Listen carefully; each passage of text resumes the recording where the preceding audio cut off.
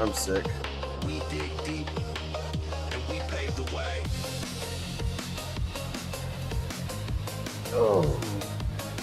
I hate the fucking summer. This is the only time I get sick.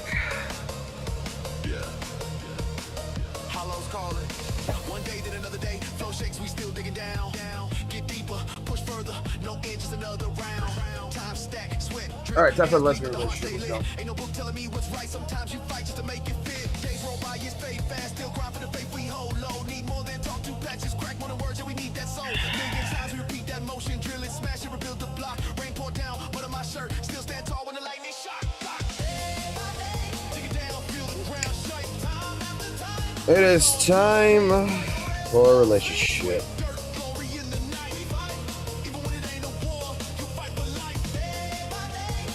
Surprised with a young kid and a teenager. Figured you'd be sick all the time while in school. I'm always sick.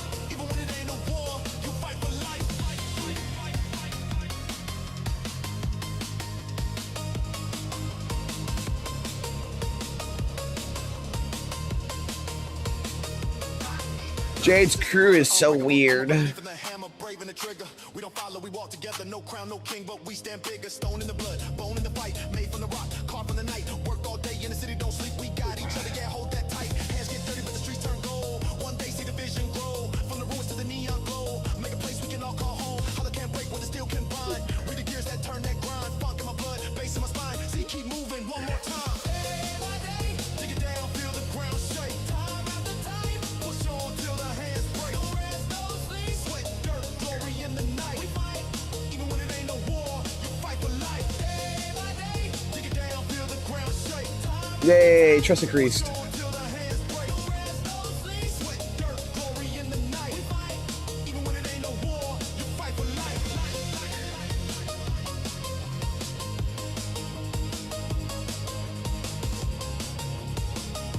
I keep doing the trust shit.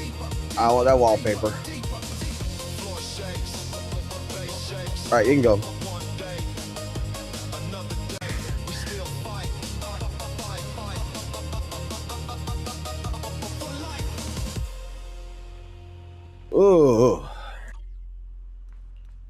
She is the most perfect woman in the world.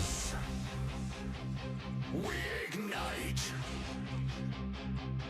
Burn it all down. I slept. Through the night. Blood and thunder. Destiny calls. Only the strong will rise when the empire falls.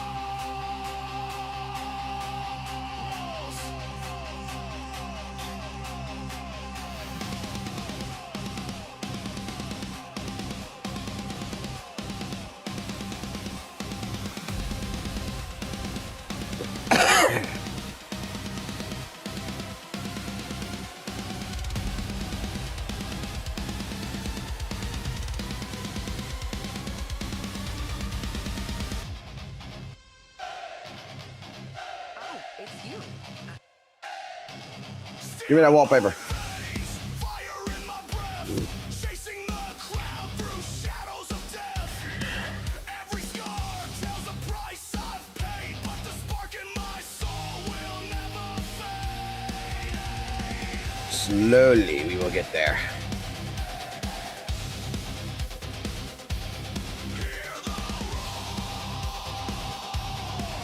Ay, ay, ay.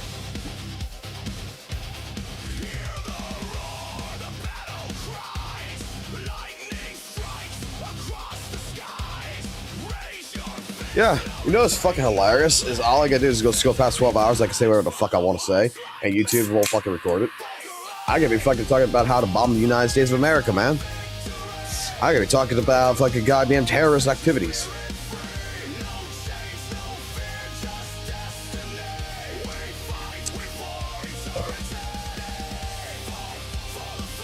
Ay, ay, ay. I got sleep. I got my sleep.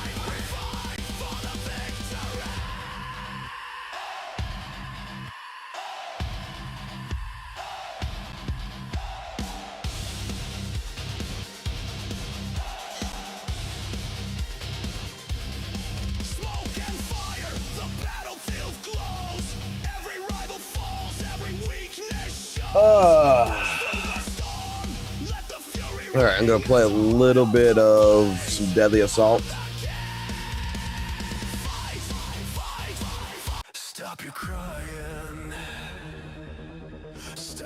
I want some older music, to be honest.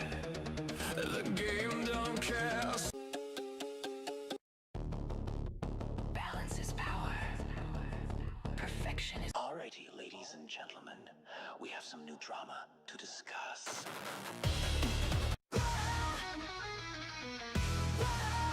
Well, that got my old listing.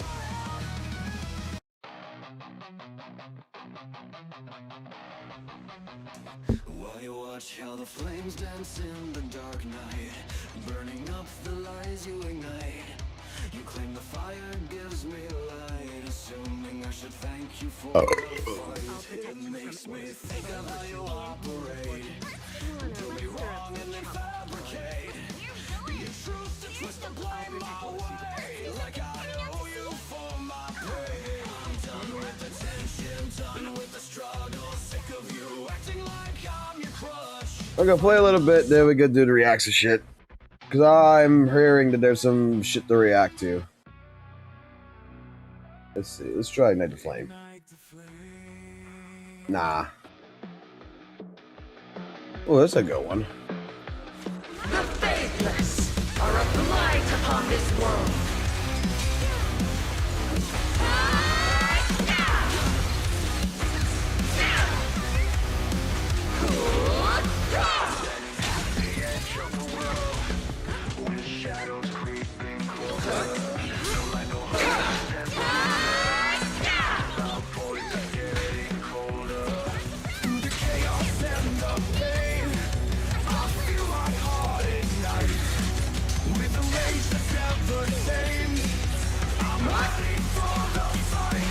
I'm the subhuman breaking through the night, defying all the chains that hold me tight. In the darkness, rise above, fire in my veins, come.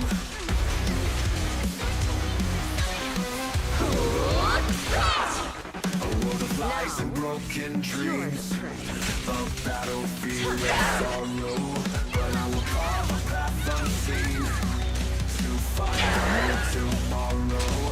In the silence of despair, I hear a distant cry, a voice that calls me to beware, but I will not comply. I'm the subhuman breaking through the night. It's my grace! Chains that hold me tight. In the darkness I will rise above, with fire in my veins I'll overcome. Rising tide Of despair, I hear a distant cry, a voice that calls me to beware, but I will not comply. I'm the subhuman night, defying all the chains that hold me tight. In the darkness, I will rise above, fire in my veins, I'll overcome. Search inside, finding no more.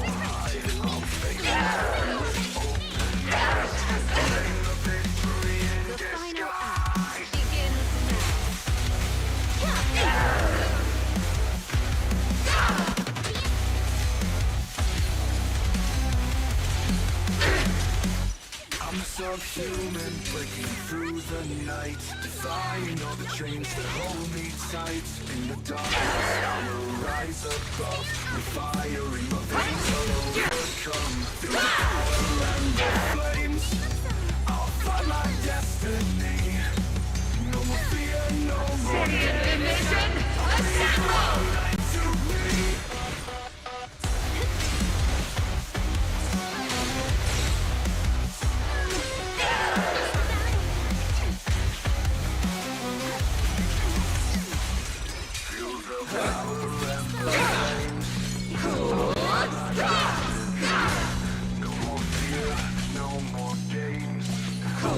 light to me.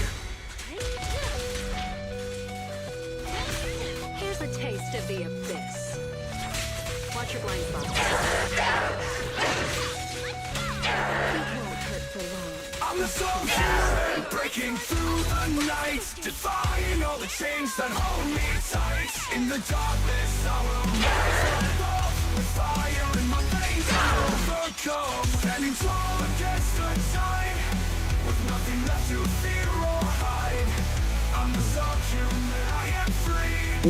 In the darkness I will be. Sorry, I can do that. Under the crimson sky, where shadows merge, rest the weary souls as night emerges. Softly the dust settles on trails once The fuck going on here? I'll protect you from any danger. I'm here, so we're good. our way home. As the stars align, we plane so fast. Reflect on journeys and the echoes past. We set the story beneath the moon's glow. Whispers of the wasteland softly bestow.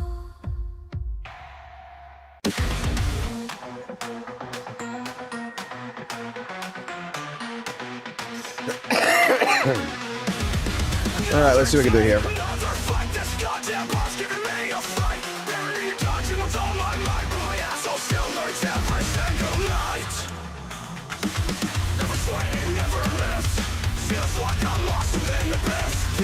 Might need to reset.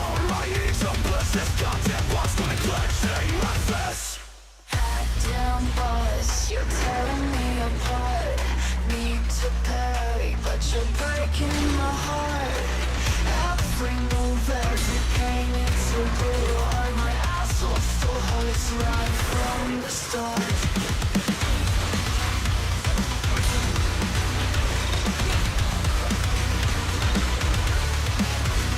Goddamn boss, you're tearing me apart. Need a mirror that's breaking my heart. Remove everything into true heart. My asshole still hurts right from the start.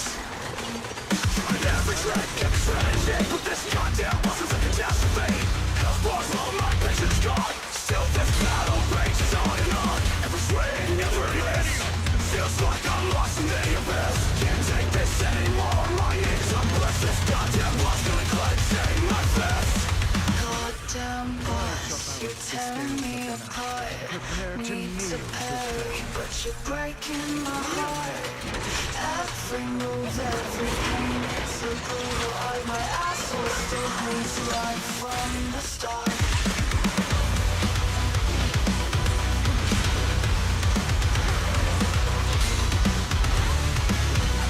Every boss, you're tearing me apart. Need to bury, but you're breaking my heart. Every move, every pain, it's a brutal art. My asshole still hurts right from the start.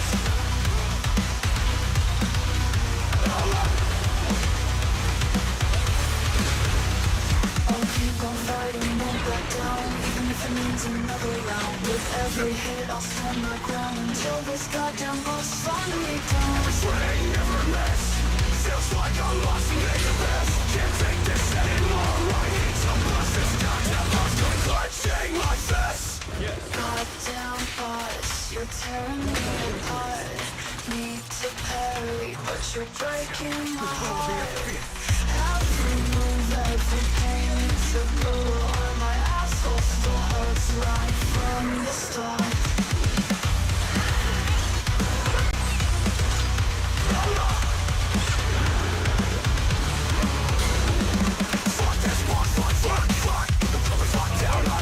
I brute force this.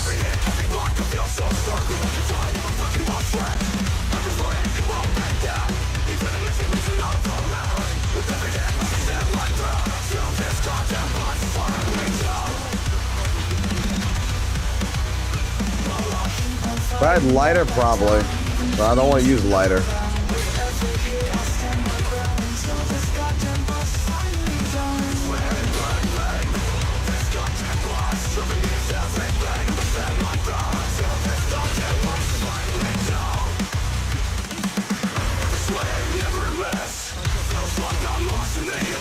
Can't take this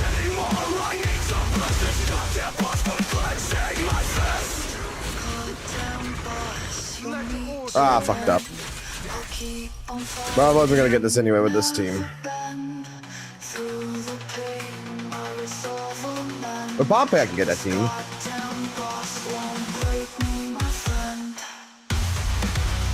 This one, not so much. I'm waiting for food to come in anyway.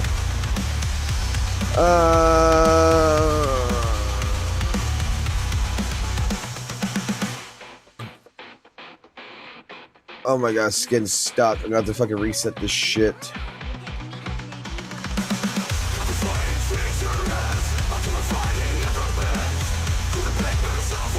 You know what? Fuck it, let's try it. Let's try this stupid shit.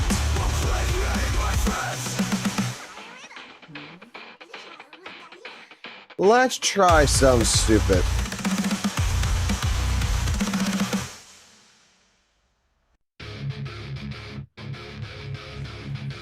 There's no way this is gonna work. There's no way this is gonna work.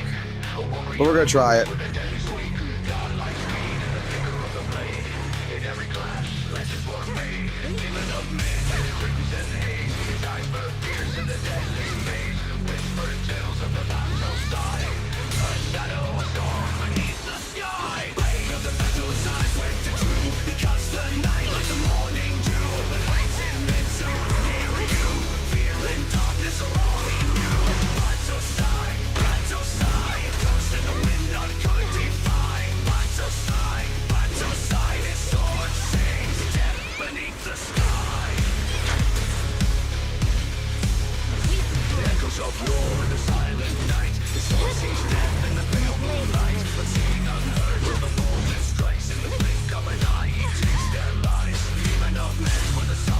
How the fuck am I out of parries? Did I use up all my parries like that? Heck, how the fuck? A non-built fucking Miyabi. Or some fucking weird ass engine on it. You see.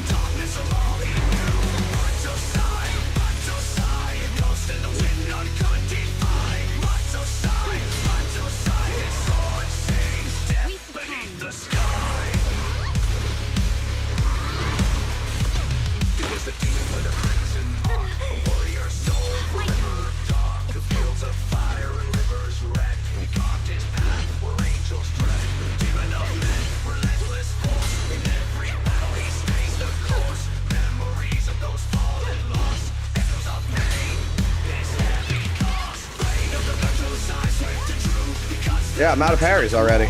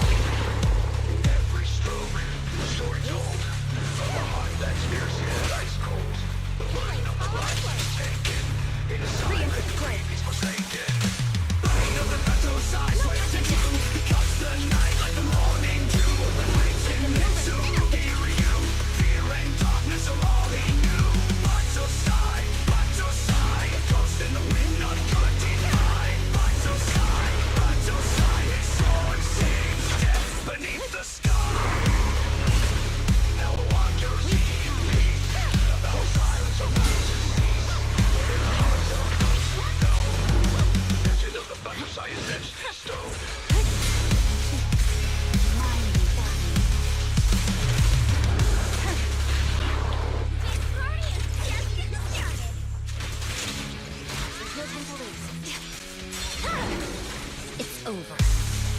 Bridging slash.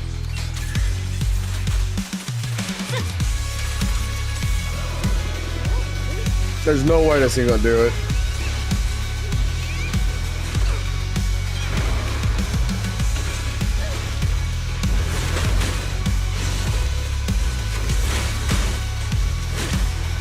There's no way.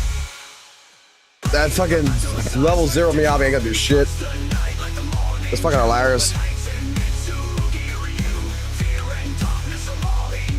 Ah, fuck it. Let's kill it. Come on. Oh god. Game's lagging.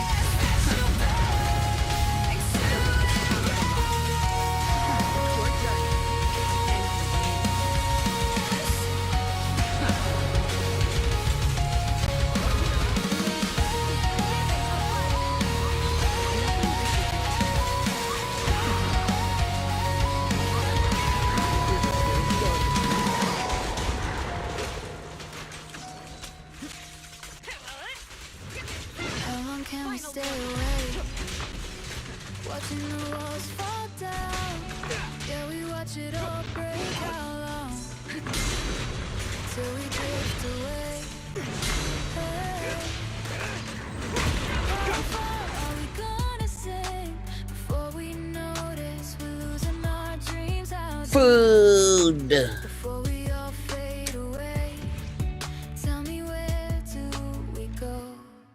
Somewhere along the way, the voices on the screen say another soul's lost in an endless maze. Can you feel the silence, heavy in your bones, living like a phantom in a burrow? Over and over we battle decay, over and over trying to find escape through bitter winds that strip me bare. I shed my pride and face the glare. Climbing higher, breaking rules like magic in the night. Raise a torch and burn away the shadows. All I want to say, we all carry the same fire. I come alive, burn through the dark like wildfire. Find me in the great unknown, I'm chasing try this. Let's try this. Let's try it.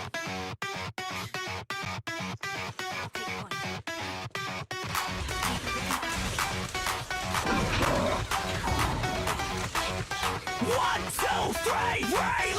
Watch it ass move, lock and load. Bang, bang, trigger in the zone. Zenless streets and we take it high. Trigger that ass. 1, 2, 3, reload. Spin it back fast, let the whole block know. Trigger that ass. 1, 2, 3, reload. Watch that ass move, let the bass explode.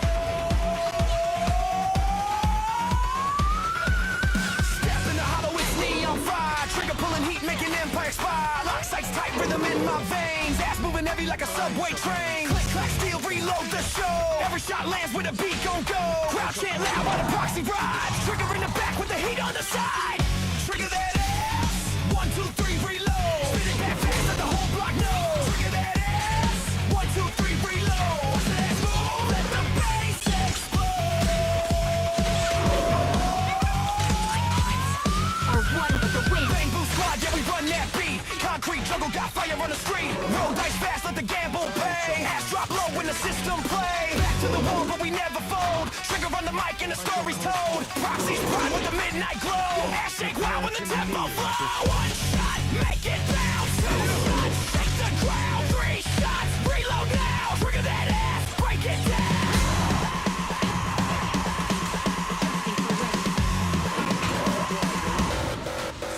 Trigger that ass. 1, 2, 3, reload. Spin it back fast, let the whole block know. Trigger that ass. 1, 2, 3, reload. Watch that ass move, let the bass explode.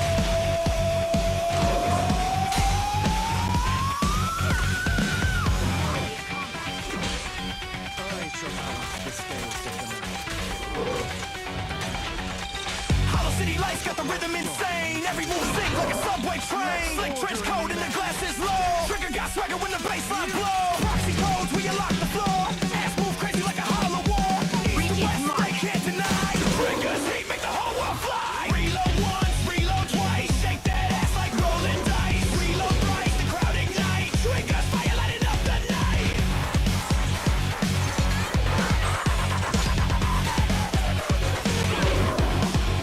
Trigger that ass. 1, 2, 3, reload. Spin it back fast, let the whole block know. Trigger that ass. 1, 2, 3, reload. Watch that ass move, let the bass explode. Trigger that ass. 1, 2, 3, reload. Fire in the streets, let the city glow. Trigger that ass. 1, 2, 3, reload. Proxy control, trigger steal the show.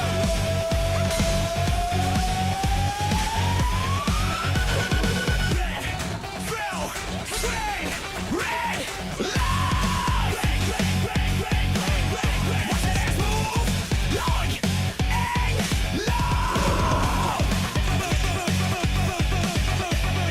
Zenless streets, yeah, the beat won't die, never die. Trigger to the game, shoot it for the sky. No mercy. No shortcuts. No handouts. Only skill. Let's see. Thank you. Grind. Only the strong survive. We can do this in the timeline. We can do this. 17K, we can do this.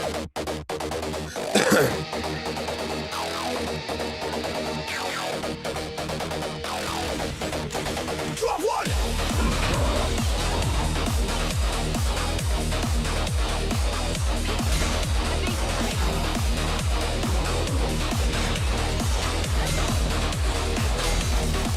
Strikers, get good or get gone. Casuals cry, but the skill lives on. Bloody tears fall, trying to get fierce. Endless pain is the price right here.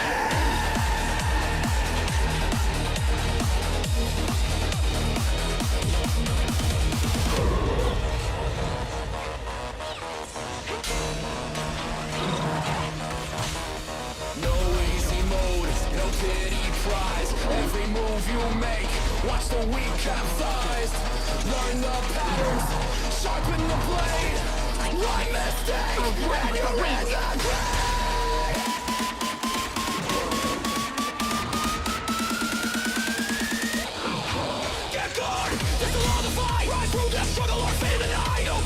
ain't no shield for the legs. Zenless is brutal, remember the name. Crying bloody tears, spill them on the floor. The judge won't care, it just asks for more. You wanna win, you better bleed. Only skill will blood that stain.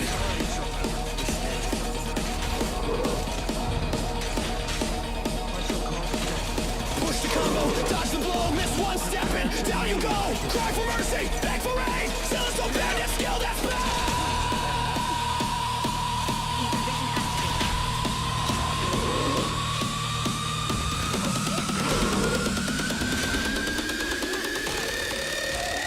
Get good or get wrecked!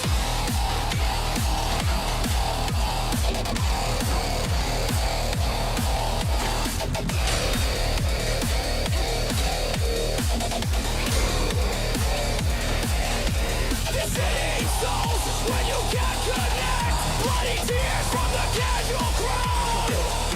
But still stand tall, screaming loud.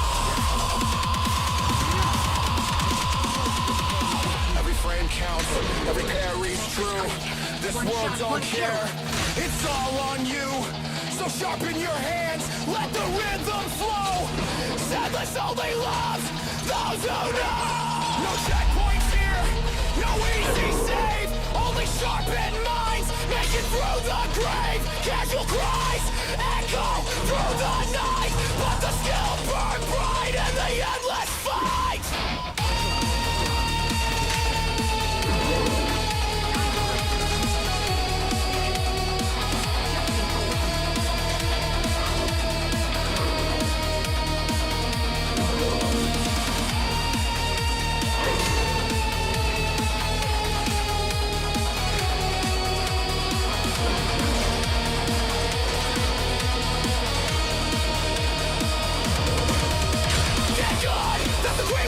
The zone of chaos, only still fair. Casual sweep, the strong will reign. Zenless forever, remember the pain. Bloody tears, bloody fears.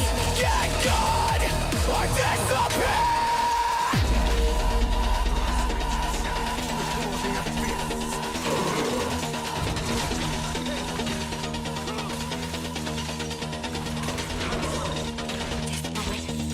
Reach its mark.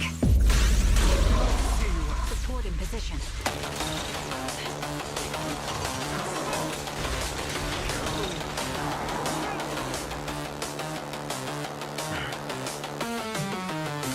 I fucked up that last fucking combo. I know. But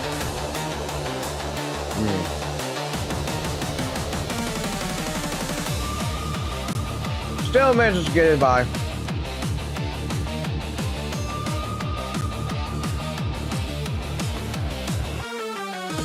Warning sirens, lights go red. The defilers coming, better play dead.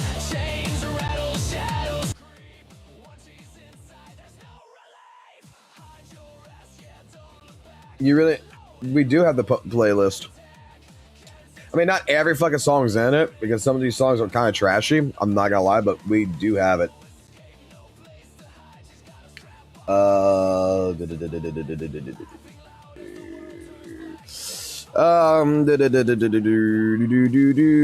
AI music is where people make music that we have, but we have it right here. The music straight up right here. The music playlist is right here, where we have like the apology song for Saint Onus.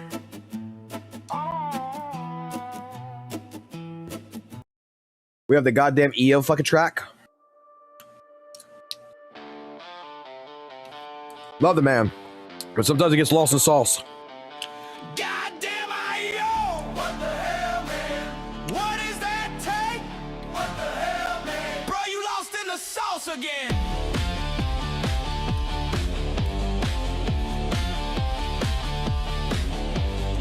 Every time you open your mouth, you bring the circus to town.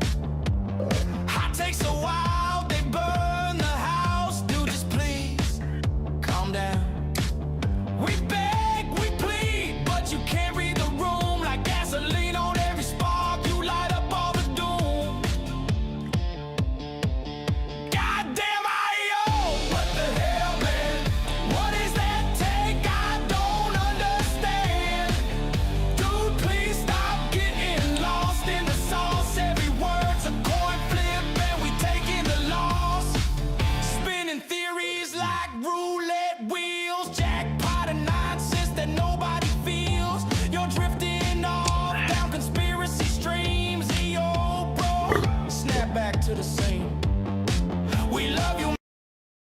I mean, it's the only place where I'm putting like all the songs, like 7 out of 10 song for Jenna, which was the only one I think everybody fucking fell in love with, to be honest.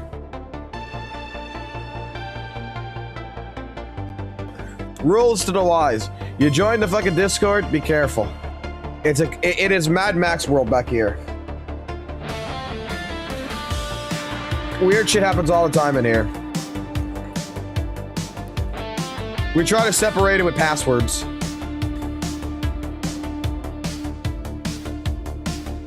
Woke up one day, story dropped online. Genocide said, yeah, it's good, but it ain't divine. 7 out of 10, no malice, no hate. But the cool dogs foamed up like he spit on the plate. They grabbed their pitchforks, jumped on the mics. How dare you disrespect our perfect hype? Discord's burning, Nexus in flames. All over one guy not playing their game. 7 out of 10. Woof, woof, woof, woof. Kuro dogs crashing out again. Woof. I survived the goddamn reality. He's going to survive Discord too. I mean, you want to spend money? It's easy. Here you go. This is your song for spinning. Pull it. Own it. How many times do you hear about HP inflation? We got the HP inflation song. I actually like this one.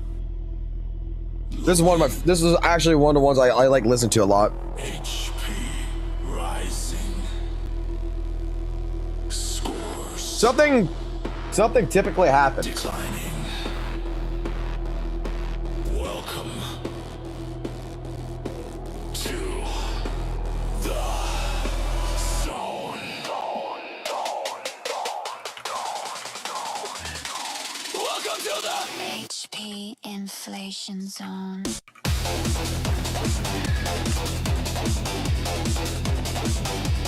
get down with it. HP inflation. I'm eating right now. Progress disappear. Feel your score just dwindle here.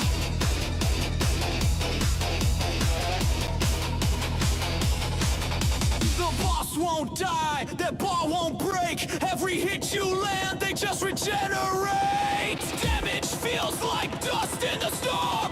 Welcome to the grind, this is the norm. Welcome to the Zenless hell, where your DPS don't ring the bell. Get down with the HP inflation. Endless fight, no salvation. Stack your buffs, stack your rage. Still the fight won't leave the stage. Endless health like a burning sun. Every battlefield's never done. We got toxic positivity.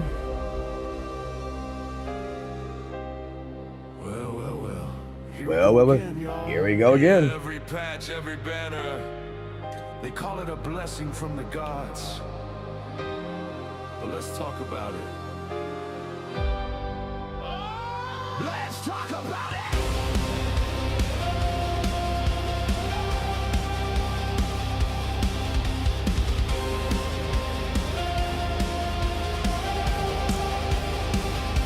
They chant in the forums like it's scripture divine.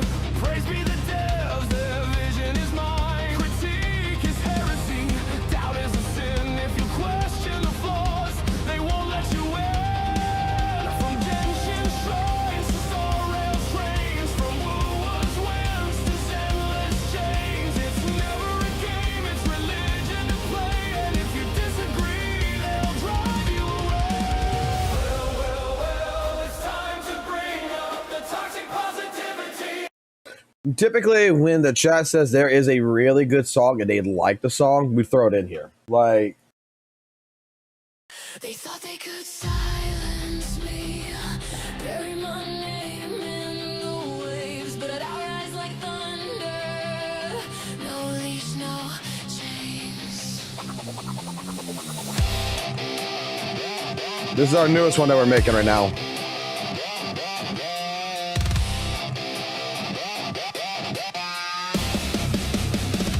What can canceled me, wrote me off like dust. Said I was nothing, broke my trust, but I ain't a ghost. I ain't fading away. I'm the storm and the bayou, the fight and the flame.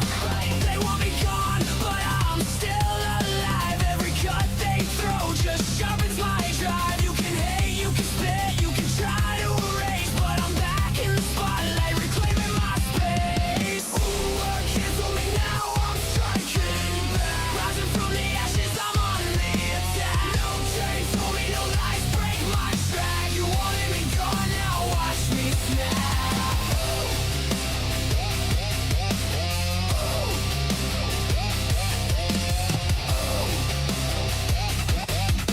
You wanted me gone, now watch me snap.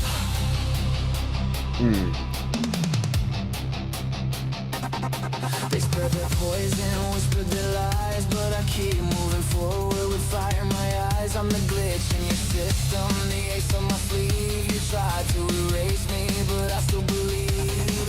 No apology, no second chance. I'll make my stand, let the whole world dance. They just fuel the fire, now I'm burning bright. You canceled my day, but I own the night. Whoa, cancel me now, I'm striking back. Rising from the ashes. I'll work on that more later. But yeah, this is where our music's at. How is blocking user in Discord working for you? I don't know. I don't block nobody. Unless it's a bot. And it's not been working out too well. Because bots keep coming back. Dude, I had someone that, like, I had one of these bots was actually fucking, like, having an intelligent human-like conversation with me. Like, hi, yeah, I really like your Discord. And I'm like, okay, cool, how's everything? And they went down to it, and it's like, I want to fuck you. Would you like to go into this chat right here with me and watch me strip? And I'm just like, it's a fucking bot. And then when I responded, you're a fucking bot. And fucking respond back, no, I am not a bot, but for $19.99 a month, you can see me take my clothes off.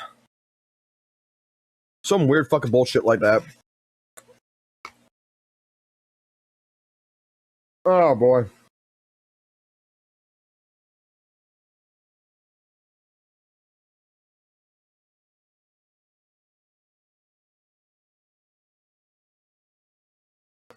Oh, let's see what DJ King's got.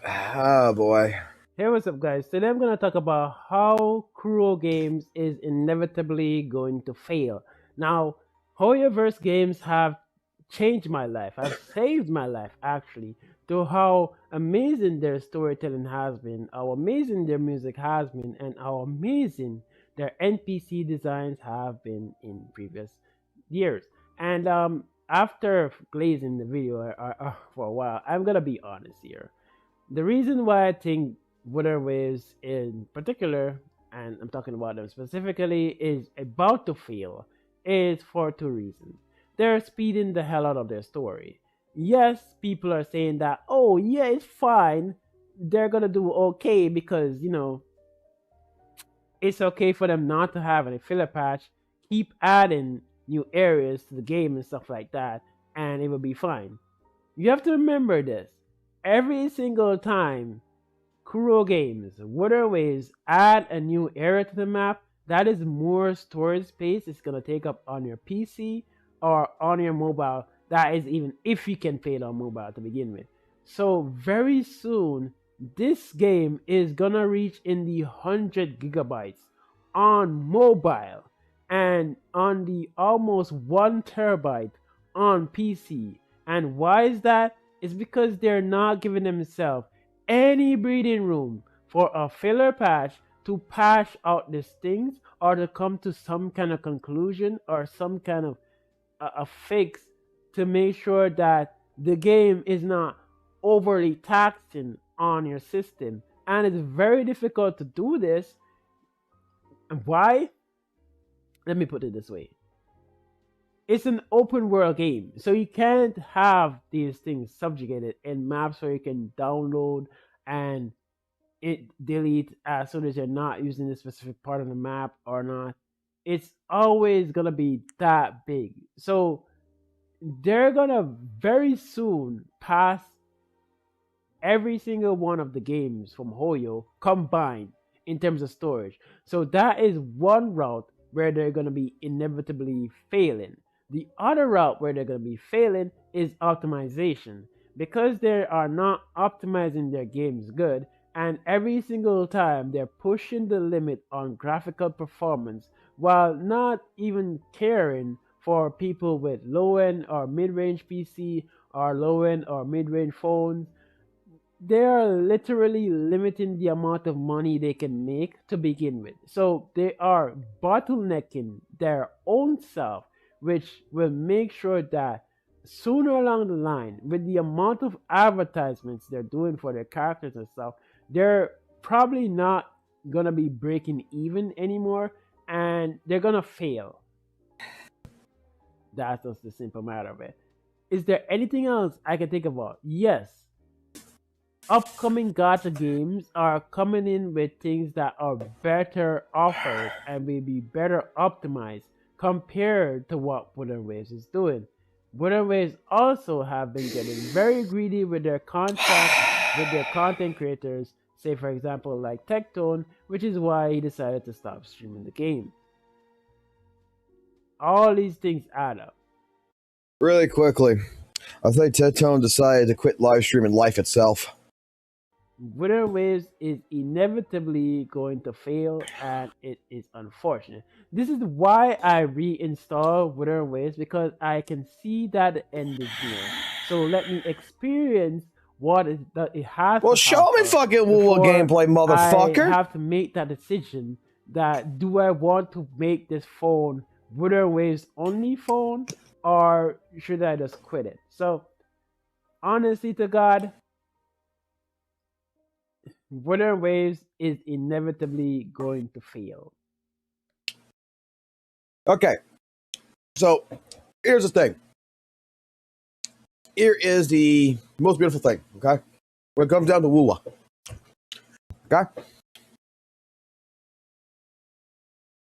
There comes the most beautiful fucking thing about it. 2.7 is a fucking filler patch. But it's got main quest story, doesn't fucking matter. It's a fucking filler patch because it has the least amount of fucking actual fucking events. So they're working more on the optimization, and most likely if they don't jump, if they still do it in 2.8 like the leaks say they are, if they're still doing 2.8, this patch and the next patch are filler patches in that regards. They're focusing more right now on optimizational issues than putting in content. The content is not going to happen until 3.0. That's most likely what's going to happen. It's not going to come in until 3.0. So they're going to make it where filler patches are going to be main quest patches too.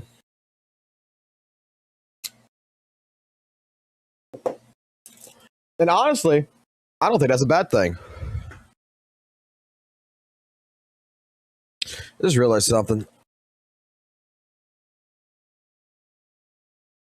There we go. I forgot my little fucking bang boo.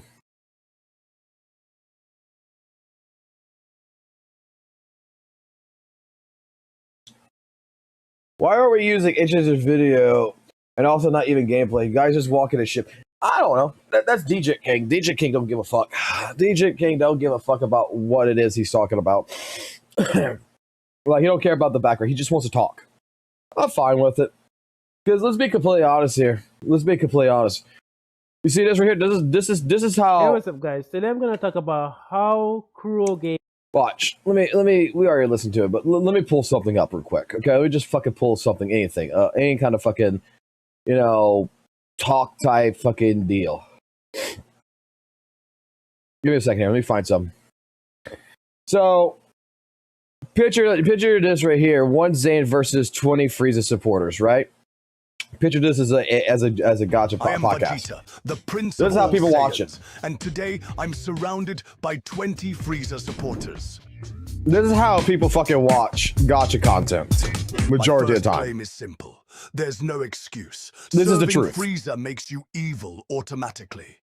That is one thing like Tectone was 100% correct about. Is that the fucking background, the fucking B-roll footage does not fucking matter. It matters for guides. It matters for different types of content in regards to where you have to showcase something like Easter eggs and stuff. But when it comes to discussion videos, 9 out of 10 times when it comes to discussion video and people are watching it, they're at work, they're doing something. They're always basically like a chat lurking. They're just doing something else. They're going to be going to do something else while the fucking video's playing in the background. And they're just using it as a podcast. Like when Tecto was trying to explain that one like to St. Tonus and everything, and St. Tonus didn't understand, he's not wrong. That is where majority of people watch videos like. Makes sense, I apologize. Oh no, you don't need to apologize. You don't need to. I'm just saying, like, majority of the time, that is how people watch things. And this is where some CCs don't understand. Your B footage, the B footage rolling that we talk about every now and then, doesn't fucking really matter. It really doesn't matter. What the fuck?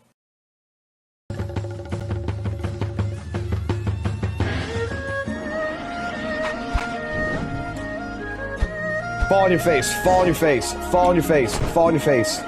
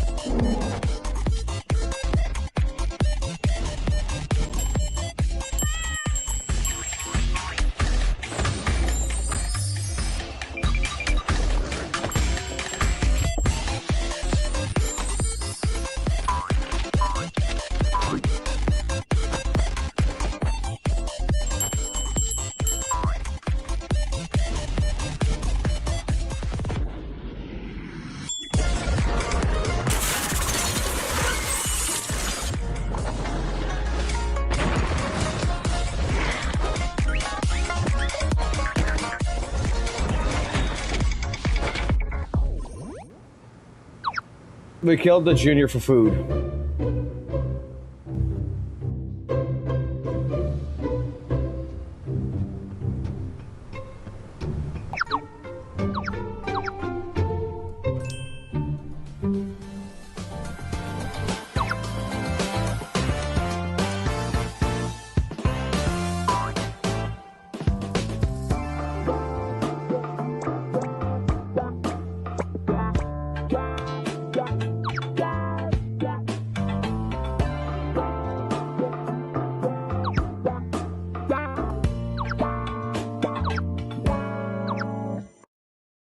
That was cute. That was actually kind of cute. But I'm going to tell you right now, Fufu was not allowed. Fufu was going to kill. Fufu's entire job there was to kill.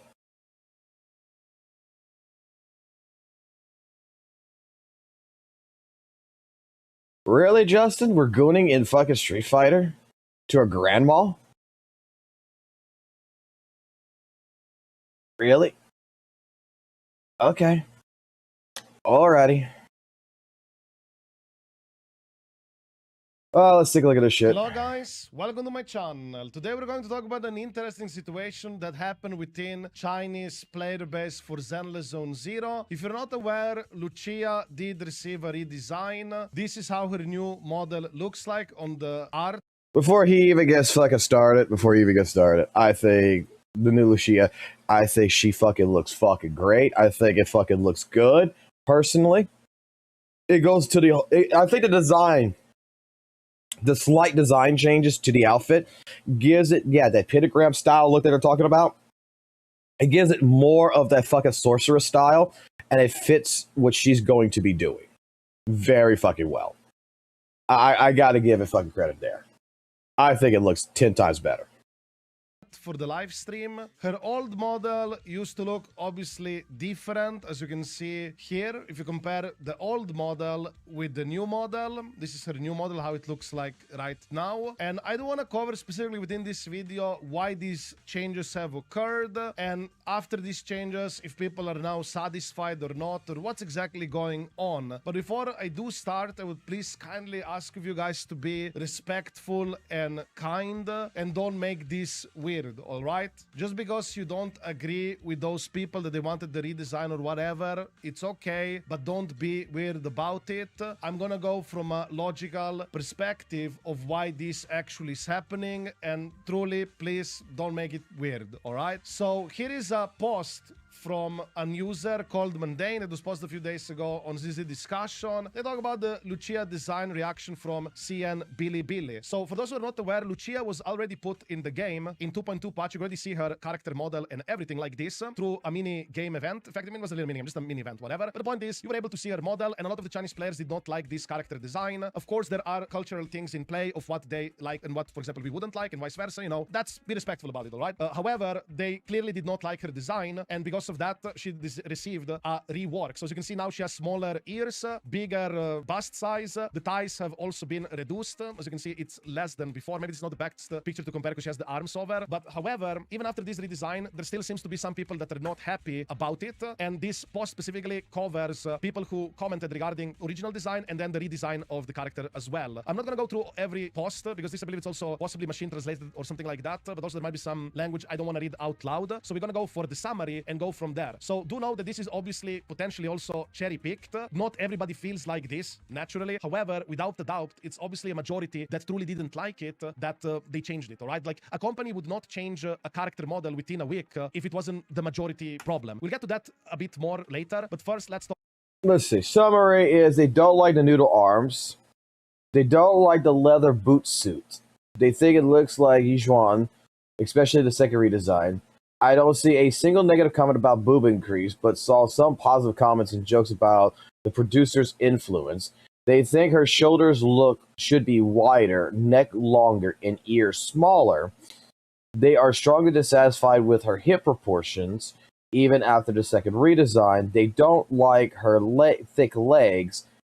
Some people don't like her underboob window. They don't think that ZZZ is losing its design. They think that ZZZ is losing its design identity since 2.0.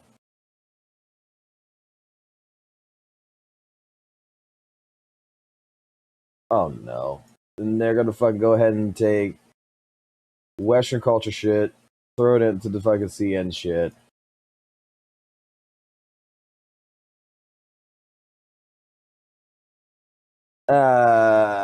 It's stupid. It's stupid. It's absolutely fucking ridiculous.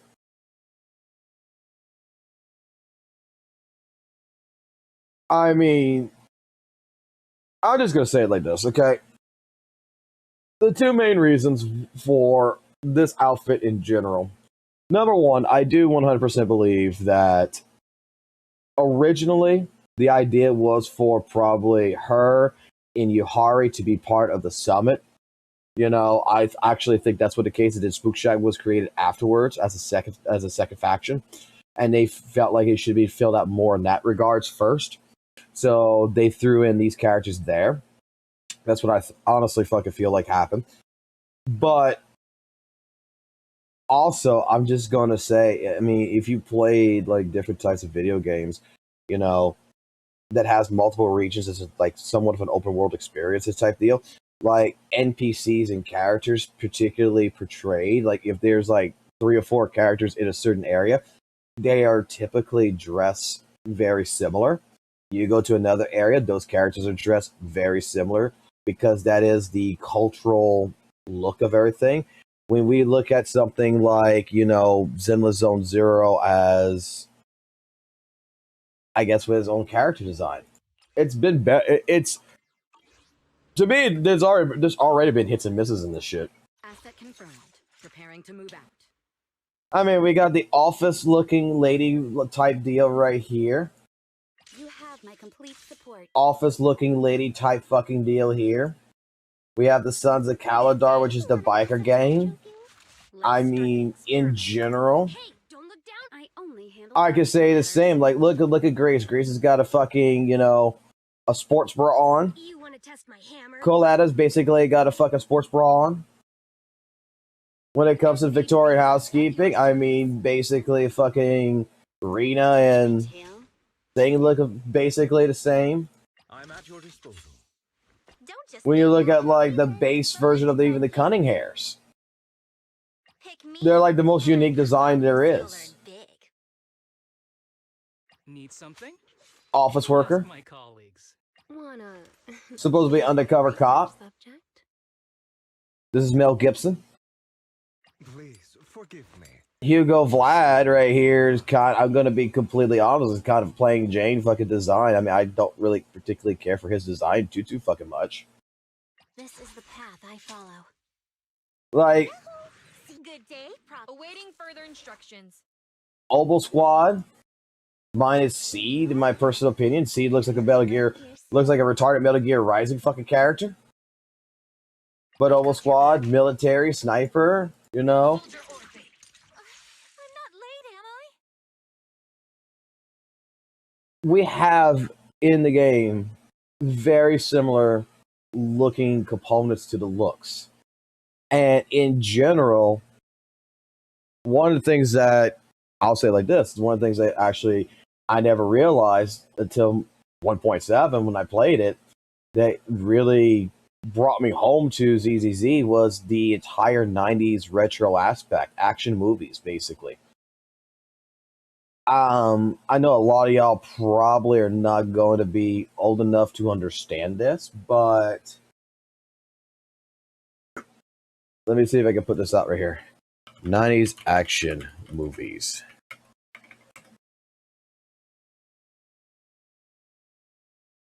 I mean, in the 1900s here, in the 1990s,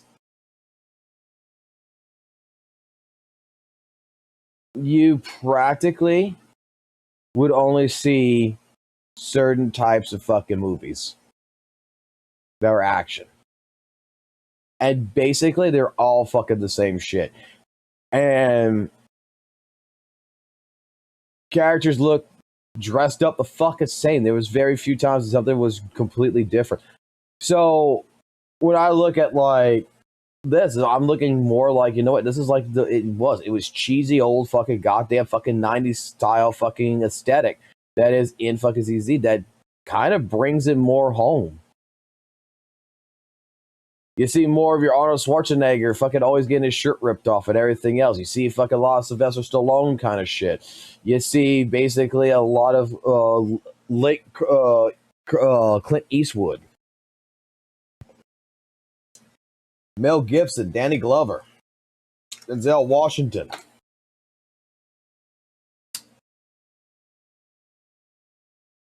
So when you look at like the 90s movies genre, and you kind of look at like different characters, like, and you kind of look at different characters, they kind of portray that fucking feeling.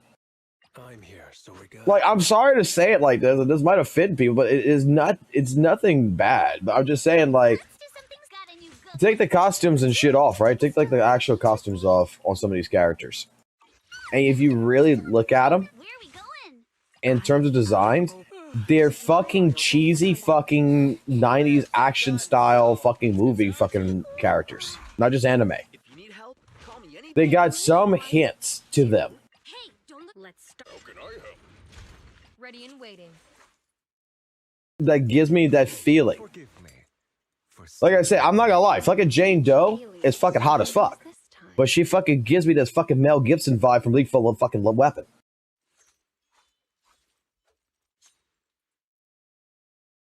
Watch Demolition Man lately cracked me up with how oh dude,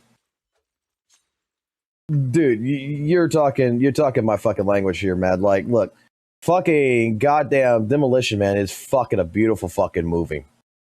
You know who's my favorite fucking movie actor of all fucking time? Is Nicolas fucking Cage.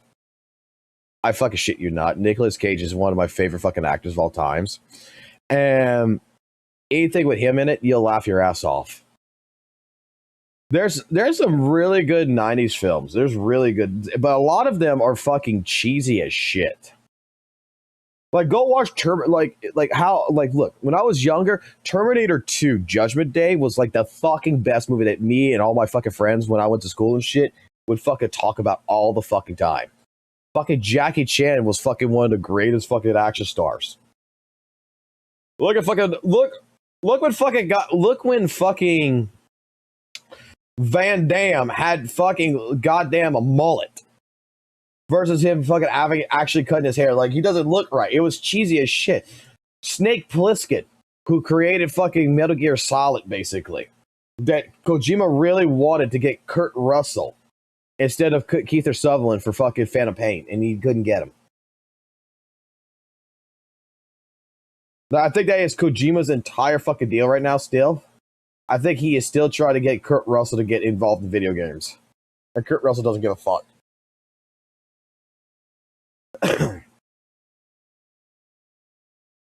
I think Fox is missing the point. I'm just saying, like, when it comes down to it, in general, all the characters basically look the same, okay? In some regards. And it's that aesthetic. This right here, the occult look right here, is like the late 90s to me. Like, I'm trying to think. What was the name of that fucking movie? The wife would know the fucking movie. It's one of the wife's fucking favorite movies. What is the fucking wife? What is the fucking shit? Shit, what was it called? I don't think there's nothing wrong with the design. I don't think there's nothing wrong. I don't see anything wrong with it. I don't personally fucking care. Dude, how many times do I want to fucking wear a goddamn fucking t-shirt and a pair of fucking short pants and walk out my fucking house?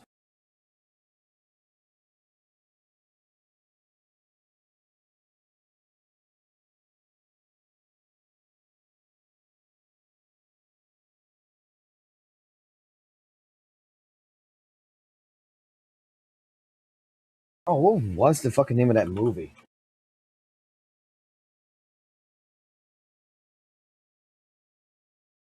The Craft. Yeah, the fucking occult fucking shit. That's what it was.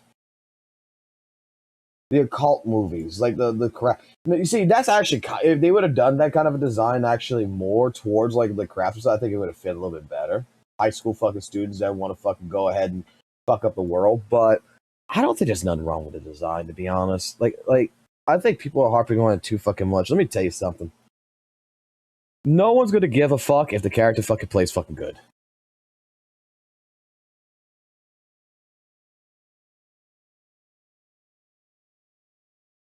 More skin is good too, just people are too invested.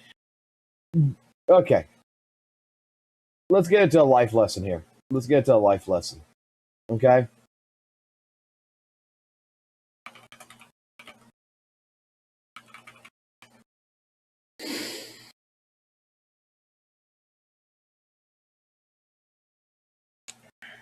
There's a lot of people that is emotionally invested, which means to care deeply about the outcome of a person or channeling emotional energy and time into something with hope for a positive result or mutual connection. It's like a financial investment, but for your feelings, well-being. It requires, you to reciprocate and the shared effort of the sustainable and be healthy. People are putting the emotional investment cycle into their financial cycle. They want a reason to spend money, and they want a reason not to spend money. You really want to love this character? You're so emotionally invested into fucking ZZ, you really want to love this character, but you want an excuse to spend money, and right now you don't want to spend fucking money. When the truth of it is, you don't want to spend the money. So you're basically making negatives and positives and everything, and you're fucking fighting your own fucking demons. And you know what the fuck I'm gonna say is, do what's best for your life. If you can't afford it, you can't afford it. If you don't have the pools, you don't have the pools. Reruns are gonna happen, but who cares? Like, will obviously cater to the majority. They also didn't like her. This bitch, this fucking character, this character right now is not gonna fucking change my fucking opinion. And also, it seems that whether or not I like fucking Zenless Zone Zero or not. within 1 week. Like, who knows? Maybe like I was saying this about the thing. Like, you know how many people are fucking pissed off that Hardy does not have her nun outfit, and people are upset about that fucking bullshit. Like, oh, she doesn't have the nun outfit. No buy. You know what? What happens if tomorrow? What happens if her release comes out and then there's a skin to buy the fucking nun outfit?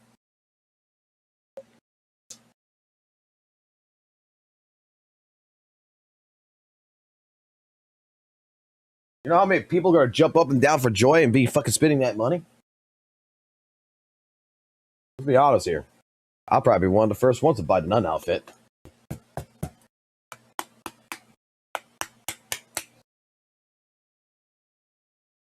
If you don't like it, you don't like it. Okay? Bro. Let me tell you something. Let me show you something, okay? Where is he? Where's my fucking thing? I don't like Michael Jackson. I really don't think that this is a good design for Hugo. You may disagree with me. I don't like the design of Hugo Vlad. I really fucking don't. But I play fucking Hugo Vlad. Oh, fucking no wonder he wasn't doing no goddamn fucking damage.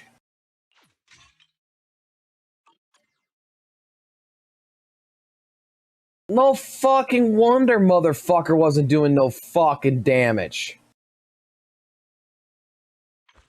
I threw his shit on fucking bin for the DPS bin. God damn it.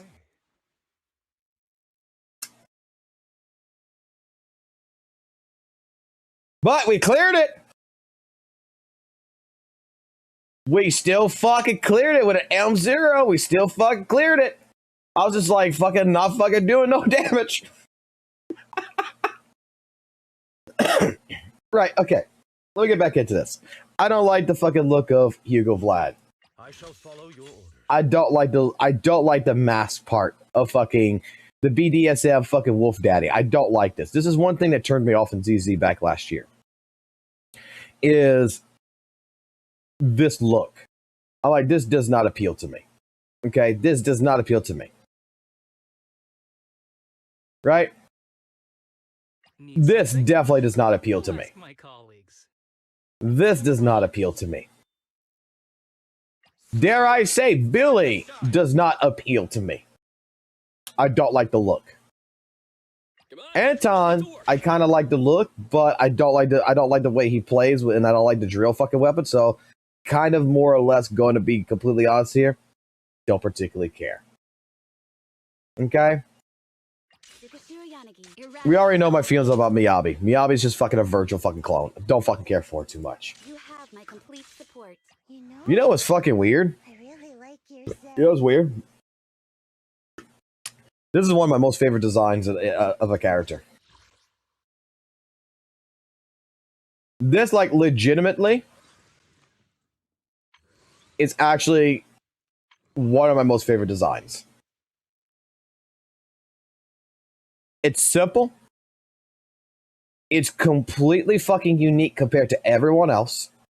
It's fucking weird to see a character even dressed like this. And it plays into her character so fucking well because she is mentally not there. She's mentally not emotional. So this is like the chick that does not give a fuck about the way she fucking looks. She don't give a fuck about anything. And straight up, I like it. And you know how many people hate the design?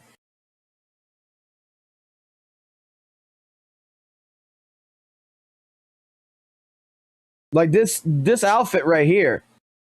At first, I was like, you know what? I don't particularly like this. But the more I played her and the more I looked at it and everything, I was like, this is actually the most fucking unique design, in all honesty. Like, I don't think we're ever going to see another fucking character look like this shit. Orphe! I like this design. I really fucking like this design. And there's a reason why. Orphe reminds me of fucking goddamn a Metal Gear Revengeance Rising character.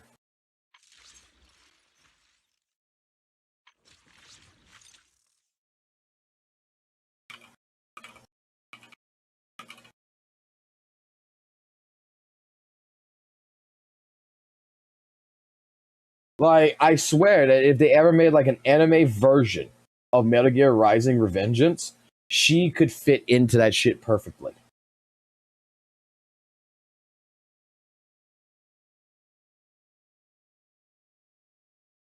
But like you got like Mistral, which should be the female that's in there. That it gives me that look with the fucking jacket, the fucking tail, everything.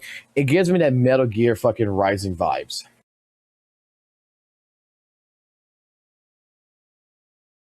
So I'm gonna be honest, like I'm sure Razer covers this. I'm sure it's fucking great. And I'm sure that the CN community is completely fucking outraged. I'm sure that there's a bunch of people on the Western side over here that we talk to that it's outraged too, okay? Let's be fucking honest. There's some people who just do not like the new design aspects. They didn't even like the old design. Okay, they didn't like all they fucking did to this. All they really fucking did to the design was change the fucking top part to show off more tits. And they made her fucking titties fucking bigger. Because there was people that was complaining that her tits were fucking too small. And you know what? The devs probably took that into account. Said, you know what? A lot of people are upset because her tits are too fucking small. Let's give her bigger fucking tits and let's make it to where they can see her fucking tits. So they make a slight alteration to the outfit, and you're even more fucking pissed off because they're giving you titties. You know how many people on fucking Reddit and fucking Twitter were more pissed off that she had smaller fucking tits than looking at like Yijuan? And then, now that they give her fucking exposed breast, basically, now you're upset that it looks like Yijuan. But you know what's sad? When this character first fucking came out, right? Go back. When this fucking character came out, I'm looking at it right here.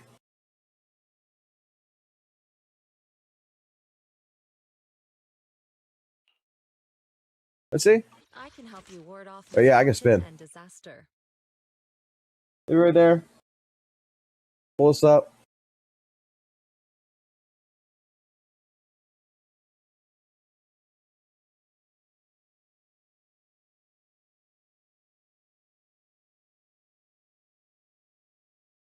This is a hoodie. This is zipped up sleeves. This is more of like a cape that's coming in.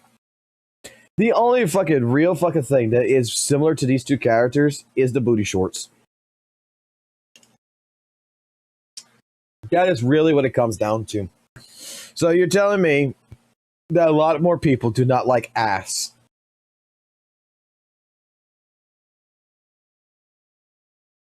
The people don't like the ass. That's what it comes down to. So this is the latest trend. You don't like ass. Huh? Is something the matter? You don't like seeing ass on your screen. That's what the fuck it is. You don't want to see fucking jiggle physics. Okay? You know, I've played this game long enough to fucking stare at a fucking woman's ass to see that there's folds of the fucking ripples of their fucking ass that fucking flexes when they're walking. That they fucking put so much time and effort in rigging the goddamn fucking flexing of their asses. Their bubbly little asses. And you know what? Small asses don't fucking flex fucking as great as fucking nice, plump, fucking round, big asses. Okay? And when you got to put a fucking woman in fucking, like, look, just go ahead and cut this off. Cut the fucking leggings off. And guess what? Take a look. Oh, it's fucking Yijuan. Straight up. Watch. Watch. Let me get the epic pin. Let me get my epic pin out. Hold on. Let's hope that this works. Because it hasn't been working recently. It's still not working. Give me my task manager. Let me try close it out and reopen it again. Hold on. I got you. I got you. We're gonna make every fucking girl here fucking look like fucking each one. Alright?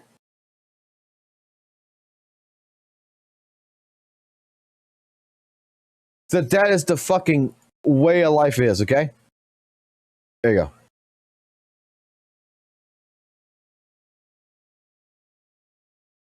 Cut this off right here. Just let me hide these. You know, cut this off right here. Oh, fuck.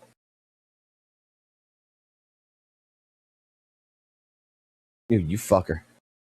Just cut these off right here. And look, you got Yijuan again. Wow. Just cut the black legs. There you go. There you go. Just cut off the legs. There you go. Wow, every single fucking girl in this fucking game, practically. I'll protect you from any danger. My lord. Which alien? Look, he's one again, right here. There you go. It's already done for you. I am the Eye of Obel. I'm here. Bear witness to the Need a Officer 148. Go ahead and cut off the fucking legs. There you go. You got each one. This is the path to Kiriyanagi. Because almost every single one of these bitches has a fucking goddamn corset that is lifting their fucking titties up. Huh? In some way, shape, form, majority of these bitches 1, 2. has something around their fucking stomach If you need help, that's pushing it up. Which alien? Asset confirmed. Preparing to move. Officer I don't feel like this is all my fucking characters. Ready.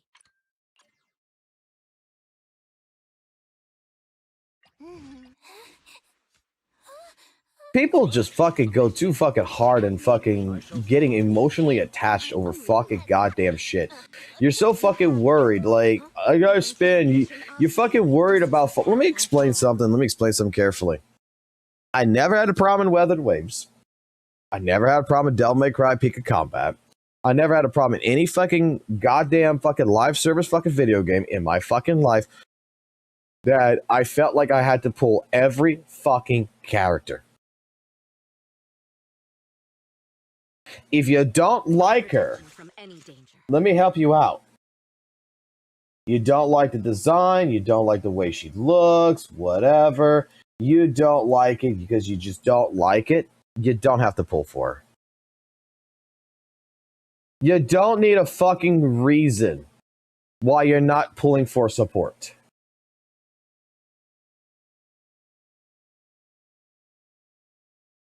That's the fucking truth.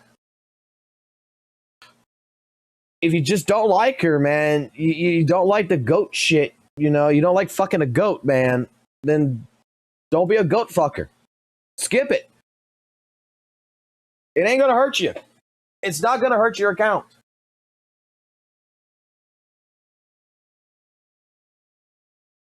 If you're investing in the game properly and you're doing your shit, and this fucking chick ain't gonna hurt you none.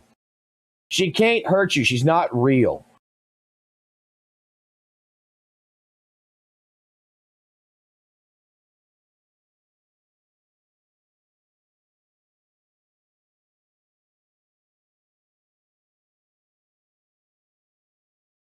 I'm being disingenuous? What do you mean I'm being disingenuous? How am I being disingenuous?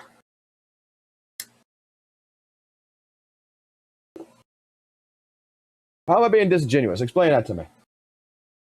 Come on, give it to me. Give it to me. Hit me. How am I being disingenuous?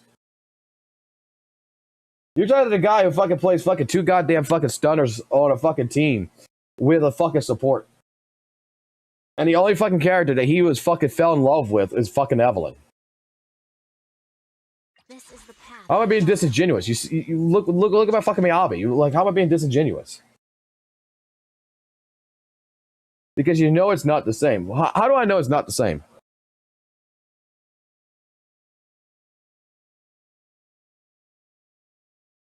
All I'm saying is that there is people who is fucking emotionally fucking too fucking goddamn invested in a fucking character. They're too fucking emotionally invested in shit. The game devs are gonna fucking create what the game devs want to fucking create. If you don't fucking like it, you don't fucking like it. I don't think there's anything wrong with design. I like the design. I like seeing the fucking titties out.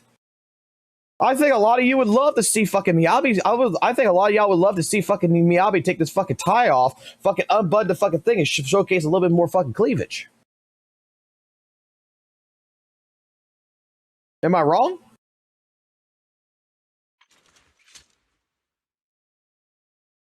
You like the jiggle physics? I'm sure that if they made a costume and they got rid of this fucking tie and they had these buttons pop, pop, pop, pop, and you saw like a little bit of bra and some fucking goddamn fucking crease right here, and you saw two fucking titties right there, you wouldn't be fucking mad at all.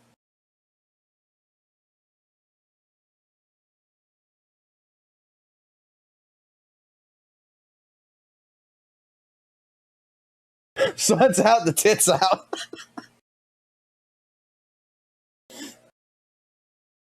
See, everybody's got a different fucking opinion. It's not that, like, if the mass majority does not like it, the mass majority doesn't like it.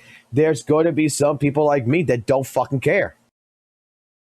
Hello guys, welcome to my channel. Today we're going go back to the design. Like, I don't particularly care.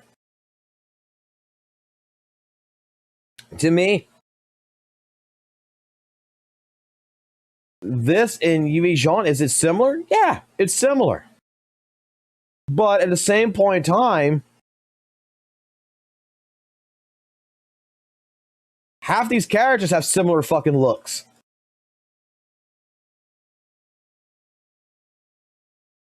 So what's the difference?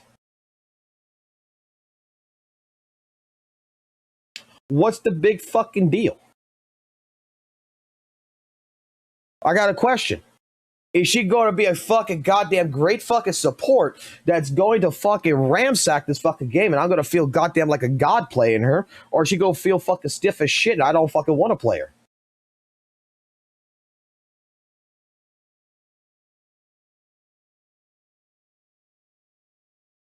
No, they don't.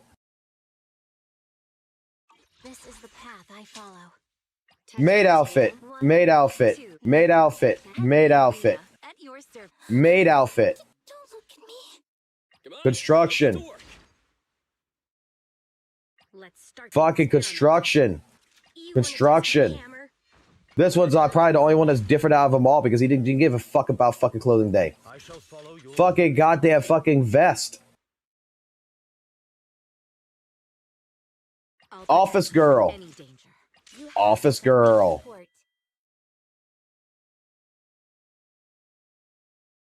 High school student. These two designs are actually not the same in a sense, but yeah, high school kids. Pretty different. I've got your back. Soldier.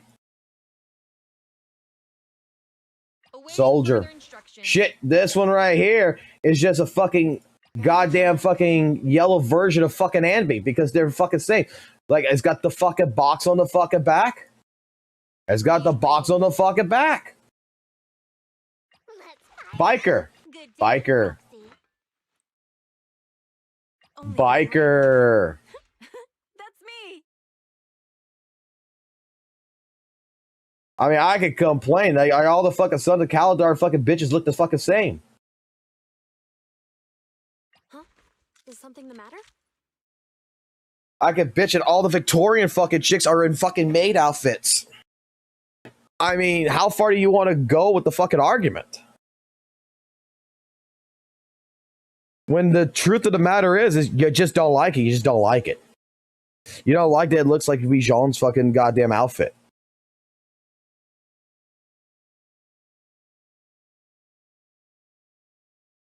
And I'm thinking, like, you know, hey, look, if I go to fucking China, dress like a New Yorker, the people in China are all going to relatively look like they're from China. They're all going to have cultural differences of their clothing that's going to make it look similar to me. Because I'm in that region. A Chinese person that goes to fucking New York is going to see a lot more people in fucking business suits and t-shirts and shit like this, which is going to be completely fucking different than the way they fucking looks in fucking China. But everybody's basically going to look the same. It's clothing racism. I don't give a fuck about clothing resistance. Just, is this character going to be good is the question.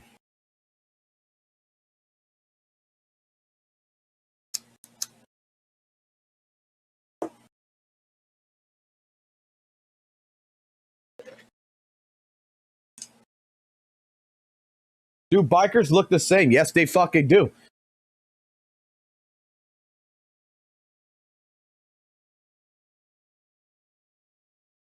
No, sir. Everybody wears t-shirts with short pants nowadays.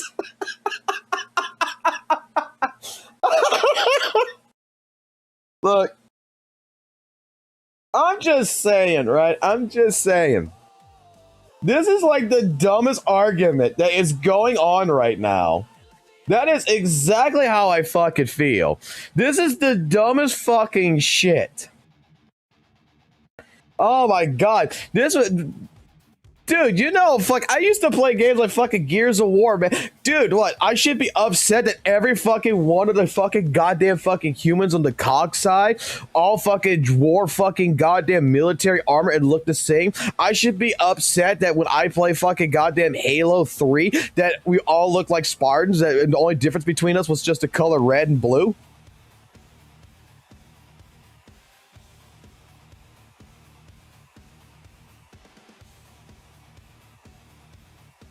I mean, ZZZ got a low budget, okay? Let's make that excuse. ZZZ got a low budget. They couldn't afford to fucking make a new model. Oh boy, they're not as good as fucking WUWA. They didn't fucking put an AI system that fucking creates a character for them so that way they can create a design. Okay? But don't worry, Hoyoverse has hired AI people. Maybe in the next 6 months or so, we'll get fucking brand new fucking wild fucking... completely out of the fucking blue fucking new character designs. It's gonna be fucking amazing by that fucking time. Who cares? Who the fuck gives a shit?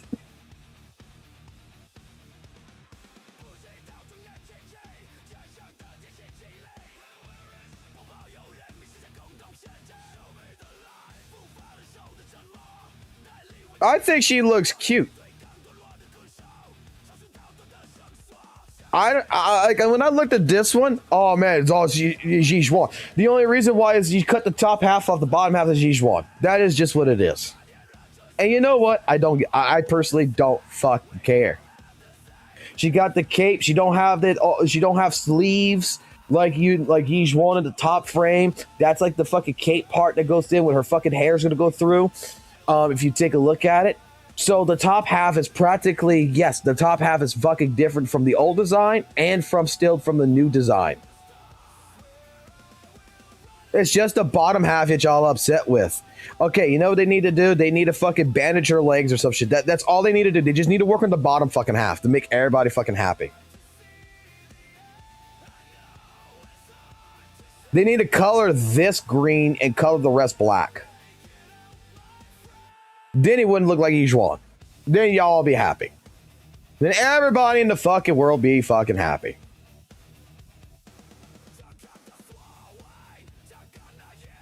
I want her fucking long ear. I want her fucking ears to be perked out like this again. I want fucking that. That's what the fuck I give a shit about. They nerfed her fucking ears, man. Look, I don't know if I can trust these handlebars up here, but when I'm fucking riding her from the backside, I need something to grab on, and these were fucking the easiest things to grab.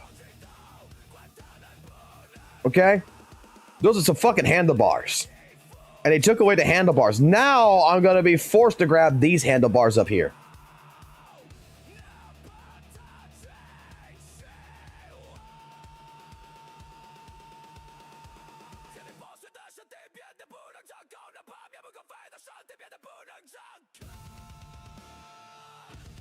Oh, they're still there? Okay, well, I'm happy then. They just folded back, right? They just folded back. Gotcha. Gotcha. Ay, ay, ay.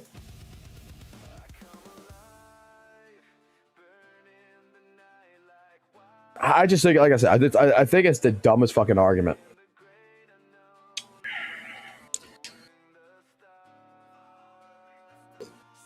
And I think a lot of it actually, again, because a lot of people play into the meta shit. And a lot of people play into this fucking aspect that, you know, you have to pull for fucking supports. You have to pull for this fucking character. You got to do all this kind of shit. That I still believe that there is a good chunk of people that is trying to justify in their head, but they don't like the design, they don't like the character, and they're so upset of the way it looks, and they're like, I'm gonna say an old joke that my mentor said to me when I first got into computer repairs and shit. I'm gonna say an old joke that he used to say all the fucking time. Okay? And I'll put it like this. The chick is in front of you. And there's peanut butter spread in certain spots. Okay? And you're the dog. And you're looking at her. And you're straight up fucking shaking your fucking head. You're like, you motherfucker. You know I don't want to do this. But you know you just put fucking peanut butter there. You know I gotta lick it. You know I have to. Fuck you, bitch. Like, straight up, in this case scenario, there is some people who just feel like they're gonna have to pull her and they just don't fucking like her, but they have this fucking fear or whatever for some fucking godforsaken reason that they couldn't pull for Orphe, they couldn't pull for Seed. Because when the drip market came out and they found out that she was a support, they have to pull for her. And they don't like it, but when they're watching people play Orphe right now, they're like talking about how much they really like Orphe, but they can't fucking pull for Orphe because they need this support. But they don't like the support. And it's like, go pull Orphe then. No, I can't do that, man, because I need a fucking support for my fucking account. I need more supports for my account. They're going to be the meta, you know, they're going to be the thing that's going to carry the account. And I'm like, dude. You see me fucking use Nicole? Fuck no. I use Astra, don't get me wrong. She's on the account, I use her, but I play Evelyn, I play fucking Lighter, and I play fucking Lucy majority of the fucking time right now. When I didn't have an Evelyn, it was gonna be fucking Lighter, it's gonna be Hugo, and it's gonna be fucking Lycott. It's gonna be fucking Lighter with Jufufu as DPS, and it's gonna be with fucking Lucy. Shit, right now I'm fucking doing DPS fucking Coletta right now. I'm working on this right now to make this fucking work. You want to test my hammer? And guess what her team is? It's her. It's one of the fucking stunners. And it's Lucy. To what do I owe the pleasure? And I'm doing just fine.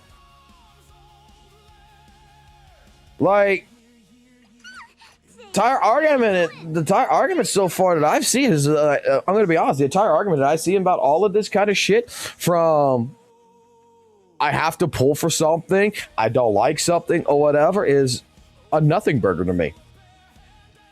Just pull what the fuck you like, do what the fuck you want to do. You like her, you don't, you don't. If you want more, if you want Orphe, don't fucking feel like you're stuck.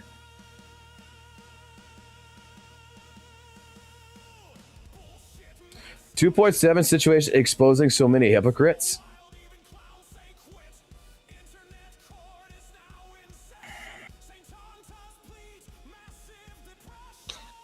WUWA 2.7 is just fucking realizing that welcome to what it feels like with fucking being in a Hoyoverse game, bruh. Why attack and defense agents are literally useless in Zenless Zone Zero.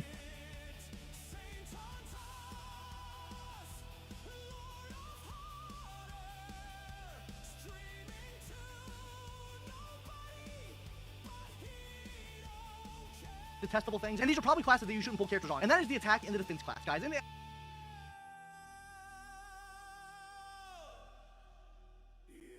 guys, I can probably agree that defensive agents are literally useless out of them all, except for Caesar. Caesar, I'm still going to hold on saying that Caesar is straight up still a very good agent that is still pretty much a wheelchair character for a lot of people.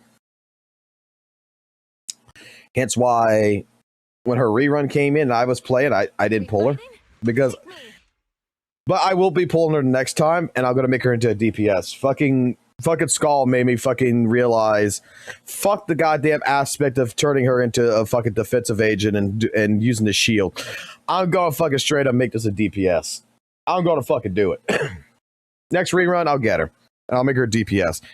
Oh boy, let's just see what he's got to say. There are two classes in Zenless Zone Zero that are the absolute worst detestable things, and these are probably classes that you shouldn't pull characters on, and that is the attack and the defense class, guys. And I'm not going to sit here and say that they are super bad classes, but what I will say here is that they are fundamentally flawed. Both of these classes have major issues with them. All right. You two can't see me. All right. Let me explain something here. Explain something carefully.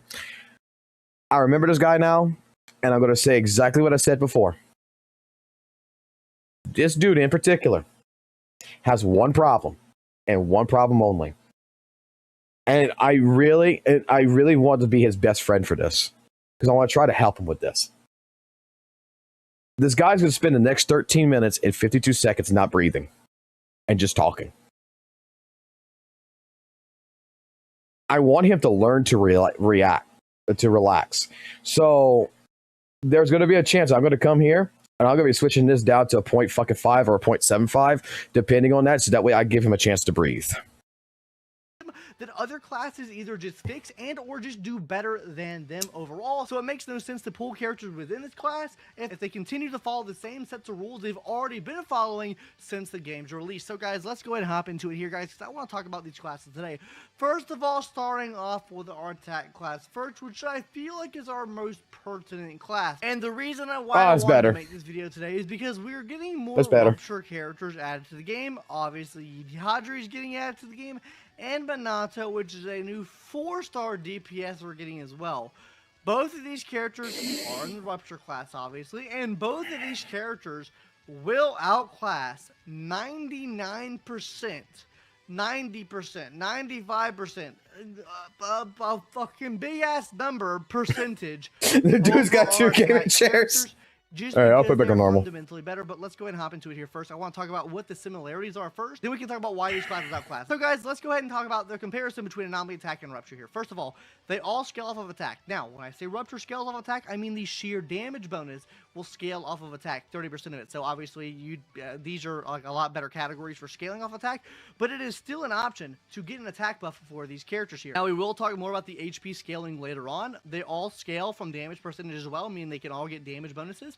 They also will be scaling off of damage taken as well. They can all take use of this. They can all scale off of defense down. They can take use of that. They also can scale and take use of stun damage percentage. So these are the similarities here. Right now, what I want to talk about, guys, is the differences between these classes. Starting off with Anomaly first, guys. Where Anomaly I need to check something while he's doing this. In the Anomaly Proficiency department, because you can look at the damage folding here, right? You have the Anomaly Proficiency multiplier, which is literally that right there, and then you have the Anomaly Level multiplier as well. A lot of these will be playing into either both your Anomaly Proficiency and Anomaly Mastery as well. So these are 2 separate stats that play completely to the Anomaly role here that won't play with either of these 2 roles here. But as you can see here, guys, Attack and Rupture both still scale off of crit rate and crit damage. So literally, these are both crit-oriented DPS. So hopping into our next point here, which is going to be a difference between all 3, yes. What does Attack do differently? I feel like what Attack... I'm going to remove all this. What do I think Attack does differently? I feel like the Attack class does a lot of little niche things. Like, it doesn't have, like, its own little lane. It's a jack of all trades, if you will, in terms of attacking, right? Because what do they have? They have a DPS that specializes in attack damage, or chain attack damage, right? They also have one DPS that focuses in aftershock damage, kinda. And then they have some sub-DPS as well. Like, if we look at the Attack class right here, guys, we can go down the list here. Evelyn, chain attack damage dealer. Harumasa, he plays off the stun. After you stun the enemy, you go in and do burst damage with him. You have someone like Hugo that needs 2 other break characters on the team, kind of works similar to Harumasa and Yishwin, right? And maybe that's the path they were going to go down, but I don't think that really works as much anymore, right? Then you have, a little niche here, aftershock damage here. What does she support? She supports... Am I the only one? I'm glad I'm not the only one that's lost in this. Like, I get what his point is to a certain degree, but I fully disagree with everybody when it comes down to what's being outclassed and what's not being outclassed. And what matters and what doesn't matter. But let's let him continue. Course aftershock damage, and she's just sub DPS. Then we have someone like Seed. Seed's really just a sub DPS, can be a main DPS, but what real identity does the attack class have? When we take a look at something even like the anomaly class, right? Obviously they scale off of anomaly mastery, but they also did digital order damage, which is huge. That's kind of like clad to them, and like we've seen this reiterated upon multiple releases of other anomaly characters. They play with disorder, they play with anomaly proc, they play with all this stuff. Every single release of an attack character we've seen so far, they have done something differently, and they haven't gotten much support for that thing. Let's move over here to Rupture, though, right? And this is why I think it's going to be the future of the game. First of all, sheer damage bonus. We've seen this across the next 3 characters coming out, really, right? For Rupture. They all do sheer damage, which means they're converting HP, which they're scaling off of HP right here, guys. They're converting this into your sheer damage bonus, so that's another multiplier you can see right here. We'll talk about these multipliers in a second, but you're converting this into sheer damage. You have automatic, this damage has 100% defense ignore, so the defense down, while yes, they play with defense down, which is amazing, you already have 100% of this. Fucking massive. And then they're also a miasma eater as well, so they're eating a new mechanic in the game on enemies versus just playing into these niches that don't really affect enemies per se. This is how they play, right? Like, Aftershock is like, okay, you're off the field and you do Aftershock damage, you don't have much support. This right here is already, guys, Rupture class has 2 more DPS coming. What else have they gotten? Defense character, Pandayun, which can work on teams for giving sheer damage bonus. What else can they use as well? The new Lucia coming to the game as well, which is a dedicated support for this too. Astro Yao can work for chain attacks. Like, what real dedicated support do we have for Aftershock? Not really any, unless you run Trigger, which is kind of a support there, and then Orphe, which is kind of a support there, right? But no, like, dedicated support for that archetype. And that's playing with that archetype. This is playing with the whole class of Rupture, because every Rupture character, as we've seen so far, will be playing with sheer force damage, and that is exactly what Lucy is going to be buffing, along with other things as well that this class right here, or the attack class, can also use, like crit damage, like damage bonus, and stuff like that, right? So, that's why I say this class is overall better. Looking at the damage formula real quick, guys, literally, you follow all of these same things. You follow the standard damage formula with your Rupture type characters. So to me, this just looks like the better class overall. Anomaly damage obviously follows its own type of thing, going into anomaly proficiencies and stuff like that. And then it has like dot and stuff like that as well. But let's hop into here, guys, my thoughts on it, right? Rupture does the same thing that attack does, but more. I think that's very apparent here. I guess one thing attack does more is has more niches, which is kind of irrelevant and doesn't really matter all too much. Next, guys, all attacks will have basically 100% defense ignore. You're going to be doing sheer damage. You automatically have that 100% defense ignore built in, meaning you don't have to build any pin ratio or anything like that. That also means that you don't, I guess, need to run a teammate with pin ratio increases as well, like Rena, right? Like, and you don't need to run defense down givers with, like, Nicole, right? You don't need to run her on the team either, because they already bypass it. Now, that doesn't mean the damage taken on the enemy is decreased. This actually makes them really good for someone like Caesar King as well, because Caesar King will allow you to deal more damage to the enemy. Now, hopping into this, they can use similar supports. Why? While maybe they don't take the most use of the attack bonus given by some supports, they can still take a portion of that attack and turn it into another stat. If you give this character right here, this attack character, an HP bonus, they just get more HP, that's all. You can literally feed them attack and they convert some of the stats that they don't need into a usable stat to actually deal damage with, which is really cool. And the final analogy I want to make you guys is the Rupture class to me is like buffing an outdated character. It's like, you know, Ellen Jo that got a buff that needed a buff because she was so far behind. It's like that, but even better beyond that. It's like if you buffed Ellen Jo and she became better than Miyabi, that's what this class feels like. It feels like they buffed the attack class and just made it better than the attack class. So that's really my thoughts on Anomaly versus Rupture versus Attack. I just feel like Rupture is the much better class. I get what he's saying. I understand what he's getting at. So basically, when it comes to the attack class, it's just that Rupture is just the better attack class, is what he's getting at. That they can use this, it uses the same similar supports. It does better it takes its HP instead and uses an attack, not just thing. It scales with HP. It has the sheer damage, you know, blah blah blah. It goes through the miasma a little bit quicker than that of, you know, the normal characters, attack characters, yada yada yada yada yada. overall, it is just the better attack class.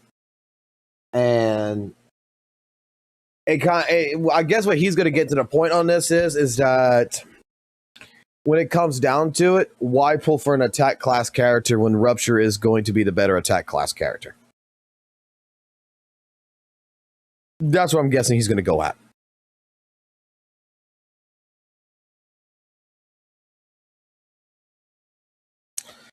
That there is nothing that is completely makes it to where attack itself outweighs Rupture, is what he's going to get at. That's what I'm pretty sure. It's nothing that's distinguished. I'm just trying to get his point first before I think about it more. But he's trying to make the point that the attack class and the Rupture class, there's no real big key differences that fucking makes it to where attack is going to be at the same level of Rupture. To where all Rupture is just a better form of the attack class in general, using HP, that it's still, damage percentage, stun damage, crit rate, crit damage, sheer damage, defense ignore. It has all these different things that piles up that just, in general, makes it the better class. So I get what he's saying. It's a buff to fucking attack, and it just says fuck you attack. You no longer need attack agents.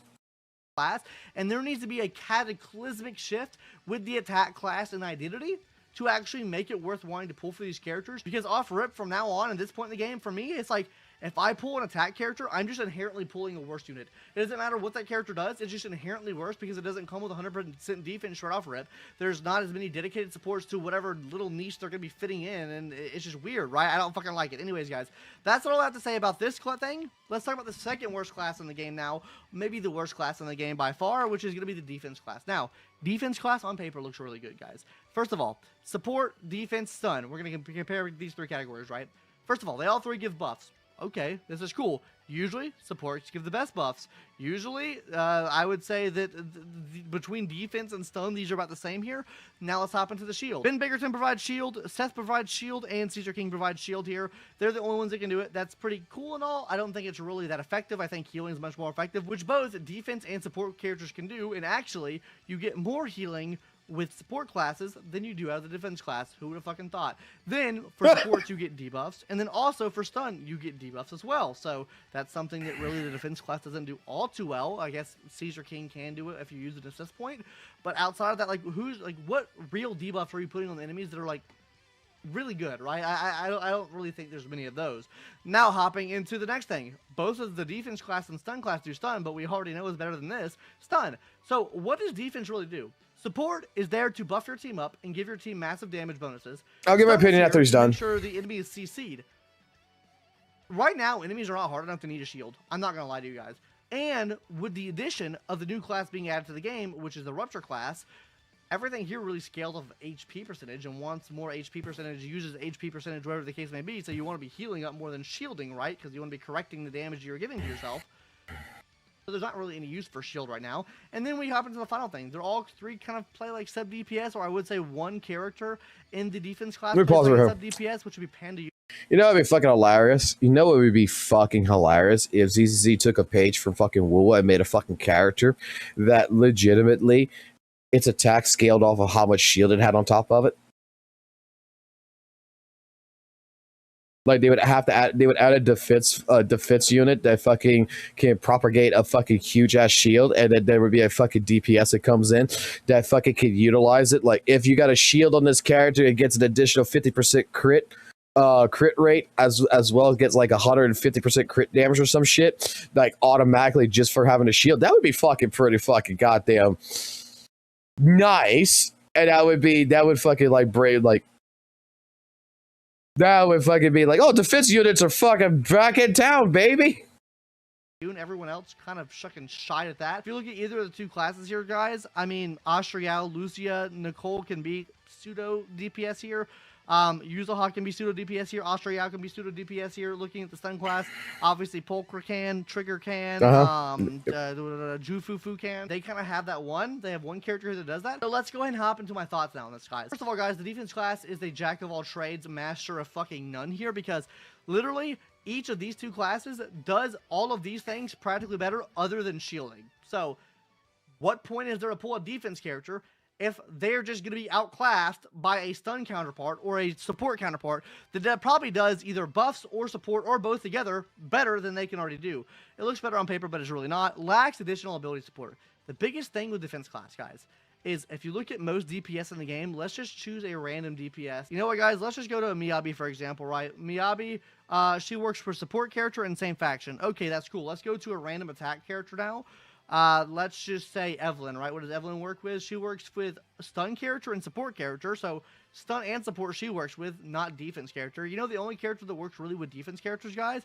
Named defense characters, Yi Xuan, because I had to add it. She's the only character in the game, I believe, in an attacking role or in a DPS role that has an additional ability that supports 3 different things, that being stun, support, and defense. So already down bad there. If they added this in to other classes, maybe it wouldn't feel as bad, but it's a lot harder to get additional abilities off when you're running one of these characters on the team because it feels like a wasted slot. Shields are not that good, as we mentioned before, and healing is better from the support role.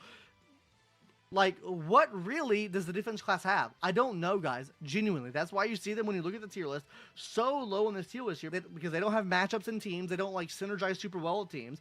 They provide shields, sure, but they don't really help out with the current metas in the game, which is HP and Anomaly.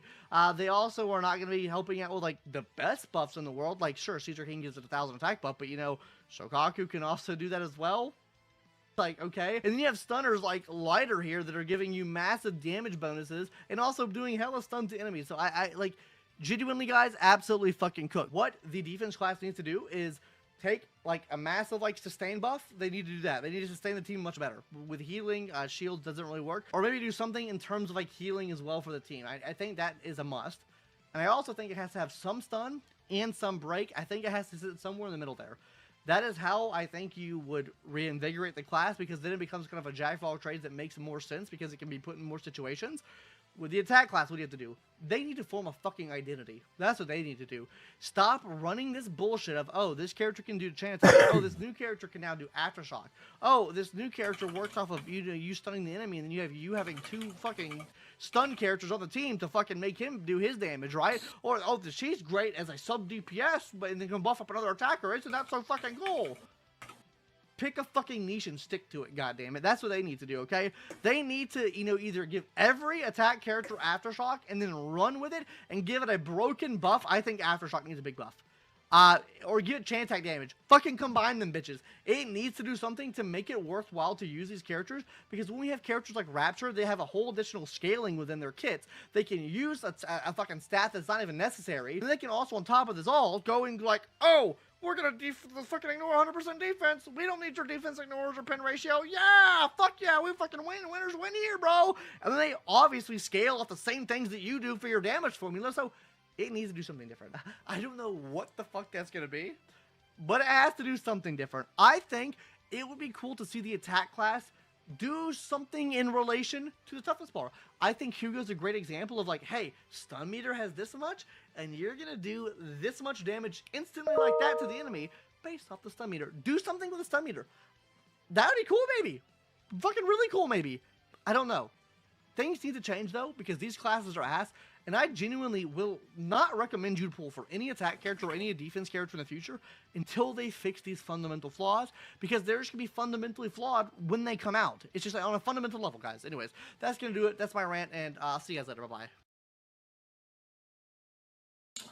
Again, biggest criticism I have in this video, dude needs to learn to breathe. I'm not going to lie. I need to check something really quickly before...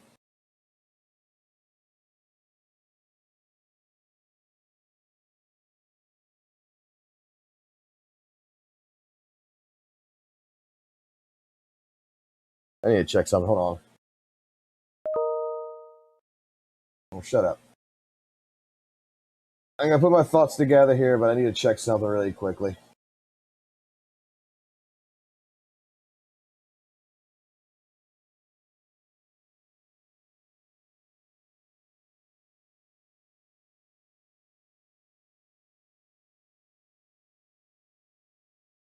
What time is the ZZZ fucking live stream?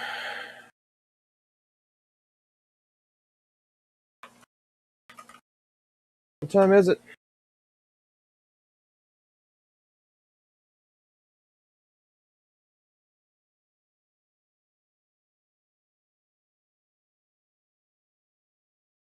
That's today, isn't it?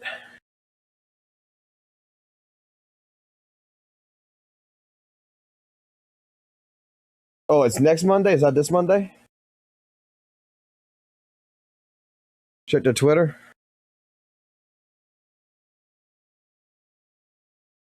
Because I heard everybody talking about this shit.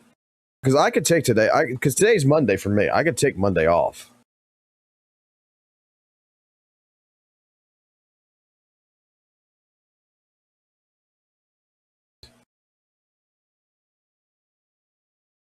Oh, it's tomorrow. It's a fucking Tuesday. It's a Tuesday.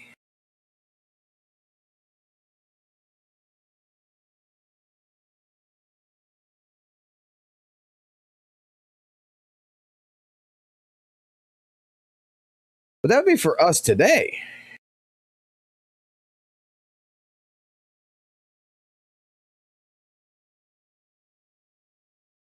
Everybody's saying Monday. Why is it? If that's the case, today would be Monday.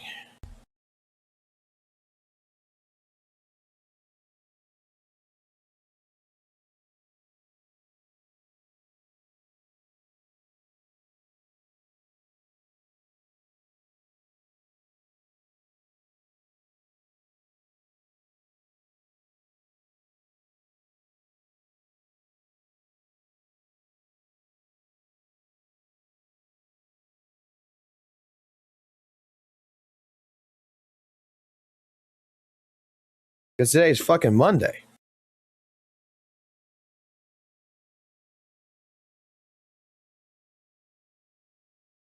No, today's Sunday. What the fuck is wrong with me? Dude,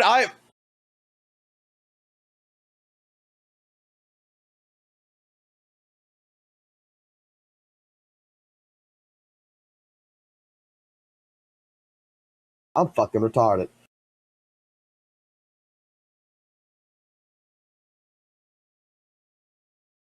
I'm fucking retarded. I swear to God, I thought today was Monday. I thought it was 2 o'clock in the morning, fucking Monday. I'm like, well, wait a minute. I gotta go to work. I'm about ready to fucking say, well, I'm gonna pull an all-nighter. I'm already in my head. I'm thinking today's fucking Monday. I'm gonna pull an all-nighter, and at fucking 5 o'clock in the morning, I'm gonna drop off the stream, get dressed, go get a coffee, and go to work.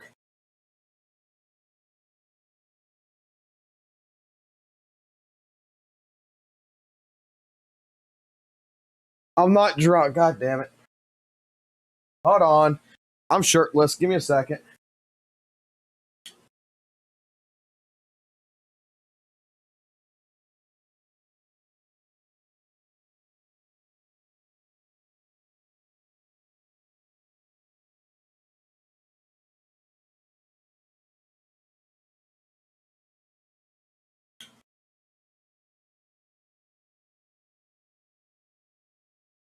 I mean, broskies, all the fuck I did. The only thing I fucking did is straight up just go ahead and misplace one of my fucking days. I'm not fucking drunk.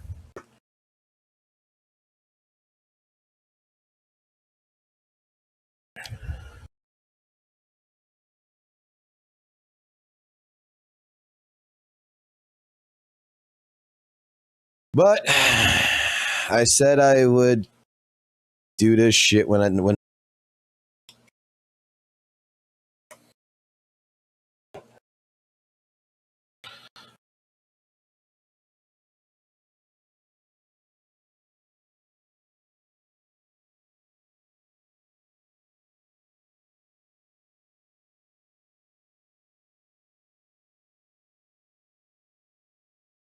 Okay, why is it not working? This should be working. Why is this not working?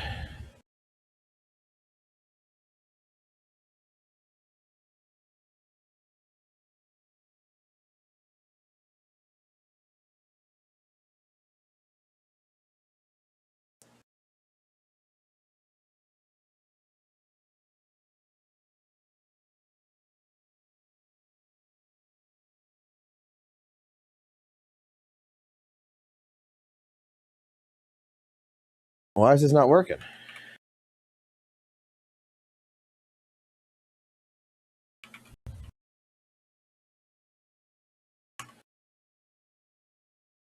Goddamn piece of shit, fucking asinine piece of crap. Let's put this here.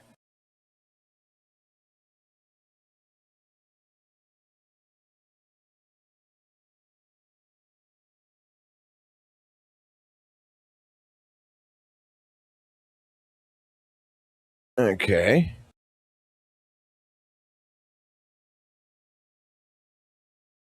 It's working on the software. Why is it not working here? Fresh. There it goes. All right.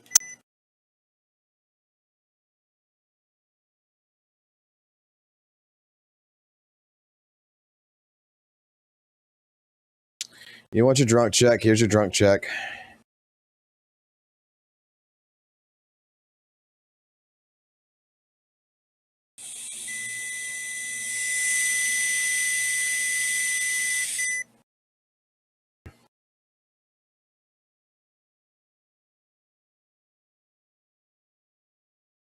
There. 0. Cockamamie bastards. Check your DM AI. I got you. Oh no.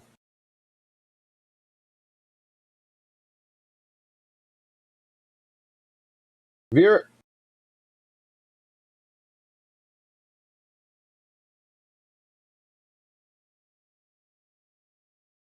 Viewers in the chat are pointing out that the streamer has mistakenly thought it was another day of the week, and they're joking about it and suggesting the streamer might be drunk and like it. God damn, we got this shit now on our fucking chat? Damn, bro is bald? Yes, I am fucking bald. What, you got a fucking problem with me being fucking bald?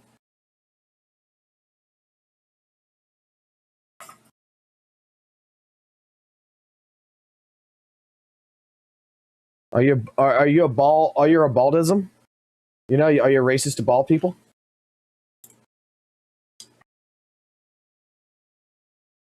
No, dare not be, because you know what's gonna happen if we get 500 subs, 500 members, or fucking 15K subs, right? You do realize what's gonna happen, right, guys?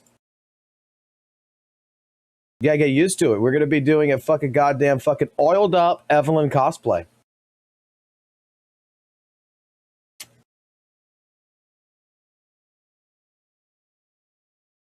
That's the entire goal. So like if you see at the bottom part of the screen, it says it right there. We're gonna be fucking dressed up as this shit, oiled up. The wife's already got baby oil. The wife's already ready for this shit. But we're gonna dress up like this.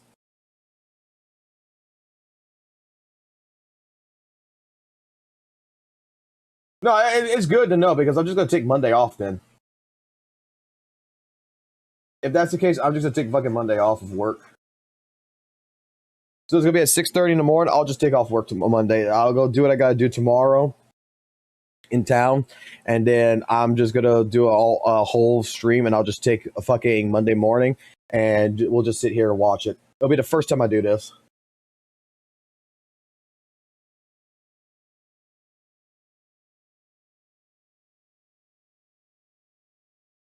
So we have clothing racism, and now we have bald racism. Oh, yeah. Alrighty. So, anything else that is on the table besides fucking the CN bullshit of Lucia's fucking clothing crap and all this other? Is there anything else that is in particular? I'm guessing we can watch this one right here about go play another game.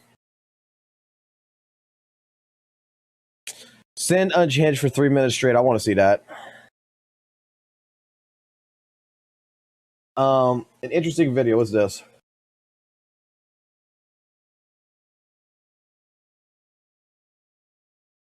We already seen this. Bell, total 76 Pete's. Yeah, we already saw this. All right. Let me get this. Oh, what happened to Davey?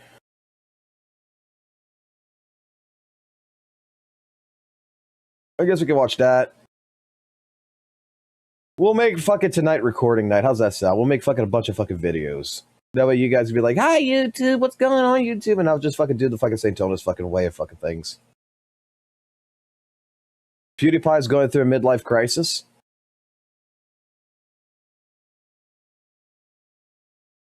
What the? Okay. Okay. I'm going to just see that. It's 3 months old, but I'm just going to see that.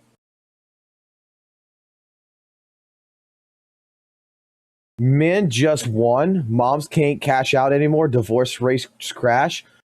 Oh, I kind of want to watch that. But that's the adult in me. And nobody wants me to be a fucking adult.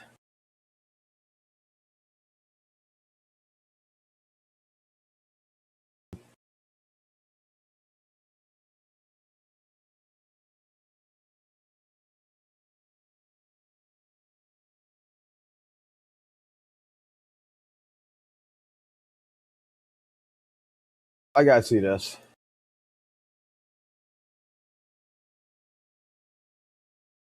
Check the Discord. That's right. I forgot. I forgot. I keep forgetting to check this shit. React to this. Let's see.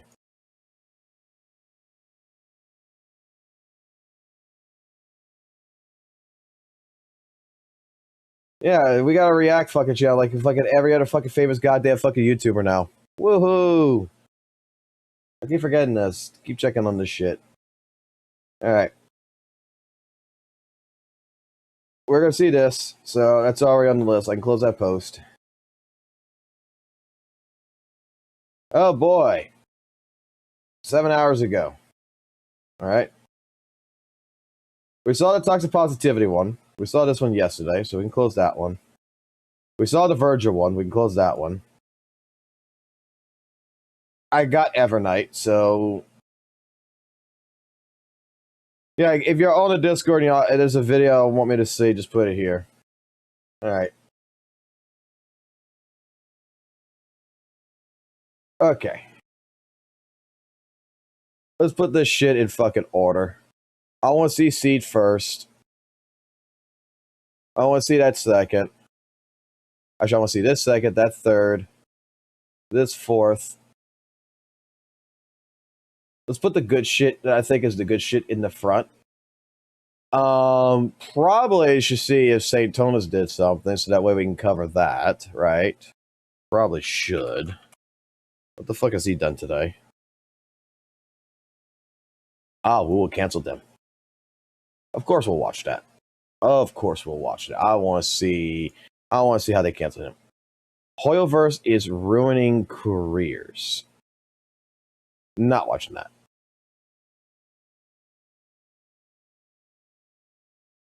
We saw this. This is fucking hilarious. I saw this. This one was hilarious.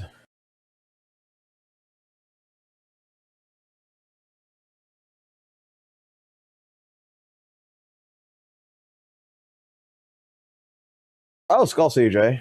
We could do that one.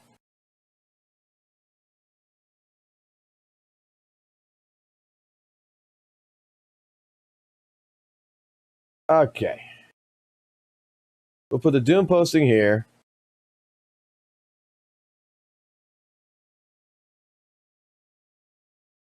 We'll save St. Tonis for the final fucking act of all this. Alright. Let's go see. I want to see Seed being unhinged. Where should we go? Oh, want to kidnap the mayor and make him extend our vacation? Those Exaltist remnants took a bunch of civilians hostage to make us back off. So I thought, what if I took their people hostage and made a trade? And so I went ahead with it myself. Check this out. Photos of you and the squad. I stuck them all over the cockpit. Oh, not that one. That's the infiltration plan for the mayor's office. If all goes according to plan, I'll be the next mayor of New Eridu. Once I'm in charge, I'm gonna pass a new policy or two. You know, maybe reallocate some budget to my mechanical research and extend my annual leave. And, of course, keep this a secret between us, okay? Since we're accomplices to kidnap the mayor and all, wanna grab a few for yourself? Is this what they call bribery? Sure, the past does matter. But they do too.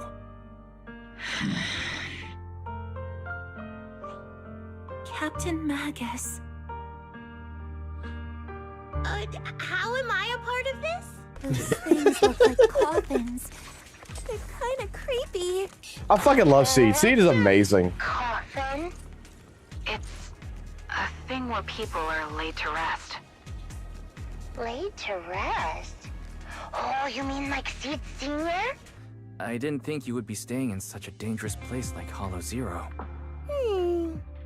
You think it's dangerous? Oh, should we burn the place down then? That's not what I meant.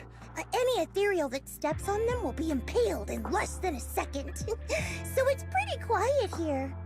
Just watch your step. This place is like a minefield.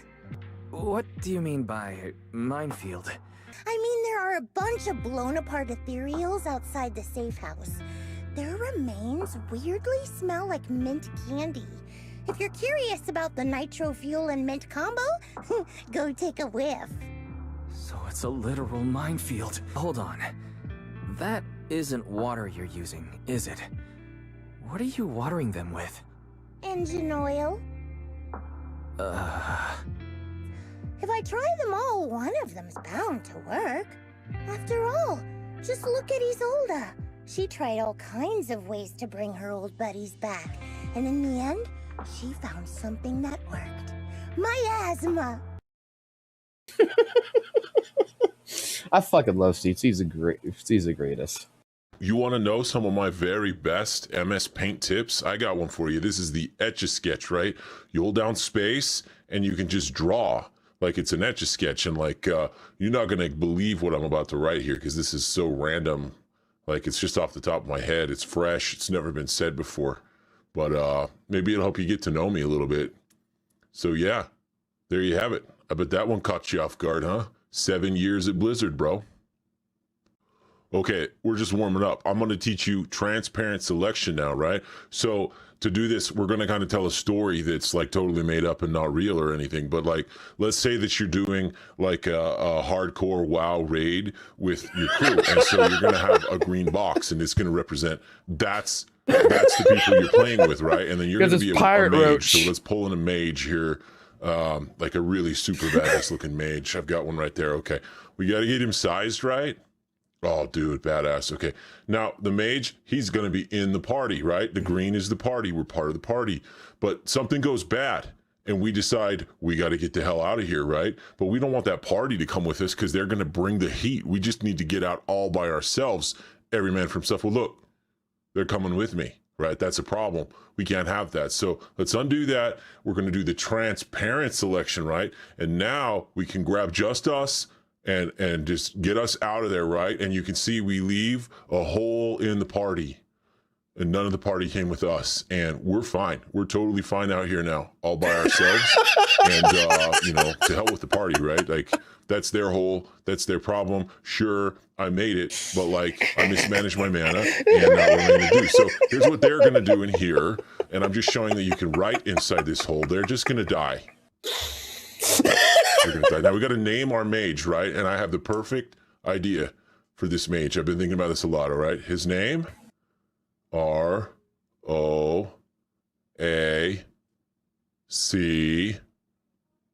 Mage Roach. Mage Roach. It's perfect, right?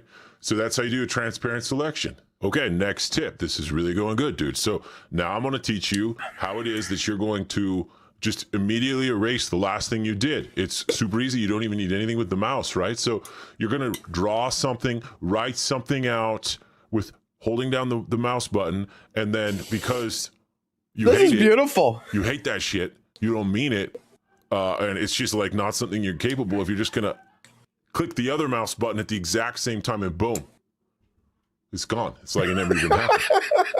Because it won't ever happen. Okay, wow, this is going so good. I've got so many more pro tips.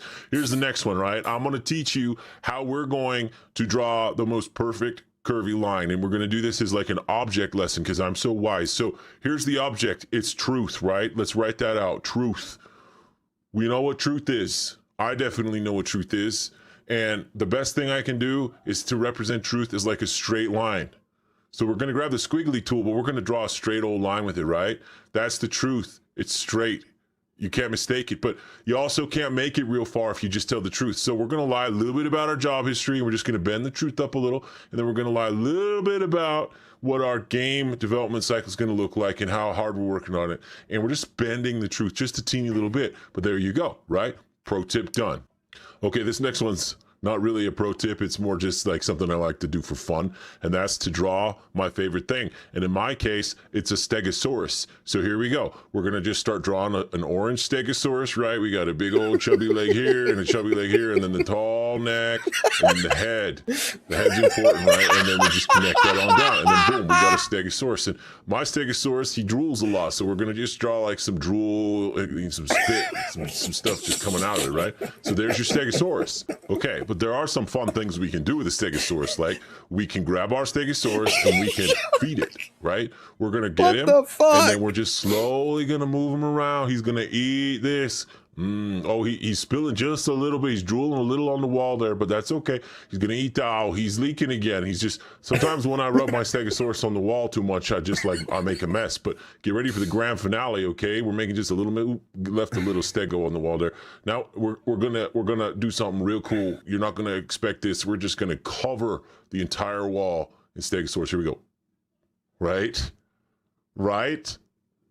That's my stego wall. Okay, but if we're really gonna get my stego excited, we gotta make this wall look like my wall at home. So here we go, right? We grab this, Command C, and then Command V, and look at that.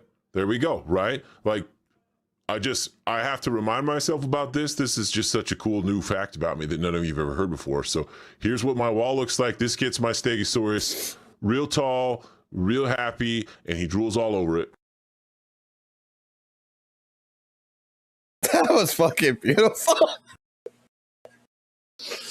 God, there's too much context to talk about Pirate Software, but Pirate Software has got into so much fucking shit in the last fucking year that is just fucking beautiful to see that kind of shit.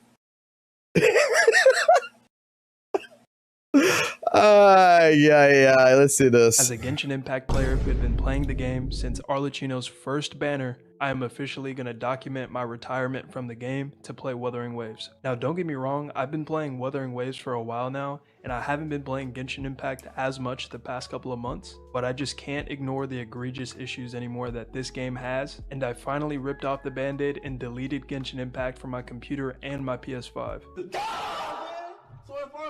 I'm not going to disclose how much money I spent on the game, but let's just say I spent a lot more than the average player would. Definitely way more than I should have. So trust me when I say this is not a hate video. I loved Genshin Impact just as much as anyone else. If you can remember your first time playing Genshin Impact, it is the most magical experience out of any video game you could ever play. And that might sound silly if you've never played, but if you know, you know. I'll never forget hearing the loading screen soundtrack for the first time. So now I want to get into the main reasons why I quit Genshin Impact. One of my main issues, if not the #1 issue I have with Genshin Impact, is the fact that it seems like the developers are pretty much non-existent in the game. It seems like if there's not a blockbuster character coming out, every single patch is just stalling time until that really hyped character finally gets released. For example, it really felt like Natlin was just an advertisement for Mawika until she came out. She got glazed super hard in the story to the point where it didn't even make any sense, and it seemed like they were really just forcing her onto us for no reason. In my opinion, Furina was the best Archon to ever be released in Genshin Impact, and I don't remember her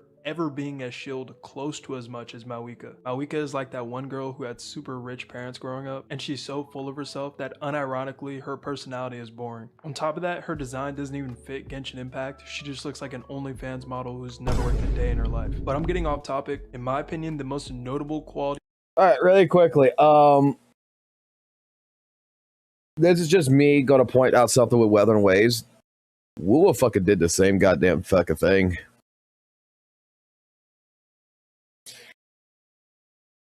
You know how many people were fucking so adamant about Camellia? Camellia showed up in the beginning of the game, never showed up again until 1.4, but you know how many people I know of was just fucking waiting for fucking all the patches in. They didn't give a there is one guy in particular that I know that straight up went to every event, did everything is free to fucking play. Got every free fucking asteroid, every single fucking source material, did the story, did everything he could in the game, right? Just to go ahead at 1.4, played with only the 4-star characters, never summoned for like GN, never summoned for Shorekeeper, never summoned for the thing. He got Zangli Yao for free, not a single fucking signature weapon. Just to use all the shit that he saved from fucking version 1.0 to 1.4 for Camellia and summon Sixter. Like, he was fucking hard on for fucking Camellia. He saw her, he saw the fucking sword on fucking Rover's neck, and he said, I want the piece of that ass. Of life gameplay feature that Genshin added in their 5.0 that is his waifu. Sanctifying elixir, making it to where you can craft your own artifact. It's cool that you can choose 2 substats for your artifact, but it doesn't make any sense that you can only use it once per patch cycle. For me, this was the start of me breaking my daily login streak. Once I saw that you could only use it once per patch, I just stopped getting on the game. Because how are you going to give us a feature we've been asking for so long and then put some weird restriction on it? What makes this situation even more odd is that their other Hoyoverse game, Zenless Zone Zero, has a better version of this. In Zenless Zone Zero, you can make custom artifacts whenever you want, as long as you have the materials. How is it that Zenless and Genshin are under the same Hoyoverse umbrella, but Zenless has a better version of the same exact feature you have in Props to Zenless Zone Zero. I didn't know that about Genshin. your game? So yeah, I could bring up the fact that Wuthering Waves also has a custom artifact system, but the fact that a game under your same company has a way better feature than you do and it's very similar, there's no excuse for you not to have it in your game. Let me talk to you, yes you, watching this video right now. Genshin is literally never gonna improve their game because the game has already made multi-billions, not millions, billions. Do you want to know why? Zenless has unlimited resin overflow, custom artifacts whenever you want, faster dailies, unlimited weekly boss challenges, and consistent updates to gameplay. It's because Zenless Zone Zero is struggling in Hoyoverse standards. If you wanted the short answer as to why Genshin Impact will never improve, it's because the game made too much money. That's it. You think Genshin and Nintendo devs are just chilling in Cancun right now, kicking back, they're having a cold drink, and just laughing about how they can put out a lackluster product and still get billions of dollars in return? You can't tell me a good reason why there's not unlimited stamina That's true. in a game that's been out for 5 years. You can't. Did I not say that yesterday? If you were on the stream yesterday when we were talking about Genshin, Honkai Star Rail, and ZZZ and such, and like when we were talking about why the devs listen in Zenless Zone Zero, but they don't listen in HSR as much and as well as in fucking Genshin, just because straight up it's the same scenarios like Capcom. These companies make billions and billions of dollars, and until the players themselves make the decision to stop spending the money, Dwayne's got a phone call from the PR saying that everybody hates Genshin. Oh no, no one wants to fucking play Genshin. Genshin bad. We got so much bad rep about it. He went fucking dash to his fucking desk, got on his computer, looked at his bank account, and saw that Malvika made fucking $90 million, and they fucking turned around and said, it's all right. As long as the motherfuckers are gonna still spend money, it doesn't matter. Because the moment that a game company is going to see that there's actually a fucking issue is the moment that their fucking revenue gets hit. How many businesses do you know of, local businesses, or businesses have you heard of on the news, that does not change their practices, their policies and stuff like this until something detrimental happens to the company that results in them losing money? Like when everybody was so excited that Genshin got sued by the FTC or whatever for $20 million. Do you know that they lost revenue, right? But you know what fucking Genshin fucking did? Genshin fucking put his hand out, and Hoyoverse put his hand out, right? And said, okay, they got slapped on the fucking wrist. They paid $20 million because it's a piss in the fucking bucket to them. $20 million ain't shit. $20 million covers the fucking cost of a fucking toilet flush for fucking Dwayne. All right, it ain't shit. He wipes his ass with $20 fucking million. But if that $20 million would be every fucking month lower and grow to where you're losing not 20 but 30 but 40 but 50 but 60 but 70 80 100, you know what happens to Genshin at that point? You know what happens? The devs are either going to start learning to fucking listen, or they're getting fired and new devs are getting in their fucking place. The fucking player base is what fucking continues to allow Genshin to do what it fucking does. And here's the thing. If you like Genshin and you like the way it is and you're supporting them and you're spending money, you're giving Genshin money and you like the way it is, that's fine. But just understand. For the people out there who don't like it, it just means that there is other people who like the fucking cock and ball torture. Supposedly. You might not like cock and ball torture, but someone out there apparently does. Someone wants a mistress with some high heels and fucking pointy high heels to fucking step on them and say, It's just like, let me ask you a question. Let me ask you a fucking serious question before we continue this video. Okay? Asset confirmed. Preparing to move out. How many of you are willing to get stepped on by Evelyn? How many of you are willing to have the back of your neck feel the cold fucking pressing of her heel?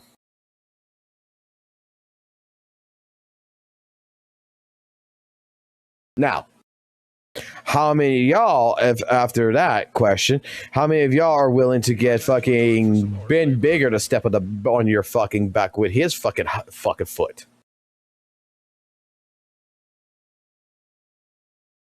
People have different tastes. There's going to be someone in there. I'm sure Blue Panda's around.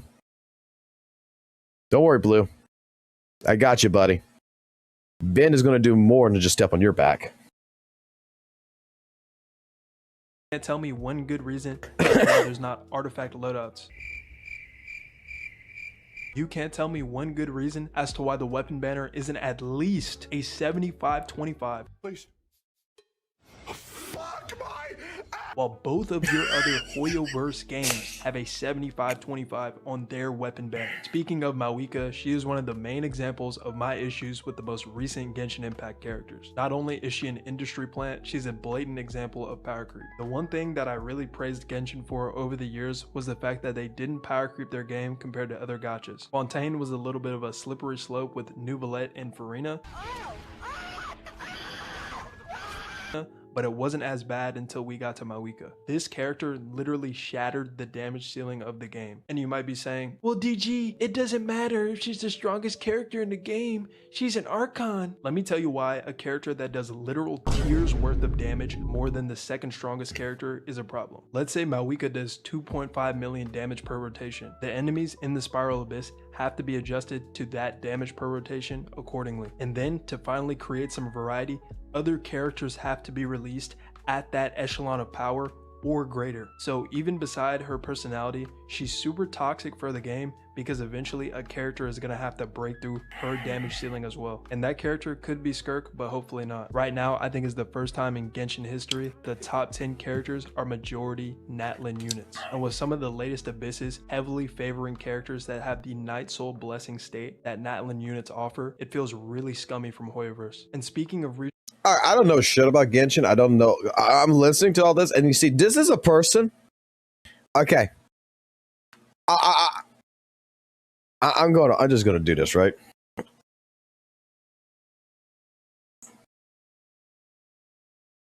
Also, I need to watch this video too later. Again, we're gonna react to this one. Put it over here. You guys all know Smacksan, right? The guy who used to play Zenless Zone Zero, right? And switched over to WUWA and just been criticizing the shit out of Hoyoverse. I just want to say, so far, I don't know shit about Genshin Impact, but this is a video in particular that, like, I'm actually seeing someone have some knowledge about it. And I'm watching the chat at the same time, and I'm seeing a lot of y'all agreeing to some of these points and stuff like this at the same point in time. And it's like, this is a person who is explaining his problems, like, in detail.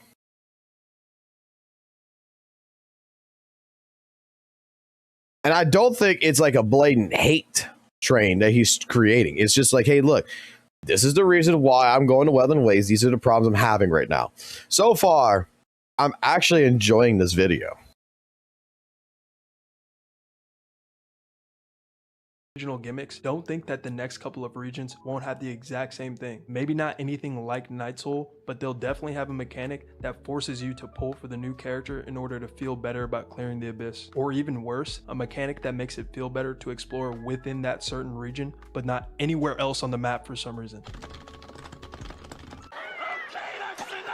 If they want to make us feel bad for not wanting to pull new characters or not balance their game, they could at least give us more pulls per patch to compensate for them being incompetent. Don't even get me started on how the events have been terrible for the 5.0 patches. Guys, just look at this.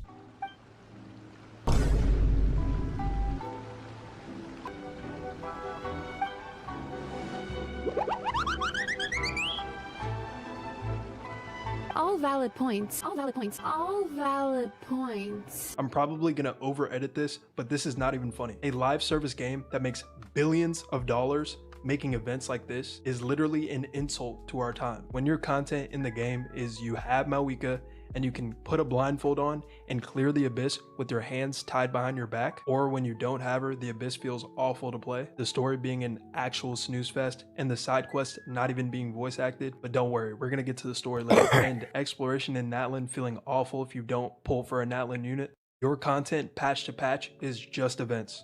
And in 2025, the game came out in 2020 by the way, we're still recycling events. At one point, I just stopped getting on to do events because they're that boring. I'm confused. Is there nobody creative in that dev studio? And if not, I'm right here. If Hoyoverse is watching this, you guys can hire me. I can fix your game literally within 1 month. So about the story in Genshin Impact, Fontaine was actually amazing and one of my favorite stories of all time in any medium. On the contrary, Natlan was worse than some children's books I've read. My friends had to force me to watch the rest of the Natlan Archon quest after 5.2 because I literally stopped doing it in my actual game because it was that boring. And by the way, is Capitano just never gonna come out at this point? I had been waiting for Capitano's drip marketing all throughout Natlan and it just never came out. So is he just dead at this point or what's happening with him? I remember the first time doing the 5.1 Archon quest, I think, and Kanich just wasn't talking. At first, I thought it had to be a problem on my end because there's no way a billion-dollar company would let something like this slip through the cracks for their main story quest. But lo and behold, then it was Kachina, then it was Shalonin, then it was somebody else, then it was somebody else. Until eventually, half of the goddamn characters weren't talking. Actually, DG, it's because the English VAs were on strike. I don't care. If a company is making that much money, I want to hear my characters being voiced in my video game. That right there was one of the main things that for sure showed me that they don't care about this game. Not gonna lie. Not gonna lie. I agree with that. Okay. The thing is that I agree with it, and at the same point in time, I'm gonna also say that it doesn't really fucking bother me that much. Like even in Zenless Zone Zero, there's parts where you just gotta read, there's not voiced, and it kind of sucks. But at the same point in time, even WUWA has fucking parts where you gotta read and characters don't fucking speak. But I've heard a lot about Genshin that it was like a lot of Genshin, the voice acting was gone, right? That it was a lot more reading than there was anything voiced. And that was a good majority because of the voice actor strike. You know what I would have fucking, you know what they should have fucking done? And you guys are not gonna like what I'm about to say. Voice actors are a dime a dozen. Okay, cancel the fucking contracts and fucking hire someone else. Fuck them. Fuck them. At that point in time, you're a billion-dollar company. You find a way around it. Fucking Funimation's done this shit. Fucking a lot of fucking game companies have already done this shit. Voice actors are a dime a dozen. There's going to be someone out there who can sound almost exactly like the way you want them to be. It's not that particular of. It's not that big of a deal, bro. Like, I know that the entire voice actor strike was about AI and the use of AI voices and such and things, but in this case scenario, if you need voice actors, you need to get your product out and they're holding it up. Screw it. Fucking fire them and hire someone new. Who cares? Who fucking cares? Wow, my old character, Paimon's fucking voice actress has fucking changed. It doesn't sound like Paimon no more. Yep, we had to fire fucking Paimon. That's the greatest change in the world. Well, hey.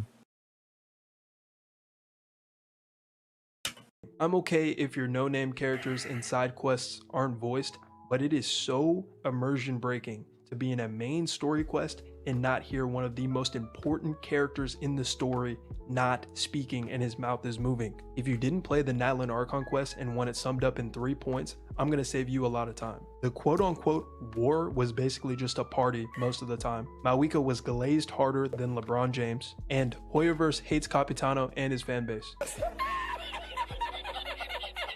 And regardless of what I've been saying in this video, you might have thought that I didn't pull Mawika.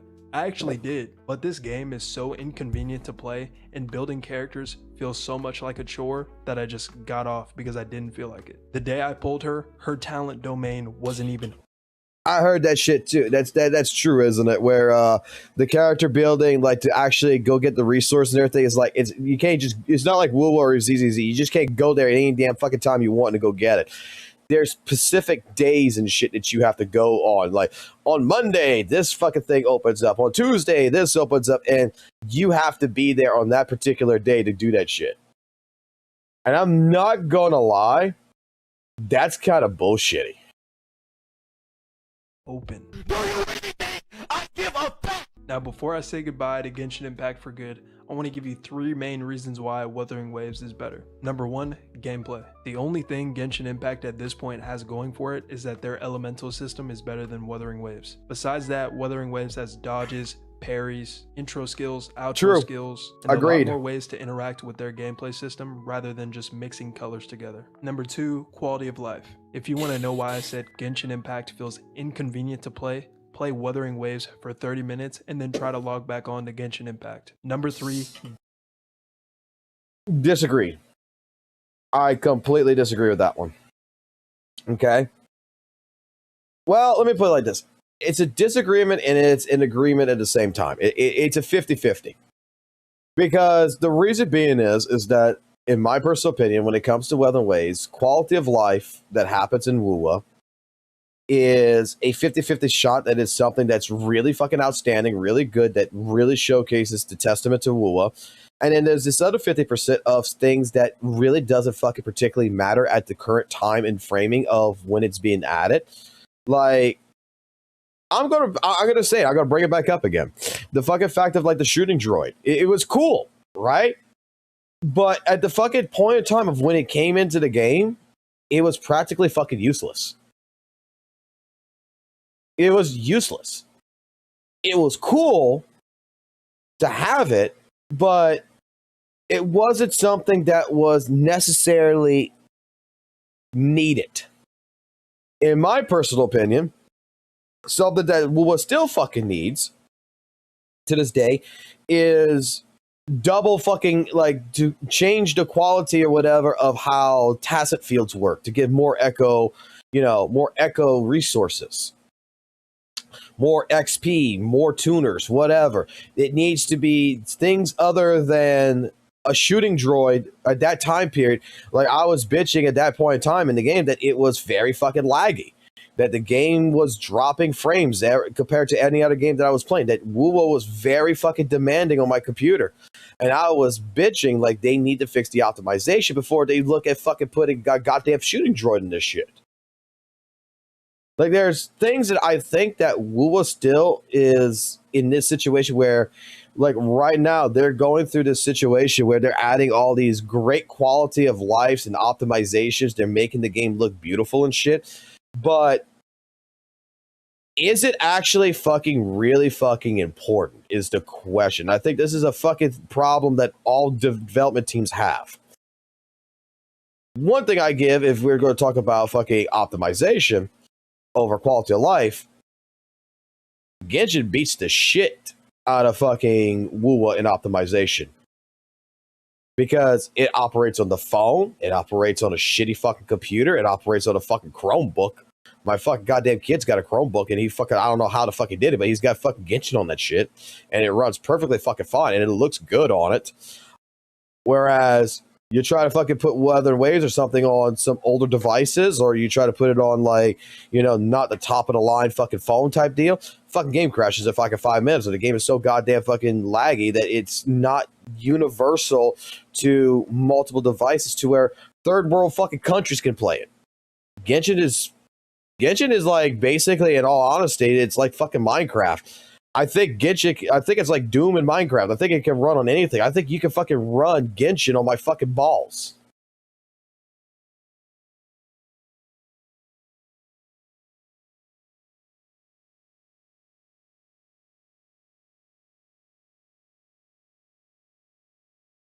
I wouldn't uninstall Weather Waves, but that is just something I wanted to mention there. Devs, listen. As much of a meme as this might seem, this is the most important thing for a live service gacha game. Go back. As much of a meme as this might seem. Every fucking single one of these is a St. Jonas fucking... Oh, God.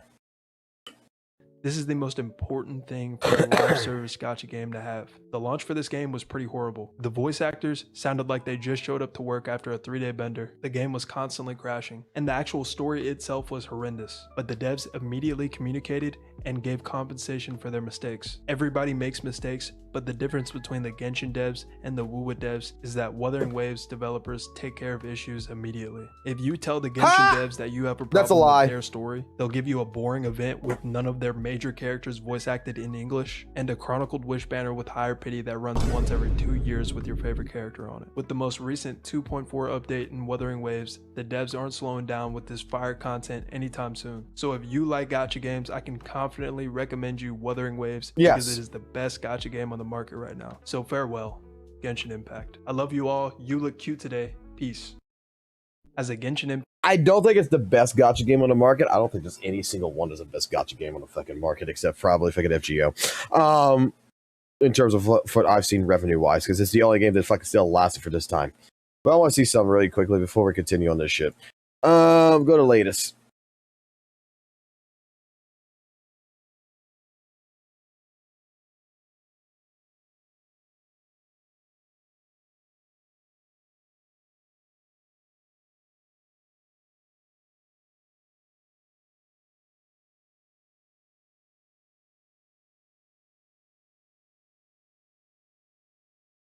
Since that video...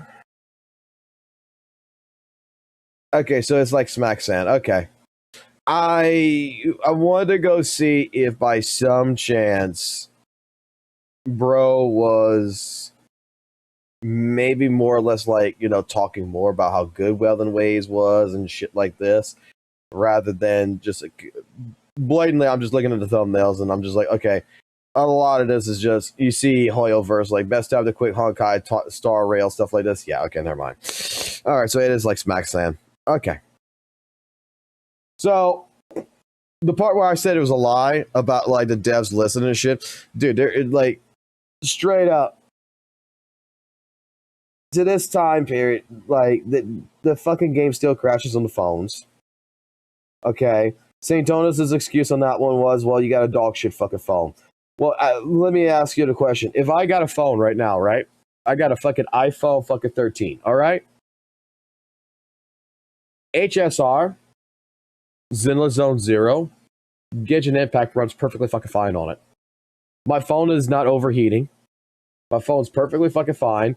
I've been playing HSR on that shit mostly right now, and it's been doing fucking very fucking well, and operates perfectly fine. And then I play fucking Weather Waves, and then, like, I'm in the middle of a fucking Tower Adversity and WUWA on my fucking iPhone, and all of a sudden it crashes. And my phone feels like it's goddamn about ready to blow up. It is so fucking extremely hot. I don't know about you guys, but that's still a fucking problem. Tempest was a tactical hologram, was an issue, apparently, that no one knew was a fucking issue, but it was an issue that was not rectified where you couldn't stagger him at all in the fight at all, and they nerfed him in 1.4, and he's been out since 1.0 of the game. Mortefe apparently was bugged since 1.0, and just like last month, they patched him to where he doesn't proc his damage like he does no more for his outro. So he doesn't do that large burst no more. Now it just goes through like it normally should, which a lot of people got upset with. I'm dude, like at that point in time, if you have something like that that's just been in the game and you fucked up, guess what? You should just leave it. You should just fucking leave it. You should rewrite the fucking kit and just leave it. No one gonna care. But the moment you take something out that people are accustomed to, that you're gonna say, oh well, this has been a bug since the beginning and we just noticed it now. The fucking wheel shit. They just fucking fixed it now. That was big going on since Whimpering Waves. And there's been so many fucking talks about it that I don't know why it took the devs this fucking long to fucking go ahead and fix it. Like, there's still things in WUWA that is still issues that the devs have not fixed. Now, grant you, they might fix it in the future. But that's up to the discretion of the development team and their technical backlog and what they're trying to customize on these releases and when they can fucking fit that in their schedule to fix this stuff. I completely understand that, but I'm just gonna say, man, like there is a high chance that a fucking skip button is coming to Genshin. It's just probably not on their fucking immediate radar. It's probably on their fucking past radar, but I'm pretty sure that, you know, I'm going to get fucking shit on this one, but you know how many fucking people that when we had quote unquote, when I played fucking Wuthering Waves and I would skip a few things here and there that fucking, I got told that I was fucking goddamn lore skipper and shit, that people got upset with me skipping the fucking story of WUWA because it was yap, yap, yap, yap, yap, yap, yap, yap. And I'm just like, I'm not interested in this shit. So I'm utilizing the tool that you all fucking praise, which is Wuthering Waves has a skip button, but yet the moment I fucking use it, you get fucking pissed at me.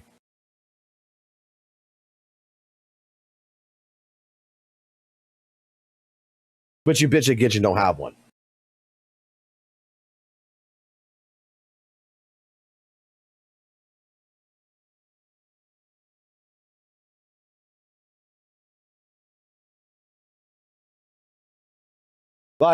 That's just particular. Like, again, rules for thee do not apply to me. All right. What does your Honkai Star Rail waifu say about you? I don't have a waifu yet.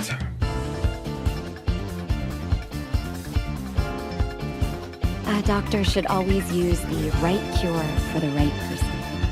Well, where to start with you, I bet you that alt animation's a big reason why you like her. Now, I know you've got a thing for, like, the nurse doctor, you know.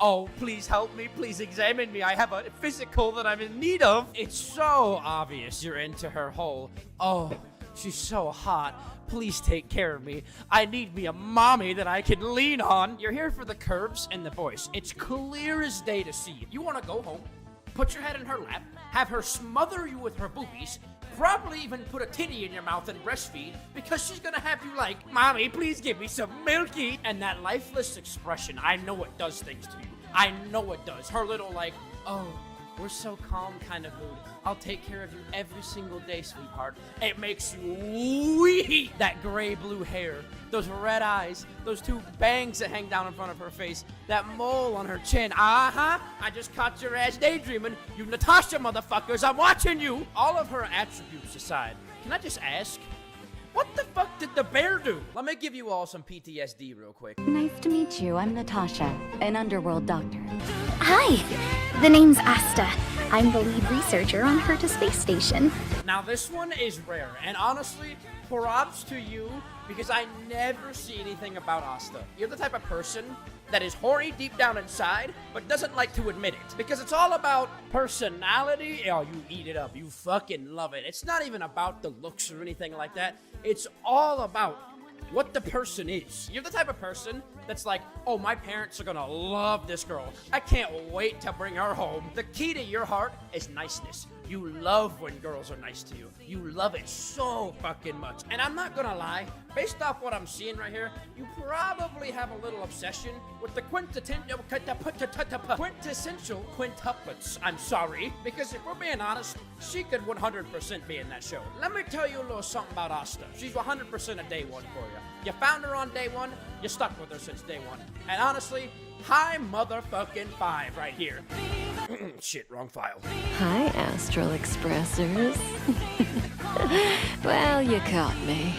Oh, brother, do I even need to start with all of this? I could monologue for an entire video about you motherfuckers. Let me just say, first things first, boobs. I mean, when you have half the community under your heel, she's probably living a pretty good life.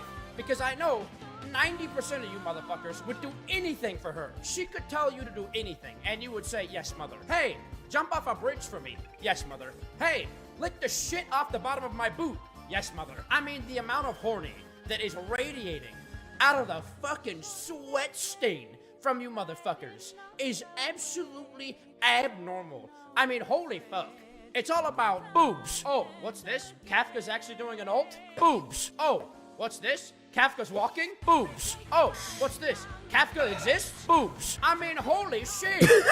Can you motherfuckers get any more down bad? Your entire life goal is to find yourself a big titty dummy mommy. And don't even get me started on the voice. You're the type of motherfuckers that can listen to Kafka ASMR to fall asleep to and coom to all fucking day. And I know that selfie that you got sent from her because you thought it was a secret fucking sex scene or something probably had you hotter than a fucking yak and some fucking heat. I mean, the moral of the story here is boobs. The voice, great. Thigh gaps, great. But you want boobs, and you want all of her. You want all of her. You big, down bad, horny bastard. And I completely understand and respect you as I am one of you. My name is Ranmei. If you come across a good research sample, please let me know. Alright, Miss Ranmei, huh? This is screaming at me that you think intelligence is high. The smarter they are, the hornier you get. There's no in between here. You're the type of person that likes to express every single feeling you're feeling. As an example, good morning, my gorgeous. You look quite splendid today. Some would even say beautiful. Would you like some flowers? Because I love you so much. Now, I'm not trying to say that's toxic. I'm just here to say that you're a hopeless romantic. And it's fucking adorable. Because whenever you see someone that you like, or someone that's cute, you shut down and you're like, oh my god, I'm so nervous, I can't talk to them. They're so hot. Please, Ranmei, please, please talk to me. I love you so much. And that outfit and her aesthetic, you would say she's quite the sophisticated woman. You're the type of person that will always say sorry after every single thing. Even if there's no need, you'll be like, oh hey, sorry. You're desperately looking for that one person that's so much smarter than you and can call you out on all your bullshit and take care of your every single need, just like the big pookie bear you are. And honestly, Ranmei's a good fucking choice. Congratulations. My name is March 7. Hi, you're just in time. We haven't taken our selfie today. Oh, Lord, let I need to go back. I need to go back. Congratulations.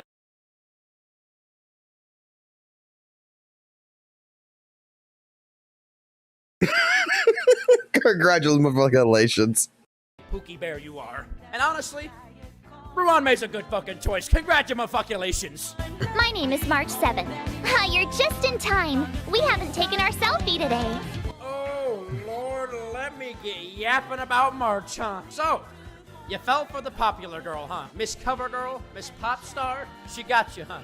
You love those energetic crackhead energy type girls, huh? I see you. I get it. I understand. She's fucking cute. But wait a minute.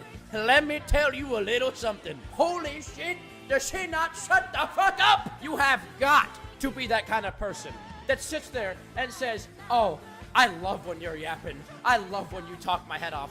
Please, darling, talk to me all day. Blow my ears off. I know what you're thinking. She's adorable. You want to pinch her cheeks and make gingerbread houses with her all day. I get it. You want her to be your best friend and your lover at the same time. I completely understand. The pink hair, the cute smile, the cute expressions, but holy shit, is she a pick-me bitch? And I did not know until now, because I'm still a little new to this game. Holy shit, she is so fucking popular. There is so many pictures and renders of her online. There's actually so much more horny shit than there is Kafka. What the fuck is this? I mean, even the one I started with, when I first introduced this little segment. Holy fuck. I'm starting to think you people are a little less wholesome than you think, and a little less ooh-woo cute than you think, and a little bit more down bad. Riddle me that, motherfuckers. What is this shit? Listen, if you like March, you're riddle me that, motherfuckers. What is this shit? Riddle me this, motherfuckers. What is this shit? Listen, if I had to you like look. art, you're a basic bitch, and you pick the pick-me bitch. But honestly, that's probably your biggest weakness, isn't it? Falling for the dumb, crackhead, energetic lover girl.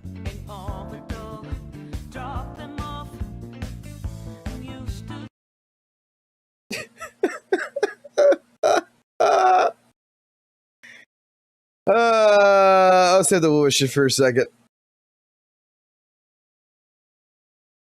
Move this here. Save that for last. Okay.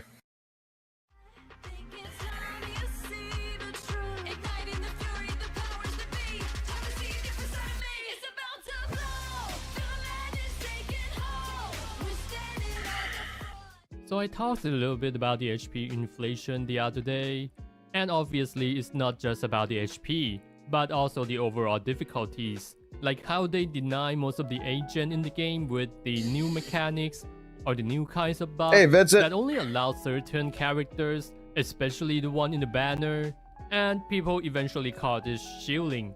TLDR, the game is designing around who did you pull, and not really about your skill, your team comp, or even your variety of the roster. And as I said in the end of the video, I think we should be more vocal about this, so I made another video about it. But honestly, I do think that GU7 at this moment is kind of okay, because I don't really see as much shielding.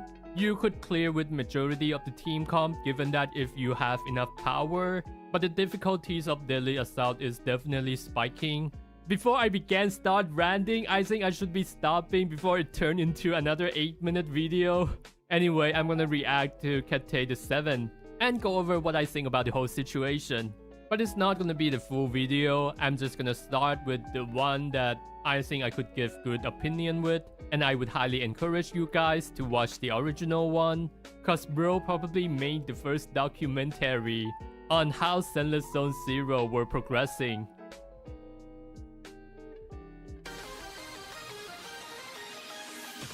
The talk around HP inflation. Man, that's a pretty dope editing, man. Really hit its peak recently with the arrival of the new Deadly Assault boss, Defiler. God damn, she thick. What the fuck? As this was by. Yeah, I would argue that the hardest thing about playing against Defiler is that you could only play with one hand, and she should be clearable with one hand. Yep, you know I'm joking. Far the most public outrage I have ever seen from the community before. And a lot of players will say the HP inflation needs to stop. And to that, I actually have to disagree. Yep. As I believe that statement isn't strong Hey enough. guys, hold on. Hold the fuck on here.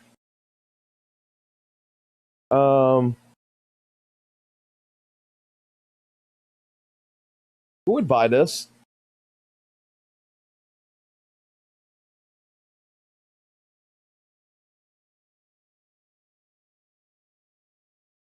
That actually looks really fucking good.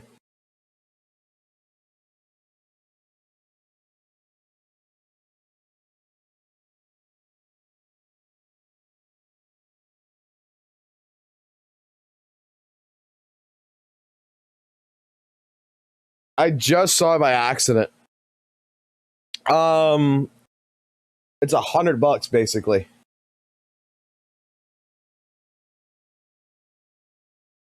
Oh shit, the wings come off too. Oh, they knew exactly what picture to take right there.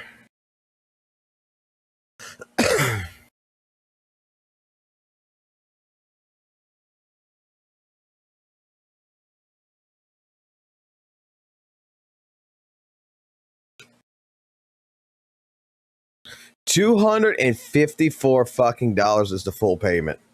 The deposit is $92. Oh, they got you there. First quarter 2026. That's the same price of a fucking goddamn fucking pool character. Wait.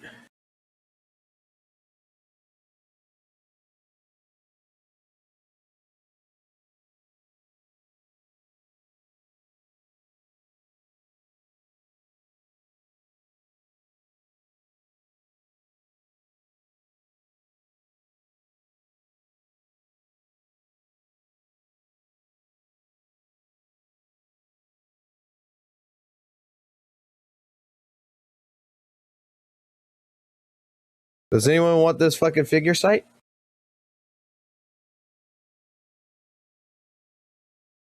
Yeah, this one's cheaper.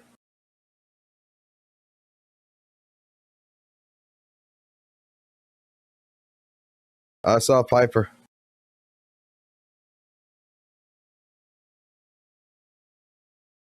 There you go, you fucking horny motherfucker. Here's your Piper.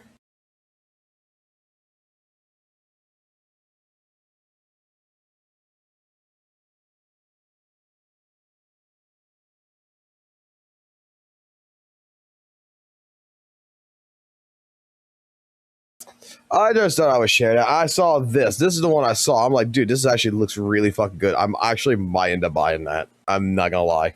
Rather saying Yeah, the problem. Oh, that's a perfect frame. Because if the problem lies with HP inflation, then you should still be able to clear it, given that if you have enough vertical investment. But it's not actually the case, especially with the boss like the Bringer and the Defiler. Like, it's extremely hard to fight Bringer without the anomaly, and it's also really hard to fight the Defiler without the attack agent. Inflation. Okay. We have to pause this. Something else has just came across my desk from this site.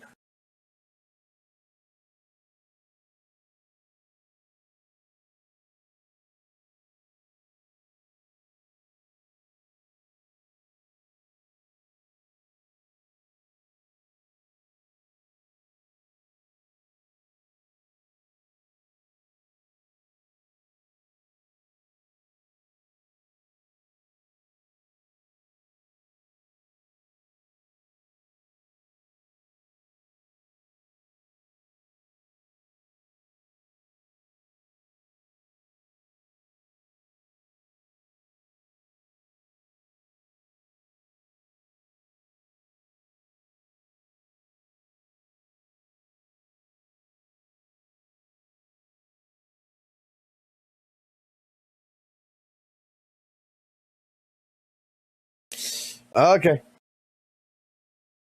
Needs to stop. We should be saying agent shilling needs to stop. Or at least not be as egregious. But some of you may ask, what does shilling mean? Well, lucky for you, my good friend Nix has a great definition for this. Shilling is when something is inherently designed to push a specific character or archetype to perform in their best possible conditions, and in some cases, even overperform. Yeah, exactly that. Sometimes they do it with the buff, sometimes they do it with the weakness of the boss. Like the last Deadly Assault was extremely shielding to the seed. Like that buff couldn't be used with anyone else. And this is why I can't stress enough that the real issue is far more than just an HP problem. And in fact, if it was truly just HP only. Yeah, but it's so much more easier to just generalizing it into the HP inflation, even though that is not the real problem. Then you as a player would not feel it nearly as bad. And to properly explain myself and point of view, we're going to have to go back to 1.4 really quick, when the first signs were being shown to us. Like, when I actually think about it, the real problem was never lie with the difficulties. It is the difficulties that doesn't make the gameplay fun. If the difficulties doesn't translate into the fun, then I think this difficulties is not justifiable. Back in 1.4, when Miyabi released, there was a new boss, Bringer, added alongside her. Yep. And Bringer was by far the perfect Miyabi boss. From the buffs he gave, the hand phase taking great anomaly damage, and being much more susceptible to freeze than other bosses, as he was able to be frozen for longer periods of time. Everything about Bringer screamed Miyabi.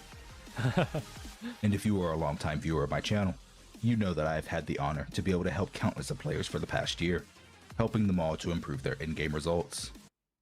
Yeah, what he did is pretty incredible. Has to like go over so many accounts. Yeah, I think I did as much as about 20 accounts. And I can confidently say that even back in 1.4, I saw people struggling, and it was almost always against Bringer. Anytime I would try to help someone struggling with Bringer, there was almost always a common factor in place. They didn't have Miyabi. Oh. And this could have been they were just taking a break from the game. And one thing about the Bringer is his resistance is physical. And the only free-to-play agent that is really strong, and is also an anomaly, is Piper. They just rip away pretty much everything from Piper on the possibility to clear this boss. And that is when the expression of the team, the flexibility of the team getting taken away. So that was actually a huge issue, but people are not actually so vocal about it because Miyabi has like 90% ownership rate. So the problem wasn't really being raised because most of the people has Miyabi. At that time, they also could have started the game after 1.4, or the one that shocks everyone till this day. Maybe they just didn't like her.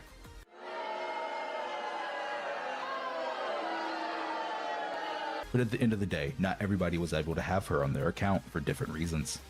So making bosses that shield new agents has been a thing since. I mean, if you're intentionally skipping Miyabi, I actually have huge respect for you. Even though that's gonna mean pretty bad experience with the game. But that is not players' fault to skip Miyabi. The beginning, and truth be told, there is nothing wrong with that to a certain extent, as it makes sense that a company like Hoyoverse would want to sell the new agents on banner. But where it starts to become a problem is when the bosses are so tailor-made to the new agents that playing other team archetypes into that boss feels horrible. It's perfectly fine for different archetypes to thrive against specific bosses, but other archetypes should still be able to enter that fight with a fair challenge. And this is where we now go back to patch 2.1 and the arrival of Yuzuha. And this is what I said on my last video. It is not the shielding for the agent. It's always about denying the existing agent for them to perform decently on the new boss. Yuzuha was the next big support added to Zenless Zone Zero, joining Astriel at the top of the tier list, being an incredible anomaly support while also giving general buffs as well. But with Yuzuha's arrival came a change. Her general buff is pretty decent, but definitely not like Astra Yao levels, because she's designed for the anomaly. As all Deadly Assault bosses will receive a 10% anomaly build-up resistance. Now this isn't the first time they have done this, as back in 1.4, Pompeii specifically also had his anomaly build-up increased. But the reason it felt even worse in 2.1 is because of how it changed team rotations. All bosses needed 10% more build-up, while the agent that increased anomaly build-up for the team just so happened to be on banner. And on top of this, specific Deadly Assault. Yeah, that's pretty egregious, man. And yeah, I think this is a pretty classic creating a problem to sell you a solution. Bosses such as Miasma Fiend and Defiler have an additional anomaly build-up multiplier added to them. Gee. This was such a significant change that months ago a friend named Shiro reached out to me on Discord, and he truly showed me how this affected his teams. Ooh. And for those of you who don't know Shiro, he is a very good player. But there was many cases now, without Yuzuha on the team, old rotations just didn't work anymore. Or in some cases, agents would have to change their gearing requirements. Two great examples of this is Miyabi and Yanagi. Since their release, attack percent on slot 6 was better than anomaly mastery for them, because they both had enough build-up at a baseline that it didn't affect their rotations, making anomaly mastery not needed. But now fast forward to today, and if you watch any high-scoring DA clear using Miyabi or Yanagi, they will both pretty much almost always have anomaly mastery on the 6th slot now. So the release of Yuzuha... Yanagi with her signature along with the anomaly builds up is actually pretty insane. I mean, like, especially if you're using the swing jazz. A lot of players have to adapt due to the universal anomaly crease. And this was Hoyoverse's way of shilling for Yuzuha, making her feel much better of a pull than she already was. But now fast forward to today with the release of Seed and the new Defiler boss. Man, I guess defeat. We are now seeing even more things added to the in-game to make certain archetypes like defeat types shine. In the case of Defiler, not only is there already an additional anomaly build-up increase, but there is also a debuff that makes anomaly deal 25% less damage. And to really top things off, some players are saying that Hoyoverse is trying to slow Miyabi down, as they're adding more and more bosses that are starting to either A, resist ice, B, be unfreezable, or C, both. But doing this has caused an unfortunate downside where other ice agents such as Ellen, Joe, and Hugo are now caught in the crossfire. I'm not so sure about that because both of them are attackers and not exactly an anomaly. So it seems to many players that Hoyoverse wants to create more bosses that really caters towards a specific archetype.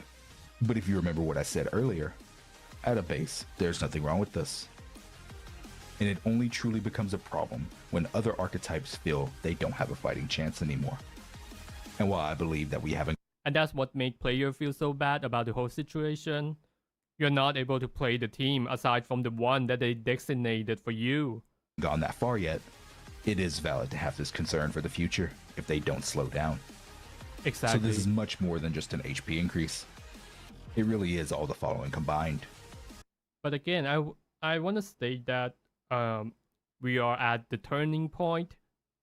I don't think it is bad yet, but the spike looks really bad. And if that spike keeps going, then Zenless Zone Zero gonna be another money milking machine that's gonna eventually chase out a lot of low spender and the free-to-play player. So this is what we are worrying about. HP, extra modifiers, debuffs, resistances, and in-game buffs.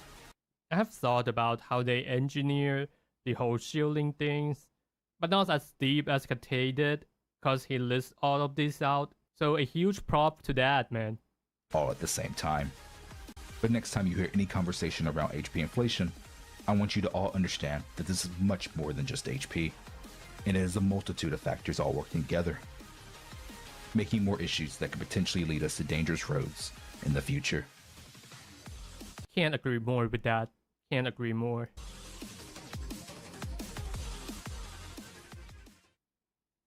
Chapter 7. My message to the community. Recently, I have noticed that there are those among us that believe anyone who speaks up on this topic is just trying to spread ill will. But I believe they may just be a little bit confused. So I thought it was a great time today to spread this message to you all.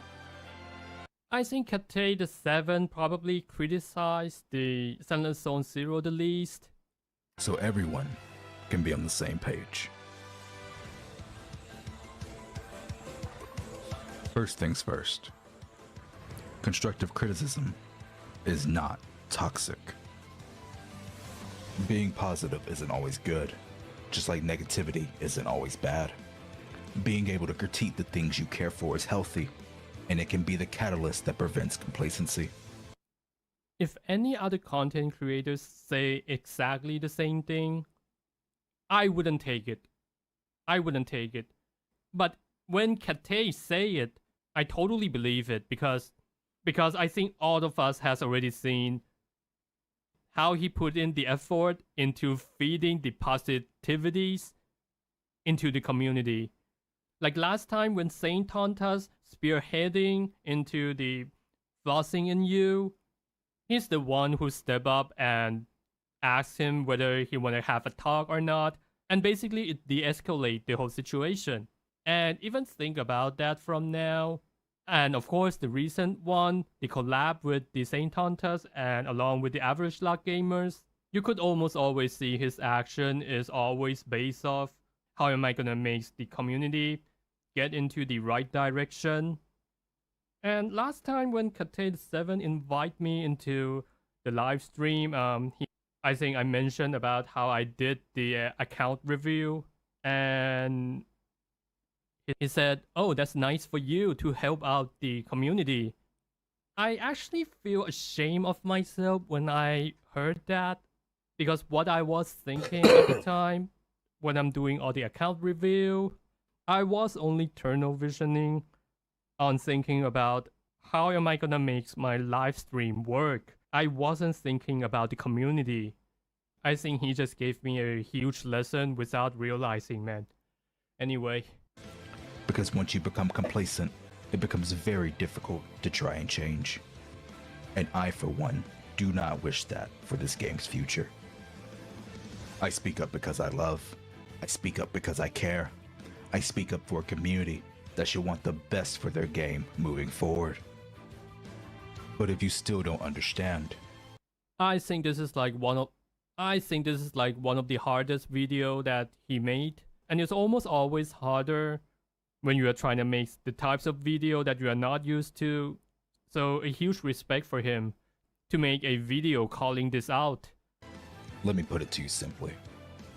Someone speaking with passion does not equate to hate. Had we not spoken up about in-game variety, would there even be a deadly assault? Had we not spoken up about Hollow Zero, would there even be a Lost Void? Had we not spoken up about older agents, would Ellen Joe have even been buffed? Change happens because of our actions. So long as criticism is done constructively and not dismissively, and good decisions are elevated and highlighted for the good that they bring, then the game can continue to improve. So all I ask is the next time you see or hear someone discussing the game's future, please listen with intent and understand if they are only trying to bring the game down, or if they are someone who truly cares and their passion is just slipping out at the moment. And please never forget. That's a pretty good perspective. I haven't actually thought really deep about it. And I think the best way to look at is really just tracking their record, what types of video they have been doing all along, and not judging them from like one video. Yeah, great video, man. Great video.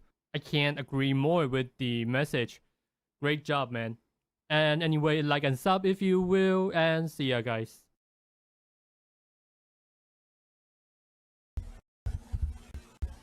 I mean, I completely fucking agree. The thing is that like I stated before, and even Kate hits it in his video, in that reaction that Real Sook did. Kate hits it, I think, very similar. It's like when someone is going to give criticisms to whether it's ZZZ, Weather and Waves, whatever. They're speaking 9 out of 10 times from the heart, right? They should be, at least. And we shouldn't just devalue their criticisms. However, there is people out there that clearly do not care about the direction the game's going. They don't really care if the game succeeds or doesn't succeed. That their criticisms is dismissing other factors that comes involved. So, with that just being stated there is some people out there that, dare I say, all they're doing is stirring the pot. They're not really adding much to the scenario. They're just doing what they can to add to the pot. And I don't particularly agree with that.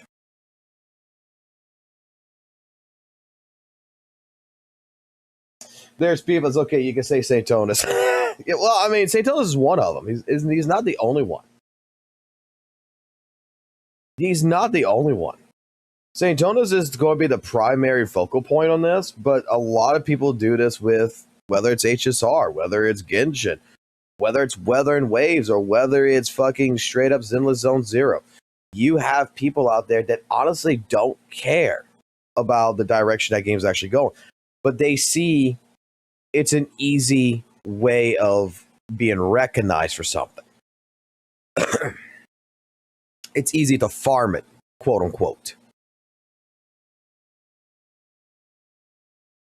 Look, I never had to play ZZZ. I could have kept the same. I could have kept the opinion that I've always had back since last year, that ZZZ is a game that I used to call, when I first tried it back with 1.0, 1.1, excuse me, not 1.0, but 1.1 when I first tried it. I stopped playing it back last year, and I thought it was too fucking easy.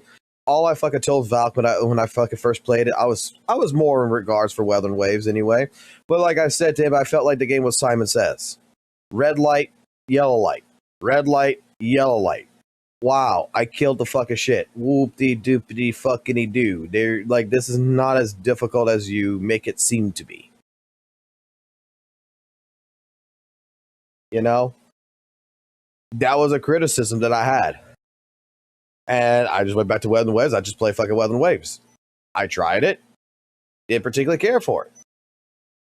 I came back to it after everything because I could have kept that opinion, but I came back into Zenless Zone Zero because I'm hearing about this HP inflation. I'm hearing that from the one source of WUWA is saying that the game has gotten much fucking harder when it shouldn't have.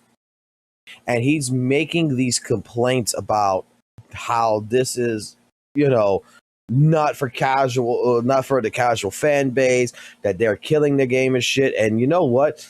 That actually struck to me more to want to try ZZZ, because it's like, dude, you're making it sound like ZZZ is the Dark Souls of the fucking gacha games right now, when fucking everybody was claiming WUWA was. And I gotta give credit to Saint. I mean, if it wouldn't be for Saint Tonus, I wouldn't be playing ZZZ right now. I wouldn't have given it a second thought. But I said I wanted to go ahead and try it. I wanted to go ahead and get an opinion on it. I wanted to see how things were. And luckily for me, my friend Val just gave me the account and said, here, take it over. I don't play ZZ no more. He's got other things in his life that he's doing. So his account was just sitting there doing absolutely nothing for fucking several months. He didn't log in. So I just fucking took it over instead of using my account, since it was only at Internoc level 42 or something like that, and jumped into it and haven't turned back since. It's been an enjoyable experience. Do I see that there's some issues with Zenless Zone Zero? Yeah, I see there's some issues with it. But my criticisms to Zenless Zone Zero is not particularly ones that I'm going to go ahead and say that this is a completely dog shit EOS fucking game or anything. It's more or less that I think that it's okay to talk about it every now and then. It's okay to talk about the issues, but we're not at a point where these issues, this is my feeling. This is my personal opinion about Zenless Zone Zero. We're not at a point in the game to really need to speak up yet, to throw out the pitchforks pretty much and go ahead and castrate every single fucking goddamn developer on the team. That Zenless Zone Zero, there is some things that are concerning. That's being expressed. But to go out of our way to trash the developers, to trash different content creators that is not, too worried about this situation or that situation right now, to go out of our way to make these criticisms more fundamentally, how to put this, to become rabid fucking dogs and start screaming at fucking people, whether it's developers or different content creators, not looking at these concerns in this light right now, I don't think is right. Because I don't think the game has gotten to a tipping point to where the next patch is going to determine whether or not the game is going to be at a spot where people are going to enjoy it or not enjoy it. That I'm still thinking that, in my mind, give the devs time, let them cook, express the concerns, try to keep the criticisms very respectful, and not blow it out of proportion. Let's not over-exaggerate the issues, per se. Like, HP inflation is not just the only issue in the game. We have other issues that are also factors in this. But even with those other issues in the game, along with HP inflation, does it... Let me put it like this. The saying for this would be, does the punishment fit the crime?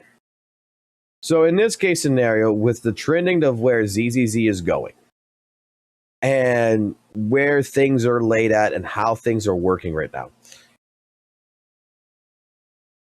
does the content, does the high-end revolting community, in a sense, that wants to fucking just bash the shit out of the Zenless Zone developers and such, is that justified right now? Does these types of criticisms, does that, in all earnesty, fit what's going on?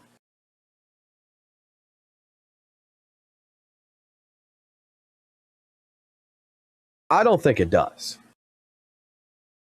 I don't think making a video or a reaction and calling the community stupid, calling the devs retarded, saying that this game's cooked, saying different things about how they're ruining the game and everything else is justifiable. Is justifiable right now. I think what's more justifiable is the fact that is stuff like today. It's like, let's talk about the problems, what's concerning, but let's talk in a reasonable method here, in a reasonable mindset about, okay, we know this is concerning, but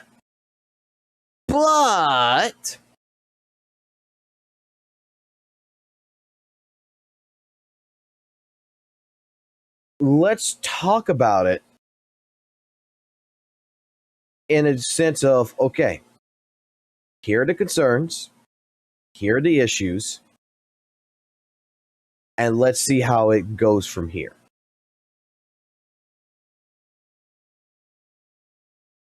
This is not something that can change drastically overnight. This is not something that's going to change drastically to the next patch or the patch after that. Maybe the developers are, understand this. Maybe, again, the reason why characters like Ellen, Joe, and Zanby have gotten buffs and everything, and they're planning to buff like A rank agents and all this other stuff too in the near future. That they're planning different things. We don't know exactly what's being cooked in the background. What we do know is that the company Hoyoverse is a predatorial company. We do know that the Hoyoverse CEO is basically telling devs, you need to make it like this. You need to make it to where people got to spend money on the banner. They need to have some sense that the new character is going to make everything fucking much easier. But we don't know what the devs are doing in the background. That today the game might feel like shit, but 3 months down the road, the game's going to feel really fucking good. Changes happen over time. Changes don't happen overnight. That's why I think that it is okay to hold out hope. I think it's all right to hold up expectations of what Zenless Zone Zero is going to become or what it might not be. I think in general, we just need to play the waiting game a little bit longer, and we need to look at future data because, again, another big problem. Okay, I'll point this out too. Another big problem with people and with information and with such is leaks. So when you go to a website like right here, Hawkshish, and you go down and you go take a look at the current testing of the deadly assault that's in the beta, and you're seeing different things here, this isn't written in stone right now. This miasma priest is at 118 million or whatever right now. This might drop. This might increase. This might do something else. We don't fucking know. This is where my entire fucking deal with WUWA, when people were looking at leaks, and I fucking talked about the fucking leaks, and everybody was saying that I was a leaker, and my entire goal is that I was looking at leaks, but my entire message was, dude, this shit's gonna fucking change. They got till the day before the fucking patch fucking becomes public to make what changes they need to fucking make. So there might be a chance, the anomaly build-up resistance increased by 10%, crit damage taken is 30%. Okay, this might change to 20 fucking percent. These buffs may completely fucking change. It's what's being used right now in beta testing, but it doesn't mean that's what's going to be the final version. Monotone may get nerfed. Monotone may get buffed. Lucia may get nerfed. She may get buffed. You don't fucking know what's going to happen until it fucking happens. So, Doom posting getting upset and getting worried about things before it fucking happens, I understand that you should have a concern, but to go ahead and straight up just be I hate to say it like this, but be a dick and just fucking attack fucking people's thought patterns or the developers and shit over that kind of stuff ahead of schedule, kind of, this is a process where you have to wait. Sometimes, I'm just saying, I'm just going to put it like this. Sometimes the future is not as fucking dark as what you might make it out to be. Okay? Like right now, a lot of people are going to refer to with the rupture agents as it's just a fucking better version of an attack agent, We saw the video earlier today. Let me say it like this. It does appear to be that way. Observation-wise, a rupture agent looks to be a better, easier investment overall than that of a normal attack agent, and that on paper, in looking as outside from looking at rupture agents and everything from outside the box looking in, I would say that I would be the type of person that would say, well, why the fuck would I ever want to get other attack agents like Elle and Joe, like fucking Evelyn and stuff like this? Why the fuck would I want to get them when Rupture has got pin ratio and it can beat the miasma shit? Well, I think a good way of looking at it is maybe, hear me out, maybe I'm wrong about this, but maybe the future side of things when it comes to the attack agents, maybe rupture agents, when you put an investment into them, this is the investment, this is what it does, and this is good. This is good enough. But with higher investment, with higher regards to how you are building, the normal attack agents, may end up fucking proving to be actually richer in their values than what a actual rupture agent can do. Maybe there is going to be bosses that in the future that comes out that is going to be more based around a fucking attack agent, and that is going to be, relatively, we resist sheer force damage. Oh shit. I don't think anyone's thought about that, right? What happens if they introduce a boss that just, they have it for anomaly, they have it for ice buildup, they have it for different things? What if there's a boss that comes out in the future that is going to be more immune to sheer force damage? That attack agent's going to probably be more of a valued investment for that type of boss. We don't know.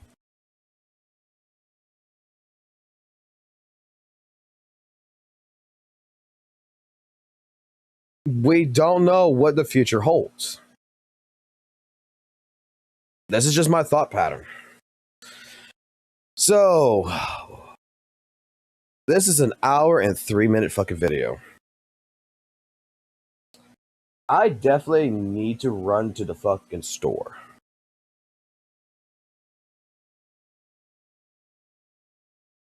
The store is going to take me approximately 15 minutes to get through. Because I have to get in my car. I have to go drive to the fucking store. Because the wife alerted me that we're out of fucking water. And I fucking want some goddamn water. I want a coffee at the same time. It is 3:30 in the fucking morning. So, let me ask y'all a question. Do you want me to end the stream and come back? Or do you want me to go ahead and play this 1 hour and 3-minute video, go take my 15-minute to 30-minute drive, go do what I gotta do, go get the water and shit, and come back?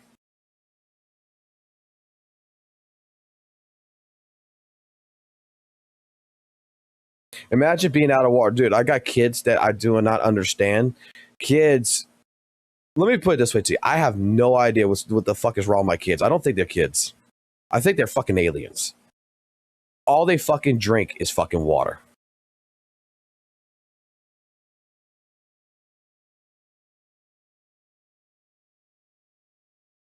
I want you to hear me carefully. My kids drink water.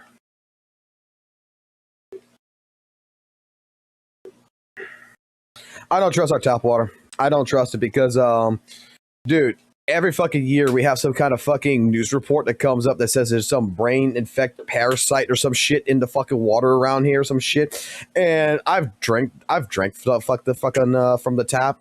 I've done this multiple times, and I'm gonna be honest with you, I don't fucking like the taste of our fucking water. And filtering is fucking weird. It's dang. It's good. It's better than soda and juice. Oh yeah, I completely fucking agree. It's good. It's better than soda and fucking juice. But what gets to me is they're fucking kids. And I got fucking 2-liter bottles and fucking canned Cokes and everything, and they're drinking water. It's fucking weird. Can you understand that? Like, is that? It's kind of weird to say, but it's like I should be fucking proud of my kids, which I am. That they drink water. I'm just fucking shocked that they drink fucking water.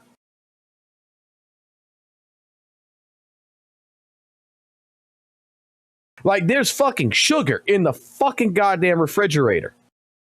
And you're drinking water. It's fucking bizarre. I don't think they're actually fucking kids. I think they're fucking aliens. I think my fucking kids are either possessed by some fucking demonic forces, or my kids got abducted by aliens, got probed, and fucking were sent back, and now they're actually fucking brainless fucking monsters that need to drink fucking water.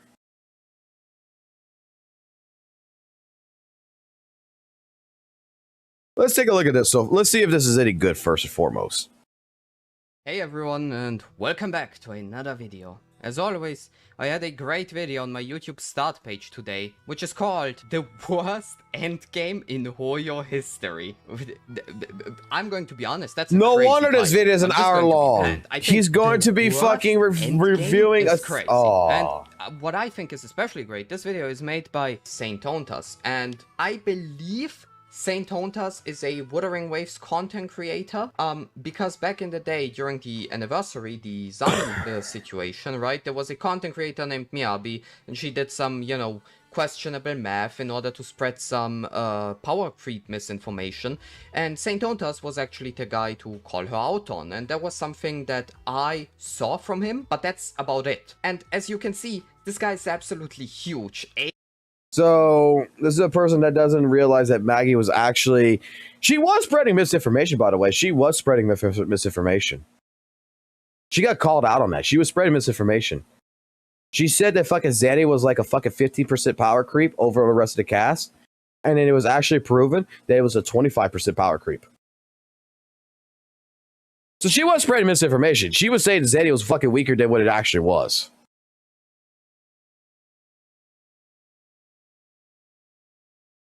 That was fucking hilarious. Everybody say there's no such thing as power creep. She does not know what the fuck this shit is. And then all of a sudden, the actual fucking theory crafters and everything else is like, no, Maggie's fucking wrong. The fucking Zanny's fucking stronger. And then it's just like, all it did was prove that Maggie was correct. That there was power creep in the fucking shit.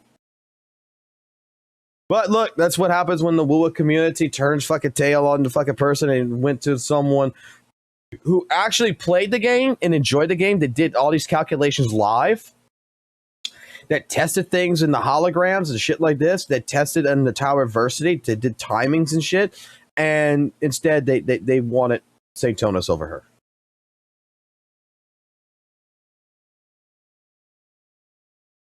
The first big leap of damage was Carlisle. It was, but... No, you're wrong, man. There's no such thing as power creep. Jian is the strongest fucking character in the fucking game.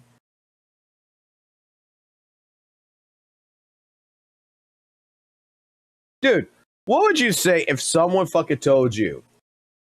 What would you say, like, in regards to that, right?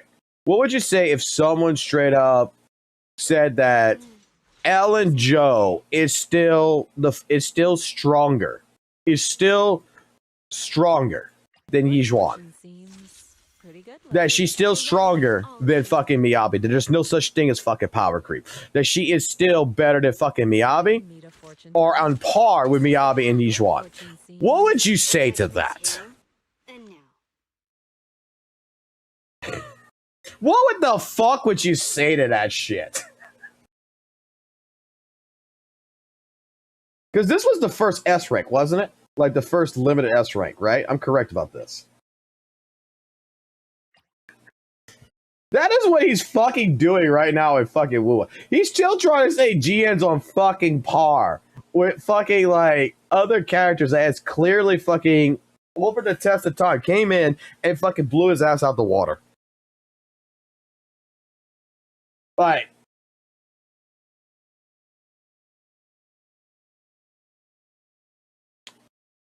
but at the same point in time, and there's going to be me giving a little bit of a joking hit. Disclaimer: I'm about to joke hit on St. Tonus, but this is what happens when you get scared of a calculator. You don't have to worry. You can use the calculator on your computer. Mommy and daddy's not watching in the back with a slipper to beat the shit out of you. We can use the calculator, okay? We don't have to do the mathematics in our head. 86k subs is crazy. So yeah, this guy does have quite some impact on the gacha space. And because of that, I think a person like this making a take on something like anomaly arbitration, right? I believe this is going to be about anomaly arbitration. I think that's great. I think that's very, very important. Let me put it like this, okay? Okay. Let me go get an image for y'all real quick. Someone needs to tell St. Tonus he can stop using this. Okay? He can stop using that. And he can use this. It's a little bit more efficient when you're doing power scaling and stuff like this in the game. Okay? This is a little bit more beneficial than this. Just say it.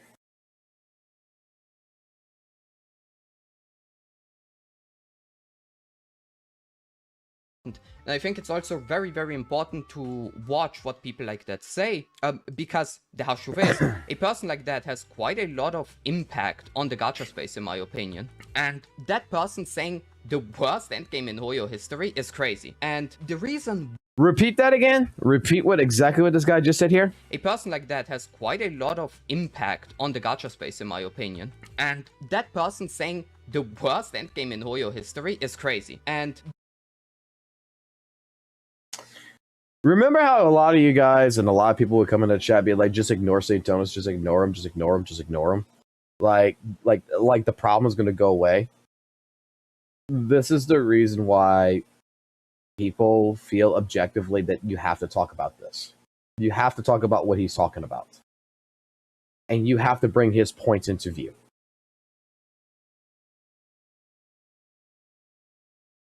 Because regardless if you want to believe it or not, he does bring an impact into the communities. This is a channel that has 85.4k fucking subscribers. This is a channel that someone like Tectone has regarded as basically the best Weather and Wave CC. That his reputation in certain parts of the community is so highly regarded that while people have ignored it and not called out a lot of things in the past and just said, you know what, the guy's just going to be quote unquote a fad, he didn't become a fad. He just became something that became an impact. And now that impact in Weather and Waves is affecting other communities.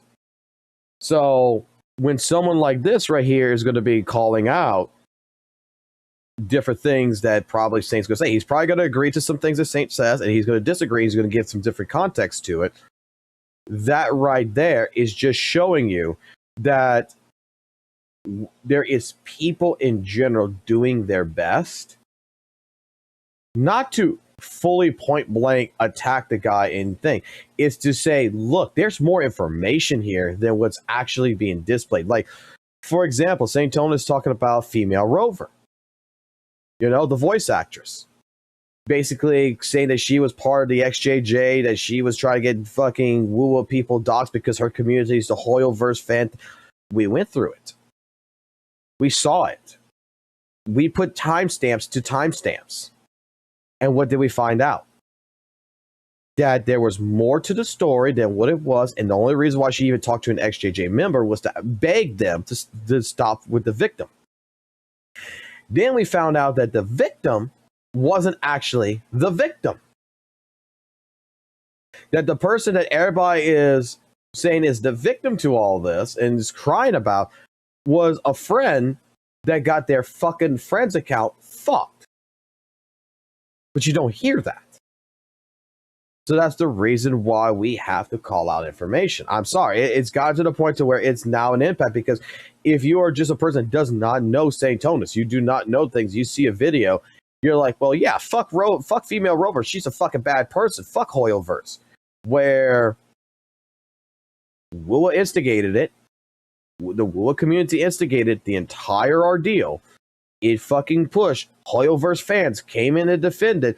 Hoyoverse fans fucking started their shit. Female Rover tried her best with hiring a ghostwriter, with talking to the victim, fucking offered to bring in the cops, offered to hire attorneys, wanted to work with the victim, quote unquote, who she thought was the victim, to work together to stop this shit. And in the end, her fucking attorney fucking made her realize that the victim that was supposedly involved was not even a fucking victim. They were never doxxed, but their best friend who gave them the account was, which made it a whole different fucking situation at that point. And basically, it was a misleading lie. Did female Rover open the door to a certain point? Yes. That's an agreeable take. She got emotional. She got emotional. She opened the door, which caused a little bit of the problem.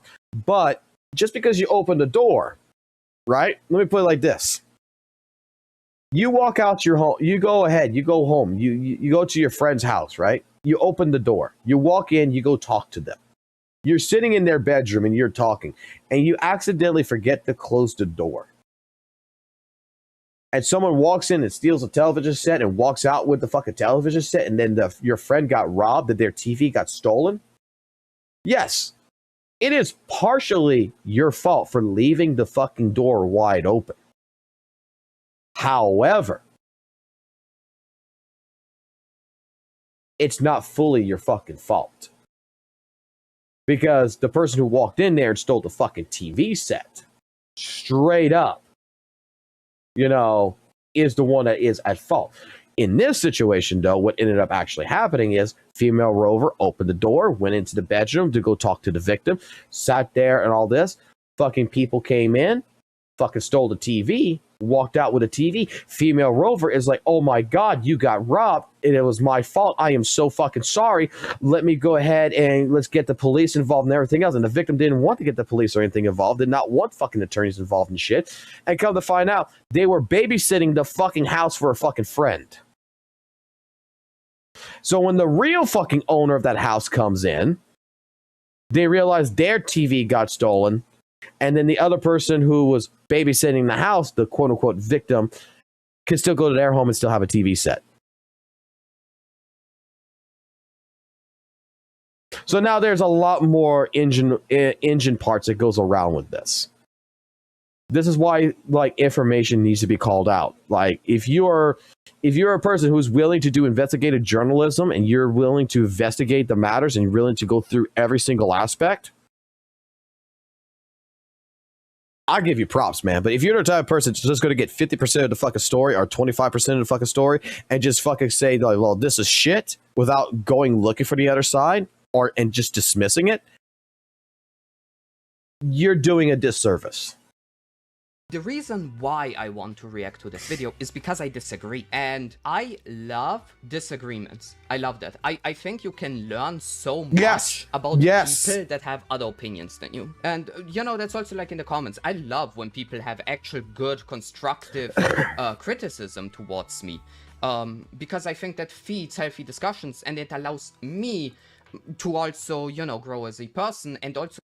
The reason why I like the drama topics and the reason why I like arguing with you guys sometimes and the reason why I like having these different takes is because, straight up, this is how you learn. If we all agreed on the same fucking thing, if we all fucking agreed that fucking Miyabi is the best character known to man, that we all agreed that HP inflation's a fucking problem, if we all fucking agreed every single day, it would be a boring fucking world. But the moment that someone questions things and puts up their hand and say, I have a question here, I don't think that this take is right, is the moment that you start learning different perspectives.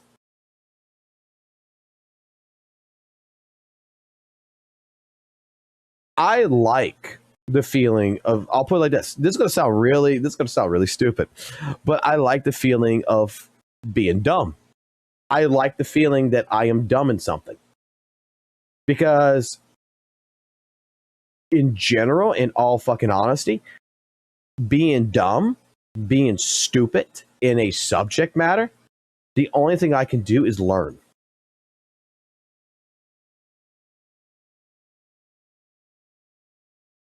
And learning things is more fun at the end of the day than anything else. This is something that I strive with my kids all the time. When my 13-year-old kid fucking was doing testing and everything, and he failed one of his tests, and he said, and he was beating the shit out of himself. And when I talk about beating the shit out of himself, I had to stop him because he was banging his head on the fucking table and he was fucking crying. Okay? That he felt like he was stupid. And I was just like, no, this just means that you have something to learn. Learning is power. Learning is the entire end game of our lives. If you could just blow through life, always knowing everything and being number one and knowing all this kind of shit every fucking other turn and everything, the end game gets fucking boring as fuck. But the moment you're stupid in something and you're really, really fucking interested in it, you're going to learn it. So disagreements, arguments, these discussions that we have, whether it's drama, whatever, it brings in a whole different new knowledge base that I might not be fucking well versed in, but goddamn well what I can do. I got a fucking Google. I got a fucking Bing. I got fucking Waze. I got different people who has different parts of this information that I could go talk to, that I can research, that I can find an answer. And trial by fucking fire here. It is fun to play this end game of learning. So the more ignorant I am, the more inept, the more stupid I am, the more fun life becomes. That is my hot take on that. I don't want to be like St. Tonas and think that I'm completely always 100% right and fucking ban a fucking chat and fucking be like, you guys are fucking retarded. You don't know what the fuck. I want to hear your fucking take. I want someone to tell me I disagree with you. I don't think this is right. And I want to say, okay, tell me your perspective. Then I want to get an argument that still says that, well, I don't think that's right. Like the clothing that we just talked about, when I fucking ended the entire conversation that you're just clothing racist. Okay? I'm going to do some more research on that. I want to look at it. But like, I still think that that's a subject matter that is not something that pertains to anything of any high regards. It's a stupid fucking conversation. And it's not something I'm fully fucking interested in learning. But if it becomes prominent enough and I have to fucking learn it, then I'll go look at it. But in a general aspect, it's, if you disagree, you disagree. Maybe this is going to be a time I'll be like, hey, we can agree to disagree. But there has been times where the chat has shown me that I'm wrong about something or has presented a different perspective that I did not think of. And then, you know what? It changes my opinion. And here's a quote that a lot of WUWA players will tell you. If you change your opinion about something, you're a fucking hypocrite. You know how many times I've changed my fucking opinion about WUWA in the last fucking year? And every single time I get called a hypocrite. Whereas, like, no, I'm not being a hypocrite. It's just that I've learned something new from Pixel Tree. I've learned something new from this person. I've learned different new bits of information that has overall broadened my knowledge about weather and waves to where my opinion from 2 months ago and from today has changed. My opinion of ZZZ as fighting game mechanics and being more like a fighting game has changed since then. And now I'm going to be honest. While I like EO, And while I still agree with EO on some things, I don't agree with EO on a full mass majority. This isn't a fighting game. The fucking Zenless Zone Zero, here's a hot take for all you guys. It's not that skillful of a fucking game. It's very casual based. You can make it skillful. Don't get me wrong, just like you can make WUWA skillful. But the general components that's based around it, and from what I originally felt, and what I've played, and from what I feel like now, the true skill that is in Zenless Zone Zero is not in gameplay, per se. It's on how you build. It's a knowledge check. That's what it is. It's a knowledge check at the end of the day. It's not a manual fucking combo based everything else. It's a knowledge check. Do you know how to deal with this problem? Some things are still DPS checks, don't get me wrong, but in general, it's a knowledge check. So that's why I'm starting to disagree more with EO on some of these things, because I don't see it in those regards. I'm seeing it more that this is like, okay, the game's actually relatively fucking easy to fucking play. It's Guilty Gear fucking Strive. Matchup knowledge, again, is knowledge. That's not particularly just a fighting game mechanic. Resource management, all this, yeah, it's not just a fighting game mechanic. That's in action RPGs too.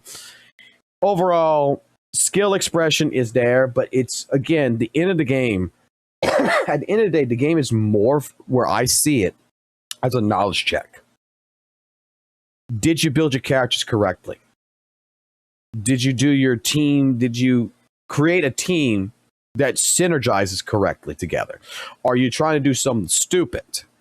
What is it that's going on here that is working and not working?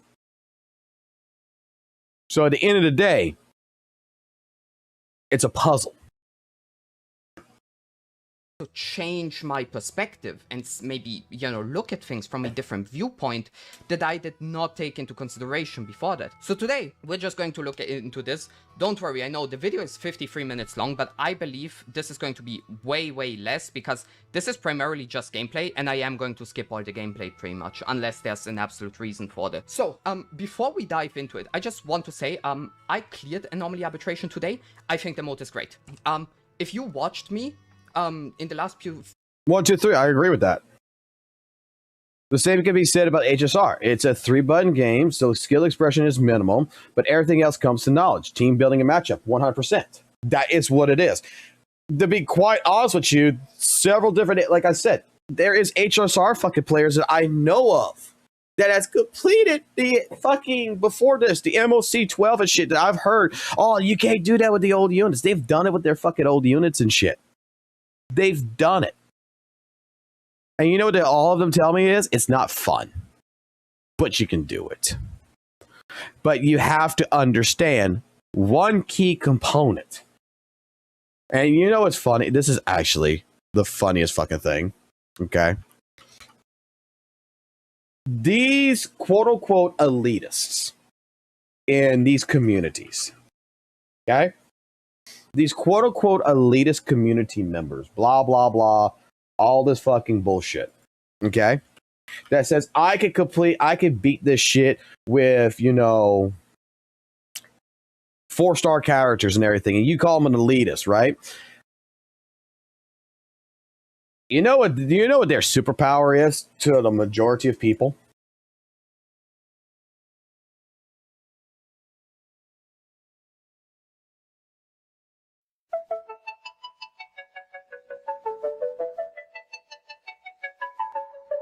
Butterfly in the sky, I can go twice as high. Take a look, it's in a book, a reading rainbow.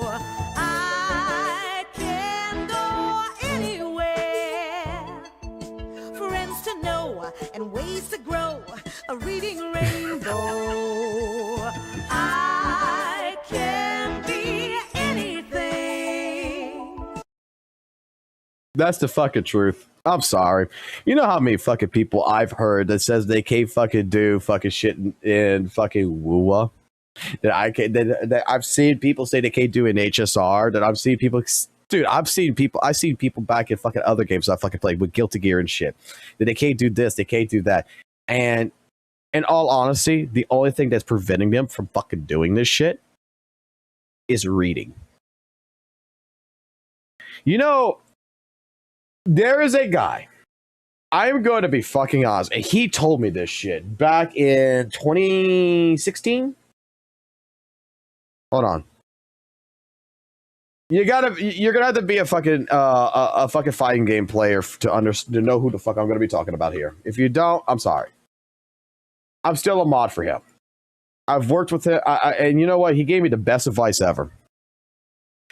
That there was a difference between the Maximilian Dude community and the anime fighting game community.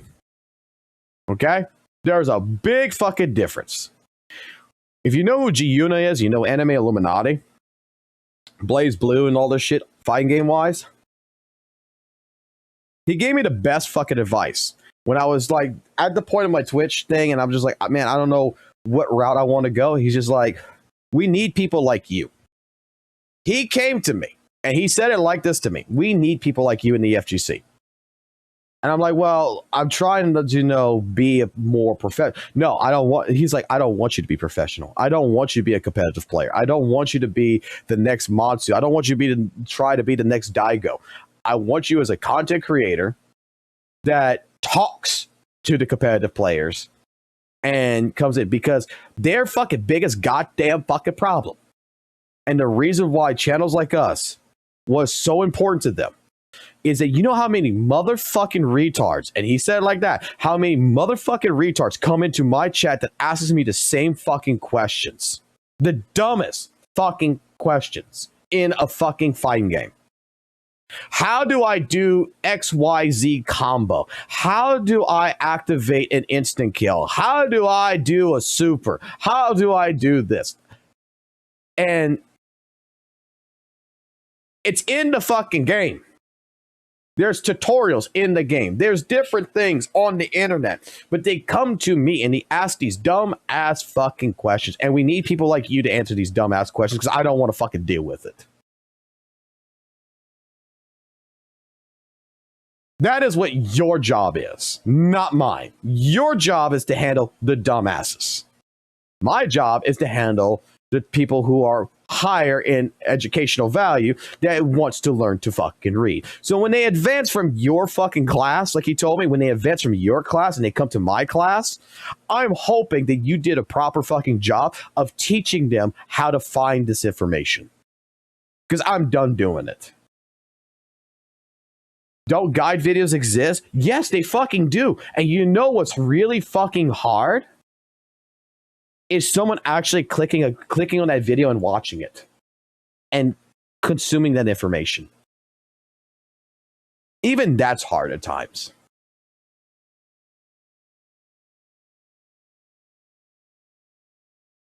Like, I never thought about that until after I met him. Is where do you want to be at on the total? Do you want to be the knowledge expert? Do you want to be the dumbass that asks the questions all the time? Or do you want to be the person who handles the buffering? And I never understood, but like I watched one of his streams and I saw what he was talking about, where people are asking him dumbest fucking questions of all fucking time. And he's doing on purpose just to fucking ignore them. And they just keep spamming and spamming. Mods are fucking timing out, banning people and shit like this. And it's just like, dude, I never fucking realized how many fucking dumb people are in the FGC. He's like, yeah. That's why we need you. Please, let them hate me. Let them go love you. And then when they graduate, I'll take them over from there. Few days, or you watch different videos, you know I already said it before this game mode even came out. Okay, I'm going to rewind just a little bit here. Give me a second. I'm going to go ahead. I'm going to be gone for, like I said, for 15 minutes or so. I'll probably be on my phone to listen to what's going on here, but this is an hour-long video. I got to go to the store real quick. So we're going to let this run. We're going to come back, and then We'll see where it is, and if it's been good, you guys will let me know if it's a good video at that point in time. We'll either continue it or we'll just end it and we'll go on to the next one, which is the WUWA Doom posting, the 2.7 situation, and we'll go ahead and start making our videos. I think the mode is great. Your command should be up. If you watched me in the last few days, or you watched different videos, you know I already said it before this game mode even came out. I think this game mode is amazing, and I'm so happy. And I played it today. Overall, why is it not working? Opinion, I was more than right. This mode is even better than what I believed, 100%. And so starting off, first of all, I full cleared it. I'm eventually not going to be able to full clear it. I don't really care about it. But the why is that turning on? What I love about this is you as a free-to-play player can get a huge amount of rewards here. Give me a second. The commands are not working. I don't know why. That you quite genuinely only can get any rewards if you're a whale. And I still believe this mode was going to be great. And now I found out you as a free-to-play player can realistically get quite a lot of the rewards here. And this completely again changes my perspective, because you get 201 resin for 3 stars, 6 stars, and then 9 stars. Then you get 100 for like Ligas. If the dice is like the easiest Ligas reward as well. And then you also have this if you just clear the night stages. So in totality, you need to understand, if you can clear 3 stages, if you can just clear them, clearing them means 6 cycles, which in theory is actually better than, for example, MOC, because in theory, you know, in MOC you have 5 cycles per half, but, you know, it's, again, a bit of an unfair comparison. I'm not going to really make that. But yeah, what I mean is, if you, for example, you don't beat Ligas, but you beat Night 1 at 1, Night 2 at 1, and Night 3 at 1, you're going to get 200 of Lone Stardust, and at the same time another 300. You're going to get 500. That's amazing. Now, why does it not matter? Self-modeling resin, in my opinion, is whatever. I think 3 is obviously big, but the moment you, as a free-to-play, can get like 1 or sometimes even 2, depending on how much characters and stuff you have, it becomes amazing. This dice, let's be real, this dice is so shit. I have 2 of them. I will not use them because I'm going to be honest, using all this dice is going to do is ruin my day, because I'm going to use it and it's going to roll into shit. It's always like that. And yeah, lastly, the shop is whatever. Tears of Dreams is shit. This is like a background. If you really want to, I think it's ugly. I think this is ugly. This is ugly. Fucking a pajama set for Pom-Pom. And then I guess you have a pet for 1,600. But again, I don't know. I like bubbles more. But you know, these are my personal opinions. But I still believe you let's say you cannot clear anything. You will 100% survive not having the Pom-Pom Sweet Dreams pajama set. But yeah, basically, even then, right, you can farm this Stardust and you can get them. Like, even there's 3 stars, just clearing the 3 night stages with 1 star, so 6 cycles per night, is going to grant you 500 Lone Stardust, and I think that's amazing. But I do. I'm very open about that. And so, the rewards, so to speak, are shit. And that means that this mode, in my opinion, does not obey rules of power creep. And it does also not obey rules of anything else. It's not something you need to clear. And it's also something that's not meant for you to be cleared if you're a new player. This is meant for players with high investment or players who have played for a long time. And so you also have a lot of roster diversity. I will say, however, before we get into the video, Night 2 is shit. I despise this. I think this is absolutely shit. For every 1% HP the enemy target loses, reduces crit damage dealt to them by 3%. I think this is absolutely horrendous, and this 100% deserves to get shit on. Basically, this stage absolutely stops you from using crit damage dealers. You are forced to either use dot or break. In my case, I'm lucky that, you know, I really liked Sam, the entire mech thing, so, you know, I have the team. But I think the mode is allowed to be difficult. The mode should be difficult. But I think increasing difficulty by taking away options from the player is the worst way to increase difficulty, genuinely. 100%. I despise this. There should be a buff that buffs dot, if you really want people to use dot, or buffs break. But you know, because it's something on to death with Electro, Wind, Physical, I assume they want Histolence, Kafka, Black Swan to be used here. Buff what you want to be used. but don't nerf crit. Imagine a Souls boss where you cannot dodge roll. That boss is going to be hard, but he's going to feel shit to fight against. Not because the boss is interesting in a hard way, but literally just because the boss is removing options from you as a player. I think this is very unhealthy. The other stages are great. So yeah, I just hope that this, you know, does not happen anymore. I would much rather have, you know, things that buff me than things that nerf me. And even then, right? Night 1 is meant to be done with Break, and I managed to clear it with an E0 S1 my day, right? So, you know what I mean? It's like, the main issue is here that this debuff is basically just extreme. But yeah, why am I yapping about this? I just wanted to give my full opinion on Anomaly Arbitration, and how I think about the mode, right? I have a very different perspective, I guess, because I think you don't need to clear it, and because of that, right? If in 2 patches I cannot clear it, I don't care. Right, I'm still going to clear stages here and there. I'm still going to get lone Stardust. I'm not going to use up my Stardust here. And whenever they actually put something here in that shop, I will going to have that lone Stardust to buy it. So with that out of the way, yeah, let's jump right into the video. Because again, I've spent too much time talking without actually watching the video. So yeah.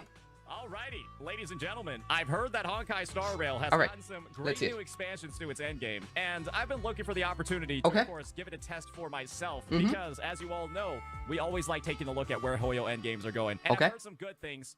That's a lie. I've heard no good things about Anomaly Arbitration. I've only heard bad things, and so... Wait, that's crazy. What? Where did he hear those things? I only heard good things. I heard bad things about the Something Onto Death stage, which is 100% justified. But other than that, I heard a lot of people say it's very, very fun. The night stage is boring, but I think this is amazing. I really do. I think there were healthy discussions, and I think how everyone is, you know, basically struggling, having their own battle against this endgame. Everyone has different approaches. I don't know. It kind of reminds me of 1.x to a certain degree, when no one knew anything and everyone was just doing their own thing. Everyone was just trying different approaches. And now this is here and you see like the wildest teams trying to beat somehow and clutch out that night stage. I think it's amazing. I really, really want to know where he got that from. Because I genuinely have not encountered any of those kind of opinions. Why don't we go ahead, verify whether or not those rumors are true by just giving it a try for ourselves. But where? I really want to know where he got that from. Simply because I somehow overflew it, I guess. But yeah. You can see over here on my screen. I will, however, already have to pause, right? This is not a good sign. Like the Starlit Homecoming, basically what that means is he has not played for quite some time. I'm not sure actually how long you need to not log in to trigger Starlit Homecoming. But basically this means that he is basically pretty much probably not an active Honkai Star Rail player. And I'm going to be honest, I assume he's not going to be able to clear Anomaly Arbitration. Because this mode is not meant for players like this.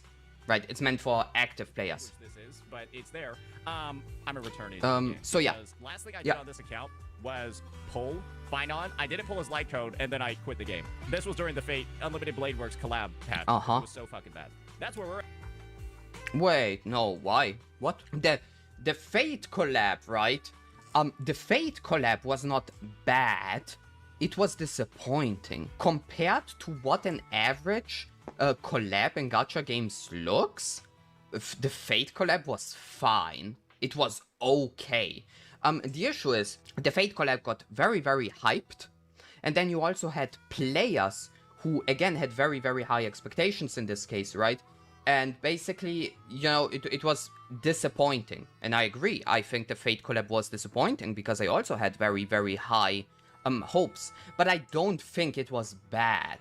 Just because something, you know, disappoints you, you know, and now you don't like it subjectively, does not mean it's bad objectively. Like my brother in Christ, were you there when the Dragon Ball Z Dokkan Battle had their One Piece collab? That shit, that thing was the worst thing ever. Like, there were collabs. Like, compared to what the average collab looks like, holy shit. I think the word shit is maybe a bit, you know, too strong. right now with our account. We'll claim those nice 200 stellar jades and relic remains. But yeah, that's all we're gonna need. Let's see. Let's go ahead and see how we access this game mode. All right, Mhm. Intellitron Endgame. Let's do this. Wait, so he can challenge it. Surely I'll be able to access it right now. He actually has full cleared all the endgame modes. So what? Like that's interesting. I'm going to skip forward a bit. You guys see that? Oh my god! I'm going to. An actual skip button. I can skip all that What? bullshit before the start. Before What the start happened? Of the game mode because nobody cares. When protected by night. I mean, you could skip that from 3.4, no? Okay, weird. Whatever. Let's see. Power will be greatly enhanced. Do you want to challenge the king directly? Yeah, I tried clearing him like this. Yeah, it did not end well for me. It was bad. It was really bad. All right. I see what's going on over here. Yeah. So, You need to clear the 3 night stages, and then Lygus gets weaker, and then you can challenge the weakened Lygus, and then three yeah. different knights over here. I need to go fight the knights, and for every knight that I beat up, then I guess the king is gonna get weakened. Yep, that's what I feel right. like is going to occur. Yep. All right, let's get a little bit of Yep. the in-game dialogue going. Yep. I think HSR's music is okay, so I guess we could just keep it going. Okay, HSR has some of the best soundtracks I've ever heard. In gaming in general, I absolutely love Honkai Star Rail soundtracks. Jesus Christ. All right, let's check it out. Grant me the judgment. Let's do this. All right, so knight number one's got that resilient armor. Okay, you gotta use a super break team over here. You don't have to. I managed to clear it with an easy rise 1 break. I will say you do feel... as long as you use, like, an imaginary destruction, I think you're fine. Then you got knight number 2. Yeah, this is the bad one. This is the bad one. I hope he's going to say how shit this is. This is something that absolutely needs to be called out. 100%. This is horrendous. How did they come up with this again? This is so bad. 1% HP the enemy target loses, reduces crit damage dealt to them. Okay, I need damage over time here, because that damage over time doesn't crit. And this guy has, each time the enemy target is attacked, the attacker loses HP. Okay, so I want Caceres or Blade here. I mean, it depends, right? Just in general, you can use just a bunch of HP loss units here, I guess. But Finon is also really good on this stage. You can also use Finon here. Yeah, like, the only stage that is, like, really bad is the middle one. Because that anti-crit damage thing it feels bad to play, man. That benefits from losing HP over here. Okay. It feels so bad. I feel like I have the teams that I need to kind of deliver some damage in this Okay, game. let's see it. I have the teams that I need. I will not watch the gameplay, but I will also see, you know, what kind of team he uses and all that. Why not? Okay, and I do wonder how he will come to the conclusion that this is the worst endgame mode in Hoyo history. Obviously, we gotta use some super break. So why don't we go with... So I guess he's using Firefly, yeah? And then Ruan May, Gallagher probably, yeah? That should be the team that works. Sure. So we got Firefly, Fuck You, Gallagher, and Run May. Now, Yeah. I don't have Hisland, so do I just, what do I do? I'm gonna be real with you. I don't have I mean, this is, you don't have Hislands, this is like, you can try Kafka Black Swan, and you can just see how far you can go, or you can try and experiment, basically the idea, this is what I did, right, because I don't have Hislands, so I just went Break on the middle stage, because Break is also not being weakened by this, and then I just improvised on the first stage. If you don't have Hislands, I think if you have a break team, using the break team on the break stage is actually going to be worse. Maybe I can go like Kafka Acheron. Oh, wait. No. Wait, what? Why? This is not going to work. This team looks so fucked up. This is not going to work. Is this something I can do? No. Is this legal? No, this is not going to work. Acheron, Black Swan, Kafka is dog shit. This was never a good team. I don't know where this even comes from. I always assume people thought that Black Swan, Kafka, Acheron is... Let me pause it right here. I've been sitting here for the last fucking, I guess 16 minutes or so, fucking straight up trying to get the commands working. So the reason why the commands aren't working is the software, streamer.bot updated. And for some fucking reason, even though I've restored the backup like 3 or 4 times, all my commands are missing. All the commands are missing, so I'm going to have to rebuild that from scratch. I am so sorry, guys. I was going to give you the commands, but the commands are fucking broken as fuck right now because they are not showing up. Even with the backup, and it shows that they have commands like in the backup, it's just not taking it. The new update's not taking it.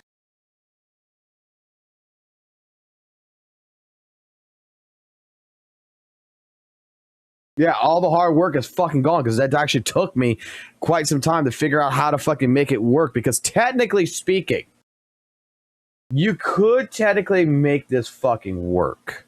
Watch. Because those commands that you have, if you would go to my Twitch channel and you would type in the command in the Twitch channel chat, it will populate into this. That's how it goes. It goes from YouTube chat to Twitch chat to the fucking from streamer bot to where when you type it in YouTube, it's like it's typing it at the same time in Twitch, and it makes it to where it runs. So the background of what's running this is actually Twitch. So, oh well, let's continue the video. It's a good team because it was good in pure fiction. And then people kind of assumed, I guess, oh, it's good in pure fiction, so it has to be good in other modes as well. No, it is not. It is not a good mode. Is this legal? Is this a legal team? No. Especially, no, I just realized, what? No, you cannot use Acheron on a stage that nerfs crit damage. The Acheron does not do anything in this team here, right? She does not contribute anything. If the only characters that are dealing damage here are Kafka and Black Swan, because they are not affected by the something onto death buff. So you are actually going to end up with better performance here by removing the Acheron. And for example, he has Robin. He can run Robin, right? And that's going to increase your performance. Okay, that feels like it. That feels like it could work. And at the bottom now. Oh, but I'm supposed to use my Hisselins. Oh, I'm supposed to use her for caster. Why? I mean, you can try, right? But for example, if you see you have issues on the middle stage, right? Like this is a strategy. I always say this. Honkai Star Rail is not really that much of a strategy game in combat. This right here is the strategy. This right here is already like the hard part of the game. This is like more about resource allocation. Like you just try. And if you see, I don't know, oh, I need Hyacinth on that stage, right? Like you can allocate your resources. And then in the worst case, you know, you just run Casterus with Luocha.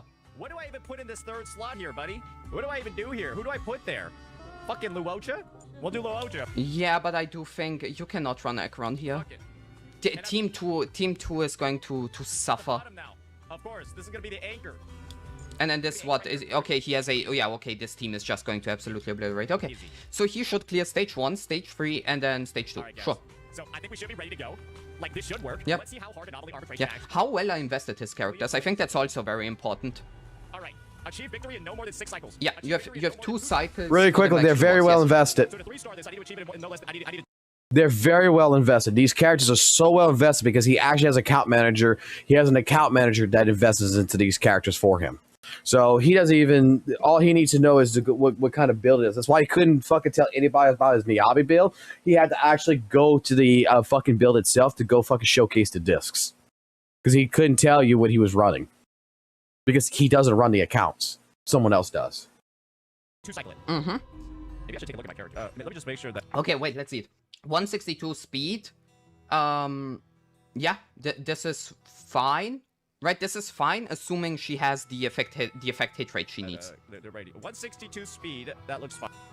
Does she have enough effect hit rate? That's a lot of HP. Maybe I should take a look at my character. Let me just make sure. 4k HP is a lot, man. 162 speed. I assume she has it, right? What else?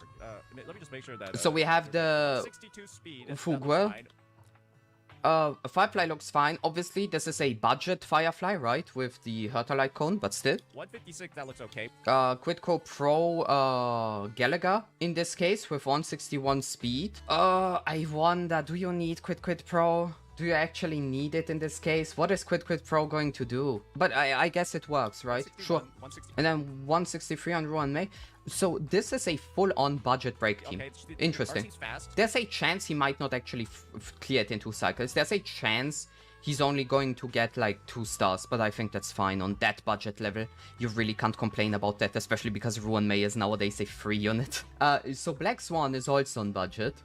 Surely she'll be okay. Yeah. No, wait, what? What are these crit values on Acheron? Okay, so first of all, right, even if this Acheron was well built, you cannot use it, right? But this is bad. You should have a bit more crit rate on Acheron than 50%. I think she'll be fine. What is... Oh, wait, what? Why does the Kafka have good night sleep well? You just give her tutorial. Kafka after her buffs is amazing because she just runs. Her best light cone is a free-to-play light cone. Why does she have good night sleep well? Just give her a tutorial. She's fast too, so I guess that's good. And he looks pretty fast. Luocha is like whatever. She's maybe a bit too slow, but whatever, right? She does what she's supposed to. This is bad. Oh, wait. No, this is bad. 55% crit rate on Castoris? That's fucking bad. This is bad. Castoris, Finon, Herta, all of these new modern DPS, they need as near as possible. They need to be as near as possible to 100% crit rate. 100%, because they're all using multiple instances of damage. So it's not like back in the day, right, when you would just restart and fish for crits with that Zele ult. Because you cannot fish for crits when you have like 1 billion instances of damage. In that case, you just need to get to 100%. But yeah, I just feel like this Castoris is just not really well built at all, right? Like she needs more crit. This Castoris is weak. She's slow. He's turbo. And she's slow. Well. Wait, what? She's turbo. She's slow. And I personally, this is just me, there are people that are going to disagree here. I would run a slower RMC. I think a slower RMC with more crit damage is better. I think it's you get overall, in my experience at least, I might be wrong here, feel free to call me out in the comments, but I think running, I don't know, 150 speed, for example, 154, with 250 crit damage is so much better. I just think you get more out of it. And she's slow. Oh my god, what is that Tribi? Okay, wait. This Tribi, we cannot use this Tribi. We cannot use this Tribi. Why? Is that an 88 speed dance Tribi? What? That's not how you play Tribi. You only play slow Tribi if you have the S1, if you want to play her with her signature.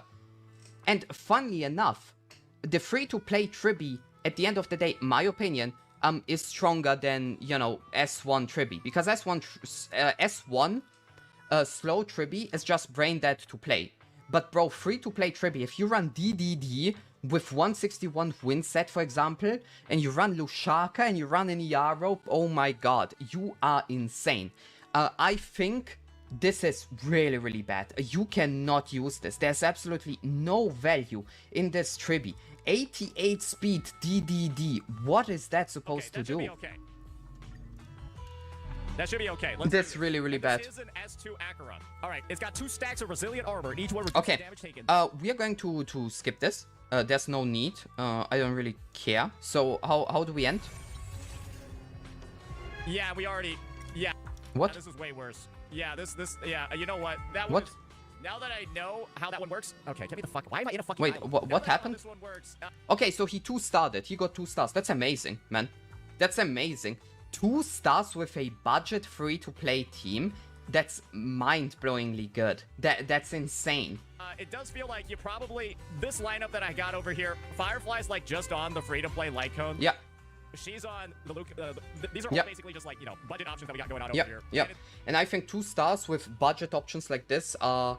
I think that's amazing. I think that's crazy good. It's also easier with Firefly, so I guess it's not surprising that we got 2 stars, right? Here's what it is for that one. Okay.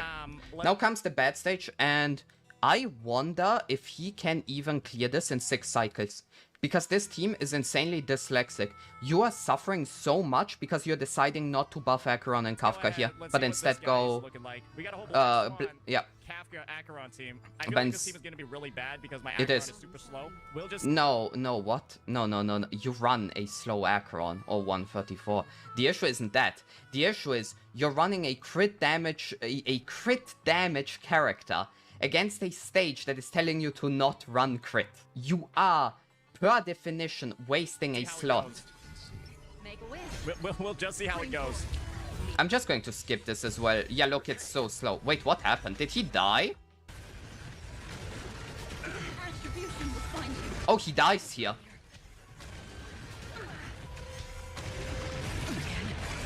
Yeah. Yeah, he died. I'm good. What the fuck even was that? I died on like the first cycle because they just hit me 3,000 times. Yeah. I got to attack one time. I got one turn, and then they proceeded to do like 20,000 damage to my entire team. I got 0 cycled by the enemy. Okay. What the fuck even was that? I'm not gonna lie. That first one felt okay. That first one felt okay. The night stage. Sure. What the fuck was this? Am I supposed to use like a different character? Like, I don't even feel like this team should have just auto died like that. No, it should. What? Why not? Why not? What? WUWA is a character, is a sustainer that can only sustain you if you get turns. If you see, right, like just swap Hyacinth and WUWA here and try it again. Because with Hyacinth, you're going to get healed whenever something happens. Or, you know, just hold your ult. Like, you know they're going to attack. You know you had a turn.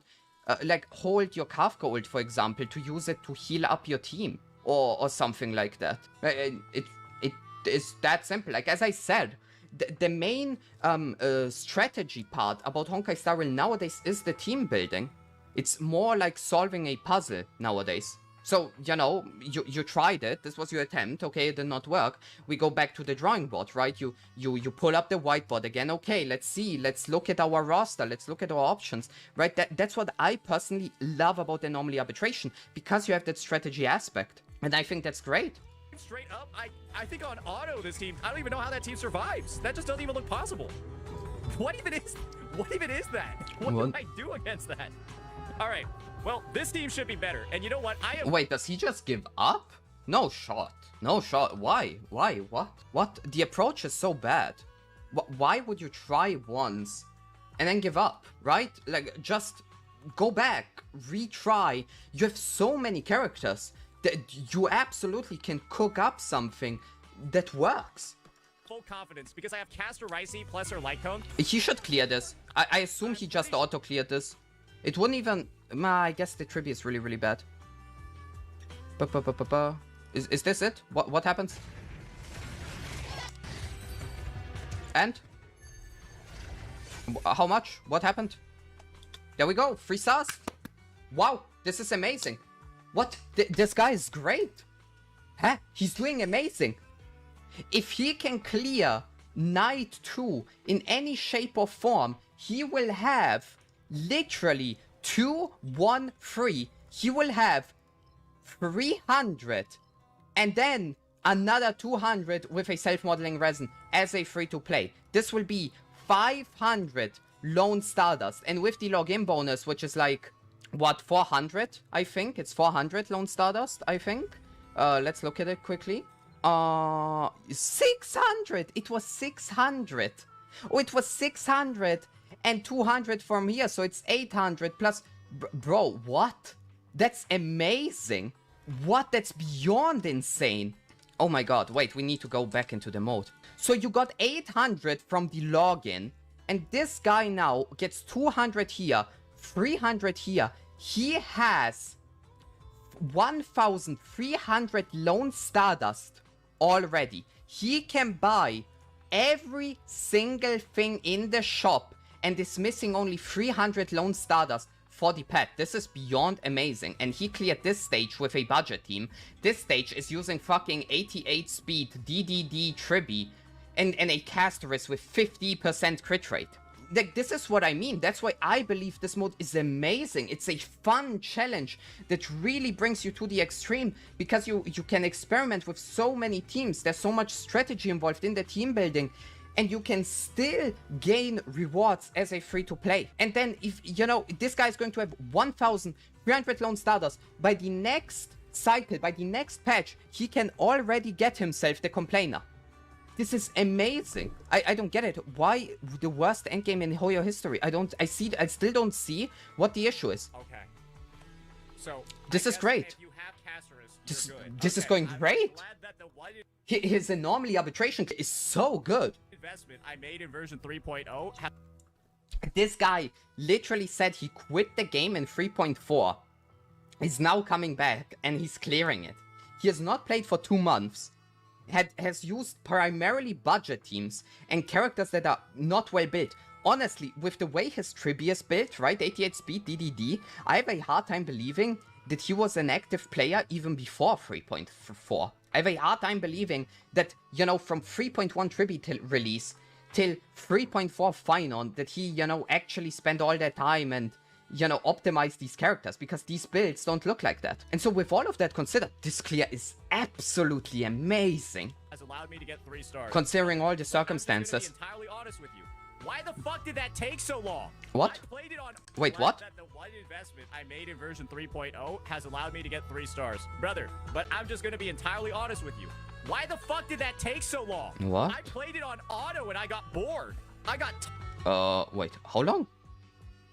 17:39. It took 7 minutes. What? That was 7 minutes. What? tired. Imagine playing that on manual. You'd be sitting there for like 20 minutes on manual. Okay, so this is the... Wait, but why are you playing a turn-based game then? What? What? I don't get it. Like, what are you bored about? What? You're bored. You're bored, okay? So we have that same and you're bored. Because you're sitting there, you're playing it on auto, so you're not even playing it yourself. So even if there is some strategy that you could do, right? Some optimization that you could do in playing the game yourself, you're not doing it. Why are you playing the game then? I don't get it. What's the point then? So you are playing on auto. You're not doing any manual play. You're basically just staring at your screen and waiting for the fight to end. I don't see what the point of that is. And I mean, this is not a Honkai Star Rail. Bro, 7 minutes is nothing, man. Maybe he has just never played, like, turn-based games, man. But have you... Bro, as a kid, right? There was a game. It was Mario and Luigi. Bro, and as a kid... Basically, the final fight against, in Mario and Luigi 3, was you fight as Bowser against a Shadow Bowser, and after you bring the HP of that Shadow Bowser to 0, he spits out like a little parasite that's living inside him. And what you need to do is you need to eat that parasite so that Mario and Luigi, which are inside of Bowser, can kill him. And then the fight switches to Mario and Luigi. And the fight, actually, you win the final boss when the parasite dies. And if you don't manage to eat the parasite, what the parasite will do is it will go back into the Shadow Bowser and it will restore his HP to max. And little me was really, really bad at button mashing, because you need to button mash to be able to eat that parasite. And I was so bad, I would never do it. And basically, I would be able to get that thing into Bowser like once every 10 tries. And so I would need to kill Shadow Bowser 10 times in a row before I would be able to fight the parasite once in Bowser's stomach as Mario and Luigi. Because eventually he crawls out again and then he goes back into the Shadow Bowser, and that's how the final boss plays. And basically what I want to say, that fight took me genuinely, as a kid, 3 fucking hours, and that was a turn-based game. Or like, have you never fought, again as a child, fucking Primal Dialga in Pokemon Mystery Dungeon? And Roar of Time just keeps one-shotting you over and over, and you're just spamming revives and heals, praying for a miracle for like an hour straight? Or playing Pokemon Platinum, Pokemon Diamond and Pearl, and just praying to God the fight against Cynthia never ends, and you're just spamming revives and heals as Garchomp keeps tearing up your team? 7 minutes is nothing for a turn-based game, right? I don't know, for me it's like, I think it's exciting. I remember, like, right, different example, but I remember, for example, Mario and Luigi 3, I cannot describe to you the feeling I felt as a little kid after 3 hours of fighting, finally killing the final boss. It was, oh my god, I felt like I had achieved everything in life. But this, you're playing, you're actively deciding to not play the game, and then you're bored. I mean, my opinion here, I don't understand why you would play this game then. Because it just sounds like, right, he did not really care much about team building strategy, right, or thinking about revising his team, maybe different options for the second night stage. He just said whatever and moved on. And then this stage, he says he put it on auto, and then he cleared it, but it took so long, he's just bored. Like, I think at that point, you know, for me at least, I know what the issue here is, but I feel like you would realize, okay, I don't like this game. Maybe I will not use up my time playing something that I personally don't enjoy. I don't know. I will say I enjoyed the video up until this point, but I think this take is a bit weird. I just think it's very, very weird that I have a very, very hard time to get behind it and understand exactly what he means. The unfortunate part about the matter, right, is right now, if I were to challenge Ligan, yeah, he will not be able to clear him. King's power is going to be greatly enhanced because the knight is protecting him. And so I do believe I'm going to get fucking destroyed. But the thing is... He will. I got fucking destroyed against that thing, and I tried with E6 S5 Finon. It did not work. What do you even do against this floor? See, that's what I mean. He has one try in with an absolutely suboptimal team. Like, as I said, that Akron really hurts me. I'm sorry. I know I'm sounding like a massive cringe nerd here, but it does. But I think the issue isn't him not clearing it. I think his approach is the issue here, right? The mentality. He tried it once, and his response is, what am I supposed to do? What am I supposed to do? This is like back in the day, right? I had a friend, and his name, let's call him Billy, actually, right? So I had Billy, and Billy loved League of Legends, right? I was big into League of Legends back in the day, and Billy was stuck in silver, and what Billy would do is Billy would literally die 4 times in lane, and then genuinely spam ping his jungler, who was 2 dragons and 3 camps up on the enemy jungler. And he would spam ping him and be like, how can I play when I have such shit teams? And I was every single time like, Billy, you're in silver. And he would go to me and he would be like, well, what can I do? I really want to climb. I really want to improve. And I told him, the main issue is your fucking mentality. Your mentality is so bad because you're not actually trying to take you're not you're not actually trying to sit down and think about different approaches of what you could do better. This is, he tried once and now he's going like, what am I supposed to do? At this point, you know what I'm doing? I'm trying Robin, I'm trying Tribby. Okay, I can clear the Casterus stage. Like, right? Let's see, can I still 3-star?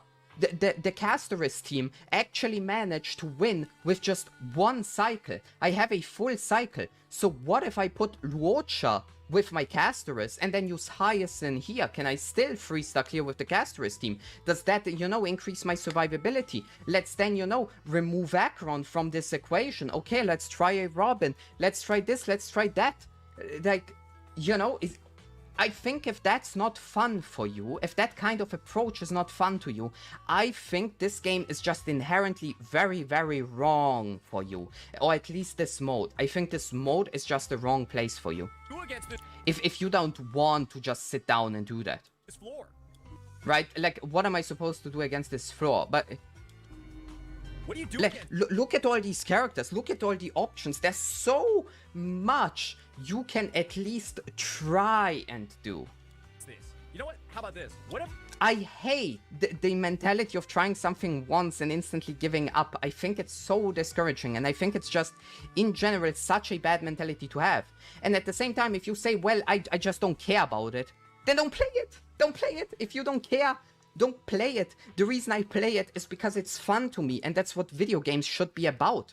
You should play a video game that you think is fun. If you're sitting down, you don't want to spend time on this, you think playing the game is boring, you're playing it on auto, you find that boring, I think you are actually doing yourself as a person disservice by spending time on something that you personally very clearly don't enjoy. If I go my legendary... And I guess this is just the direction that this video will go, right? It isn't the worst endgame in Hoyo history. It's just, he really, really dislikes Honkai Star Rail. Is that what this is going to boil down to?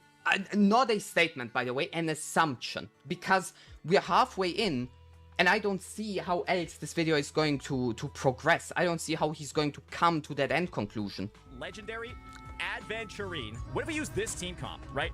But what? But now he's just using crit? He's now just using a crit character on a stage that is literally telling you not to use crit. And then Adventurine is like on that shit. Right. This should what? This should cook chat. Adventurine's on that shit where when you're damaged, you create, you give them a debuff when you're damaged. Right? Surely we can. Alright, now let's do There's no way. That's totally He's actually using this. Does he clear? And he cleared. He actually cleared it.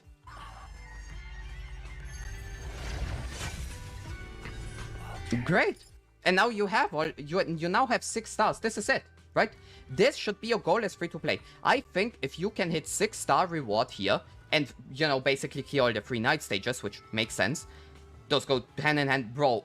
200, 400, 300, man. That's 700. This guy is missing 100 Lone Stardust as a player who stopped playing the game to be able to get the pet, the highest rarity thing in the shop. Like, isn't that amazing? Is that not proving the exact opposite of this? Is that not proving that this endgame mode is great? Because it's a fun challenge where even as a free-to-play player, you can play it and still feel rewarded? King's guards have been eliminated. And now what I would do is, he managed to clear it. He managed to clear it with a crit character.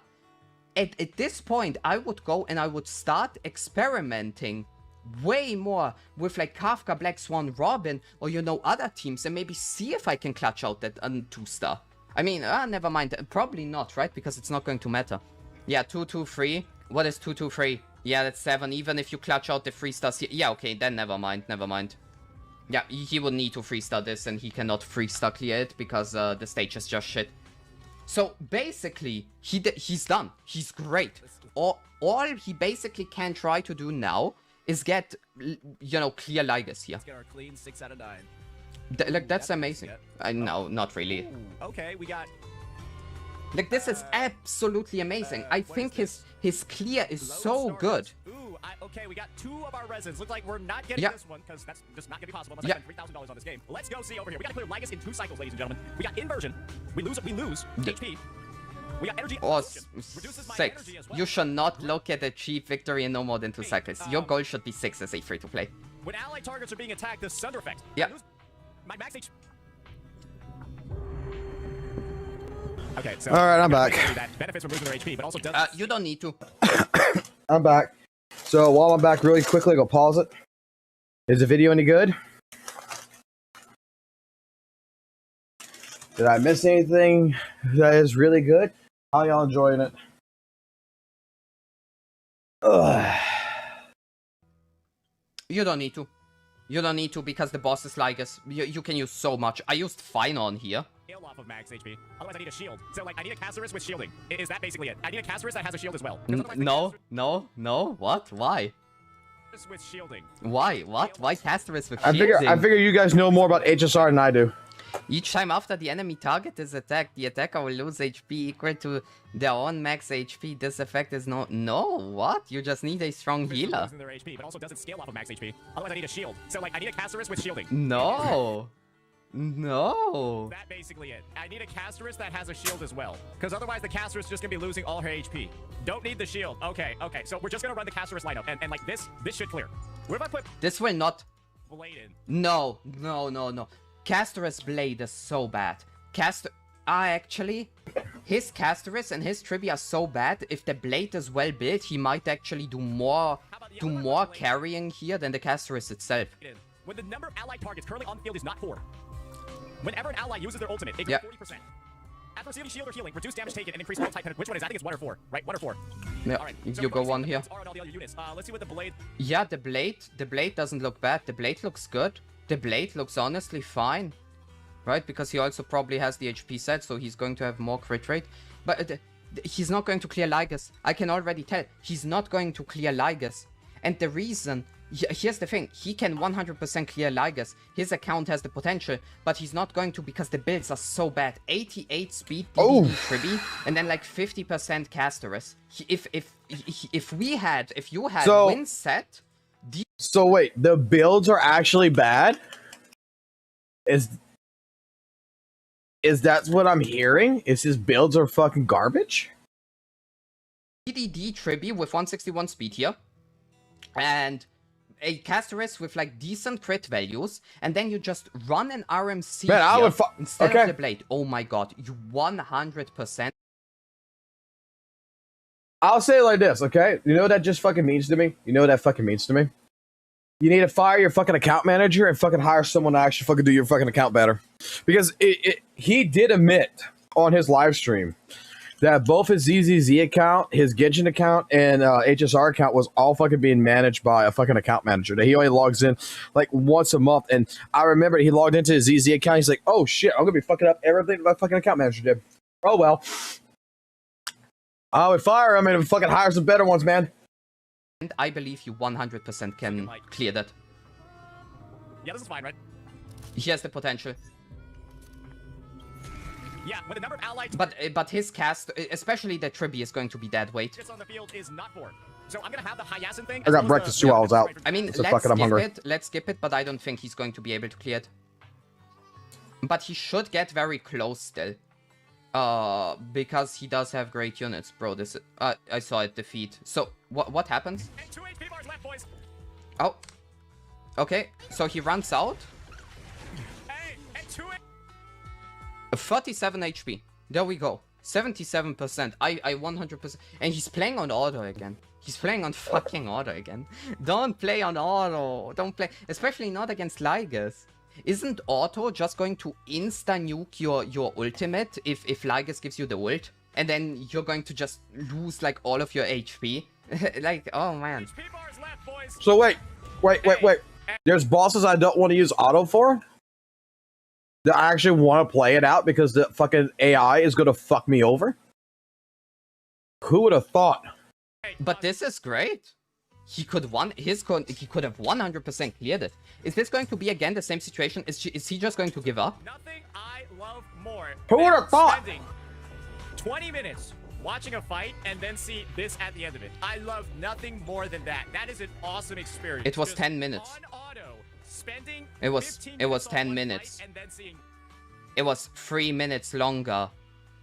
It was 3 minutes longer than the dot thing.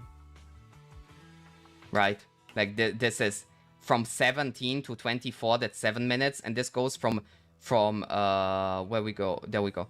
This goes from, sorry.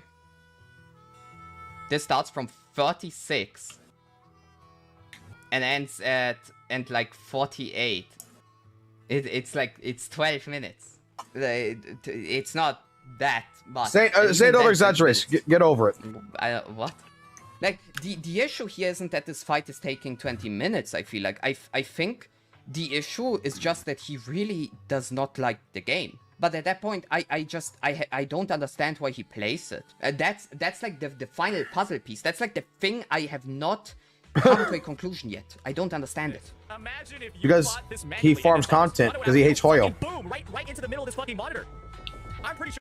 The thing is that his entire game plan is not playing the game. He doesn't give a shit about the game. He just gives a shit.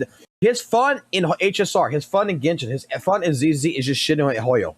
There's a good number of HSR players that currently they're looking at spider webs on their screen instead of HSR. Look at that fucking spider webs. Because on auto, apparently that took 12 minutes to do on auto. On auto, 12 minutes.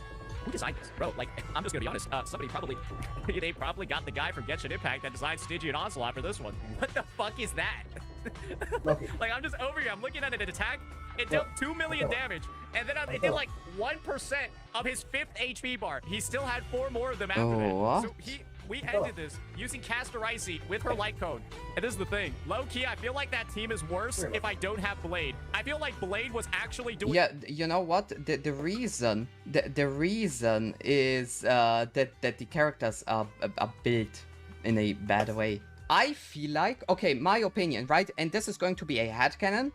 and there's absolutely no way for me to prove this. I believe that this guy, I personally believe he does not like turn-based games. I'm going to make that assumption, right? Or at least OG turn-based games, right? Because someone's, I could see him say like, I don't know, oh, I really like, you know, Expedition 33. But Expedition 33 is very revolutionary as a turn-based game, right? I'm talking like I'm talking like fucking Dragon Quest. Bro, do you know how much fucking time I spent as a kid on bro, I spent... Oh shit, that's a while back. Great, that's a while back. That is during the time.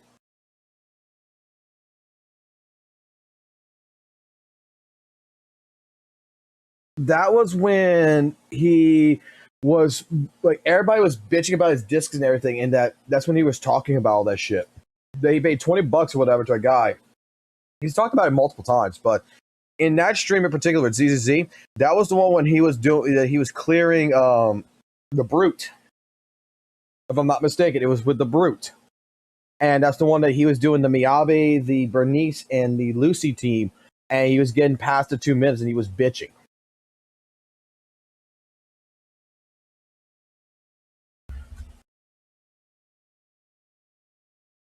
The majority of my time playing turn-based games, and I spent a majority of them just fucking perma-healing myself against bosses. Work against that thing. I feel like Blade was actually doing some fun. There's no issue here.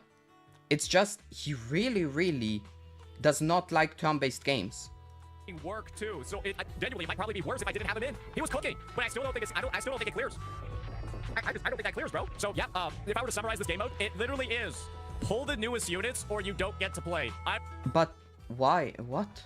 But he cleared night 1, 2 stars with a full-on budget team, and he 100% would have been able to clear night 2. What? His run is amazing. What else do you want?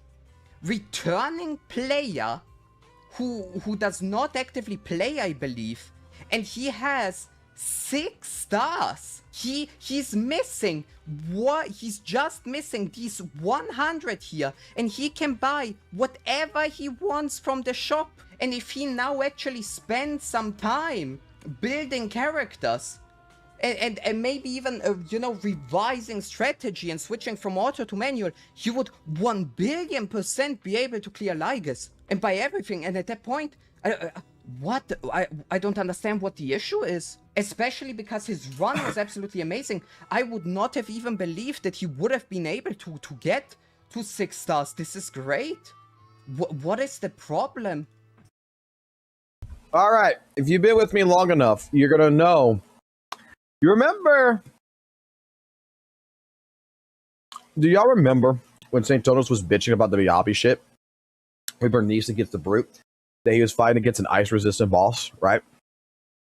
And he was bitching that his time with Miyabi was over 2 minutes. It was like 2 minutes and 20 seconds. He still had enough, and he still cleared it with an S rank. Does anyone remember this? Or what my argument was? My argument is that all he fucking proved is that HP inflation is not an issue. You just need fucking Miyabi at the time.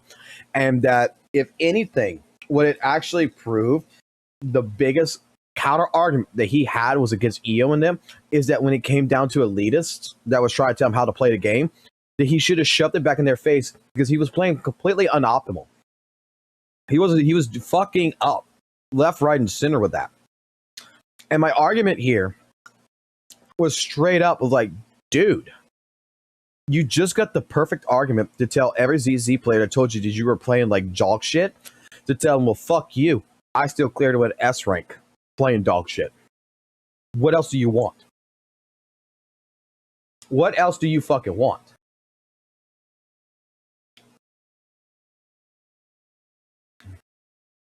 I'm pretty sure if I were to just go ahead, right, go to this menu. Oh, looky here, what do we got? Oh, am I the only one that thinks this character looks like shit? Anyways. Oh my god, yes! Evernight is one of the best gacha characters I've ever seen. Evernight is beautiful. The only thing that's shit about Evernight is that she doesn't wear pants. Evernight should 100% wear like, you know, like long business pants or something like that. That would fit her personality so well. What? She looks amazing. Red eyes, sinister.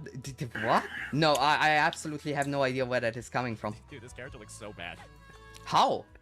Like, I assume that's just his opinion, right? And not like, I mean, yeah, obviously. if I just did this, right? I, for example, right, I like this design more than, let's say, as an example, Yuno's design from WUWA. I do, because this design is way more my vibe, right? But, yeah, I guess, Bro, you know, opinion thing, sure. Bro, But I don't get, what exactly does he now want to prove? like, if I just did this and I got it, right? I'd be able to clear all the game modes right now. If I just did this, except I did it like 40 times. I was really hoping I would get her. Okay. Like I said, right? It's like, if I just did that and I got her and I built her, I'm pretty sure I clear all those modes. No doubt in my mind. We're able to 3... No, not necessarily, but at the same time, welcome to gacha. What? Whimpering Wastes? What? Whimpering Wastes. You could have said the same thing about 2.5 Whimpering Wastes, for example, right? Oh, I can't clear Whimpering Wastes? You know? Oh, I could just go, I can just go, I can pull Frolova. I can pull Frolova, oh, and now I clear it with, you know, the super Frolova buff. Look at this, I'm so cool and great. You know what I mean? This is not HSI exclusive. Like, this is just a gacha thing. What does he play? Does he not play gacha games? I'm so confused. Ananta and Enfield, HP Inflation, ZZZ, HP Inflation, Courageous, like, he's a WUWA content creator, right? Like, gacha, WUWA, like, you know, like, I feel like the first thing that would come to my, I think, like, this is a weird argument, no? Like, doesn't it make sense? Like, it's the same, right? I don't get it. Why is it being brought up here? As like a specific, like, yeah, it's a correct statement, right? If he builds Evernight, and then, yeah, he has a Tribi, he has Hyacinth, and then he runs RMC. Sure, yeah, of course, yeah, he might be able to clear it. Probably not, because Evernight is a shitty cash grab unit, so he's still going to need the Light Cone if he does not want to run an ER rope on her. So, joke's on you, you actually also need to spend more. But, this just is for all gacha games. Start one of them. That's because we had Cast or Ricey. I just think it's weird. Against that bastard, like, 0% chance. Oh, I wouldn't clear it even with her. I would still need multiple sequence nodes. Oh, you know what? Surely, right? I don't think about it anymore. No, who said that? What? As long as we're just talking about clearing, you can do it at E0S0. You need vertical investment for all the big stuff thingies. But other than that, this is fine. Super appropriate. You wanna know why? Because that game mode is cooked. Why? What? Why? What am I missing? What is the issue? I don't get it. What? His run was so good. If I was a free-to-play player and I just came back and I did that clear as the way he did, and I actually also optimized my team and I managed to clear Lygus in 6 cycles, bro, I would be so satisfied. I would be so proud. I would be happy. I don't know how they managed to do it, but they managed to... If y'all were complaining about the time limit... What time limit? Real, I prefer a time limit over whatever the fuck this is. What? I'm actually pretty good on spending 30 plus minutes in a fight and then allowing one mistake to undo or basically waste 20 plus minutes of my time. And what's he talking about? But you didn't play. Now, it took close to over an hour. Close to over an hour just to do them on auto. On manual, doing all of these would take you like... Yeah, but I don't know. Does he not see the issue with that statement? The way he talks about this is he does not want to play the game, right? Like, I'm not the only one seeing that, right? It took me so long on auto. Imagine how long I have to play this video game to get this done. Just close the game and stop playing, right? It's not fun for him. It's boring. He talks about it like it's a chore. He clearly hates it. He maybe just in general hates turn-based games. You know, because it's boring, especially if he's a WUWA content creator, right? I fully get that, right? Like, he just enjoys action-packed combat more, where there's more focus in the combat itself, and not, you know, turn-based and strategy and all that, that's completely fine. But I feel like at that point, I would be like, okay, I don't enjoy this game. This game isn't for me, right? Like, okay, this game just isn't for me. We close it and we call it a day and that's it. Because I think if he had managed to get such an amazing free-to-play run with so many budget options, and he thinks he's still so not, I wouldn't even say mad, maybe bitter? I don't know. There's like a hint of malice, but I cannot say that. That would just be an assumption. That's weird, right? I take that statement back. That's just a weird statement. I don't know, right? But I just think it's weird. Maybe he just wanted to check it out. But genuinely, if he played it up to this point, and all of this, none of this is fun, and it really is just a chore like that, as he's talking about it, he should just 2+ not play the game. That's absurd. I don't even know how they do this. And then think about your margin for error on like fucking up on targeting, picking your nose or some shit, or sneezing, and now you just griefed one of your ultimates, and that fucks you over. That just sounds bad, bro. Just use your E6 units, or just follow the advice that I'm gonna do. Don't play this shit. Cause this is just Stygian Onslaught. I mean, I don't like that statement. I don't like that statement. That's a weird statement, right? You can 100% dislike something, but I think it's weird to personally not like something, right, subjectively, and turn it into, like, something objective, right? Don't play this, right? Because I think there are people that would enjoy this, and, you know, they're just not going to play it. Round 2, Electric Boogaloo, but they somehow made it worse. At least with... That's why for example, it's so important to always say, in my opinion, Stygian Onslaught, you know you can't clear within like a minute, like within 30 seconds of start. I don't know what Stygian Onslaught is, no idea. That's not a WUWA thing. Starting Stygian Onslaught. Because I play WUWA. You'll know that you're fucked. With this game mode, though, you find out you can't clear after wasting like an hour of your time. At least you go into dire fearless mode and you're like, yeah, this ain't happening. You're done in like 5 minutes with Stygian Onslaught. With this, good fucking god. What a disaster. So, yeah, that'll be that for this one, ladies and gentlemen. Okay. Let me know what you all thought. Peace. And that's the video. Sure. I think it's a weird video, for sure. What's the perception? People like it. The defeat screen after a 20-minute run is diabolical. I see so many numbers in explosion, but nothing happens to the enemy bar. Honestly, this is good background noise for work, if anything. It really sends me to see the game I once loved downhill for Predatory Route. Feels soulless compared to what it once felt like. HSI is an absolute tragedy. It had so much promise at launch. What? I can't wait for the let the whales have one thing as argument. Stygian Onslaught Pro Max. What is this? What is Stygian Onslaught? It's the same with the Genshin. Oh, it's Genshin. I see. No idea. Weird. Especially no one... Okay, I don't know. Maybe I'm in the wrong here. Maybe I really am in the wrong here. And I'm just really not seeing it. But in that case, I'm even more happy that I reacted to this. Yeah, to me, a weird video. It felt more like watching someone... Hey, look, that's me, haha. It felt more like me watching someone who just does not like Honkai Star Rail or turn-based games in general. So, yeah, I'm sorry. I know I was able to really give a constructive opinion on the Glaive Q video.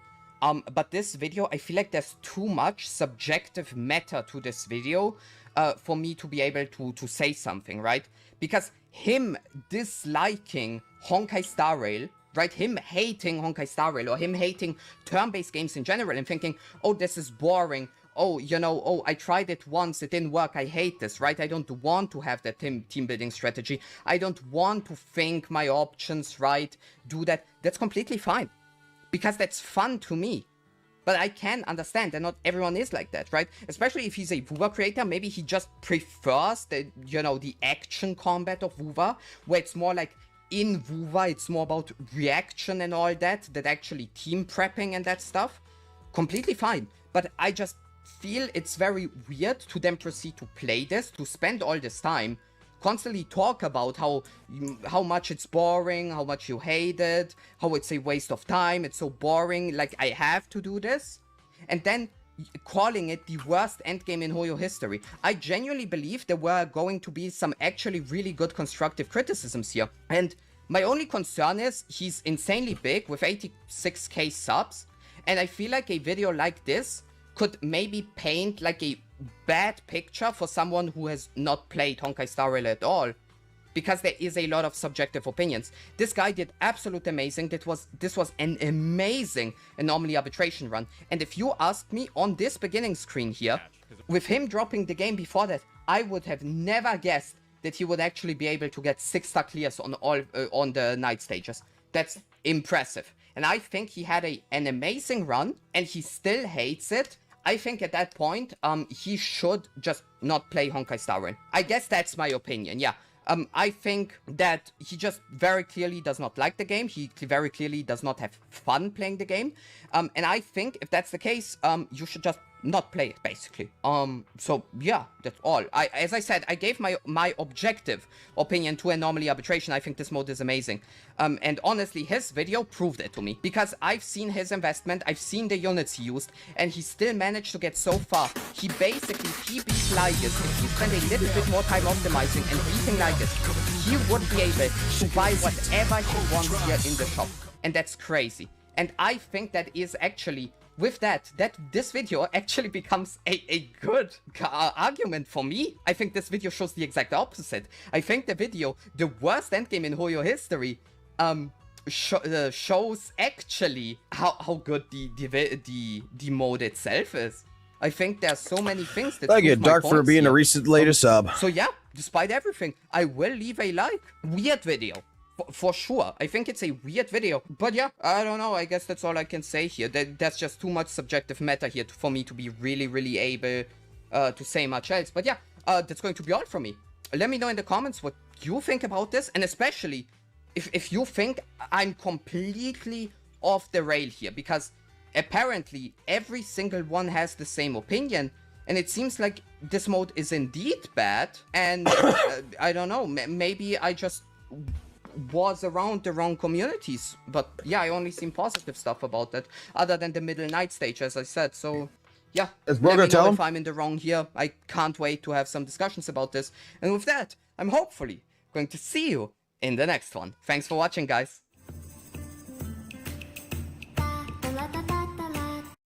Is anyone gonna tell him?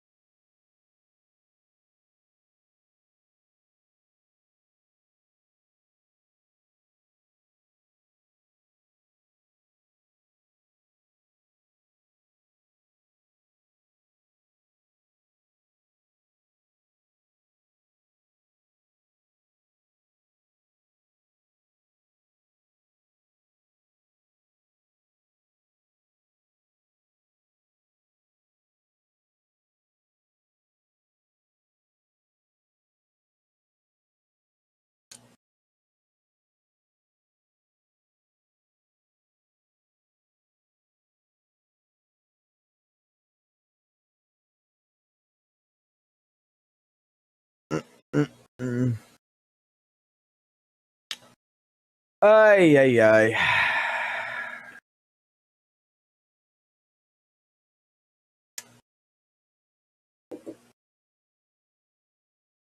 Let me really quick get my dailies done. Let me really quickly get this done.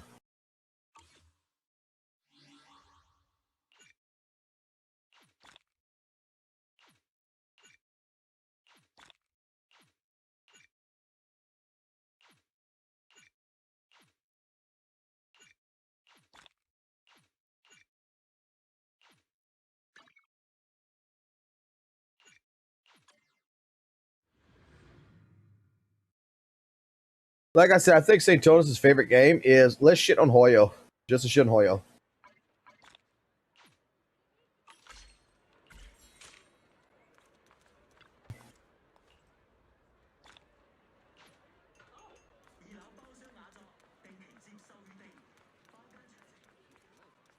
I mean, after all, it is a game. That is a fucking video game, right?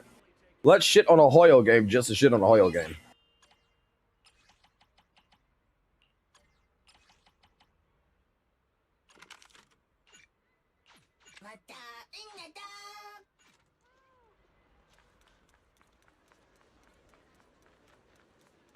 God, look at those leather pants ass.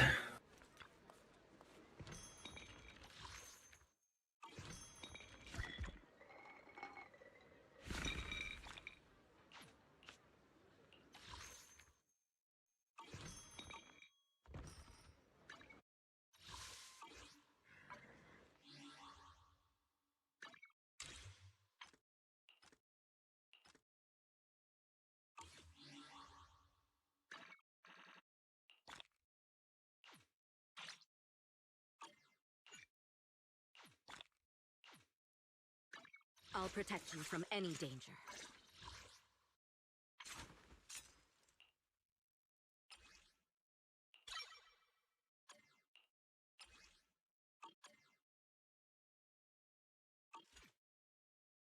Asset confirmed. Preparing to move out. Alrighty.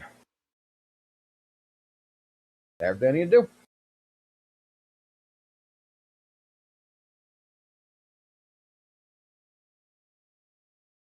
The rumor about Saintonis, let me explain something to y'all. The rumor about Saintonis is that he was a Hoyoverse CC, and the only reason why he is so fucking hard up against Hoyo, and I've heard this from several different sources, I can't prove this or disprove this, is that he had a channel before all this. He had a different channel that was not Saintonis, it was a different name that is gone now.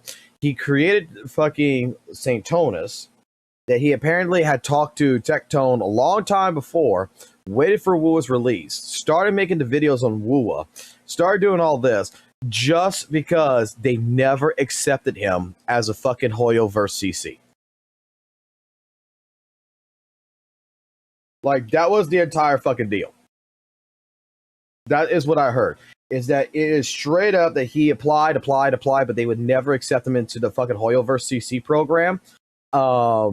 And he straight up fucking has been having a bitter fucking relationship with Hoyoverse because of that shit.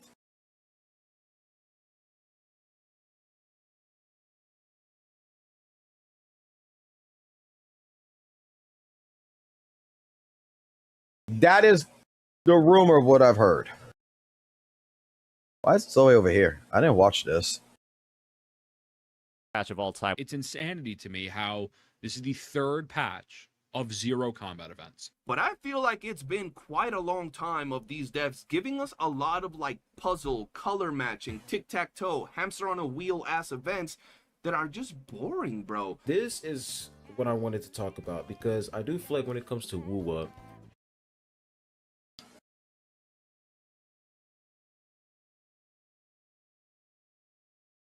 the video fucking up? What's going on there? Right. It could be the WUWA. WUWA has a big problem when it comes to content, right? Doom posting, Doom posters everywhere. Or so some of y'all want to say regarding the state of the game and 2.7, but I'm here to tell y'all my opinion as well as what's really going on and what people are thinking, because in all reality, there's two sides to the coin every single time, and in today's video, we're going to talk about both of them. So without further ado, let's hop right in. I'm going to keep it real with you. The reason I'm making this video is because, as some of y'all know, I've been very vocal about Wuthering Waves and the state of the game.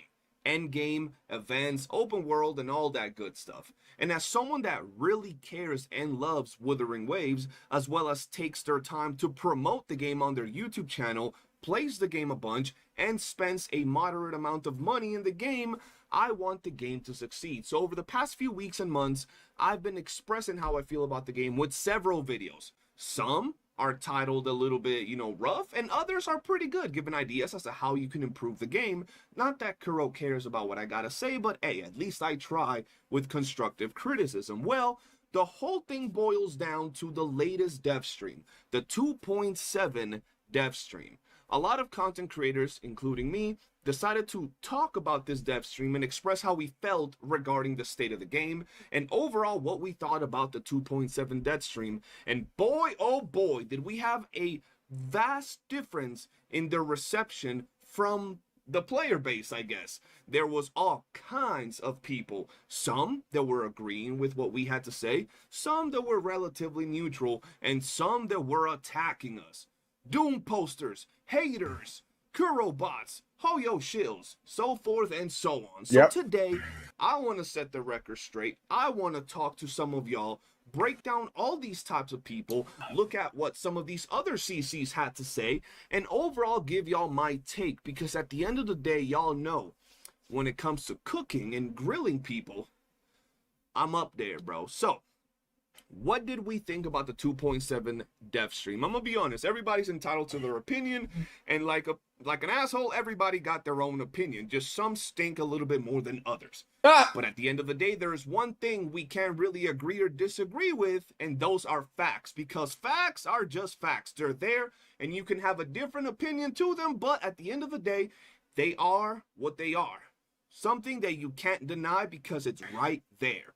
And we can all agree that 2.7 looks dry, empty, and relatively boring. Now, I want to stop for a second because we know that the story is going to be a banger.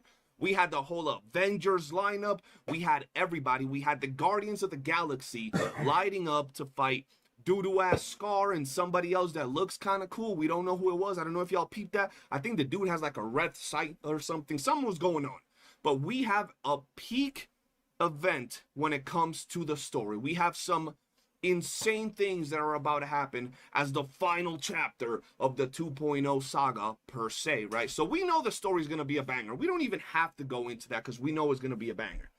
But it's also a fact that the lineup of events looks rather dry in comparison to some other patches that we've had in the past. That's a fact. When you line up the events and you compare them to the events of other patches, they're kind of underwhelming and there's not that many of them, right? That's a fact.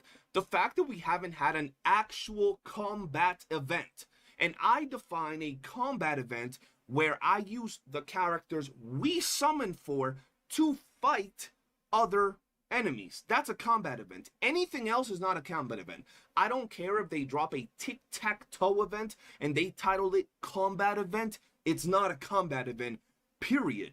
Right? Which is what they did with, I think, the photography event and that top-down view freaking, like, wave clearing event where you play with, like, these preset characters. That's not a combat event, bro. Sure, you're fighting things, but that's not what we mean when we say combat event. And we're not going to sit here and pretend that Kuro doesn't know what a combat event is when we have been pulling characters to fight things, when the game was marketed as a combat event. So when it comes to the events, bro, it's been dry. I dropped this here video 2 weeks ago, ladies and gentlemen. 2 weeks ago, I dropped this video, and it's titled WUWA Endgame Sucks. Now, in this video, I talk about a lot of things. The endgame, the content, the overworld exploration, and overall how it feels when you get to endgame in Wuthering Waves. But in particular, I also touch up on the events, and this is what I had to say. Let me enable the audio, and this is what I had to say, chat. I can get some astrites. I'm not saying take away our astrites, nor am I saying that we don't want these type of puzzle tic-tac-toe ass events. But I feel like it's been quite a long time of these devs giving us a lot of like puzzle, color matching, tic-tac-toe, hamster on a wheel ass events that are just boring, bro. I said this 2 weeks ago before we even knew what 2.7 was going to bring. We are tired of it, fam. Like, it's boring, bro. There is really nothing to do in the game once you get to endgame. And it's not just a matter of, well, if they add a combat event, you would also finish it in 20 minutes. Okay, fine. But at least I get to move the characters I've been pulling for. You know, test out the units I've been building. Right now, if I were to go into Wuthering Waves, right? If I were to go into the game right here, we have this, which is not even an actual event. I mean, it is an event, but it's not an actual thing you do. You go in here, you like click a couple buttons, you're done. We have the literal hamster on a wheel event. We have a tower defense mode. Like, what are we talking about? None of these things are actual events where you get to use your characters, test them out, and actually do things with the units you've been building for a while, and that shit gets boring, bro. I don't care what you guys it's not wrong regarding this manner. And regarding those people that want to go out of their way and say, well, you know, Kuro's given us variety by giving us all these different types of events. Okay, cool. I'm glad they're giving us the hamster on the wheel, the tic-tac-toe, and the color matching events, but they can also give us the combat events. Keep your tower defense, keep your hamster on the wheel, but give us combat events. Now, I'm going to show you what some other content creators had to say regarding this particular issue in the 2.7 stream. So, first off, we're going to kick things off with the #1 Kuro bot, Saint Tontus. And now, that's a title given to him by you guys. Y'all have said that he just glazes Wuthering Waves, right? That he's always saying WUWA's the best, all other games suck, right? That's what you guys say. So, I would expect him to have a take that pretty much says 2.7 is the greatest thing of all time, and it's the best, right? That's what you would expect the #1 Kuro bot to say. Let's see what he actually had to say.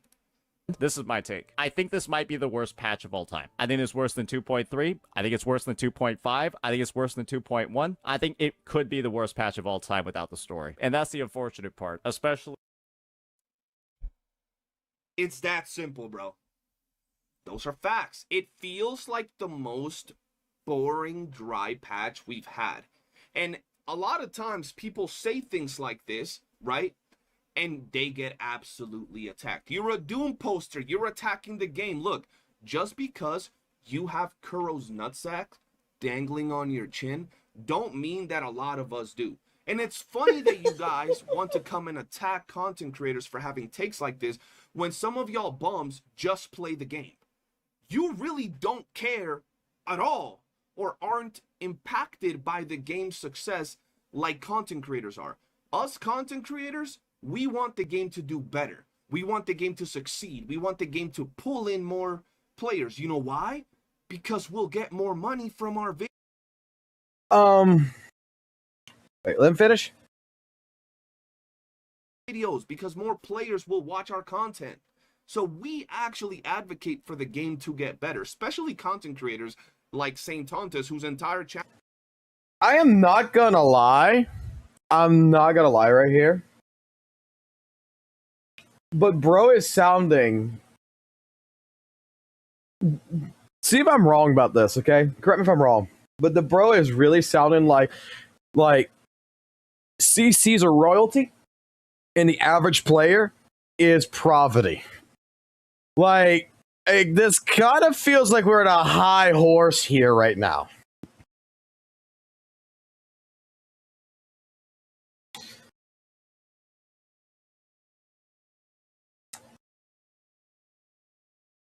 Just saying. Mainly revolves around Wuthering Waves and stuff. You know, content creators like me and many others. If we're talking like this, it doesn't just come from, you know, us being fans of the game, but also because it directly affects our channels. We want the games to do good because we like them, but we also want the games to do good because it's a business for us.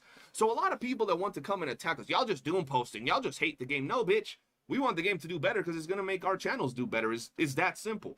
So you had Saint Tontus doing a video like this, and people were on his ass in the comments. Once again, Doom poster. You don't know what you're talking about. WUWA is a story main game. Since when, bitch? Just because the story at some point turned to be really good? Let's be real. When WUWA 1.0 dropped, what was the weakest part of Wuthering Waves? What was the one aspect from WUWA that everybody was shitting on with 1.0? I'll wait. Go ahead.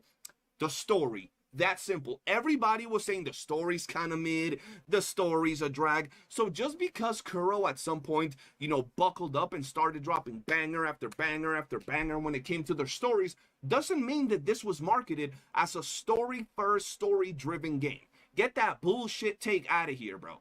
Yes, the story is amazing, and at this point, that's a majority of the reasons why we play the game, because the story is great, but that is not. Be devil's advocate here. I think the last couple of patches, okay, to play devil's advocate, and the reason why they feel like filler patches in particular, like there's no combat events and shit going on, is because right now Kuro is focusing very heavily on optimization. If you've noticed, the last couple of patches has been them really focal pointing on, you know, the waves of the water, the leaves, the graphical enhancements of the game. That right now, it just seems like at the end of this patching, that's what Curl's entire focus has been, is nothing more than let's optimize the game. Like, this is the best time to optimize in Curl's mindset. That fuck the events. We're going to focus on optimization, which might actually be a reason why they're doing it, because 3.0 is right around the corner. So maybe, just maybe, they're pushing in these optimizations right now more into WUWA right now instead of doing this during 3.0. So that way 3.0 comes off looking outstanding or some shit. Just saying. What the game was primarily marketed as. It was marketed as a combat game. Fighting things, dodging, parrying, awesome combat mechanics, and that's what we're expecting with every single patch. Simple as that. Now, another thing that a lot of people like to say, and if you say this, you're a fucking dumbass, you were dropped as a baby, and your mom fucks her brother, is this simple. Oh, well, there are a lot of us casual players that actually like these tic-tac-toe color matching hamster on a wheel ass events. So they gotta make it varied for a whole... Shut your bitch ass up, bro. If you want to go play some tic-tac-toe color matching hamster on a wheel ass event, go play a different game. This was marketed as a combat first game. And with that said, all of us that are saying we want combat events, we're not saying, yo, take out...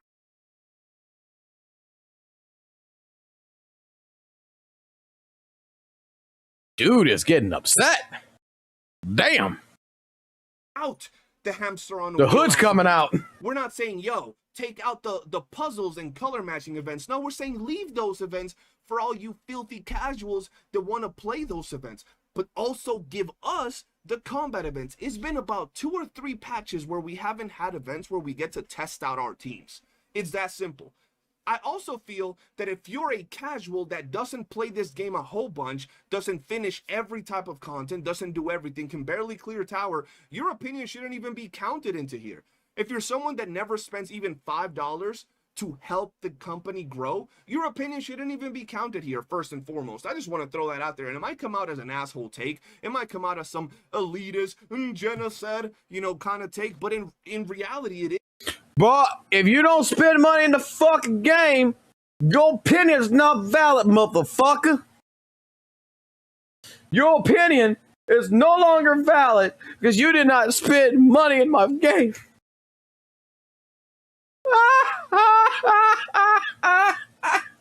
Is what it is, bro. Some of y'all don't spend even $5 to promote the game. Don't even, you know, finish all the game modes. Don't try to beat end game mode. Are the most casual of casual players, and then go and attack people when they expect more from their game. That's a lot of you dumb motherfuckers out there, bro. It just is what it is. But enough ranting. Let's move on to the next video. So right here we have the homie Ethan. Ethan dropped a video titled Withering Waves 2.7 having no combat events is disappointing. Real as hell. It's as real as it gets, ladies and gentlemen, because at the end of the day, like I've said like 5 times, it's a combat first game. We focus on all these characters. We have people out there like Wallenstein dropping some insane combat gameplay. People praising Don Jin mains like they're gods out here, bro. And then we do tic-tac-toe, hamster on a wheel, color matching events for weeks and weeks on end, bro. It's just dumb. So this is what he had to say. It's insanity to me how this is the 3rd patch of 0 combat events. The 3rd patch of 0 combat events. Now, before I continue, I want to say I'm playing small clips from these creators' videos. I do not mean to represent everything they said by any means. Go ahead and watch each one of their videos and formulate your own opinion and thoughts regarding what they had to say. But it's just insane. I agree with that. I watched the whole video and that particular part actually hit me because I've been saying it, bro. 3 patches, bro. Y'all understand how long is 3 patches, bro? That's months and months of no combat content. I don't care what type of player you are. You're irrelevant and dumb as fuck. But you do have combat content already in the game. You already have combat. You have Whimpering Waves, you have Tower Adversity, you have the entire open world. You can go echo farming in the entire open world, go kill different echoes and try to, RNG them into the best shit. I mean, there is combat. It was advertised as a combat game. It's providing you with combat. It's just that the events aren't combat. If you think that it's good that they're doing these casual ass events, if your reasoning is, which I got some post sends from like Reddit and their official Discord and a bunch of other shit, people saying, well, there's a lot of casuals out there that like these. Well, add these events, but also give us the harder content for the people that have been mid-maxing, pulling all these units and perfecting their rotations, and let us have variety in our events, right? So that made so much sense. But like always, there gotta be some inbred, the hills have eyes, cussing fucking dumbass person in the comments, bro. And I'm gonna call you out just like that, because a lot of... Argo, he's talking about you, buddy. He's talking about you. Okay? These CCs are very nice individuals. They might say your take is a little dumb, but they won't call you for what you are. An inbred, brain damaged fuck. So I'm gonna show you exactly who I'm talking about, right? Right here we have, I don't know what the hell this dude's name is. It says, if you don't like the game, then get out of it. Well, how about if you don't like the taste of Ethan's dick, how about you hop off his comment? Because what it seems like to me is that you have his ballsack hitting your chin. Because why the hell are you here yapping shit about get out of it, but then you're in his video? Bro, it's simple as this. We like the game. That's why we talk about the game. That's why we expect more from the game. I know you don't want to hear people saying things that might not be very nice or somewhat, criticizing your favorite game because it might hurt your billion-dollar company. But the reality of it is, we have standards. I know some of you out there in the internet don't have standards. I know some of you people out there in the internet will get cucked by your girl, and then she'll come and tell you, yeah, I just cheated on you, and you'll ask her if she had a good time. I know some of y'all some pussies out there, but the reality of it is that when we content creators are out here, a lot of us dropping videos about how to improve the game, things that are not really, feeling the right way and how we believe some aspects could improve, we're actually advocating for the game to get better. Some of you that just sit there and take it and say, daddy more, y'all motherfuckers are the reason the game starts going to shit. And then, a year down the line when the game is shit, since y'all some casual, filthy motherfuckers, y'all just drop the game and move on to the next one. Whereas some of us actually want these masterpieces of a game like WUWA to get better as time goes on.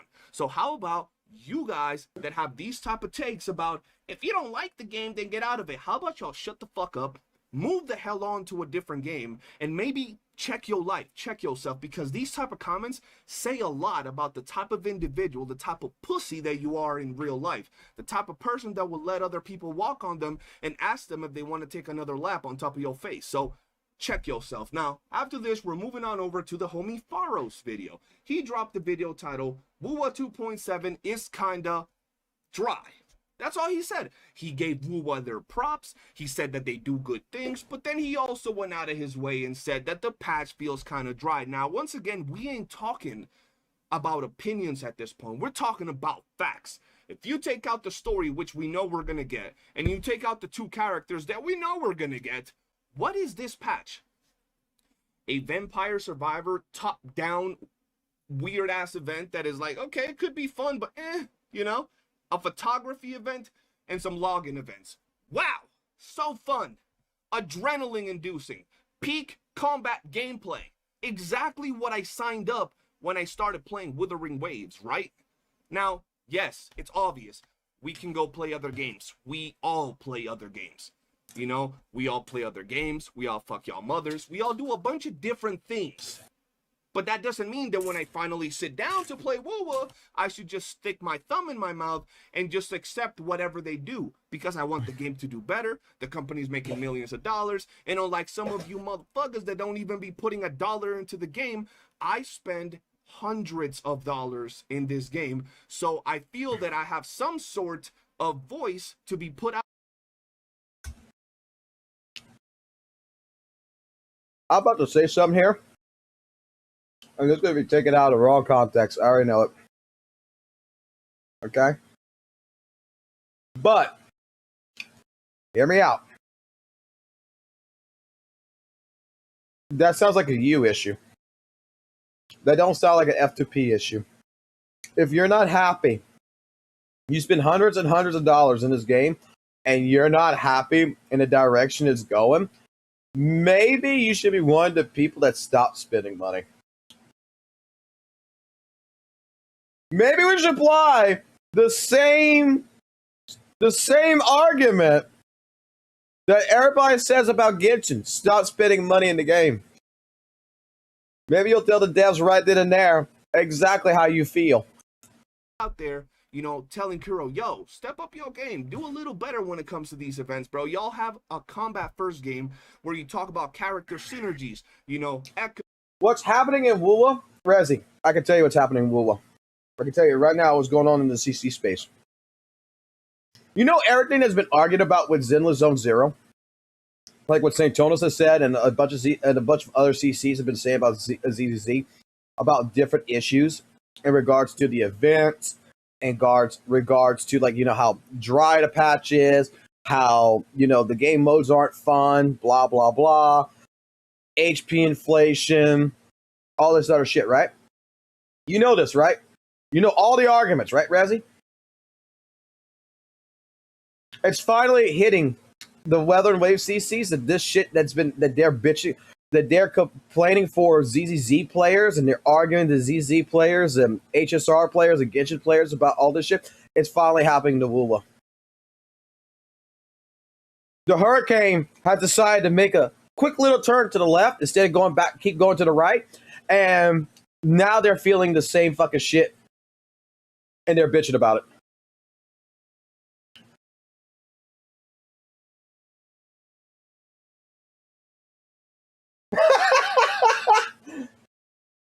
Rezi, my boy, said us this. The fuck they doing over there? Am I wrong, guys? That's basically what's going on right now.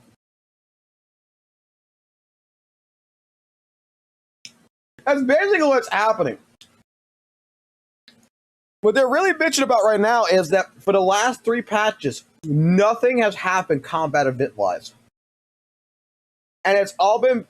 the last 3 patches have all been optimization, really, with a couple of different little puzzle events.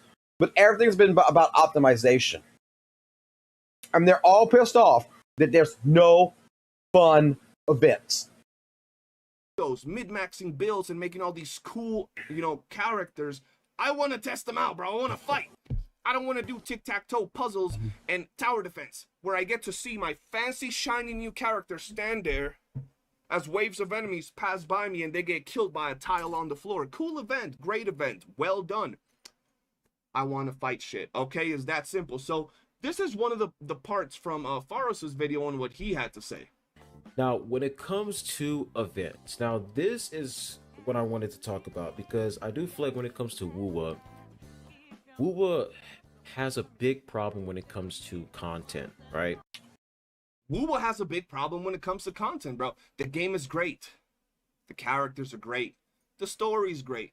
But there really ain't shit to do ever. And once again, I swear to God, people with this dumbass take, well, it's a gacha game. You should only need to, like, play a little bit. Why the hell do you want to be on all day? Bro, were you dropped as a baby? Are you retarded? Like, are you dumb? Is your mom and dad related? Are they brothers? Like, what's going on here, bro? Look, I'm not looking to play 6 hours a day on my gacha game. That's not what I'm asking for. But I'm also not asking to hop on and play for 4 minutes and be able to be done with everything, right? I'm not asking to pull characters, make them strong, build them really well, and then stand there while they watch waves of enemies pass because I can't even attack. I'm not asking to sit here for weeks mid-maxing my characters because it's a combat game with, you know, gear mechanics to be improved upon, to then have to do a puzzle and color matching event month after month after month. Let's be real. That's not what we signed up for. And I think it makes the most sense to expect events where we get to test and use our units against enemies in a game like WUWA. You know what I mean? I think it just makes the most sense. Now, let's see what his comment section is looking like. Here we have a pinned comment from Bai Zhu Zhen, probably another dumb fuck. So here we go. If you don't like it, don't upload your ass on YouTube about it. Here we have a guy telling another creator that if they don't like it, they shouldn't say anything about it. In this case, don't upload yourself. How about if you don't like this guy's video, you hop the hell off his dick and off his comment section? How about that? How about you take the first line from your own comment and apply it to yourself and shut the fuck up? How about you do that? Right? Don't you think it makes a little sense, right? Then he says, literally nobody likes watching someone de-hype our favorite game. Look, I'm gonna be honest with you. You might be somewhat dumb. You might be acoustic. I don't know what's wrong with you. Something going on in your brain, because nobody is de-hyping your game apart from Kuro. Last time I checked, us content creators, we ain't Kuro devs. We don't plan the content from Wuthering Waves. We have nothing to do regarding what content and what events and what Kuro decides to do with WUWA. So if anybody is de-hyping your favorite game, is Kuro themselves. If you take out the story and you take out the two characters, which pretty much come with every patch, right? What is left? A photography event? That's the hype you're looking for? Really? If you take out everything else that was semi-interesting from this patch, like the story and the characters, what is left? A photography event, a vampire survivor, and some login events. How do you call that hype? So when creators like this, creators like myself, point these things out, and we say it feels dry, it feels boring, it feels lackluster.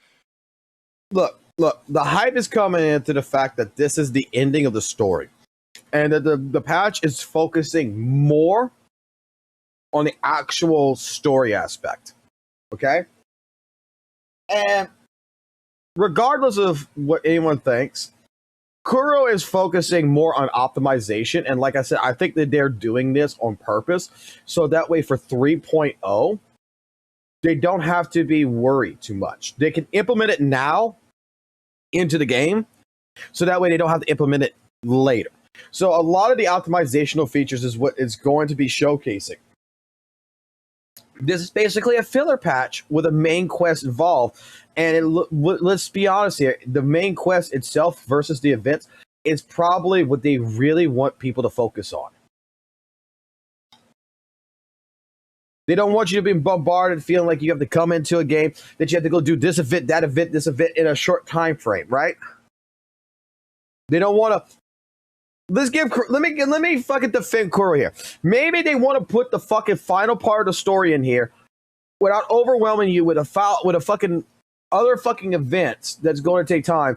So that way, at that point in time, you don't feel obligated that if you are a person who does not want to do the combat events, but you want to, still get the ass strikes, you don't feel inclined that you have to log in every day to do it.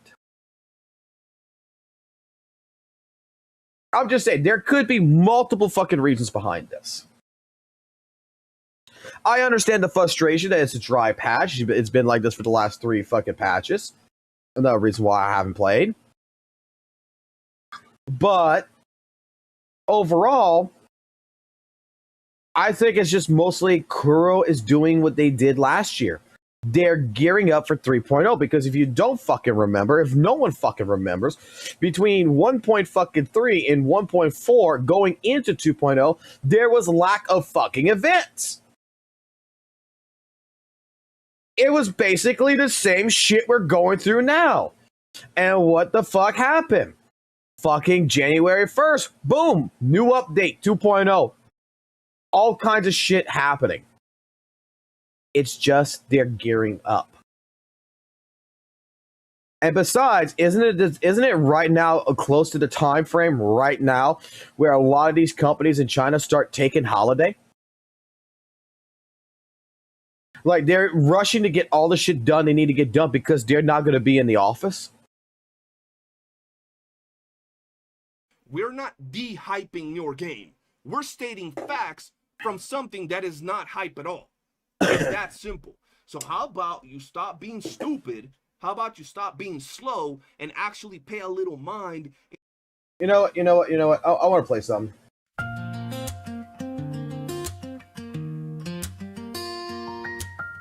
I feel like this needs to be played right now. stepping away, but the ocean feels still. Where's the fight, where's the thrill, where's the test of skill? Yeah. Even so dry, I'm thirsting for blood, but all I see is grinding in a resin flood. HP's bloated, bosses hit like bricks, power creep lurking, playing dirty tricks. I thought this game would stand on its own, but it smelled like Genshin, clone to the bone. Where's the comeback? Where's the fight? Where's the reason to grind all night? Why's the health bar touching the sky? Why's the power creep making me die? Wuthering waves, but I'm drowning in deja vu. This game looking more like Genshin every move. You promised storms, but I'm stuck in the breeze. Another banner bait, another waifu tease. What's the point of gear if the stats don't scale? Stacking numbers on numbers, yeah, the balance frail. Community shouting, but devs stay blind. HP inflation, wasting my time. I wanted fresh waves crashing wild on the shore, but it's just another gotcha, same cycle, I'm bored. Where's the comeback? Where's the fight? Where's the reason to grind all night? Why's the health bar touching the sky? Why's the power creep making me die? Wuthering waves, but I'm drowning in deja vu.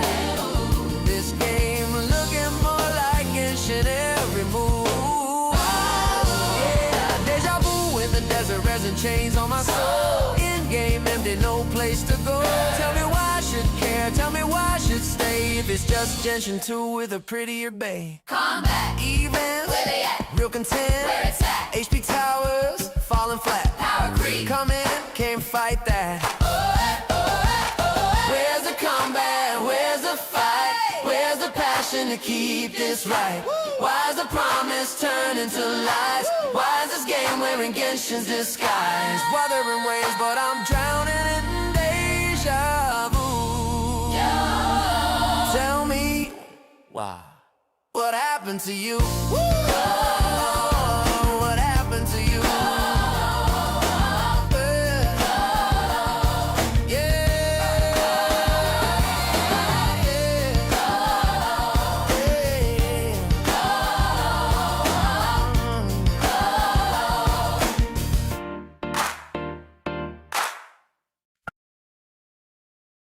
Okay. Into what the hell is going on with the game. Creators like us that actually spend time making videos want the game to get better, like I said earlier, but here we have some filthy casual coming in talking about, yo, don't de-hype our game, and then you go look at their account, them motherfuckers haven't cleared tower. Them motherfuckers have never bought a battle pass or even a monthly subscription for $5, but they feel like they have the right to defend their game with all their might, but they can't drop $5 to support it, bro. What are we talking about, right? Just because the content creator selfishly thinks we are really interested in their personal opinion rather than the game. So you think that people aren't interested on this dude's opinion, yet he got 3,000 views and 167 comments on his video, but you think people are interested on your opinion enough to then drop it on a video? Because people... CJ, I don't want to do this to you. I like you, man, but you get a little bit too passionate here. 167 likes. He's got over 200 comments. Views and 167 comments on his 167 comments. Video, but you... There's 282 comments on this video. Maybe there is something. Maybe there is something about CC's not learning to read. You think people are interested on your opinion enough to then drop it on a video? Because people care about what you gotta say, but they don't care about what the content creator has to say, right? Are you dumb, bro? Like, I swear, bro, today is cooking day. I'm cooking all you dumb fucks. Anybody that comments on this video that says some dumb shit, I'm cooking, roasting, and grilling you, and then we're making fun of you on the stream. Matter of fact, I invite you. If you're one of these dumbass, goofy motherfuckers that has a take like this, feel free to come to my stream. I welcome you with open arms. We'll have a chat, we'll have a conversation, we'll see what you gotta say regarding these topics, and then I'll cook, grill, and roast you because you're dumb as fuck, right? Simple as that. Everybody is here because of the game. The game is what makes you money. Exactly. The game is what makes us money. So we... Bro is fucking adamant right now to fucking get into a fight. You see what happens? Okay, Kuro. Kuro. Listen to me carefully. You need to do us all a solid. For the last 3 months, you have given nothing but the fucking WUWA CCs, nothing but dry fucking patches. They're fucking crying right now. They're upset. They're basically about to fucking start fucking fist fighting their own goddamn community. You need to do something. Okay? Right now, 2.7, you need to add some fucking special event or something. We need to put fucking Weathered Waves WUWA CC boxing match in the middle of the fucking goddamn arena, and we need to fucking be able to have an event where people can bet, like normal players like myself can bet on like St. Tonas, CJ, or whoever, and then we can actually go sit down in the stands and we could actually watch a fucking boxing match happen live. To where it's only CJ, St. Tonas, and them fighting 24/7. You know, we need an event just for them that the average peasant of a player who doesn't put $5 in the game, who is worthless, has entertainment to watch in their free-to-play game. Wanted to do better. That's why we drop constructive criticism as to how the game could improve, rather than sit back and taking whatever basic dry content they give us and expect us to be like, woohoo, because that's not how it works. That's not how you improve things. The game's going to give us money, but if the game dies or the game gets slow or the game gets boring, people are going to quit. We're going to get less views, less money. Simple as that. I know for some of you out there, it's really hard to put 2 and 2 together. When your sister and your daddy and your mommy are all doing all kinds of freaky things together, you know you kind of slow. Like, I get that, but the reality of it is not that hard to grasp, right? Everybody wants to share excitement and positive emotions about the game. If you have none, just shut the fuck up. It's really simple. Everybody wants to share exciting and positive emotions about the game. Exactly. But we ain't gonna sugarcoat it when we don't feel that way. So you want us to just talk about the good things and ignore the bad stuff, or ignore the stuff that we're not pleased with? Do we look like Genshin creators to you, motherfucker? Does this look like Genshin Impact, where we're gonna sit down, twiddle our fingers in our butt, and just talk about how great and colorful the latest update is? No, bitch. Stop being stupid. This ain't Genshin Impact, bro. We ain't Genshin creators. We're gonna call out the bad and we gonna praise the good. It just is what it is, bro. It's that simple. So yeah, man, at the end of the day, this has been a long rant, ladies and gentlemen. But I just gotta say, to end off this video, some of y'all gotta stop being retarded. Y'all gotta go out, touch some grass, eat some ass, smoke some grass, do something. Because y'all really stupid coming into creators' videos, telling them to just move on instead of yo ass moving on from the creator, telling them that nobody wants to hear them, but then commenting on their video like motherfuckers want to hear you more than them. Move the hell on. Stop being stupid. And stop letting your girl cheat on you and asking her if she had fun, because that's what happens when you just let these games get away with whatever it is that they're doing. I don't care what y'all gotta say. 2.7 is dry. The last few months have been dry. The game has been boring. I still play because I love the characters, I love the combat, I love the world, and I love the story. But I want it to get better. And that's why we will continue to drop constructive criticism, continue to tell Kuro how they can improve their games. And if you're someone that's a filthy casual that barely plays the game, if you're someone that spends no money to try to help or promote the company, shut the hell up. Like, what are you even doing, bro? Your opinion is 10 times more irrelevant than anybody else's out there, because you ain't doing shit to actually help your favorite game apart from yapping on the internet. And that's gonna be it for me, guys. I know I ranted, I know I went off a little bit, but I love y'all. Thank y'all for watching, and peace.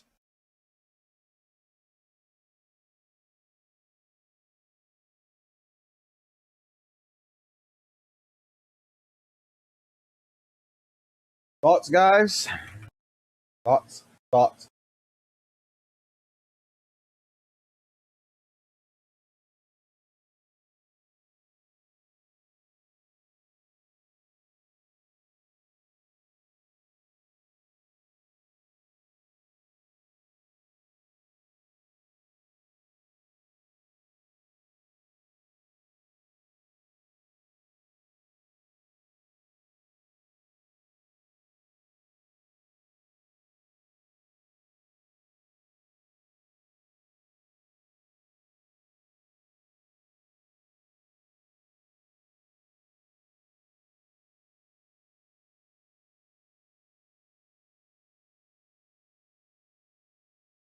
Oh my god.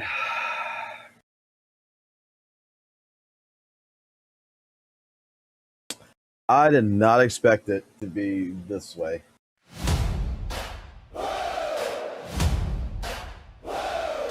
Three dry patches, no content inside. The player base starving, ready to fight. Cool's been slipping, the patience is thin. Now the civil war's about to begin.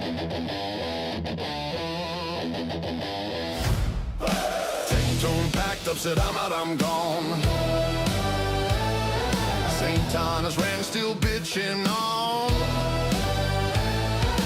CJ roasting with the flame so raw. Even outside touching grass in awe. Creators calling out the fans. Fans clapping back with their hands. Toxic positivity mean hate. This community can't de-escalate. Welcome to the WUWA Civil War. Content's dry, we demanded more. Lines are drawn, no one keeps score. Kuro silence, fueling uproar. Yeah, welcome to the WUWA Civil War. Sub-counts fall and discourse rise.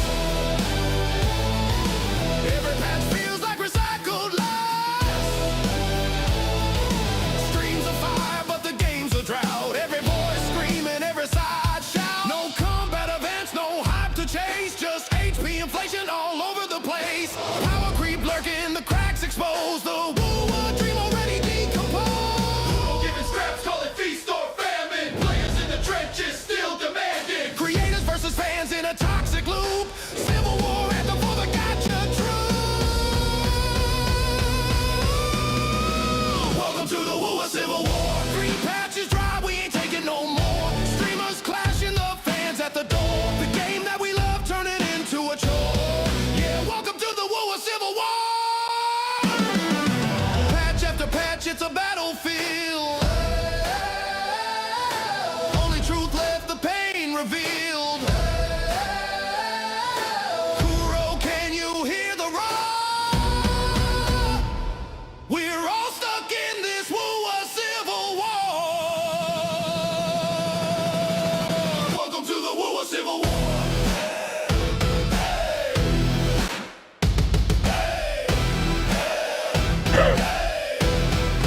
Welcome to the WUWA Civil War. You said you wanted a WUWA Civil War song? There you go. All right, guys. The Wuthering Waves 2.7 situation is just wow. Like, I knew this was gonna happen. This is fucking hilarious. because There are two. Let me put, like I said, this is fucking hilarious. Because this is double fucking standards and a half right now. This is what this is all about. This is fucking double standards. What's hilarious about all this shit, you get the fucking Hoyoverse side of the community is being fucking called, you know, like, oh, they're toxic positive and all this other stuff. They never say anything's wrong with the game and shit like this. Blah, blah, blah, blah, blah, right? And it's like, they have. There has been multiple fucking creators in the fucking space that has called the shit out. But you know what the fuck every fucking one of these creators has happened to them over the years? They realize something. No matter how much I fucking bitch, no matter how much I argue, shit doesn't fucking change because people keep spending money in this game. So you know what?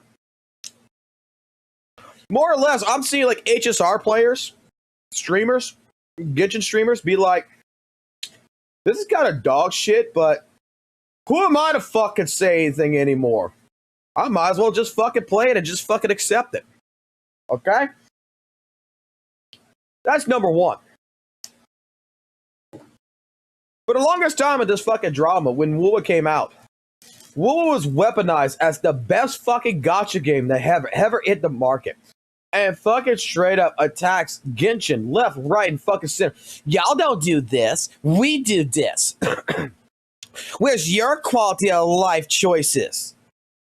We got special events. Oh, look at this. Oh, look, Daddy Genshin player. Look. Yeah, I see you crying over there because I got a free 5-star weapon. I got a free 5-star character. You see over there, WUWA doing everything it can, just like a fucking cat. They're not Kuro dogs. They're fucking goddamn Kuro cats. They're a bunch of fucking pussies at that point, where they straight up are doing everything they can to fucking entice a fight. And then when the fight's not coming to them, they go bring themselves into the fucking mosh pit. And then when they get bit, they get fucking, I'm the victim, right? This has been going on for the last fucking year. And finally, after all the generosity, after all the devs I've listened bullshit, right now, WUWA is showing signs that power creep is here, HP inflation is coming in, different things that they don't like is happening. The devs aren't listening anymore. The devs are doing what the devs want to do.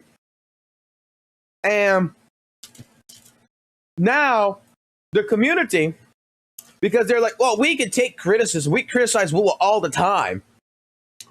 And now you can see the community is turning its fucking tail because they're already so cannibalistic as it is.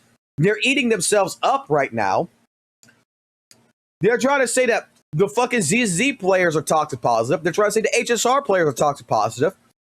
I've been here criticizing ZZZ with a bunch of people. There's no toxic positivity, but you can see the community with fucking straight up in WUWA is eating the fucking CCs for not being positive about the game, about its updates and shit like this. The same community that they have harbored, the same community they have created to go ahead and talk shit about Genshin and Hoyo, the same things that they have all complained about. And look what's happening.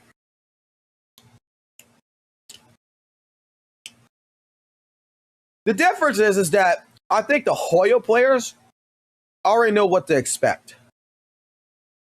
And they're okay with it. Kuro's gotta fucking say bye-bye, man. This is fucking hilarious. This is absolutely fucking hilarious. And you know what's sad? I was expecting this, but not right now. I was expecting this next year. I was expecting after like a Nanta or DNA come out that this kind of shit was going to happen. Like, basically everything you just did to HSR, you did to ZZZ, is happening in your game right now. And you're trying to call it out like you would call it out for Hoyoverse, and you're realizing why the fucking community is regarded as you can't give WUWA criticism. There's Reddit postings right now that's telling people to stop criticizing Weather Waves. It's fucking hilarious. I've always said it since last year. WUWA's a great game. I fucking love it. But just because it's a good game, it's a great game, does not mean it does not have its flaws. You know, you're going to say that we need to watch out in our ZZZ game about power creep. You're going to say that we need to be fucking concerned and that we didn't take, quote unquote, the fucking advice of someone and harbor on it and fucking change the devs and look what's going to happen in the next 6 months to our game. But yet, at your back door, the flood was coming in already, and you did not look out for your own concerns to your own game. And look what the fuck is happening. Power creep is showing. HP inflation's coming in. 1.0 characters are falling off. You're already bitching that you need character kit reworks just like in ZZZ. Things that you said that, you know, why the fuck is ZZ released brand new re-release characters with new kits? They should have fixed it in the beginning to make them not fall off. And now you're asking for the same shit with fucking G-Ed, with fucking Yinlin and them.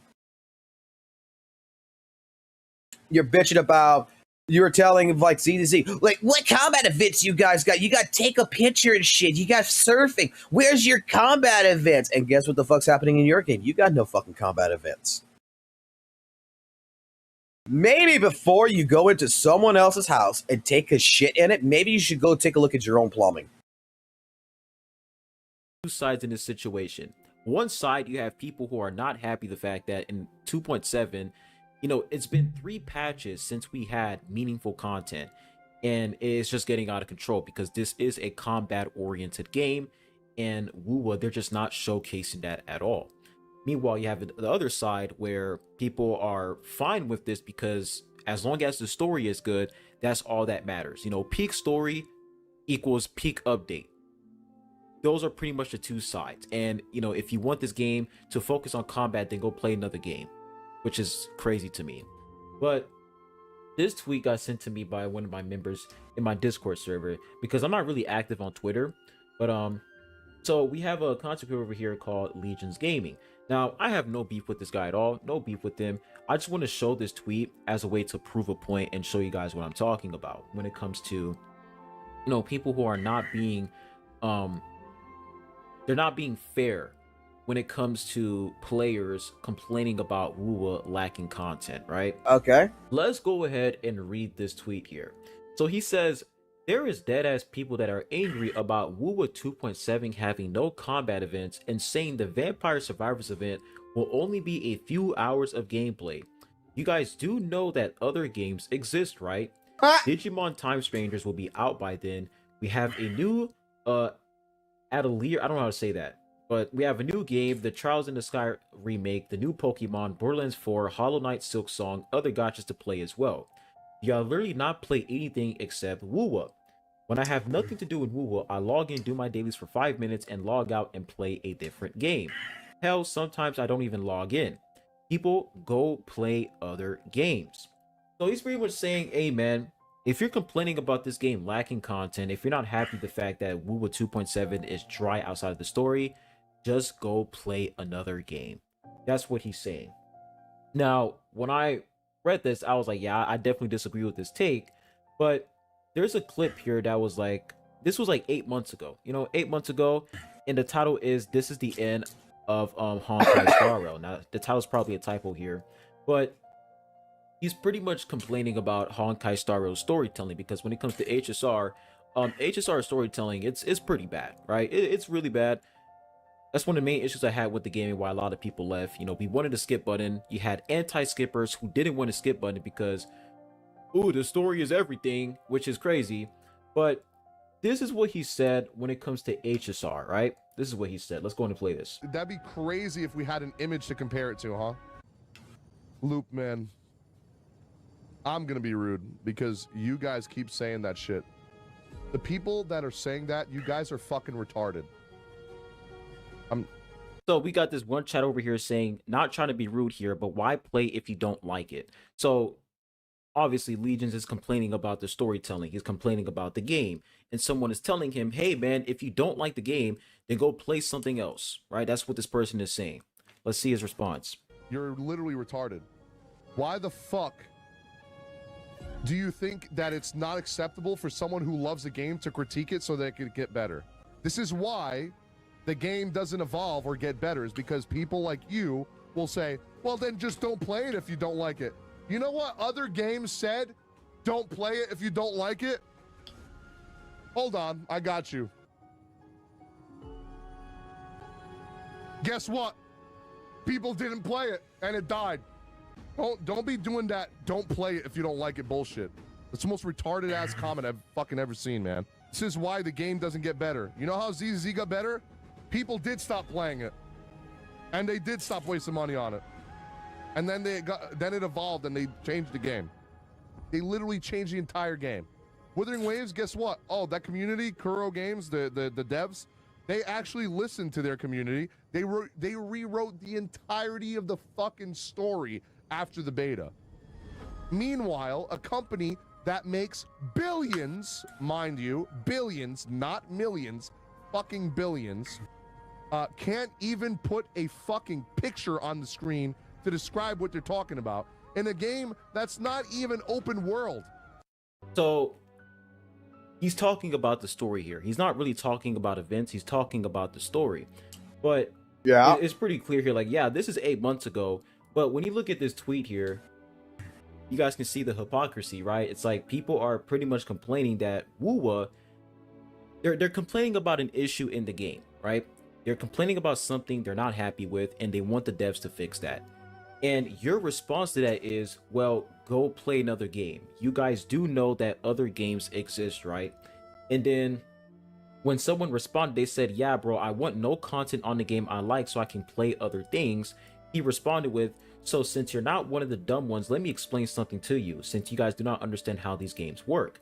This is a mobile gacha game that gets updates every 6 weeks. That does not mean you are supposed to have 6 weeks of content to play 8 hours a day. You want that, you go play an MMORPG. You people that bitch and moan about not having content do not understand this, and that is your problem. Like I said, go play other games while you're waiting for new content, or better yet, go outside. So it's like, using your argument here, I can say the same thing when it comes to story, right? Like, if you're gonna complain about the way Hoyo is handling story, I can tell you, hey dude, go play a game that has better storytelling. You see what I'm saying, guys? Like, you guys see what I'm saying? Like, I can literally take this argument and I can flip it and I can use. There was a difference though 8 months ago, right? Was Legion able to skip the story and then like the next month have a whole new story that he could just jump right into? Like I'm sorry, but the story of WUWA people regard as really good. People in HSR regard the story really good. You know? It's not a bad storytelling. It's not a bad story. What he was complaining about in this regards wasn't even the storytelling. The story might be absolutely like, look, every HSR player I've ever talked to says the HSR story is fucking phenomenal. That it's written really fucking well. The problem comes in with HSS story is fucking bullshit like Legion was talking about right there that needs to change is black screen, white text. Why can't you give me a fucking picture that describes it? That's what he's complaining about. It's not like he's complaining that the story's fucking bad. He's just complaining that at that fucking particular fucking point in time, this shit's been happening more and more often where it's black screen, white text. What the fuck's going on here? Or in this case, white screen, black text probably. And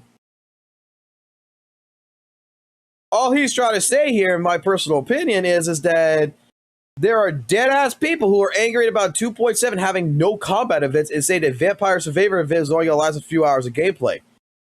Like, at least you got some kind of combat event, stuff like this. Like, there's other games to play. There's other things to do in life. Like, it's a gacha game. I'm sure he gets that it's a gacha game. And let me also see if I can clarify something here. Versus Weather and Waves. I've been told that HSR in particular is like one patch to story is like 5 to 6 hours long. And there was no skip button. Like it's painstakingly you're going to be sitting there for the next 5 to 6 hours watching the story.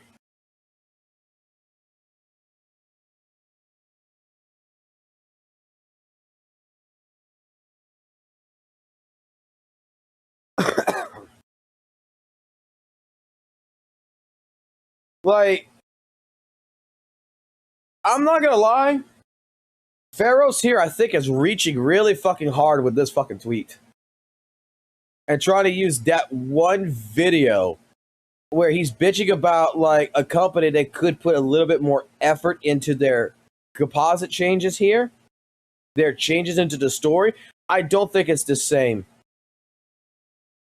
Like, HSR probably wasn't dry as shit. Right? He probably really enjoys the story.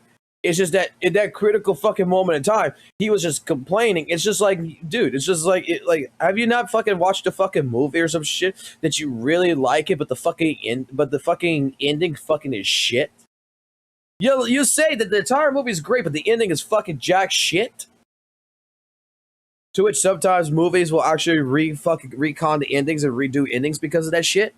Like, that's what I kind of feel like. I feel like, you know, maybe the guy really fucking enjoys HSR. Maybe the guy really likes the story of HSR. But at critical points in the fucking story, he's just fucking pissed off because this has no effort in it. It doesn't excuse the rest of the fucking story and say the rest of the story is shit.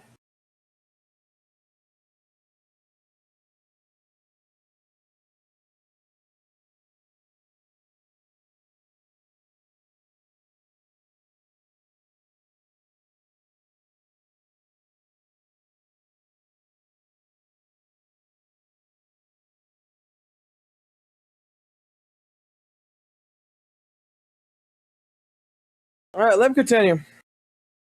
Use it for the story. If you don't like the way HSR is telling their story, Oyo is, you know, handling HSR storytelling, why don't you go play another game that has better storytelling?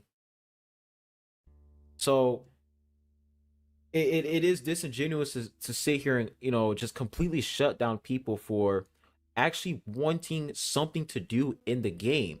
And this mindset that, you know, a gacha game shouldn't have content, it just baffles me, because the reason why people play WUWA, the reason why we compare Wuthering Waves to multiple games out there like Genshin Impact, etc., is because of the combat.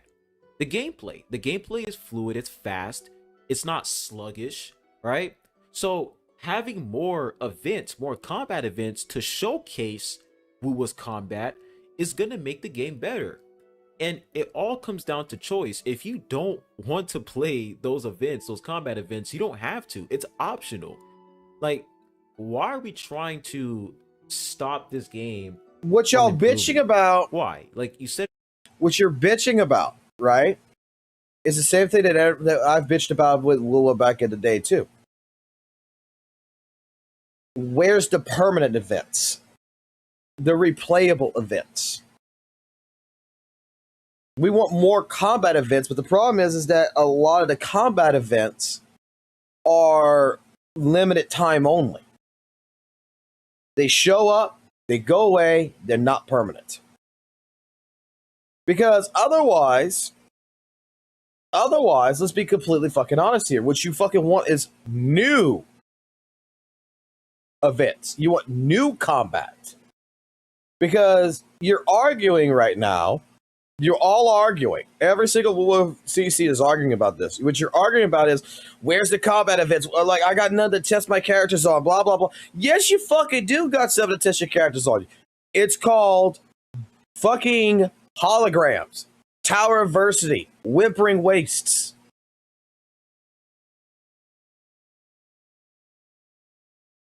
You don't like playing old shit. And let me fucking put my age on the goddamn fucking table. Because apparently, I kind of feel like a lot of y'all who are going to talk about this shit, and this is going to be a little bit, don't actually know what fucking real fucking video gaming is. You know how many times I have played and replayed fucking Sonic Adventure 2, even after beating the game?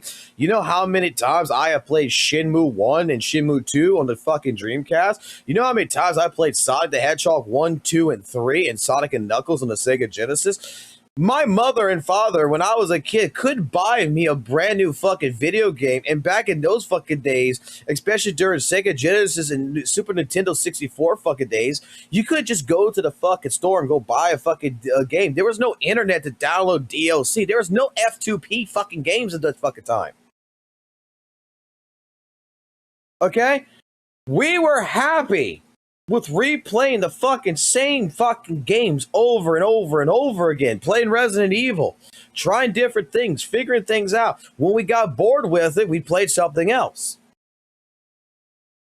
We didn't sit there and go fucking write a letter to fucking Capcom, bitching at Capcom. I need a new fucking Resident Evil event in my game. Send me a disc. When fucking DLC even came out, when we finally got on the internet, we got into Xbox 360 days and PlayStation 3 days and Wii in the Wii fucking days.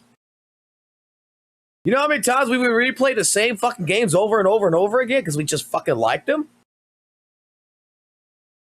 We found our own different challenges. We did all our own different fucking things.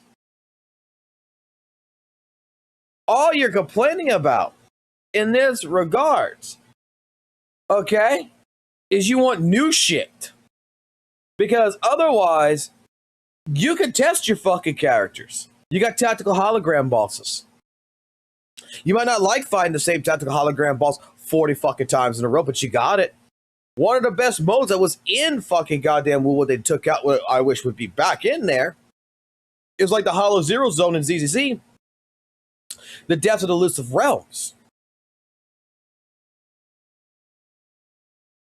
There, every 2 weeks, you're getting a reset on the Tower of Adversity and Whimpering Waste and shit. Like, holy fuck, you got combat. I'm just saying that I would not expect new combat fucking events until 3.0.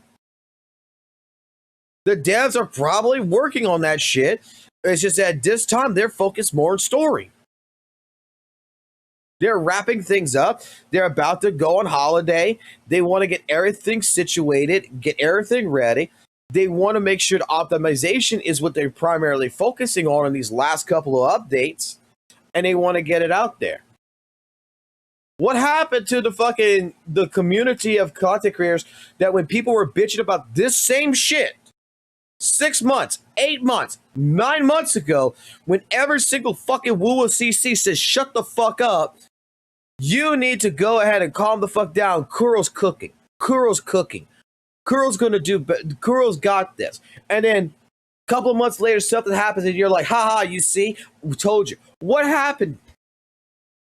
What happened to the great old Weather Wave CCs out there that used to fucking tell the community, that used to bitch about this all the fucking time, that you were telling the community to stop doom posting?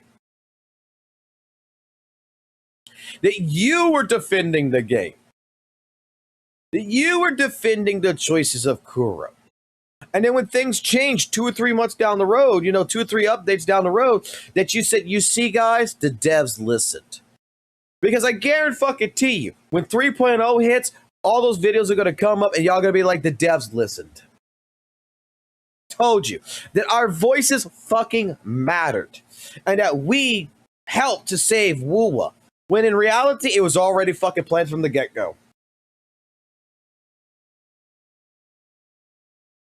Renacida was already fucking planned by fucking goddamn fucking September of 2024. And they were already working on it.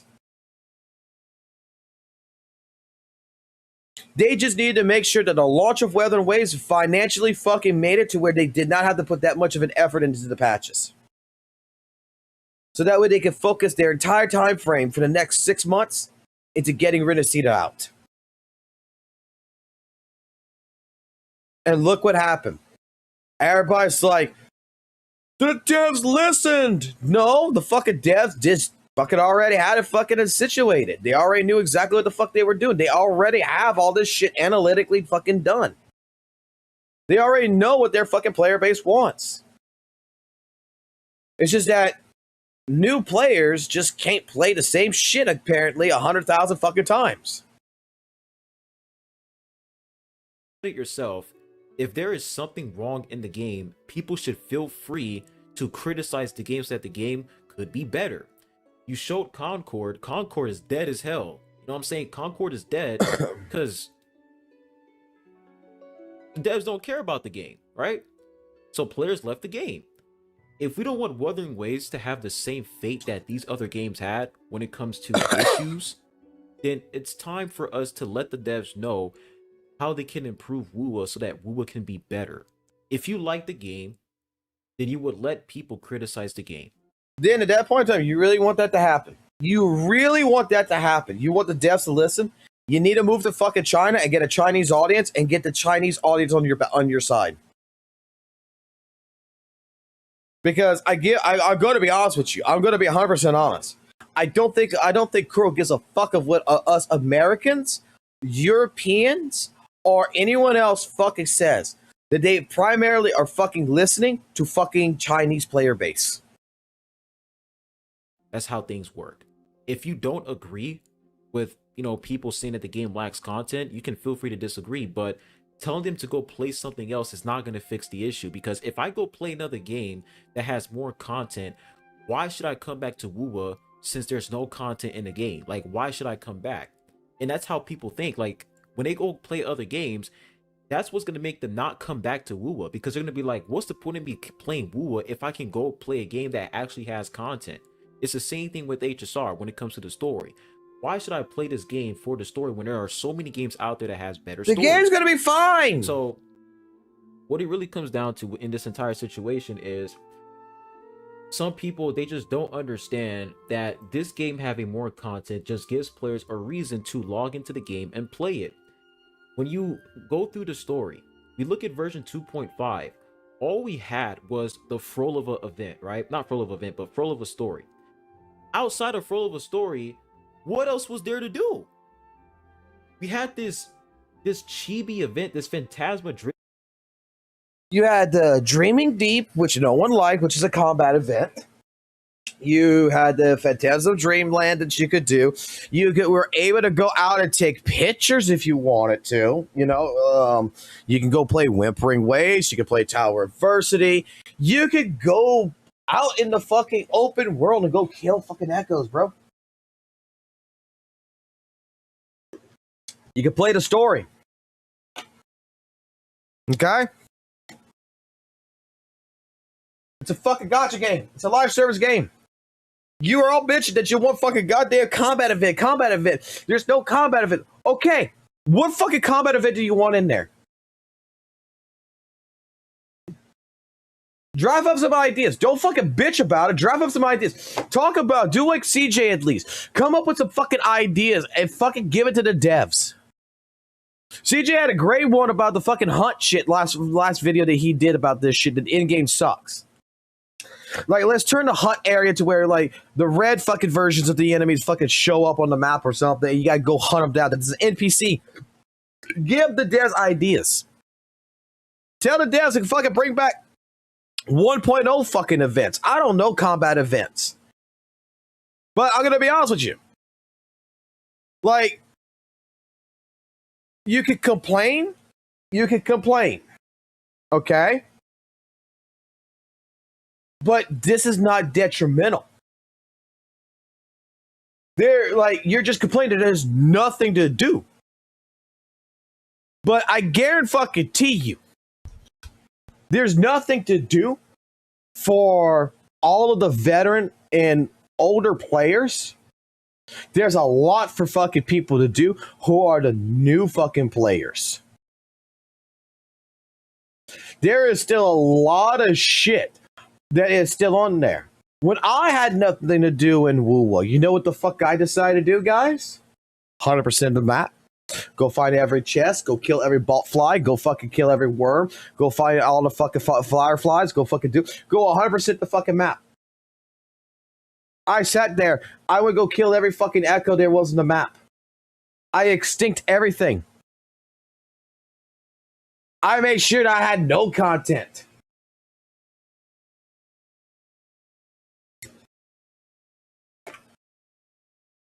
Maybe grind the account a little bit. If you maybe go do a little bit more grinding and get yourself prepared for 3.0. Maybe go play another fucking gacha game if you still don't fucking like it a little bit. Like, yes, this game ZZZ, fucking Honkai Star Rail, Genshin Impact are not made to fucking play 8 hours a fucking day. They're not MMORPGs. I get it. I fucking get it with all these fucking games. I wish ZZZ had more permanent fucking events. I think WUWA has more fucking permanent events than fucking goddamn ZZZ.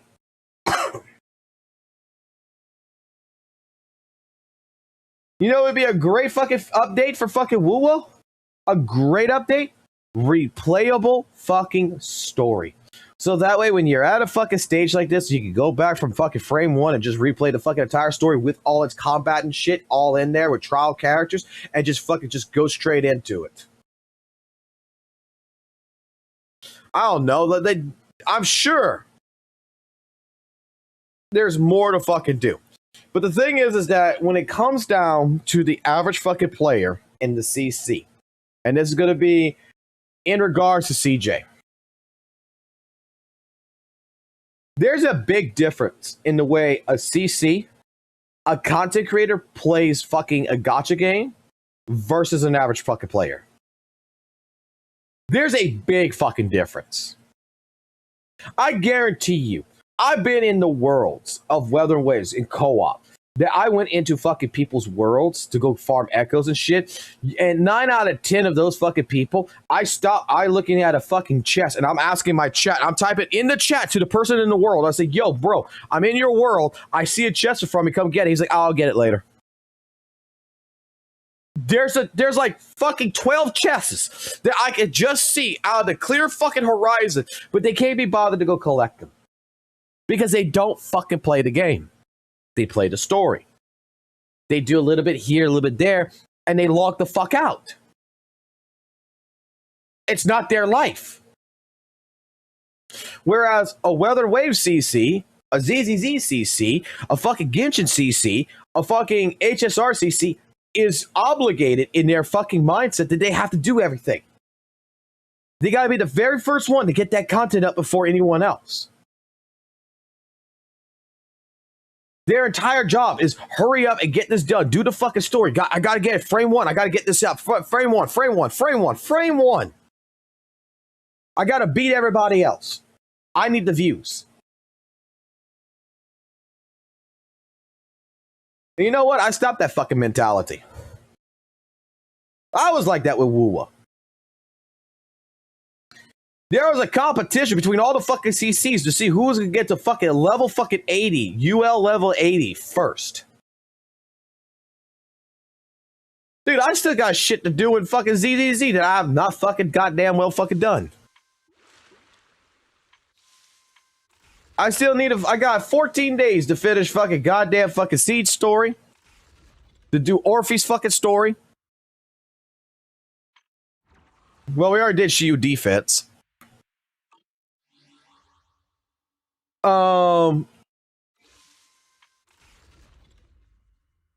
Shit, I don't think I fucking finished. No, I didn't even finish this shit. I get to it when I get to it. I'm in no fucking rush. Because the moment I decide as a fucking content creator that rushing that content is more important than actually having fun and taking my time in the game, then I let the game fucking emotionally fucking control me, and at that fucking point in time, I'm in the same boat as this. And I refuse to be in the same boat as this. To do. We had this chibi event, this Phantasma Dreamland. Let's be real, guys. This event was terrible. It was boring. You're just sitting there clicking stuff, right? You have exploration event.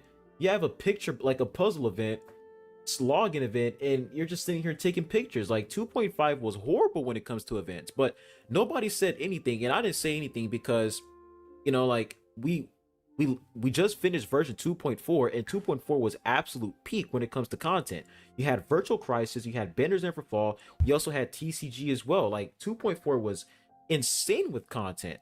And for all the people saying that, oh, you know, 2.7 is a story patch, so of course it's not going to be that much content when it comes to, you know, events or whatever, that's such a disingenuous take, because version 2.4 was also a story patch, and they still gave us.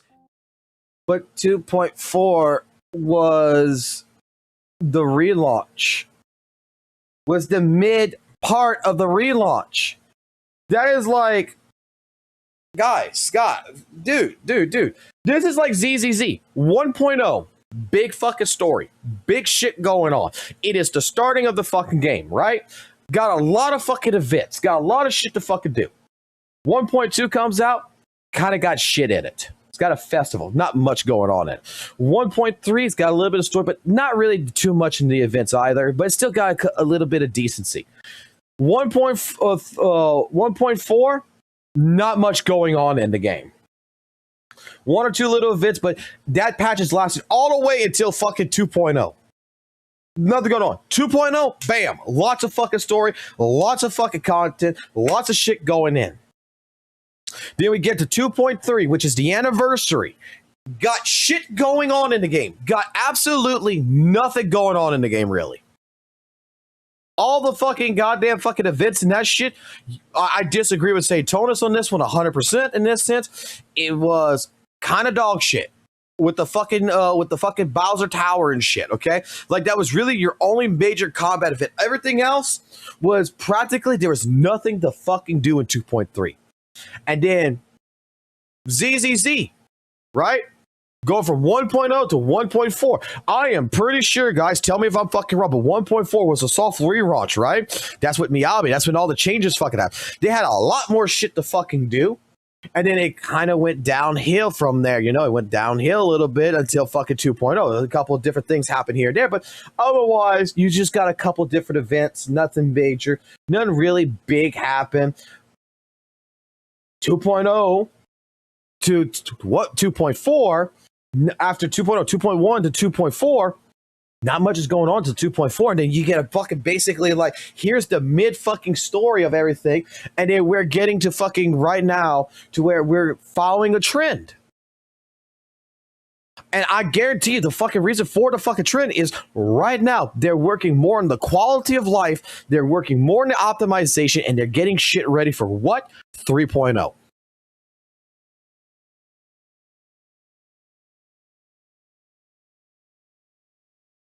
Like, you're saying it's disingenuous, but I mean, follow the tracking of how gacha games have been working. I hear people bitch all the time. There's nothing to fucking do in HSR. There's nothing to do in Genshin. There's nothing to do in fucking ZZZ. There's nothing to do in WUWA now. These developers don't fucking think next patch they're going to have all this shit. They don't fucking think of all this. They think about the combat events. Maybe they want to set up great combat events for 3.0, but you know, 3.1, 3.2, 3.3 is not going to really have that much in combat events because they're putting all the focus into 3.0 and 3.4 for major fucking events.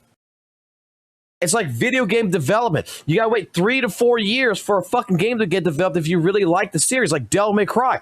For Devil May Cry, you gotta wait 3 to 4 years for fucking DMC 2, 3 to 4 years for DMC 3, 3 to 4, actually like 10 fucking years till DMC Devil May Cry, and then that was shit. And then 2 to 3 years after that till DMC 6.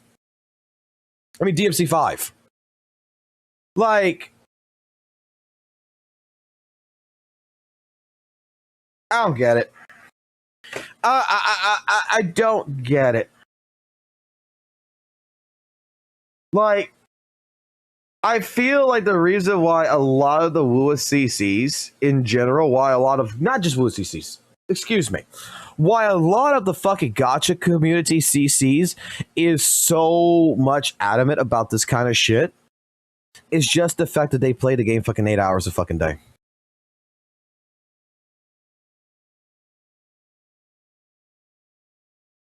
And they're just bored playing the same shit over and over and over again. When, you know what? The moment I get bored of playing ZZZ, I start playing fucking HSR. I got some shit to do in HSR. When I'm done with ZZZ, I'm playing HSR. When I'm going to be done with HSR, I'm going to go fucking... I'm right now attempting to go back into Genshin. I try to work up the courage to go back into Genshin, to be honest, because I don't know if I'll be able to deal with it after playing fucking Weather and Waves. And I'm waiting for more shit to happen in Weather and Waves. I'm waiting for 3.0 because I made the deal that I'm not going to touch till 3.0, but I might touch fucking WUWA. Or I might end up fucking having to go ahead and play this today, which I keep forgetting about, that I wanted to play last night, which is I want to fucking play goddamn fucking a new game. I want to play 2XKO. I mean, god damn.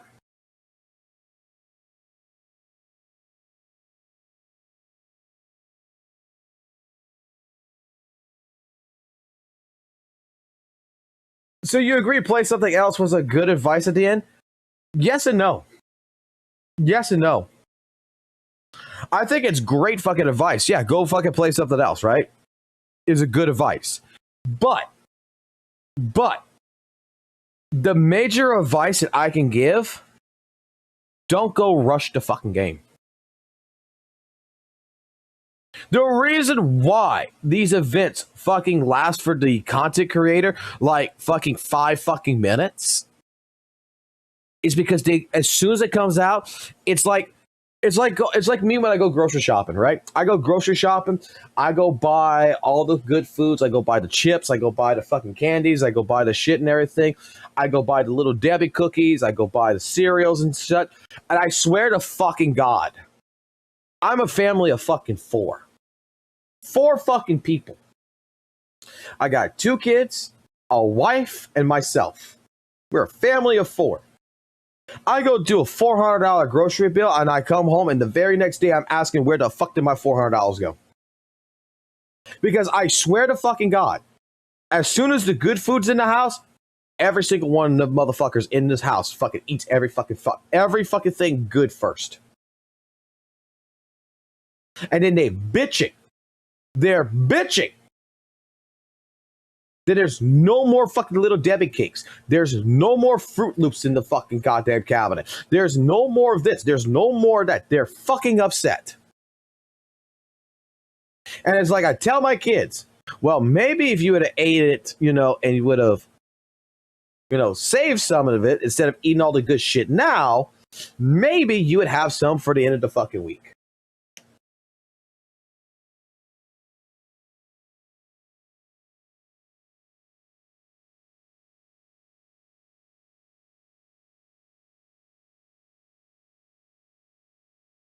I made this mistake with Weather and Waves. I ate all my fucking shit. And I had paid for it. Because there's nothing to fucking do. In ZZZ, there's a reason why I don't fucking do everything right off the fucking bat. There's a reason why I'm playing fucking Deadly Assault more often. I'm trying to learn more optimization. That I'm doing more grinding. That I'm doing different things with the account. That I stop fucking playing and I start doing fucking reactions. I start talking to the chat and we start doing these type of reactions. We start looking at fucking goddamn fucking big titty fucking girls and shit, man. Like, goddamn. We sit here, we fucking start looking at shit like this and I'm just like, so guys, would you buy this shit? Would you fucking buy this shit? And because you know what? There's other things in fucking life to go ahead and look at. I mean, my God, look at this goddamn shit right here.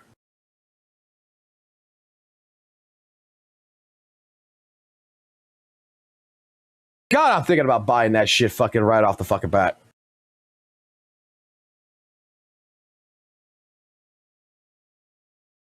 She's in position. She is fucking ready.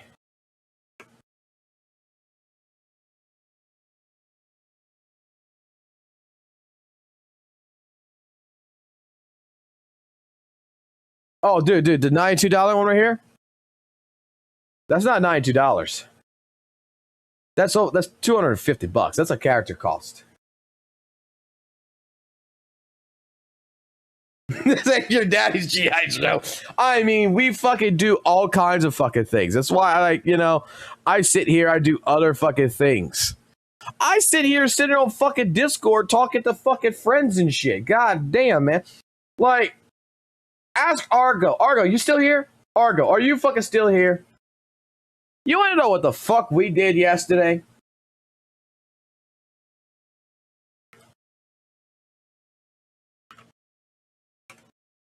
We're in a call with Chris and them and fucking goddamn fucking with fucking Argo.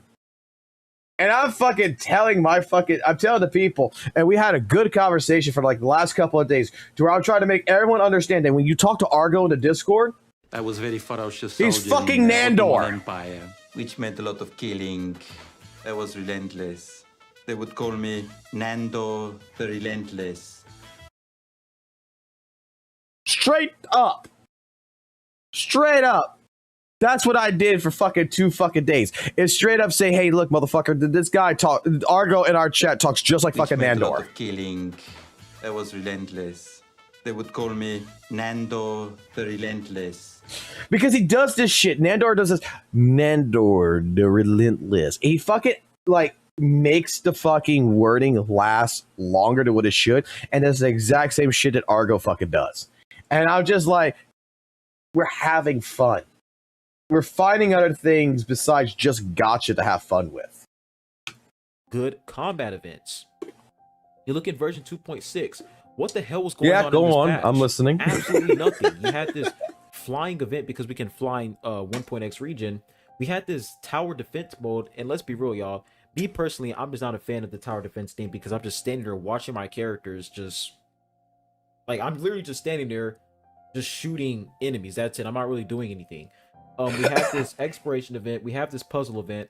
We have another login event where you're receiving buffs.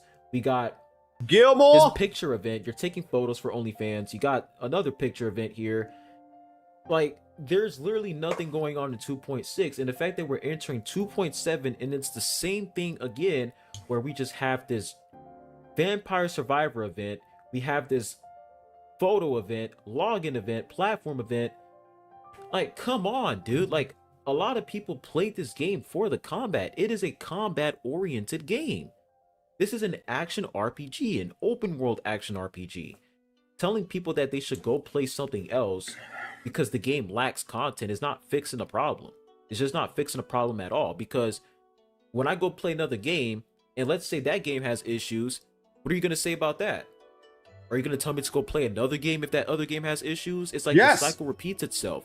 One of the main reasons why players left Genshin Impact, including me, is because Genshin Impact lacked content. And what were Hoyo Shield saying about that? Oh, you know, go play another game, dude. This game is clearly not for you. Stop playing Genshin. The dev shouldn't cater to you. It's a story game.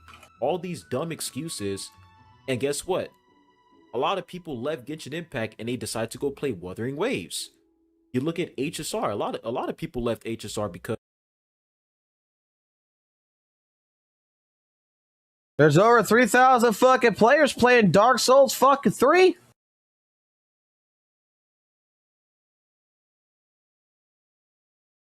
And that game's old as shit. There is still 23,000 fucking players playing fucking Elden Ring. And ain't no new content for that. We got 34,000 players playing Elden Ring Night Rain.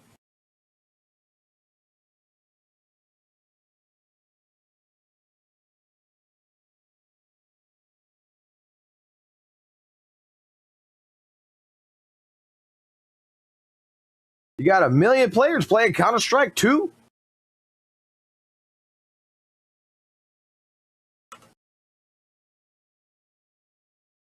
Like, and when I'm pretty sure when someone's bored playing Elden Ring or bored playing Dark Souls, you know what the fuck they go fucking play? Another game. You know what? You want my best advice? I give my best advice to all of the WUWA content creators.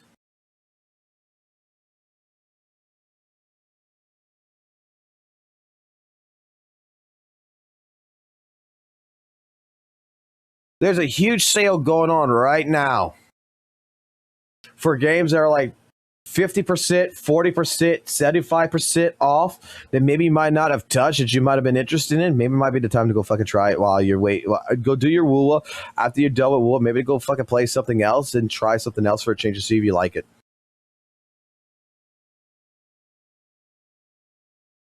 This is why this is why gaming now, like on Steam, there's nothing to do.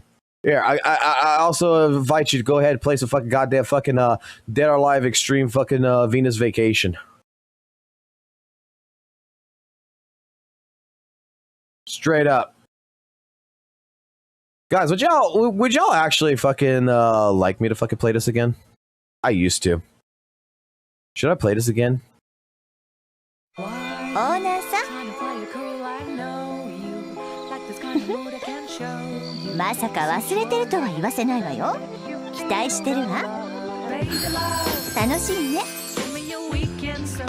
今日はどんな一日になるかしらね。夕日を一緒にそれくらい付き合ってあげるわよ。いい感じね。なんだか夢みたいね。言っておくけど人だけの秘密なんだから。やっぱり私じゃなきゃダメかしら、オーナーさん。Yeah, I think it might be time to come back to this. I think it might be time to come back to this. I think it might be time. Dude, look, I'm gonna tell you right now, I'm an Ayane fan. Ayane is the really true first waifu of my fucking lifetime. I fucking love Ayane with a fucking passion. I love her fucking lore. I love her fucking story. I love that fucking crazy little assassin. Ayane is my fucking wife. Because of how bad. In fact, when I first met my wife, she had the short hair just like Ayane, and it was purple, just like Ayane's. Yeah. Let's just say my brain shut off my dick thought. The storytelling is and the lack of content. ZZZ. I don't know what's going on with ZZZ, but I know ZZZ is not doing well right now. It's like it's literally a hamster wheel. We're just ZZZ's not doing well, guys. Hold on. We gotta check. ZZZ's not doing well, guys. Hold on.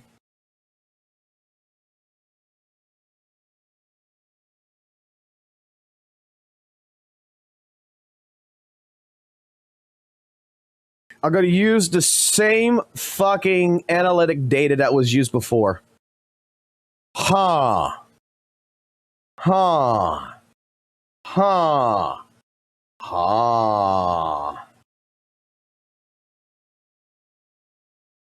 Oh, wait. I got to crop this. I got to actually crop this.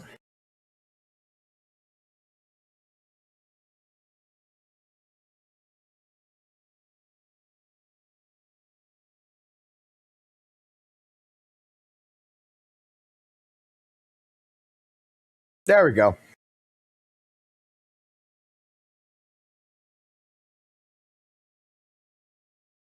There we go.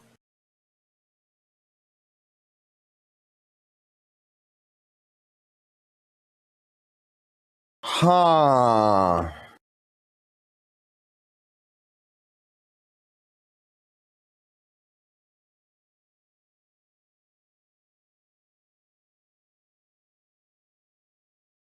Oh, huh, oh, huh, oh, huh, oh, huh, oh. Wow. Weathering Waves lost the fucking Genshin.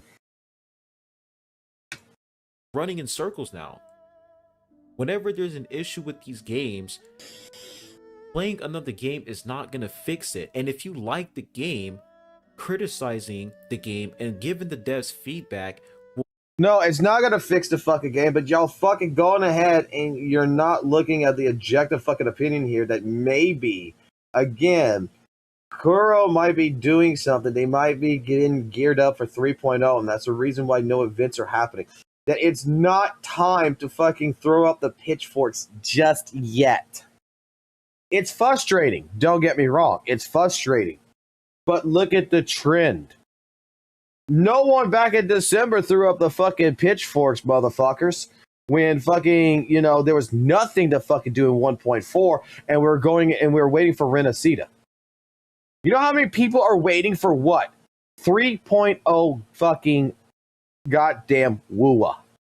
3.0.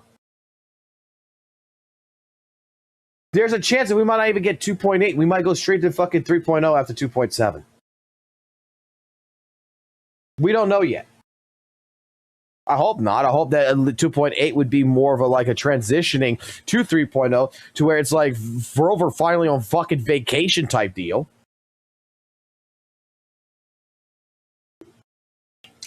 Because the motherfucker needs a vacation from all this shit and he needs to start looking at paying child support. But still. This is the same shit with ZZZ. The same shit with HSR. The same shit with Genshin. There's going to be a time and a place that if you need to throw the pitchforks out, you can throw the pitchforks out. Right now is not the time. Will make the game better. Now, don't get me wrong. There are times in the WUWA community where people would have terrible critiques. Like, their takes would make absolutely no sense. And you can definitely disagree with their critiques. Like, Nobody's saying that you don't have the right to, disagree with someone's critiques, but when it's something that we can all benefit from, for example, them implementing more content and you being able to use your characters that you subbed for to actually do something in the game, it's just a fact at this point. It's not even an opinion anymore. It's a fact. We pull for these characters for what? To go through dialogue, go through the story, and then just stand there after the story is done, log off, and go play something else? You make it sound like you don't play fucking Tower Versity. You make it sound like you don't play Whimpering Waste. You make it sound like you don't play the fucking end game. Whimpering Waste is resetting tomorrow, correct, guys? And there's a huge fucking power increase, HP increase is coming in with it. You're going to be testing your new units in it. There's a new tactical hologram boss. You're going to be testing in it.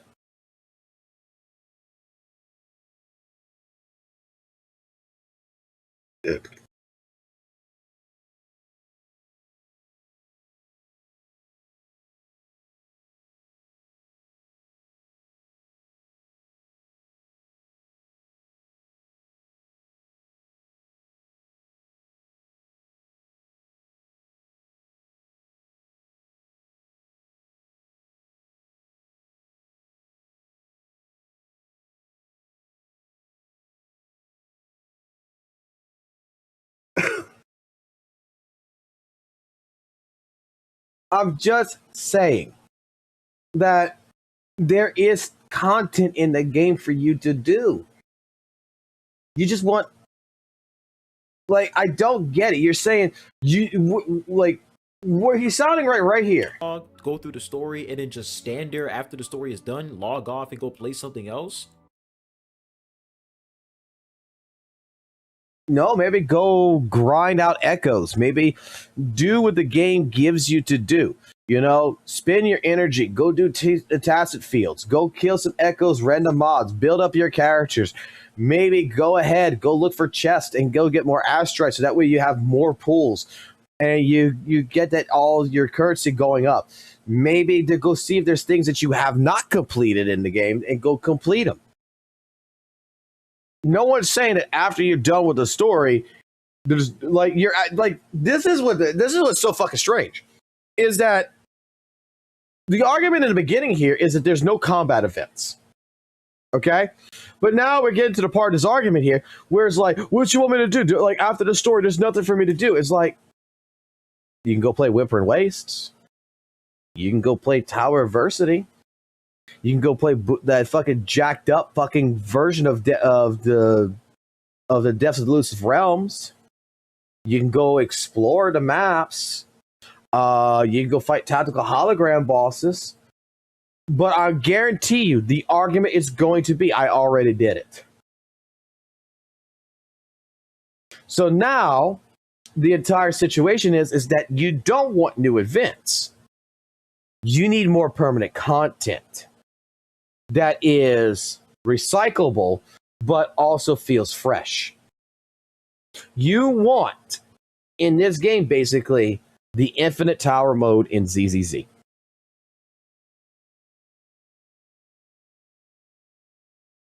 You want something that is something you can play and have fun with. Because, and you were hoping that there was going to be a new combat event that was going to come in that's going to test your characters. And I hate to tell you this, if you think that the new combat event that's going to show up in the game is going to test your fucking character, it's not going to test your character. Because typically, correct me if I'm wrong, even in ZZZ, these new quote-unquote events that come into the game, right? If you got a fully built-up fucking team and you've been grinding it, you're done in like fucking 2 minutes. 2 to 5 fucking minutes, right? Whereas for a casual player who's not fully built up, who's still like at UL level fucking, soul level fucking 2 or some shit, guess what? It might last him 10 minutes.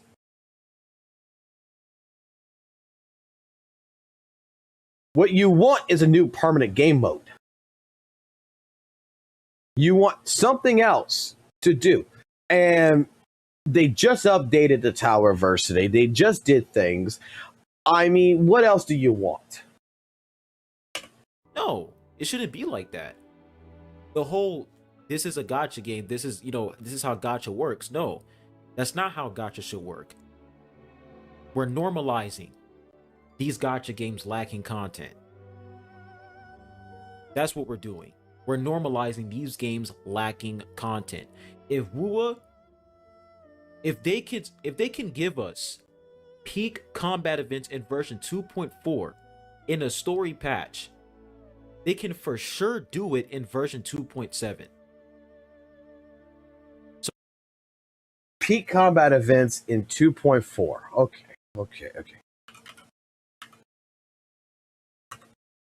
I need to check this shit. I know you just went through this, but I need to check this shit. I need to see it again. Hold on.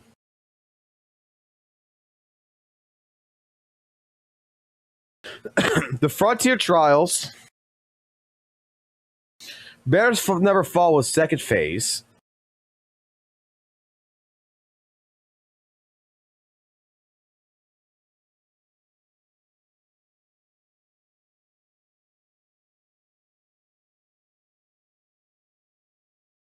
You only had 2 combat events, and this was the one where there was a second phase, and this one was in the first phase.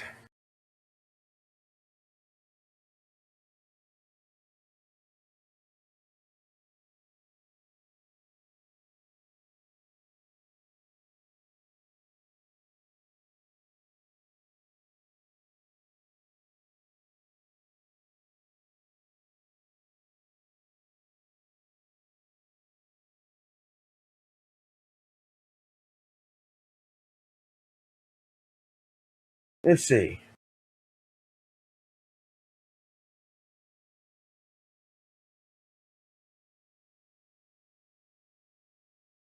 Combat event 1. Which actually, this shit lasts for fucking hours.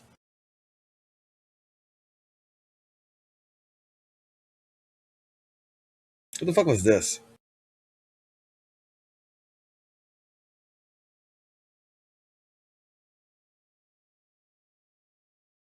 Photograph.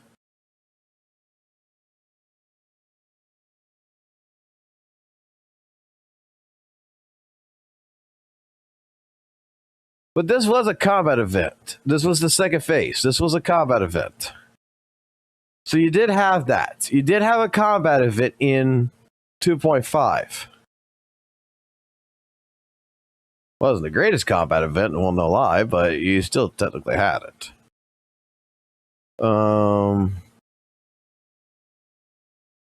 And this is permanent, isn't it? So you can always play that shit over and over and over again. There's no one wants to do the board game part of it. They don't mind the fighting part, but they just don't give a fuck about the fucking actual fucking doing the actual fucking board game side. All right, 2.6 was which we're in right now.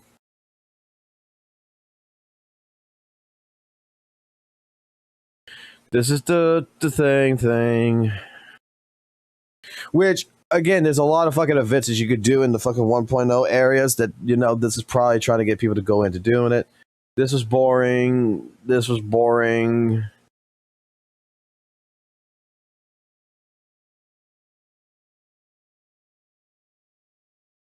Nothing here.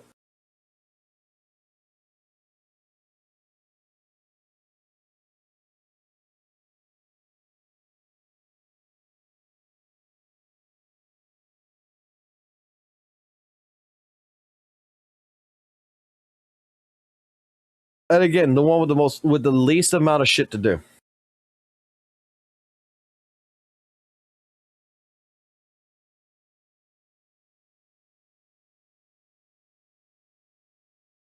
But it's a new tactical hologram boss, so technically it's combat.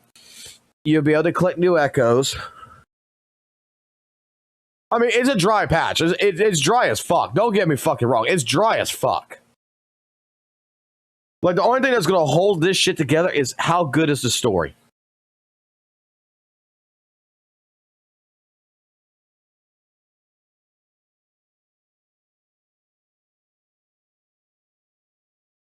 So I don't understand why we're trying to play dumb here and pretend that the devs are not capable of implementing good combat events and story patches.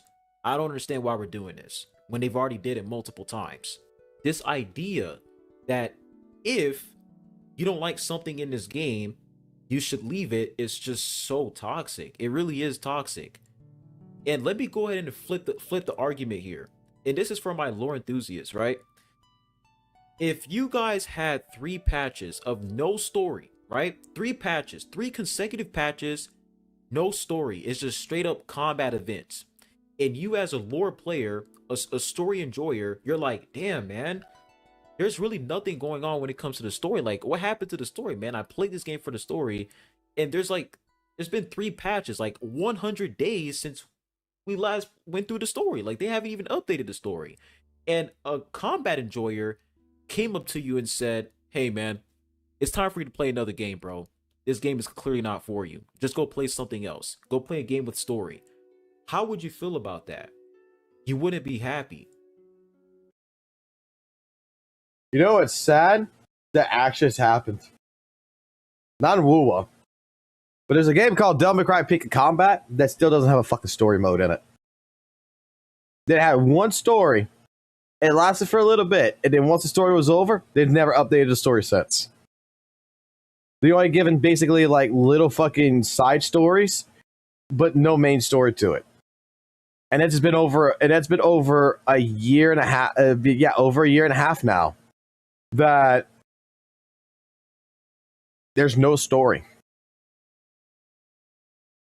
And people are upset about it. And you know what's funny? Hey, combat enjoyers has been told the fucking people there's no fucking story. Go play another game. Oh, hey, buddy. Talking.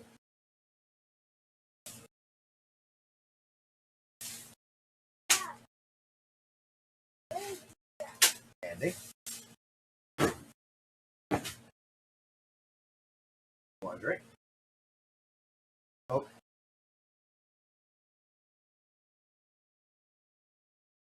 You can have all that, okay? I mean, you would be like, well, they have story in this game, so why couldn't they continue the story, right? It's the same argument here when it comes to combat. 2.4 had a lot of combat events. Why did they stop? Why? 3 patches, guys. You know how long that is? 3 patches. 3 consecutive patches. No combat events. In a combat...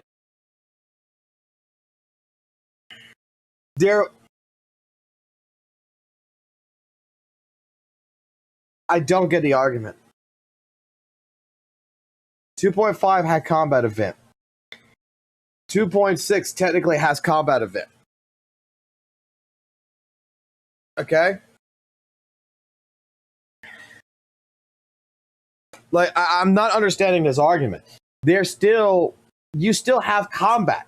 You got Tower Adversity, you got Whimpering Waste, you got multiple things. And I hate to tell you this, but the primary focus of Weathered Waves is going to be the story.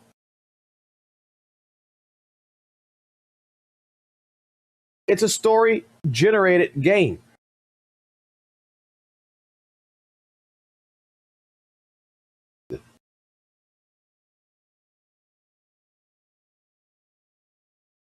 They don't consider it content.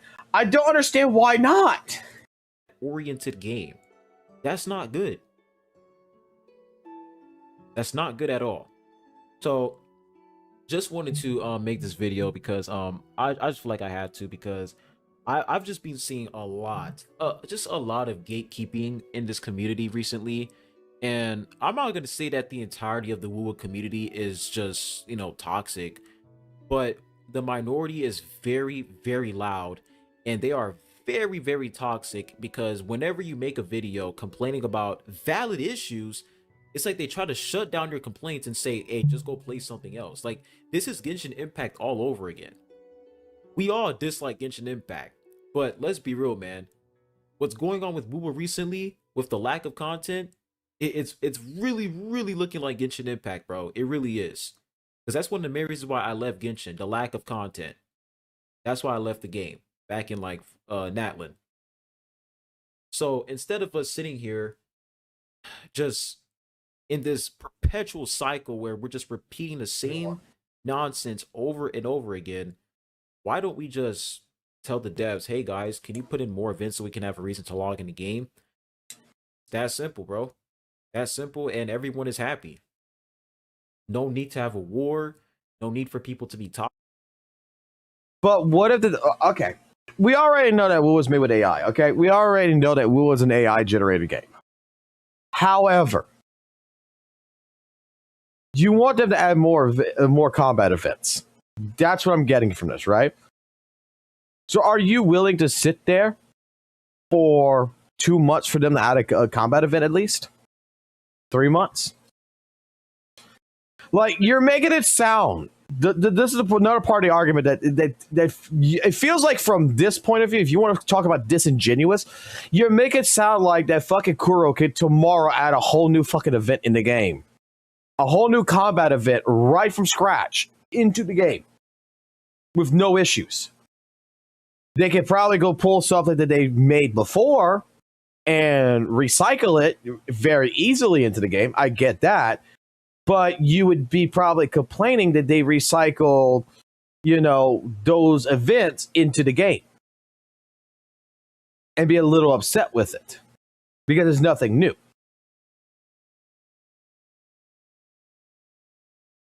How do we know how long it takes for Kuro to create from scratch a new combat event?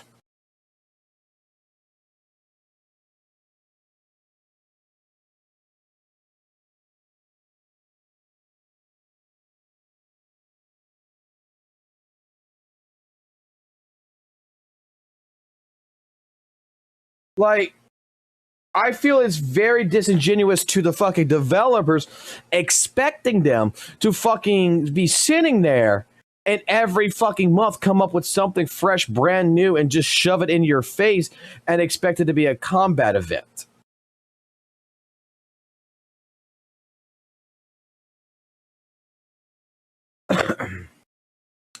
Now, Zayto's got the same complaints in his video, so he's on the side with Faros and such. But that's my point here.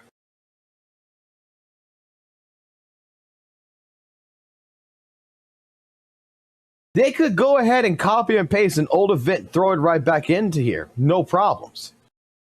But then you get the issue where it's like every other fucking gacha game's argument. Dude, I played fucking like Soul Leveling Arise. I've played fucking Devil May Cry Peak of Combat and shit. And you know how many times people got pissed off because they're taking the same shit that they did 2 months ago, 3 months ago, and they're reusing it all over again for a fucking combat event? It's the same shit that we did 2 or 3 months ago.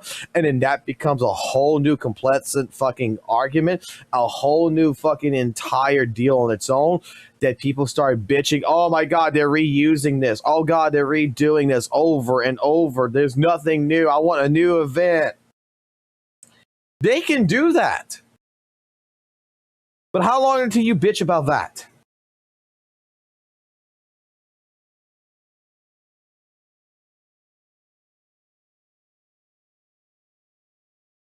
WUWA is an open world RPG combat game. Your content when it comes to combat is going to be the overworld itself, number 1, tactical holograms, number 2, Tower Adversity, number 3, Whimpering Ways, number 4, and the rehashing of the Desoluteth Realm.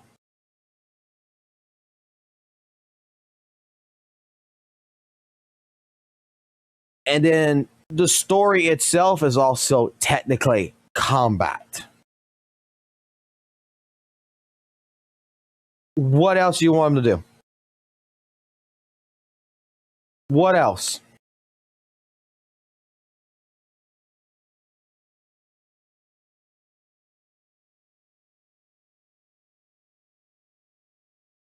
They've been asking for the co-op hologram fights if they come back. Yeah, copy and put it up there. That actually should have been fucking permanent. But you know what's sad? China didn't want it. You know why? Because apparently people are anti-fucking social. And they don't like the fact that they have to be quote unquote forced to fucking play online.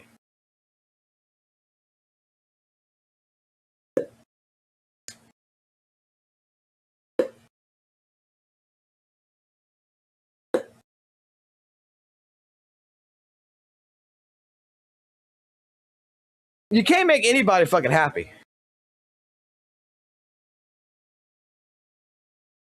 It's just that this right here is one of the biggest fucking arguments.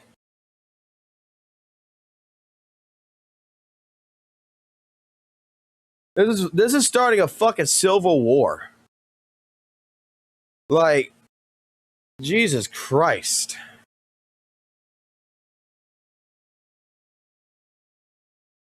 WUWA is just planning right now for the future. Oh, what is this? Yeah, hello à tous, c'est Kuro. Aujourd'hui, on se retrouve pour une vidéo que je n'avais pas prévu de vous faire.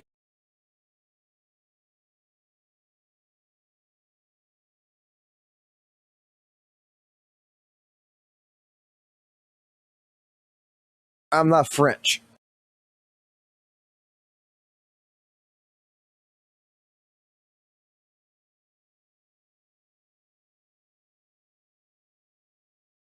Hello everyone, it's Koro. Today, we're back with a video that I hadn't planned on making. Well, it's going to come out the same day I film it because I saw the news this morning. The news came out this morning on my channel from the live of 2.3, the live announcement, and we're going to talk a little bit about it, guys, because it's been a while since I've spoken to you on this channel. It's been a very long time, in fact. I don't always make videos like this. I prefer, you know, to take my time making videos. By the way, even in the future, I'm telling you, we'll often have a lot more videos like that, videos that you like, well, narrative videos, quite simply, videos on TV mode. Here it's on the Zenless AD, the old AD then the new AD, and there it was on the squad. We talked about the squad, we made a narrative video about it. These are videos that you like, and I also like making them because these are videos where, how can I say, I create the subject myself, I tell a story based on something, and I like doing that. So there will be one coming soon on the channel, but that's it. I wanted to take a little moment to talk to you about that actually. There you have it, L2.3 and Lucia guys, because yes, we've already talked about it in videos, specifically in the video on the DA, in relation to the fact that, well yes, Zen's DA2 is losing its soul, but here it's even more obvious. It's even more obvious, and we can see it on the Zenless stat counters in terms of income. First of all, it's a month that hasn't really shown. We saw that in the quick video at the beginning of this video about the recap of 2.2. There you have it. We saw that in this video that the income at the very beginning, we really saw that very quickly that the income wasn't great. And I can understand, even if I personally like Orphe. I can understand guys that the income wasn't great, but really, besides, we've already explained it. We've already explained how the ball squad was abandoned, the AD and all that. So, Zenless choices, we've explained them in these 3 videos, guys. So we're not going to do a re-edit here, but rather a sort of epilogue. To tell you that in the end, I think I was right, guys, I was right. I was right because look at what they did with Lucia. Lucia's design at the beginning wasn't like that. Now she has a cleavage and I'm not going to act like an actor. I've seen Zenless's LQUs even though I don't share the lock on this channel because, well, it's not my type of content, but I watch the LQUs. Okay, I'm not going to make you like, yeah, I don't watch the LX blah blah blah blah. No, I watch the ELIX, guys. There you go. And I had already seen, We had already seen with some subscribers a few days ago that Lucia's design had changed a lot. Before, she had something that was much more in line with the magician style, and now she has a low neckline.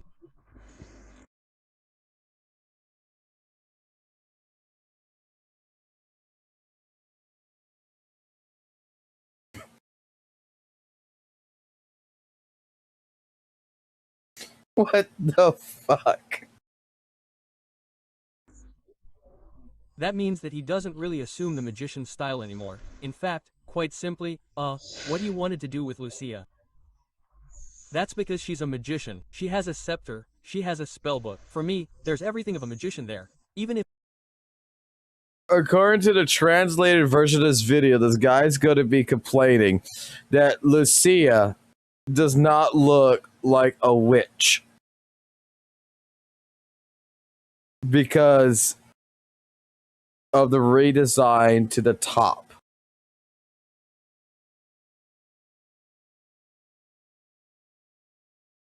I'm not doing this shit. I don't speak French. I changed the audio track to thing. You want it in French? Here. This is what it sounds like. Et j'aime bien faire ça, donc il y en aura une bientôt qui arrive sur la chaîne. Mais voilà, je voulais prendre un petit moment pour vous parler de ça en fait. Voilà. Du live 2.3. Et de Lucia, les gars. Parce que oui, on en a déjà parlé dans des vidéos, justement dans la vidéo sur la DA. Par rapport au fait que, oui, la DA de Zenless est en train de perdre son âme. Mais là, c'est encore plus flagrant. Hein. C'est encore plus flagrant. All it's fucking doing is reading the fucking subtitles in AI. Et on le voit sur les compteurs de...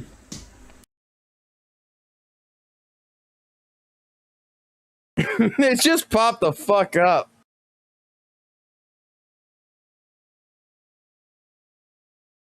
Like, they're arguing that she don't look like a fucking witch. Okay. I thought it was in English when I read the title.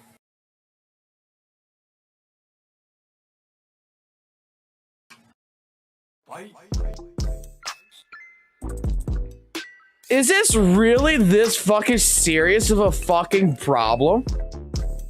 What's up, guys? You're new here. I'm back again with another content. What's up, everybody? So I'm here right now with Twitch chat and YouTube chat live streaming live, and literally when I literally just started the stream, bro, the announcement for the special program just got released, so which is crazy, by the way. 2.3 is gonna come soon, and I'm very excited for it because this is literally the 4th patch of the literally season 2, and we've been getting bangers after bangers when it comes to story. By the way, some people are complain all they want, like seriously, but I do have one complaint though. I do have one complaint before we go in to talk about the special program that are gonna happen, by the way, in September 29, same time 7:30 UTC +8. We're gonna live stream it, by the way, when this special program comes on, so that we can just chill and watch it together on, I think it's on Monday, so technically in the next 3 days, basically. In 3 days we're gonna have the special program, and we're gonna wait for it.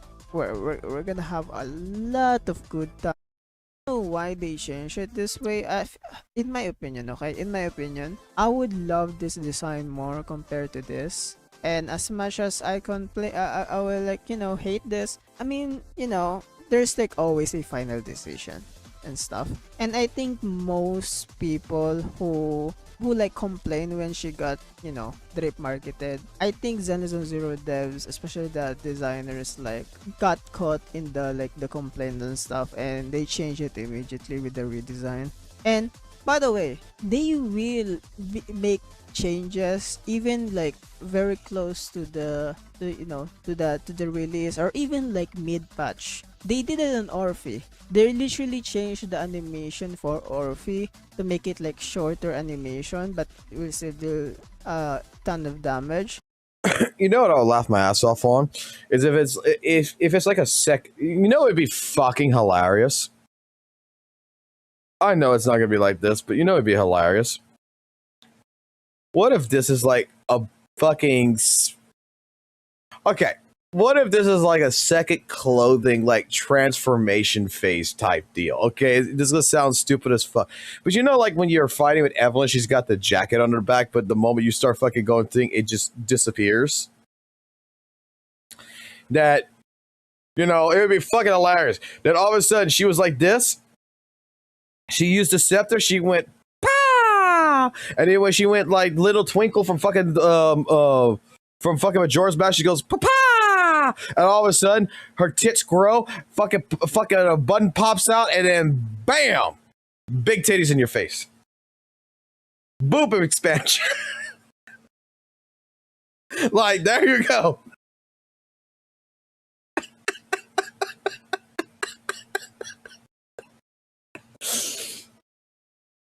Dude, that's a Summon 6 right there. That's an M6, man. That's a Summon. That right there is an M6 character right there. Whether you like it or not, that's an M6. She just goes like, she gets in the middle battle, she uses the scepter, she goes fucking thing, she goes, pow! And then all of a sudden, fucking buttons pop off, fucking top comes down, and fucking tits come up. And then all of a sudden, those fucking A's turn into double D's. And then fucking Monoto just stops in his fucking place, turns around, looks at her, goes, oh shit. And then he gets whacked in the face by the ethereal.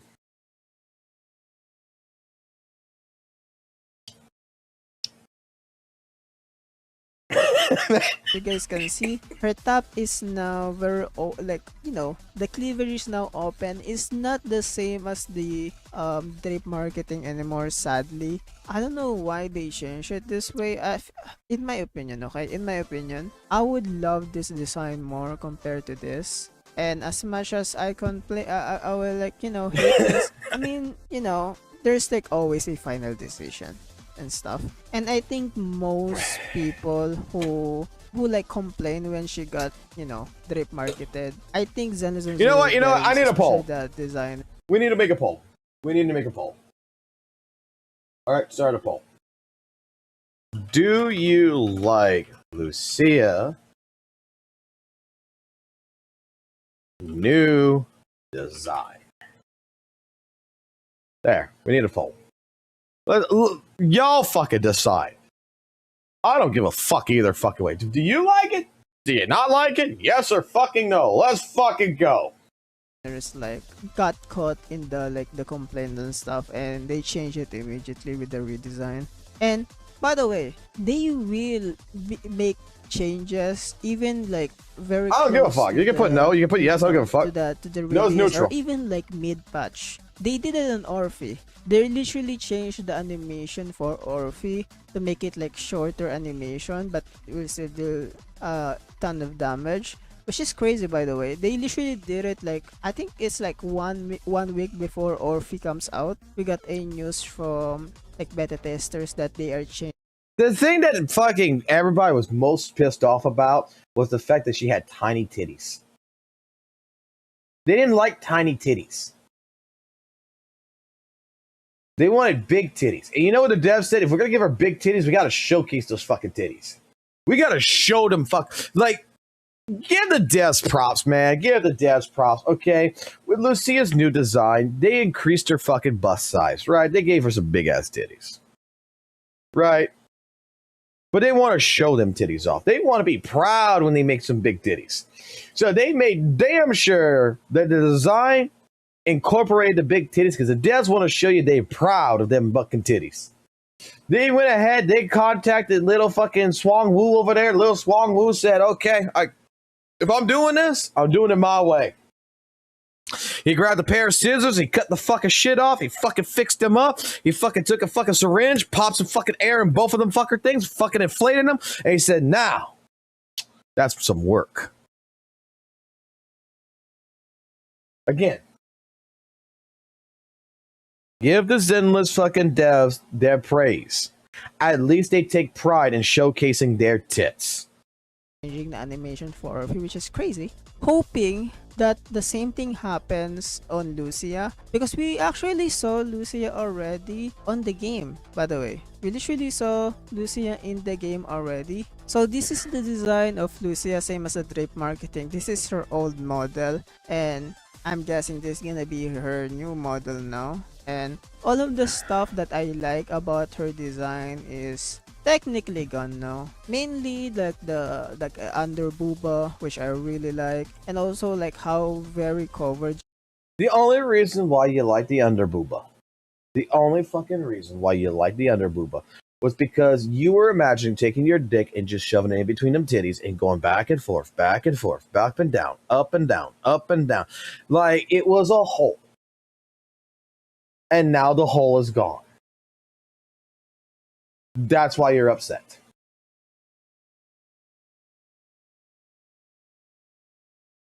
Now there's a chance. Now there's a chance that you're going to fucking miss. She is, especially on the cleavage part. I personally like that. Mainly, one of the reasons why is because Zenless Zone Zero is like, especially for like a mature body like characters, they usually have their cleavage out like this character. Like even like Yidhari, we're gonna talk about Yidhari later. But same as Yidhari, like cleavage is out. Look, Yidhari is right here. Look, she's got a fucking dick hole. She got a dick hole right there. You're good, buddy. You're good. Leave the innocent girl alone and go to the slut. And stuff. All characters have that already, so that's why like And when like literally when Lucia got drape marketed, like I'm so excited about her because her design is actually like so much better. But I guess a lot of people complain about when she got drape market. Oh, Yishuan redesign, Yishuan copy and stuff, and now they changed it to this one, which is, in my opinion, honestly much worse than literally the whole thing. Literally much worse. I think it looks fucking better. I'm not gonna lie. It looks better to me. Let's go see something.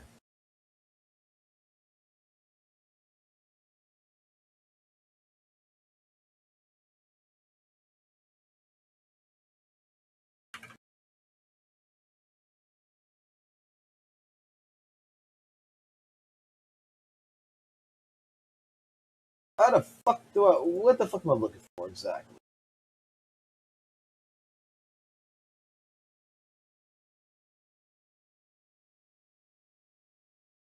I don't know. It gives me more the witchy vibes with the fucking strings.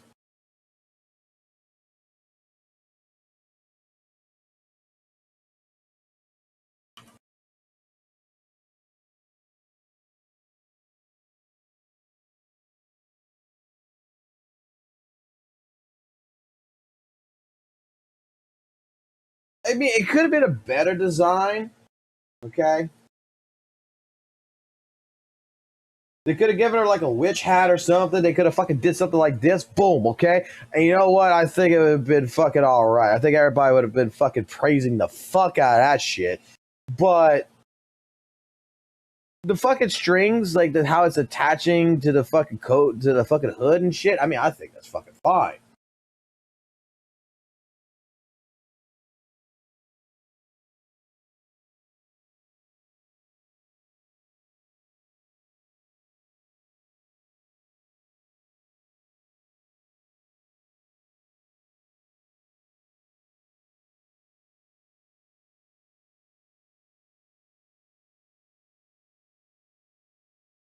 I am digging into fucking deep and dark territory. I need to get the fuck off of this shit.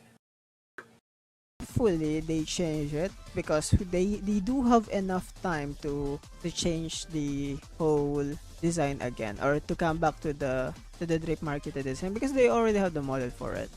Literally there's no need for redesign at this point. And also from what I heard, a lot of Chinese players also don't like the redesign for Lucia. And like my theory about all of this is that the overseas, again the westerns, are just complaining about Lucia's design being too similar, like the shorts being too similar to like Yishuan. Oh my god, it's another Yishuan copy, something like that. And not like literally the Zone Zero devs and the designers are like, oh my god, a lot of people don't like it. Now they change it to this, and I'm like, let's be honest, it's much worse. I think even like the people are complaining about it, so like damn, I think it's better, but think okay. about anymore. So honestly, I'm super disappointed about this redesign, but also it's like making my feelings about the character bad. No, I don't really like the redesign. I like the old design more, and I guess hoping that they change it soon.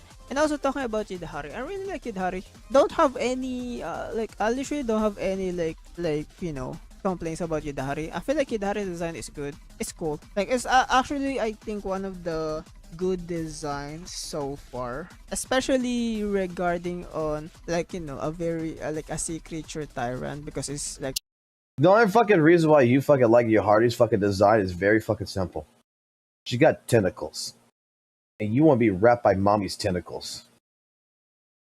Like when you're gonna be like, oh god, I'm about to pull out, you're hoping to God that she's gonna wrap that around your fucking neck, she's gonna wrap around your legs, she's gonna wrap around your arms, and she's gonna fucking be like, no sir, motherfucker.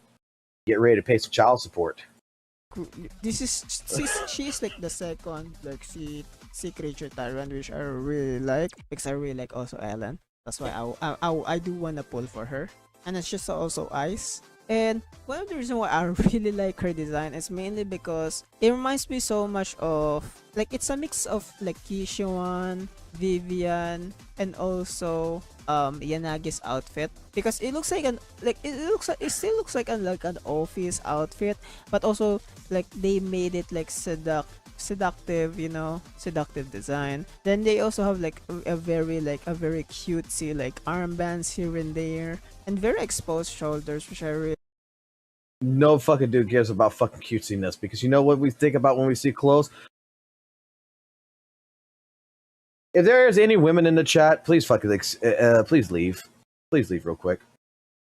Come back in about 10 minutes. I need to talk to the guys. This is a guy chat only now. Okay? So to all the women, get the fuck out of my chat. I'll give y'all fucking 10 seconds before I expose the secret about men. 10, 9, 8, 7, 6, 5, 4, 3, 2, 1. All right, so now it should be only the guys in the chat. All the women should have fucking left, because we are not going to expose the secret to the chicks. But if you're a guy, you're going to know exactly what the fuck I'm talking about. When these girls fucking go ahead and get the cute little dresses and everything else, and the cute little fucking clothing, their little fashion source, and we're like, oh yeah, honey, that is so cute and everything. And we're not saying that it's so cute in the fact of, you know, we think it looks great on them or anything like this. No, it is the fact that it's so cute because we're already planning mathematically in our head how we're going to rip that shit the fuck off. In a fucking speedrunner style aspect. I know I could get rid of that armband right there on your Hardy. I can get rid of both of those armbands in less than 2 seconds. The only trouble I got right now is going to be the time cruncher, is going to be the corset.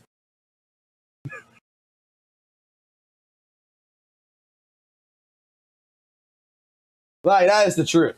It is so cute that we're already planning in our mind what we're going to do with mommy.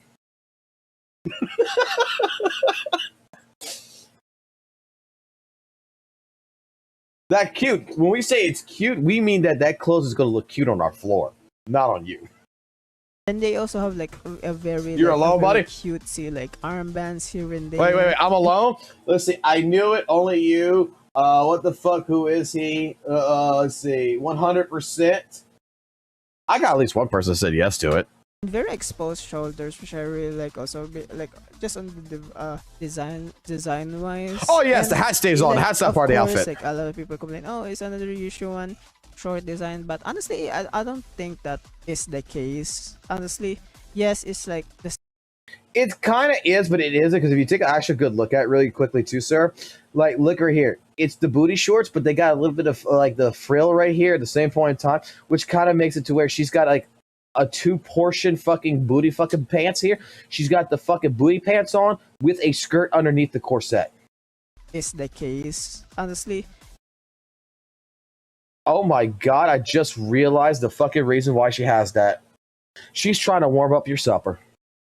Yes, it's like the same thing, but did we forget about Pulcra, Lucy, and Nicole having the same literally booty shorts? They literally have the same shorts. It's not that it's you know, like a rare thing to have like you know, not different shorts. I don't know the grammar. Sorry about my grammar, but it's not that like it's not that serious. Zenless Zone Zero already did it before. So like, why is it a problem now? You know? It shouldn't like, be. Usually, like, what's the problem now? Like I said, Pulcra, Lucy, and Nicole already have the same like bottom half. They have the same shorts. They even have the same designs. Okay, I'm gonna show you right now. Pulcra, look at that. Another booty shorts. Lucy, ZZZ. Another shorts with the same design, by the way. With the same design with the puffy thingy. And then Nicole. See? Literally nothing changes. It literally is the same thing as what happened to Yidare. And it's not even the same thing. He brings up a point.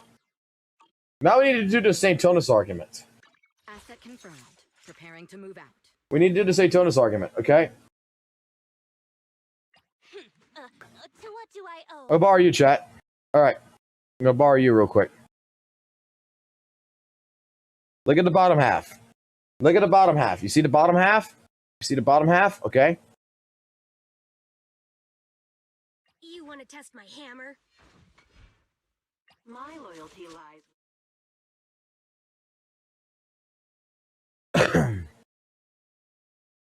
Can you tell that is? Can you tell right now that is fucking that's Pulchra's legs or Lucy's legs? Can you tell? Can you tell? I mean, we gotta do the same thing as Tonus did, right? Pick me, and I promise you'll learn.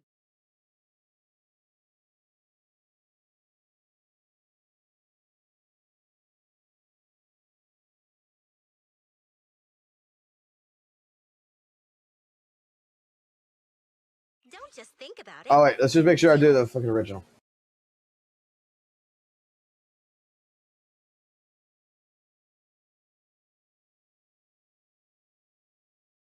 Look at the goddamn fucking thigh meat. Oh shit, I've never noticed. I never noticed that fucking Nicole's got a freckle between the legs. What the fuck? Move your fucking asses over. Hold on.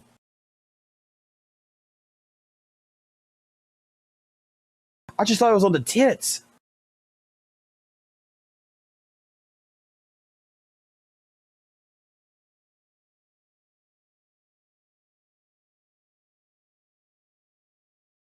God damn. Pick me, and I promise you'll learn big. All right, the new costume is the new costume is a waste. Expensive.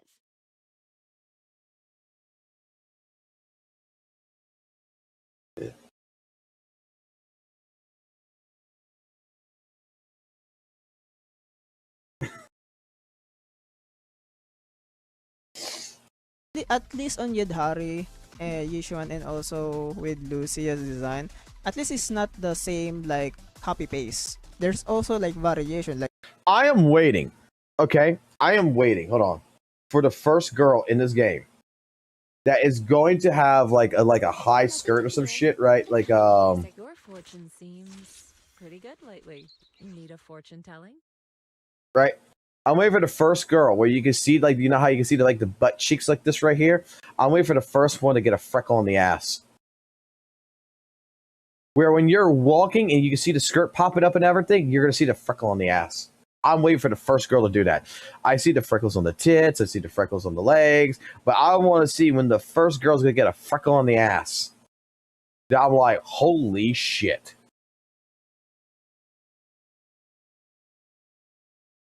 like this one, there's like circles thingy here. Even she have some stuff here and there. Where's Yishuan? Yishuan shorts is also very different from the others. The Yishuan short also have some window, like V-line window on her short. So it's not the same technically. And if we actually compare it to Pulcra, Lucy, Nicole shorts, like on those three there's no changes, but on these three there's actually like big changes. And I feel like some of these like complaints are just honestly like stupid, you know. It's so stupid if you literally look at all the design in Zenless Zone Zero right now, like literally. So yeah, I think I don't like Yidhari design.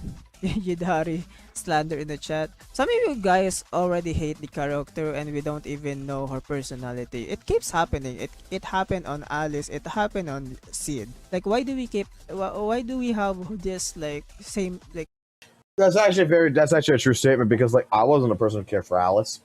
I wasn't a person who cared for Seed, but after playing the fucking story, after playing the character in the story, and fucking getting to know the character through the story, you know what the fuck I ended up doing? I ended up pulling for Alice. I ended up pulling for Yuzuha. And my excuse for Yuzuha originally was I'm just going to pull her for the fucking goddamn fucking raccoon. Because I don't give a fuck what anyone says. The raccoon is the best fucking thing about Yuzuha. I don't really care too much. I do like her story, but that was not the reason for the pull. The reason for the pull was for Nazi-kun. Karma. I don't give a fuck what you call him. This is a fucking goddamn Nazi in a fucking goddamn fucking furry fucking body. This is Nazi-kun. And I don't know why, but it is adorable as fuck to me, and I fucking love it. You know, same attitude on your characters. And for some reason, this always happens in Zenless Zone Zero. I don't see this on HSR. I literally don't see this on Genshin even. Literally, I don't see this on Genshin or like HSR at all. Like literally. I only see this on Zenless Zone Zero for some freaking reason. And I actually said this. I can pinpoint when this happened. It literally just happened last patch. Okay, it literally just happened last patch when they drip marketed Alice, they drip marketed Yuzuha. Some of the players, it started like there's like a build up of like hate on the character. Because you know why HSR and Genshin don't have this? Do you want to know why ZZZ is the only one that's getting this, and especially from the WUWA side? I could tell you why, because St. Todos was like one of the first people to bring this up, right? You want to know why? I have a theory. Would you guys like to hear the theory and tell me if it's a W take or it's an L take? Why basically people are not bitching about the fucking designs of characters in HSR or in fucking Genshin, but they are doing it for ZZZ? No, I've not seen the original design for Yuzuha. Want me to yap about this one? I'll give you a take on this one. The reason why is because HSR and fucking Genshin are the grounds of all of fucking copying.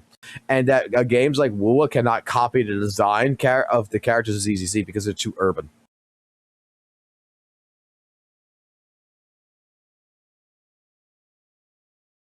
It don't fit the aesthetic.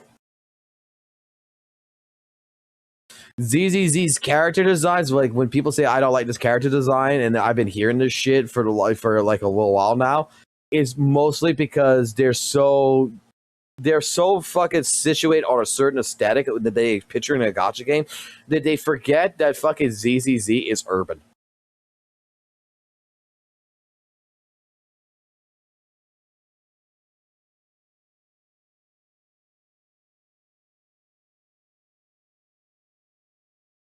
You pulled her because she had a Nazi? Yes, I did. Yes, I fucking did. And I realized after that how good she was. Because I am not gonna fucking lie. Every fucking other day I get shown something.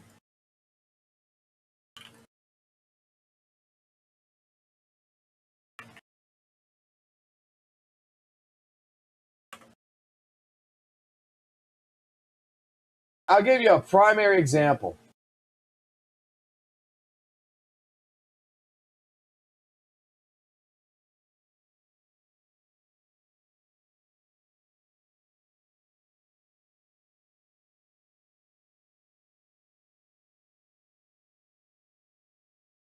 Fucking HSR needs to go to hell for this shit.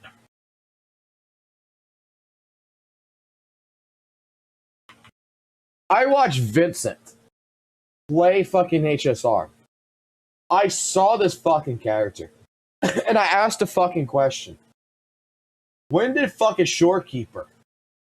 When did my fucking Shorekeeper in WUWA go into an emo phase?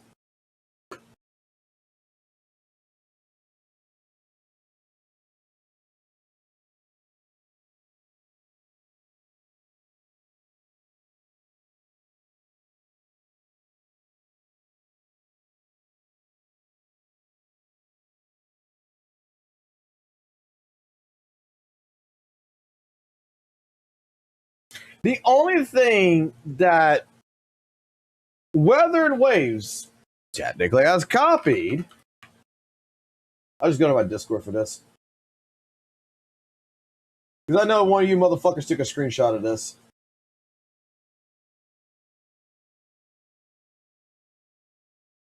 Let me put it this way. The only thing Weather and Waves did, right, that I would say is a big coincidence.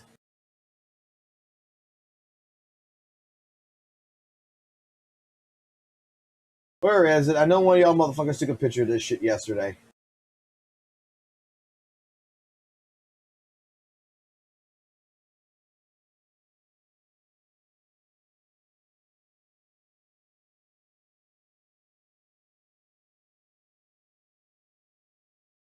Fucking called it.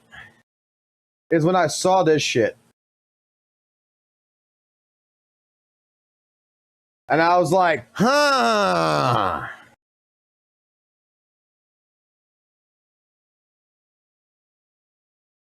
Kind of similar. But fucking HSR, fucking goddamn fucking WUWA with fucking Shorekeeper and quote unquote Black Swan. HSR needs a fucking ask forgiveness to fucking Kuro Games. Like straight up, you fucking stole Shorekeeper. And then like Lucia and Yudhari got drip marketed again. I hate I hate this character. It also happened on Seed. I gotta fix the commands. The streamer.bot program that I have updated, and even though I kept trying to push the backups on, it killed all my commands. Like I have to remake every single command from scratch again. Seed got drip marketed. Orphe got drip marketed. On Orphe, the design is like they already know the design for Orphe, but on Seed it's like a new design. Like I hate this. Like we don't even know about the character. Why do you guys? Excuse me, Paper Cut. Excuse me. Oh wait. Your name is Paper Cut. Fuck. Oh God, fuck you. Hold on.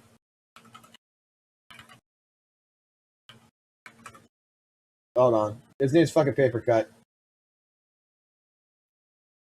But I know what I can't stand. Everybody likes the fact of the matter is I can't add up to what you can, but everybody has a face that they hold inside. Face of the like the face inside is right. Beneath the skin, it's like I'm paranoid.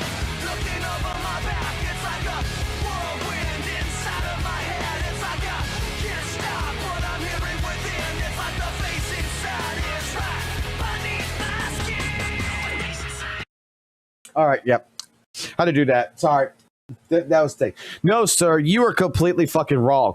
Fucking Shorekeeper was made fucking in the year 2020 during COVID. And fucking HSR fucking stole the fucking plans from Kuro Games before they even made the Shorekeeper. So in all honesty, Black Swan belongs dead. They need to apologize. It's like fucking, what's the fucking name of the other character?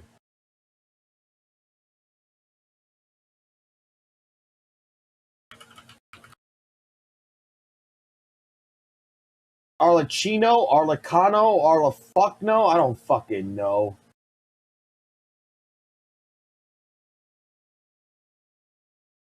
Fucking Cammy ripoff.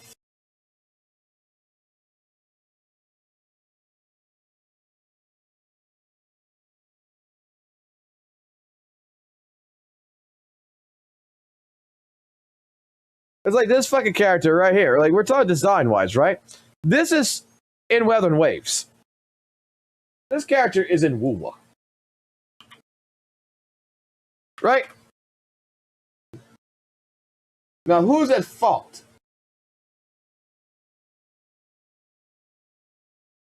Well, it's Zanny. It's not even fucking Zanny. You can fucking throw Zanny in the fucking trash. It was there long before fucking Zanny. Because this fucking character is the big sister to this fucking character. With the fucking flower brooch on the fucking chest, the flower brooch on the fucking chest, the black and the white hair, the black and the white hair, the red in the eyes. I mean, come the fuck on. Both of these are fucking the goddamn same character.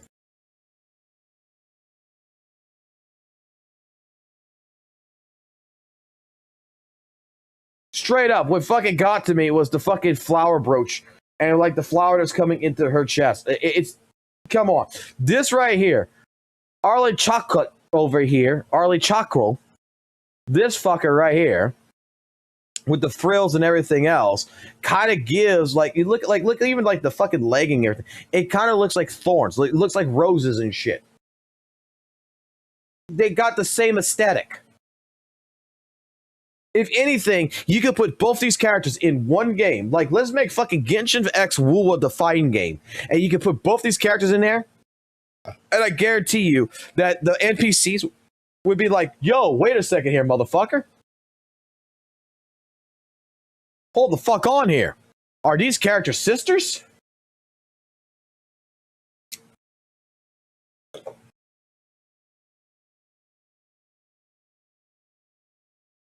Like, it's the certain aesthetic, and that's the reason why I think that a lot of people bash on ZZZ's fucking design choices, is because they're so used to Genshin. They're so used to HSR and WUWA's, like,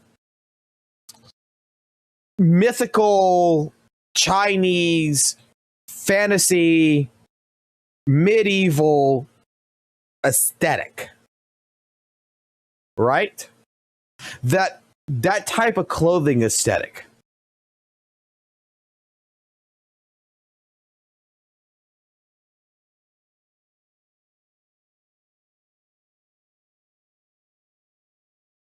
So, when you come play ZZZ, it doesn't have that aesthetic. The aesthetic that ZZZ has is basically fucking shitty fucking 90s. It's the 90s aesthetic. And honestly, it's not bad. I lived in the 90s. 90s were my best fucking years.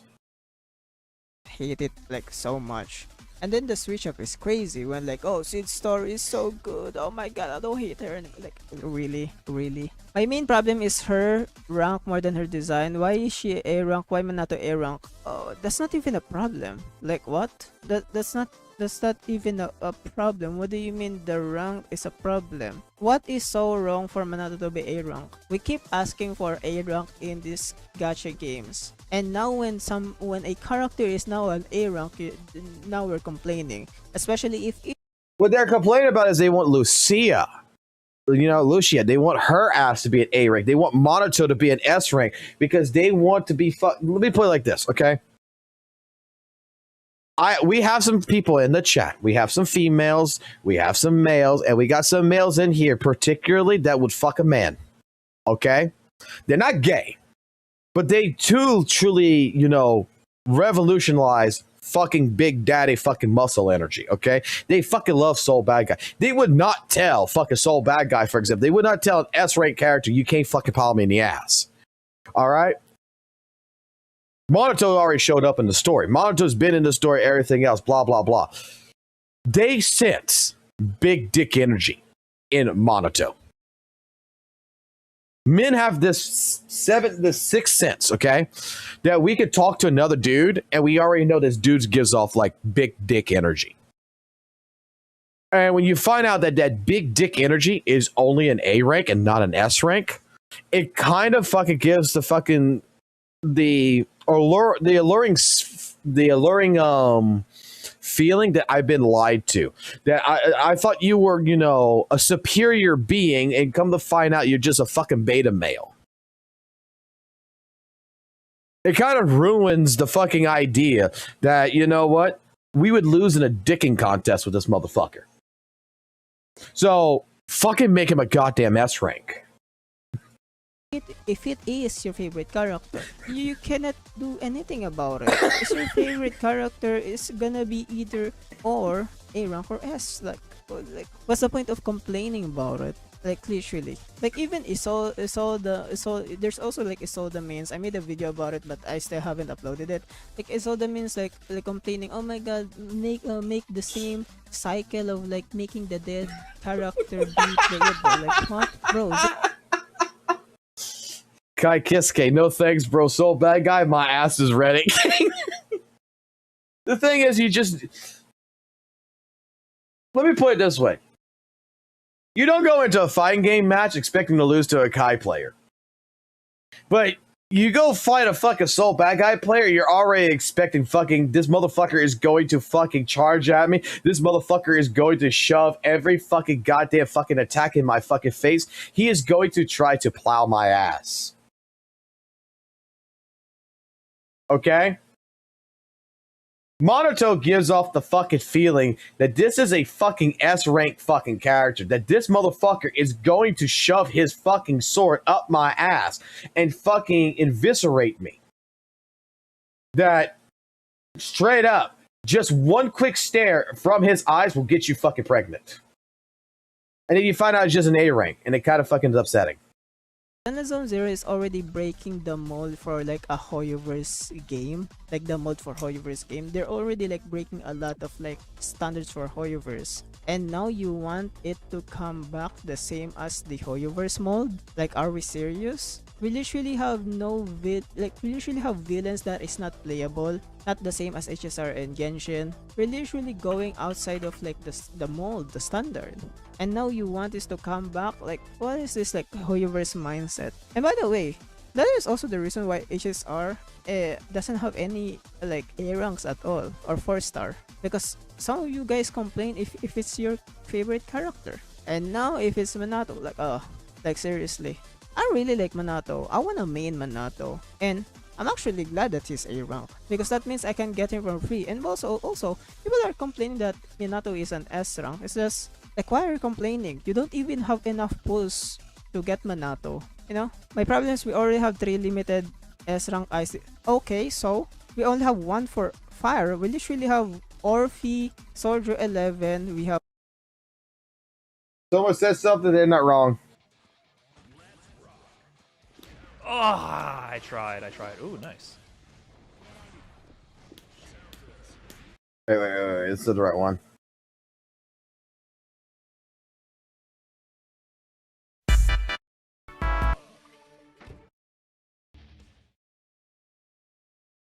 Is this the right one? Let's rock.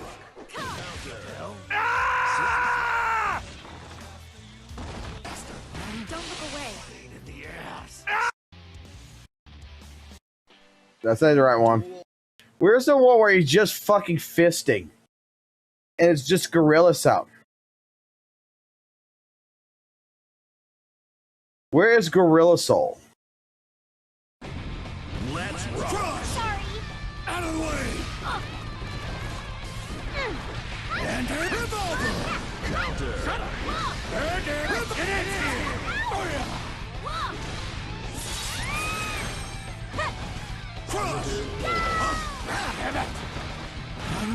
He already failed. He blocked.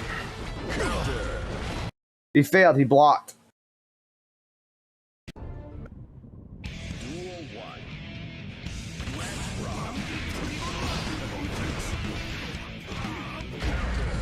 There we go.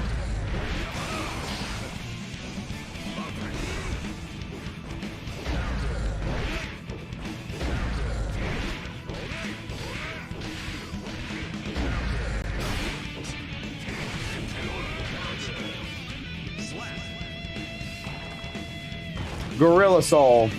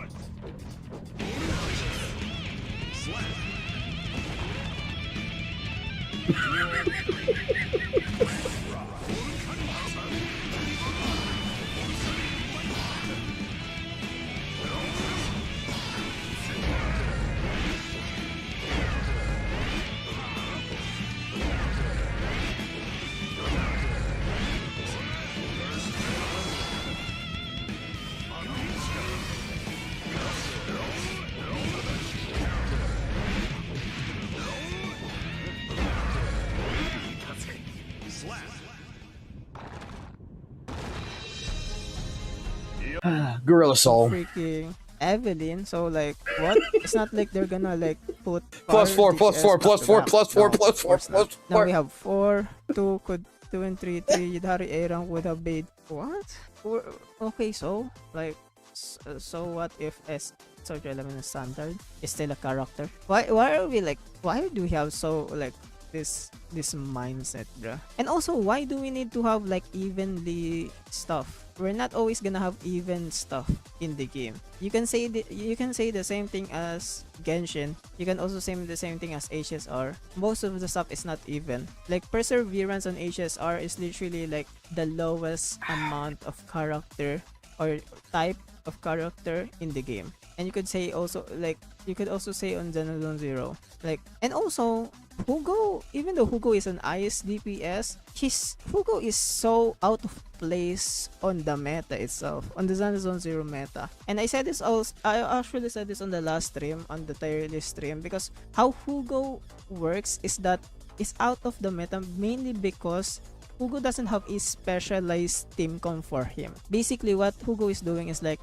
using the already existing character that works for him right now, but technically it's not specialized for him. So like, you know, and it actually makes sense for Yudhari to come out as Ice, mainly because we haven't really have any Ice character that is balanced. And by the way, I always say this, we're not gonna include Miyabi, we're also not gonna include Dishuan on this in the meta talks, mainly because both of those characters are rule breaking characters, meaning they will break the game. They literally break the game, like the meta of the game. Like Miyabi being a somewhat like attack character that can crit with anomaly. Yushuan being scaling with attack and HP, which is super cheating, by the way, and breaking how Rapture works. That's not how Rapture works. So like those character, when talking about meta, we're gonna leave it, and we're not gonna talk about those two, because just those two are just broken,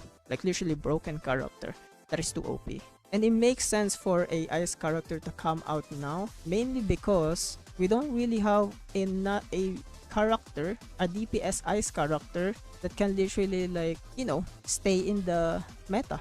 And as you guys can see, Hugo literally just dropped down in the meta, mainly because But Miyabi meta, Miyabi strong, Miyabi power creep. Ooh, ha ha. Of like the meta is not really like favoring the type of his playstyle, because his playstyle is not very specialized. It's not the standard for meta technically, and double stun is not really like, you know, a style in the game. It's just for Hugo, you know. And I think dual DPS is more Zenless Zone Zero style than double stun, and you could argue that, but like technically it should make sense. And like I said, Hugo will not be in the discussion, mainly because Hugo is very... Oh shit, Nandor's in the chat. In case you don't know, this is Nandor. I'm done with listening to this. Like, I like the guy, but I mean, this is one of those conversations where it's not gonna go nowhere. It's just not going nowhere. Relentless. They would call me Nando the Relentless. Because I just never relent. Hey! That is our buddy right here, Scars, aka Argo. He is Nandor. All right. I'm still gonna be fucking honest. When it comes down to this bullying character, it fucking creeps me out. I don't know why, but it just creeps me out.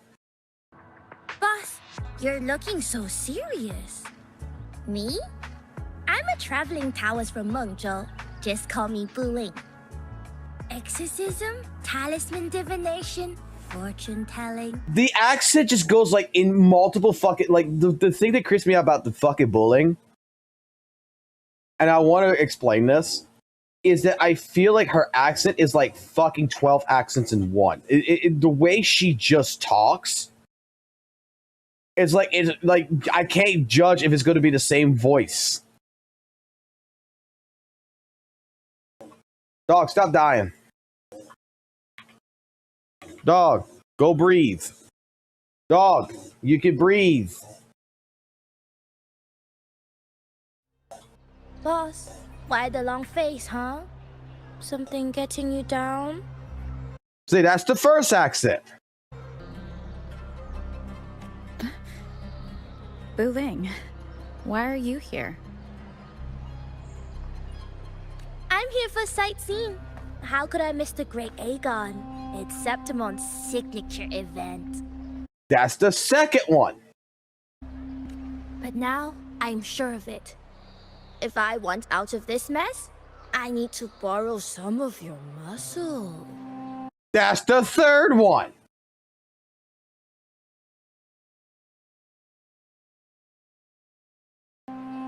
Oil.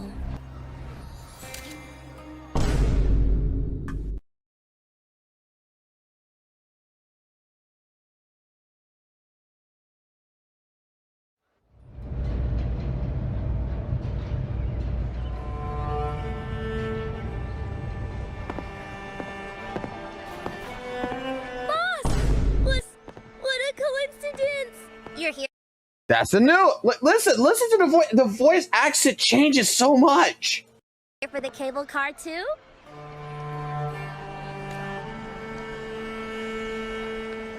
From up here, the Septimon view is so good! Before I go, I think I'll ride a few more times. Definitely! You're getting ready to leave? Yes! My holiday fun in Septimon is already finished. Time to go back.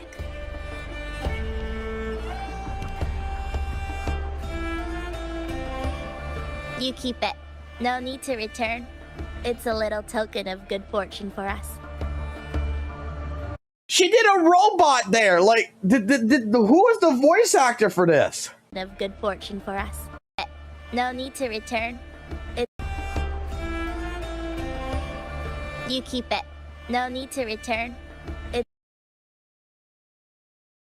What's the voice actor for this shit? It's a little token of good fortune for us. What's real or illusion? Hard to say now. Master always said I had bad luck. Easy for me to get into trouble. Guess he was right.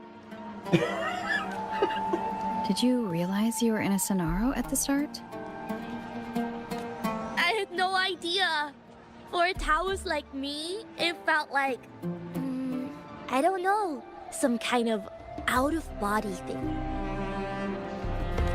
I asked for your help because it just felt right. Master always said no need to overthink these things. Bye-bye, boss. You're a very fun person.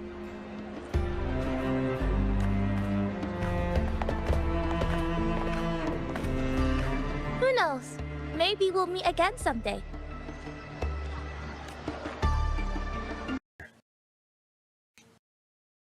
It is the most inconsistent It's like this person is trying so many different types of accents at one time. It's like, does the bitch have split personality disorder or some shit that I'm missing?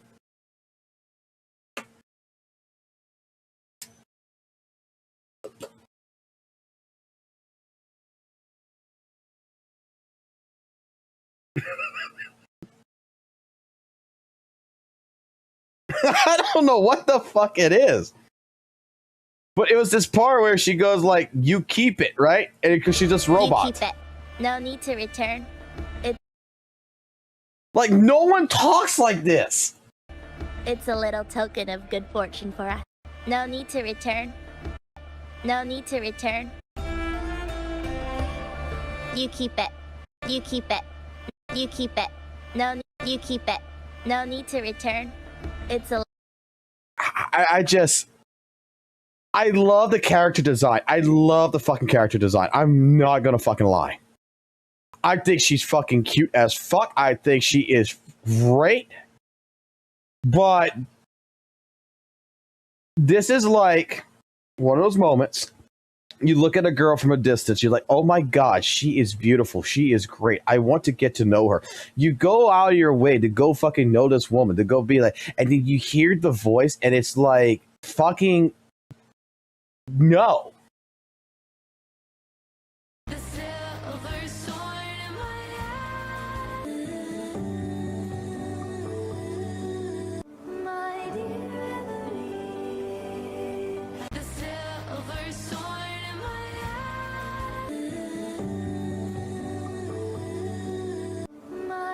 I thought it'd been better than that, to be honest. Sounds like a Seed one. It sounds worse than Seed. What is this? What is this controller?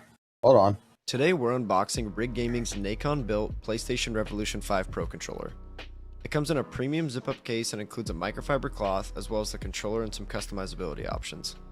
This controller looks amazing and feels very comfortable. It comes equipped with magnetic Hall effect sticks and triggers, which increases durability and prevents stick drift. On the backside we have 4 paddles, some profile settings, and trigger blockers which can be adjusted. Each joystick can be customized with 3 different sizes and heads, which also come included, as well as a swappable 4-way and 8-way directional D-pad. You can even adjust the weight of each grip to your liking. This controller is compatible with PS4, PS5, and Windows or Mac. Once you have the controller's hardware built to your liking, jump into their free online software to map your buttons, change the color, adjust your sensitivity, and so much more. Let me know if you need a controller like this in the comments. Today we're unboxing Rig Gaming's Nacon. Hello.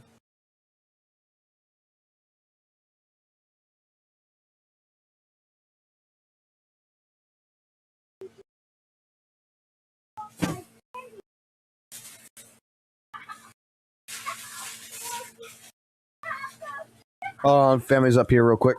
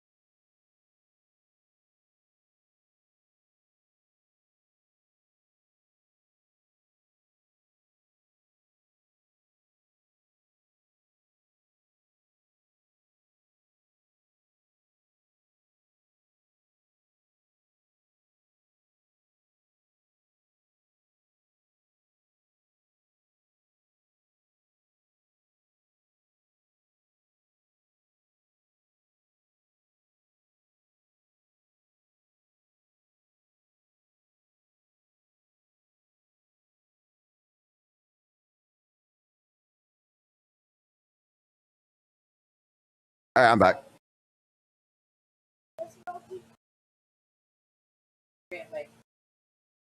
You know who dropped off pretty fucking hard? I think dropped off really fucking hard in the YouTube content creation program. Yeah. Yummy Mash. Without fucking Markiplier, Yami fucking fell the fuck off. Did y'all ever notice that? Like, I'm not sure if anyone here is old enough to remember fucking Markiplier, fucking PewDiePie and shit, back the fucking, like, original content creators and shit. Like, Yami Mash was one of the fucking few people that, like, yeah, he's got 1.2 fucking million, 1.25 million fucking viewers, right? And this guy was getting good fucking views and shit. It was all because of fucking goddamn Markiplier. Markiplier straight up worked his ass off with fucking Yami Mash, and Yami Mash just fucking fell the fuck off, and Markiplier fucking went out and did his own thing.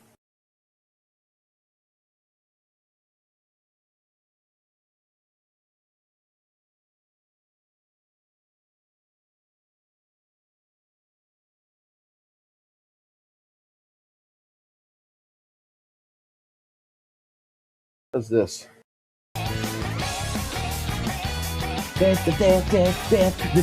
I don't like Persona, but I like the music.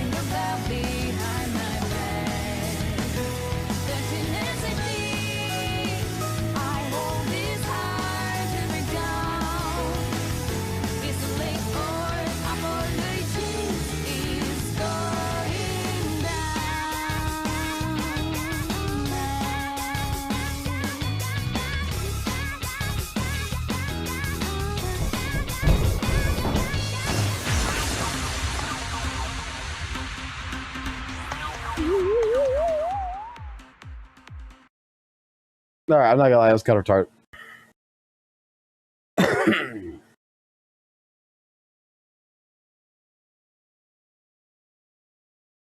Yuan. What's that behind you? Handlebars?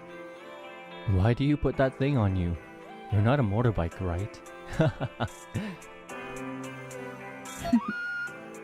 Eh?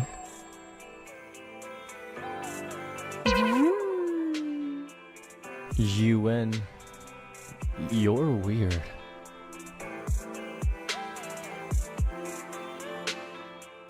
Yuan. I don't think there's anything to discuss there.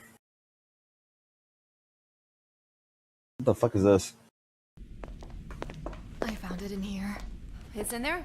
Alright. You're recording? Good, this needs to be documented. It was so scary. It just kept saying yo mama over and over again. I can't. It's alright, sweetie. I'll take care of this. Let's go.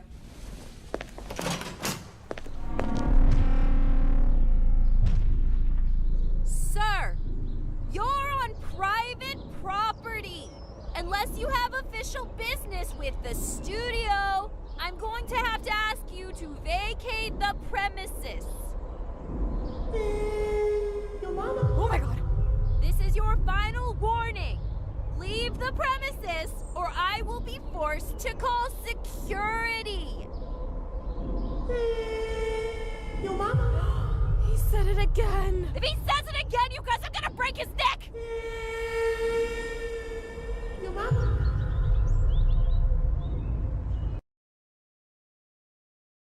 The fuck? What's that? That's actually good animation work, I'm not gonna lie.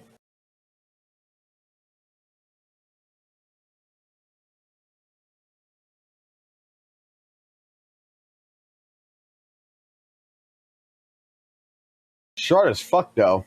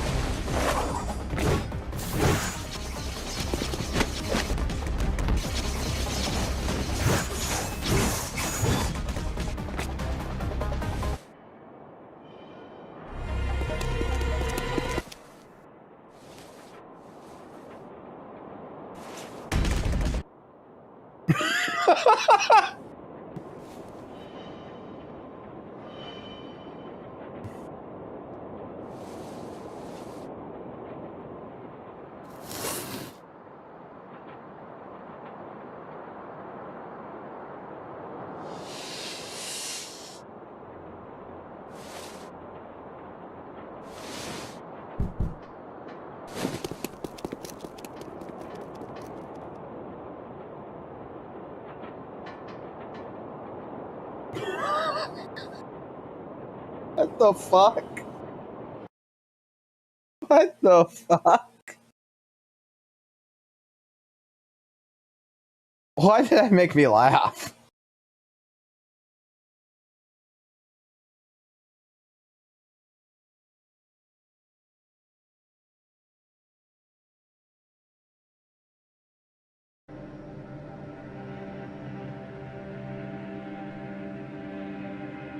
Mirabelle, I'm sorry about Jean.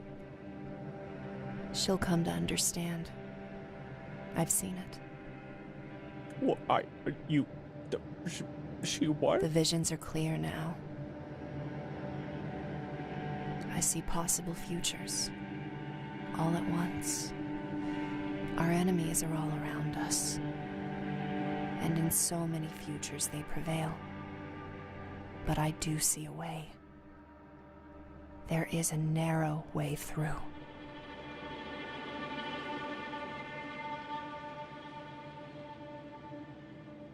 Mirabelle, respectfully, but what the shit are you talking about? This is how the studio will survive, Sean. By being Fumos. What?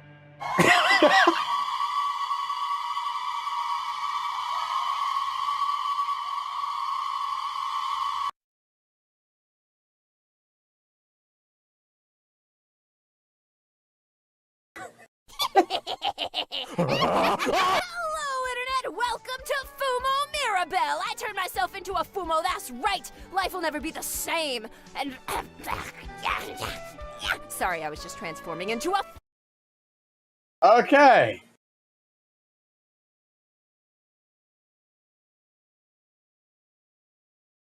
Is this thing recording? All right. Are you ready for this? Well, in that case, here we go.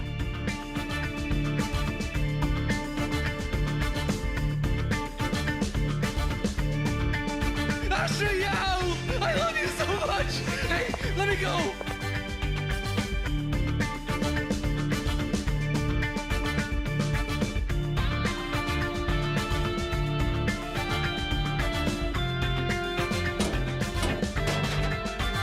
No. No! Where's the crit? Come on!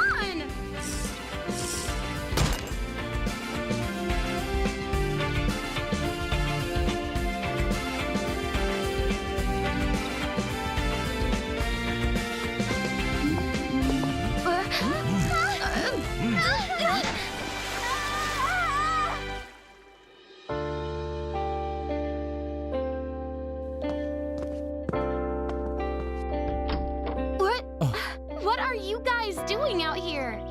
The mayor told us that the two of you were moving, so I informed everyone. Guess there's no point denying it. Sorry for not telling you guys. Before you go, we have some parting words for you. The two of you take care, all right? And the next time you're in town, lunch is on me. I promise. Yo, Proxy, if you ever need any help, I've got your back as the president of Bellabog Industries, so don't hesitate to ask. On behalf of the entire unit and PubSec, we thank you for your help. I wish you safe travels. The doors of PubSec are always open for you. Don't forget to pay us a visit when you're back. We'll throw a big party for you. Stay safe. I shall await your return as part of my training. And when you return, let's eat melon. We'll get a big one. I am sure everyone will like that. Don't forget to listen to my music, all right? And don't worry about me. I have Evelyn, so I won't be lonely. On behalf of Victoria Housekeeping, I bid you farewell, Master Proxy. I trust that you will take proper care of yourself. You're leaving? It's nothing like that. Surely, you're not just going to leave without saying goodbye, right? Just don't forget I'll always be your #1 fan. And I'll be waiting for when you return. As will I. And don't worry about me and him. I believe we'll get along just fine. We won't forget you all. How about a group photo? That way we will always remember each other.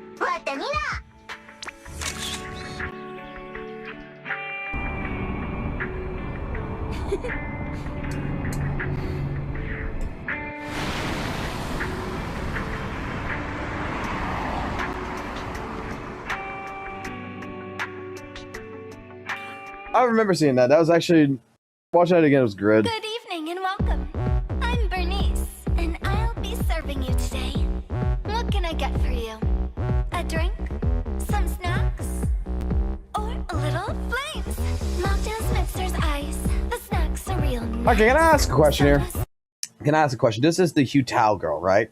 Why is she so fucking important? Like, anytime I talk about Genshin or whatever, this is like the one character that gets brought up. This is fucking... I forgot what the fucking name of this motherfucker is, but this is the first character I've ever played in fucking Genshin back when it first came out. Fucking goddamn fucking shit-stained fucking goddamn fucking suit, man. But why is Hu Tao like the fucking most like... most talked? Whatever you want, whatever you need. So good you never, ever want to leave. Anything that you desire, set it on fire. You know what? No, go ahead and do it. You know I love you till it's like to say.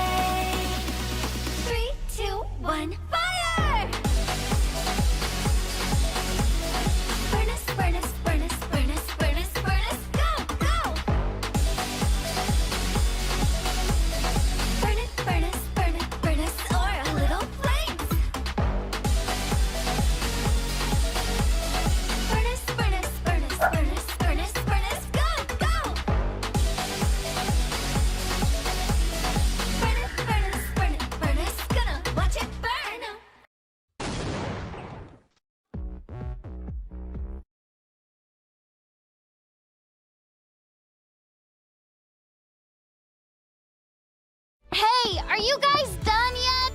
Coming! I'm ready! Belle, are you okay? Don't worry, I'm absolutely okay! Hey Alice, do you know what time it is? 10 a.m. Oh really?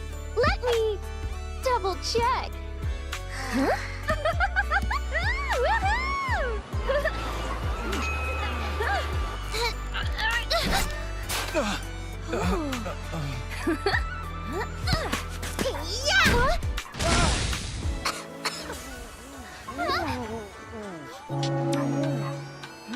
Huh?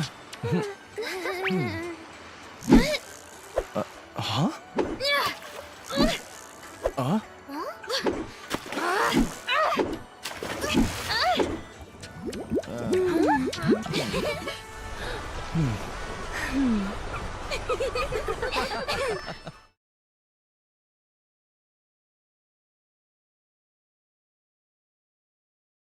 Oh.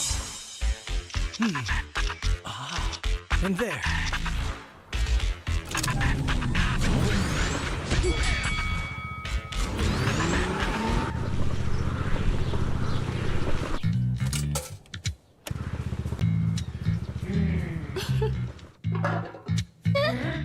Oh, it got stuck in there. I'll go get it myself. Captain.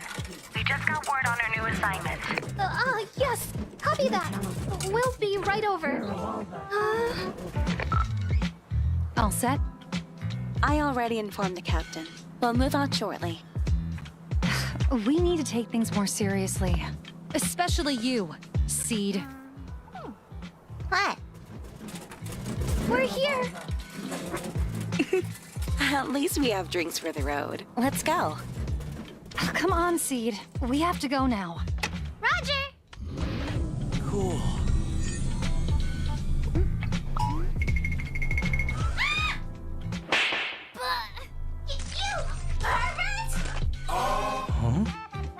Huh? Belle, are you okay? I'm absolutely okay. Jesus Christ. All right, I gotta see this now. Thing they have been shitting on Hoyo about is starting to, at the very episode slightly, show itself in the game they've been using and rubbing in Hoyo players' faces as the God's greatest gift to the community, to the gacha community. That's why they can't admit it. It's like, ooh, where it showed up in our game. I prefaced this video with that clip just to call out a bit of the hypocrisy, right? You see a lot of Kuro bots shitting on Hoyo players for quote unquote defending a billion-dollar company when they're doing the same exact thing, right? Now that was in reference to power creep, but we can even see God's gift to Kuro Games, God's gift to gacha is getting attacked by Kuro bots just because they called out the game, or the 2.7, not the game, the 2.7 patch update was mid as fuck. It was mid as fuck. We get a Vampire Survivors event, okay, that's cool. And then there's like 2 login events and not much else. Obviously there's 2 new characters who look pretty solid. I'm not gonna lie, they look very solid, but the patch itself is mid. And if you call that out, you're instantly deemed the bad guy, right? Not to defend this dumb fuck, but I'm just saying. I do want to react to a video from Pharos. This shit, so Legion's tweets, I'm sure Pharos is going to talk about it, but he says there's dead ass people that are angry about WUWA 2.7 having no combat events and saying the Vampire Survivors event will only be a few hours of gameplay. You guys do know that other games exist, right? As a content creator, this is just like kind of like a bad look. I'm gonna be completely honest. It's kind of a bad look. It comes off as defending a billion-dollar company. it really does come off as defending $1 billion company. Like, I mean, if a patch is mid, a patch is mid. It's okay to call that out. If you don't call this out, then the game will continue to be stagnant and it won't improve. Like, do people not realize that?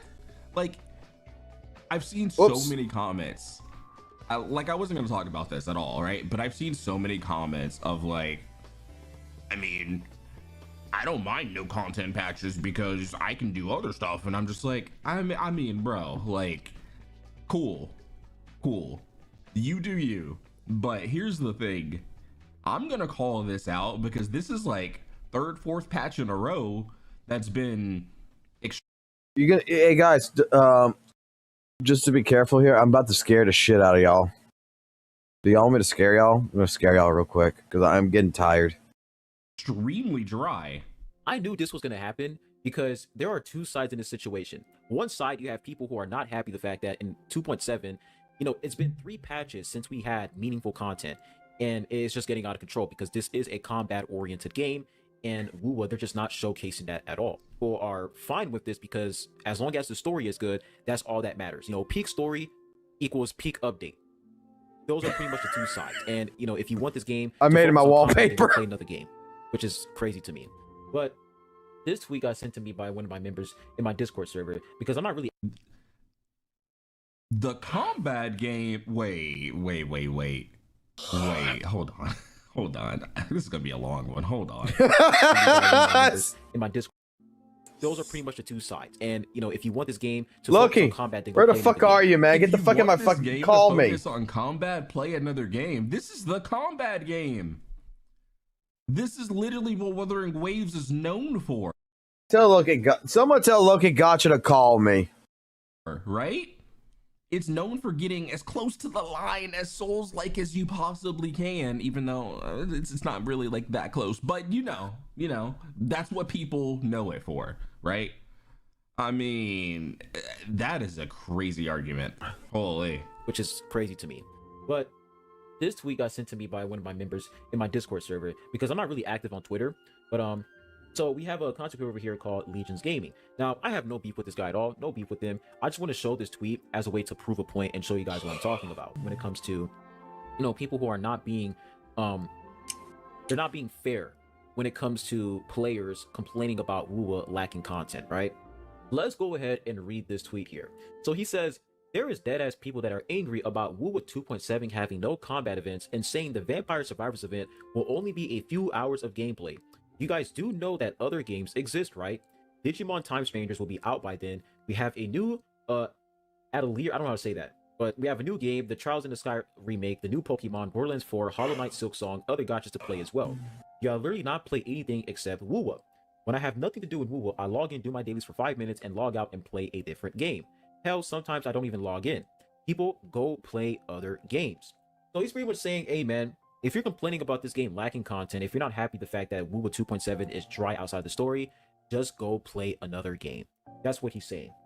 Now, when I read this, I was like, yeah, I definitely disagree with this take, but there's a clip here that was like, this was like 8 months ago, 8 months ago, and the title is, this is the end of Honkai Star Rail. Now, the title's probably a typo here, but he's pretty much complaining about Honkai Star Rail's storytelling, because when it comes to HSR, HSR storytelling, it's pretty bad, right? It's really bad. That's one of the main issues I had with the game and why a lot of people left. We wanted a skip button. You had anti-skippers who didn't want a skip button because, ooh, the story is everything, which is crazy. But this is what he said when it comes to HSR, right? This is what he said. Let's go and play this. That'd be crazy if we had an image to compare it to, huh? Loop, man. I'm gonna be rude because you guys keep saying that shit. The people that are saying that, you guys are fucking retarded. So we got this one chat over here saying, not trying to be rude here, but why play if you don't like it? So obviously Legions is complaining about the storytelling. He's complaining about the game. And someone is telling him, hey man, if you don't like the game, then go play something else, right? That's what this Oh, hypocritical as fuck. Oh, that's so hypocritical. Caught. Oh shit. This person is saying. Let's see his response. You're literally retarded. Why the fuck do you think that it's not acceptable for someone who loves a game to critique it so they could get better? This is why the game doesn't evolve or get better is because people like you will say, well, then just don't play it if you don't like it. You know what other games said? Don't play it if you don't like it? Hold on, I got you. Guess what? People didn't play it, and it died. Don't be doing that. Don't play it if you don't like it bullshit. It's the most retarded ass comment I've fucking ever seen, man. This is why the game doesn't get better. You know how ZZZ got better? People did stop playing it, and they did stop wasting money on it, and then it evolved, and they. Rules for thee and not for me. Rules for thee and not for me. Changed the game. They literally changed the entire game.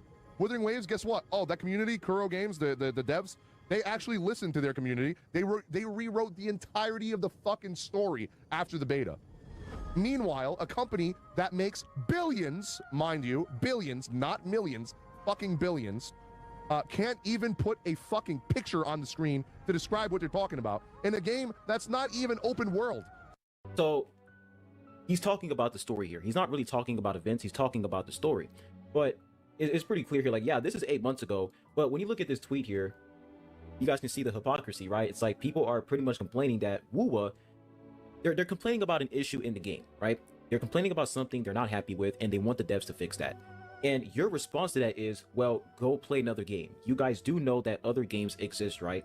And then when someone responded, they said, yeah, bro, I want no content on the game I like so I can play other things. He responded with, so since you're not one of the dumb ones, let me explain something to you, since you guys do not understand how these games work. This is a mobile gacha game that gets updates every 6 weeks. That does not mean you are supposed to have 6 weeks of content to play 8 hours a day. You want that, you go play an MMORPG. You people that bitch and moan about not having content do not understand this, and that is your problem. Like I said, go play other games while you're waiting for new content, or better yet, go outside. So it's like, using your argument here, I can say the same thing when it comes to story, right? Like, if you're going to complain about the way Hoyo is handling story, I can tell you, hey, dude, go play a game that has better storytelling. Facts. You see what I'm saying, guys? Like, you guys see what I'm saying? Like, I can literally take this argument and I can flip it and I can use it for the story. If you don't like the way HSR is telling their story, I'm going to disagree. I say that's reaching.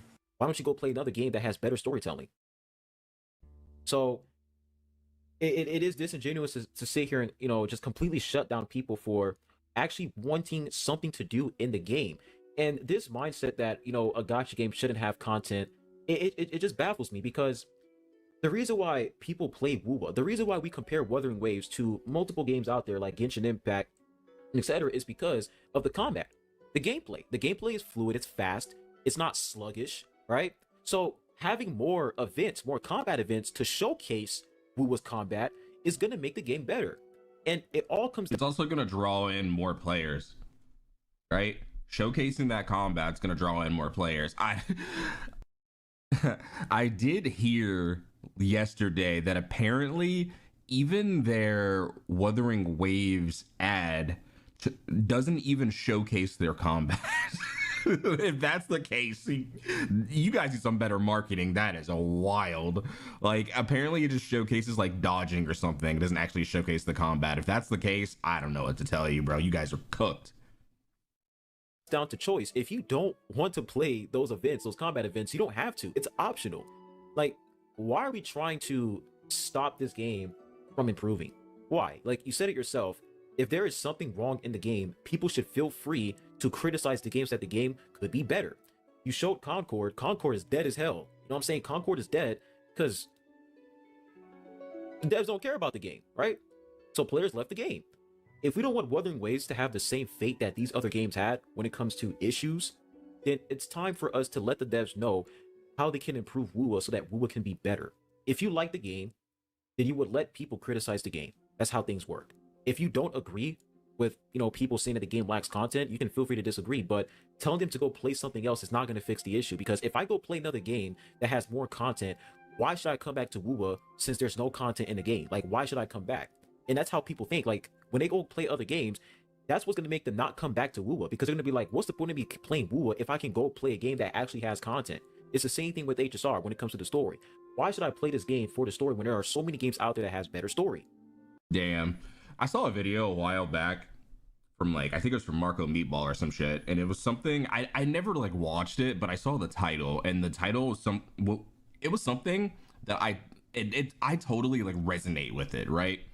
It was something along the lines of like Expedition 33 ruined Gacha story for me or something like that. I don't remember. And to Pharaoh's point, if you go and play a game with a banger story, like right now I'm playing FF7 Rebirth, right? Banger story, banger combat, right? Lots of skill expression for sure. It really does have like crazy skill expression. It's gonna make me not want to come back to a lot of these gacha games, especially if they're just churning out this like mid content over and over and over and over and over, right? So next time you tell someone go play another game, that's -1 player. That's -1 player in the totality, and that's just, you know, it's gonna dwindle down that player base. So you're not helping saying go play another game. Also, that shit was hypocritical as fuck from Legions. I can't believe he said that. So what it really comes down to in this entire situation is some people, they just don't understand that this game having more content just gives players a reason to log into the game and play it. When you go through the story, we look at version 2.5, all we had was the Frolova event, right? Not Frolova event, but Frolova story. Outside of Frolova story, what else was there to do? We had this chibi event, this Phantasma Dreamland. Let's be real, guys, this event was terrible. It was boring. You're just sitting there clicking stuff, right? You have exploration event, you have a picture, like a puzzle event, it's login event, and you're just sitting here taking pictures. Like 2.5 was horrible when it comes to events, but nobody said anything, and I didn't say anything because, you know, like we just finished version 2.4, and 2.4 was absolute peak when it comes to content. You had virtual prices, you had Benders and for Fall, you also had TCG as well. Like 2.4 was insane with content. Actually, that's so true. Damn, 2.4 was crazy now that I'm looking at it. Did I say something for 2.5? I don't know if I did or not, but it did have that picture event, and I actually fucked with that puzzle. I'm not gonna lie, I fucked with that puzzle event. They were way too easy though. But as far as like combat events though, 2.5 had none. And for all the people saying that, oh, you know, 2.7 is a story patch, so of course it's not going to be that much content when it comes to, you know, events or whatever, that's such a disingenuous take because version 2.4 was also a story patch, and they still gave us good combat events. You look at version 2.6, what the hell was going on in this patch? Absolutely nothing. You had this flying event because we can fly in the next region. We had this tower defense mode, and let's be real, y'all. Me personally, I'm just not a fan of the tower defense thing because I'm just standing there watching my characters just, like, I'm literally just standing there just shooting enemies. That's it. I'm not really doing anything. We have this. I actually play the tower defense event, but it's like one of those things. It's kind of like an acquired taste, but I guess the TCG thing could be like an acquired taste as well. I didn't mind it. I will be fair about that. I actually played it and I did enjoy it, but it's one of those things that you don't really like lock in on. You kind of do this while doing something else, and it's like not the worst way to pass the time, right? Like something's happening on screen. It's pretty simple to like multitask while doing this event. I don't know. It was a event I actually didn't mind too much, but again, you have to kind of just be into tower defense. Exploration event. We have this puzzle event. We have another login event where you're receiving buffs. We got this picture event. You're taking photos for OnlyFans. You got another picture event here. He said OnlyFans. Like, there's literally nothing going on in 2.6, and the fact that we're entering 2.7 and it's the same thing again, where we just have this Vampire Survivor event. We have this photo event, login event, platform event. Like, come on, dude. Like, a lot of people play this game for the combat. It is a combat-oriented game. This is an action RPG, an open-world action RPG. Telling people that they should go play something else because the game lacks content is not fixing the problem. It's just not fixing the problem at all, because when I go play another game, and let's say that game has issues, what are you going to say about that? Are you going to tell me to go play another game if that other game has issues? It's like the cycle repeats itself. One of the main reasons why players left Genshin Impact, including me, is because Genshin Impact lacked content. And what were Hoyo Shield saying about that? Oh, you know, go play another game, dude. This game is clearly not for you. Damn, I remember that. I literally would just hop on Genshin, do my Spiral Abyss, and that was it, right? That's literally all I did. I would just hop on, do my Spiral Abyss. That was it. It got so bland towards the end for me. Playing another game is not going to fix it. And if you like the game, criticizing the game and giving the devs feedback will make the game better. Now, don't get me wrong. there are times in the WUWA community where people would have terrible critiques. Like their takes would make absolutely no sense. And you can definitely disagree with their critiques. Like nobody's saying that you don't have the right to, disagree with someone's critiques, but we pull for these characters for what? To go through dialogue, go through the story, and then just stand there after the story is done, log off and go play something else? No, it shouldn't be like that. The whole, this is a gacha game, this is how gacha works. No, that's not how gacha should work. We're normalizing these gacha games lacking I'll content. just say, someone tell fucking Lucky Gotcha to call me because I'm gonna debate him on this shit. Lacking content. I disagree with him. There's no such thing as hypocrites. If they can give us peak combat events in version 2.4 in a story patch, they can for sure do it in version 2.7. So I don't understand why we're trying to play dumb here and pretend that the devs are not capable of implementing good combat events and story patches. I don't understand why we're doing this when they've already did it multiple times. This idea that if you don't like something in this game, you should leave it is just so toxic. It really is toxic. And let me go ahead and flip the argument here. And this is for my lore enthusiasts, right? If you guys had 3 patches of no story. Wait, is this real?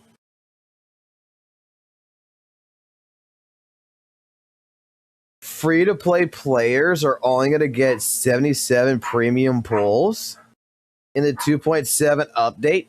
Only 77?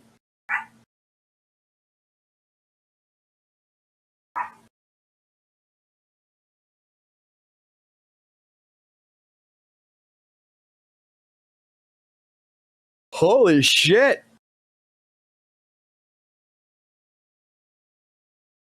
You ain't getting shit out of fucking WUWA this time.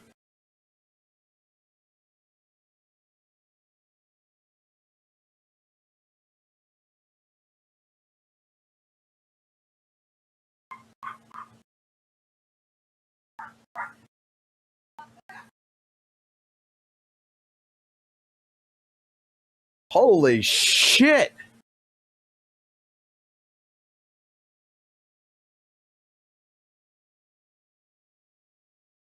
Right? 3 patches, 3 consecutive patches, no story. It's just straight up combat events.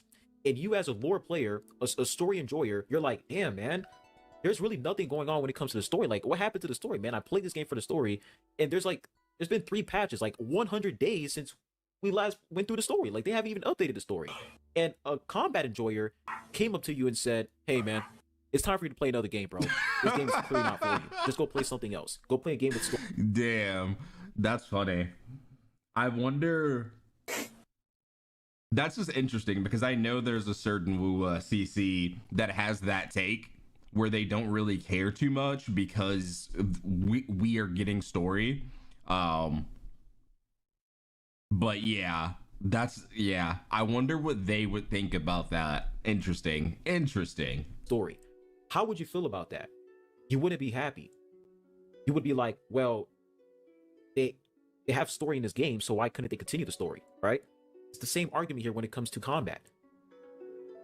2.4 had a lot of combat. I mean, don't get me wrong, I get the point. Why? But I disagree that 3 patches, guys.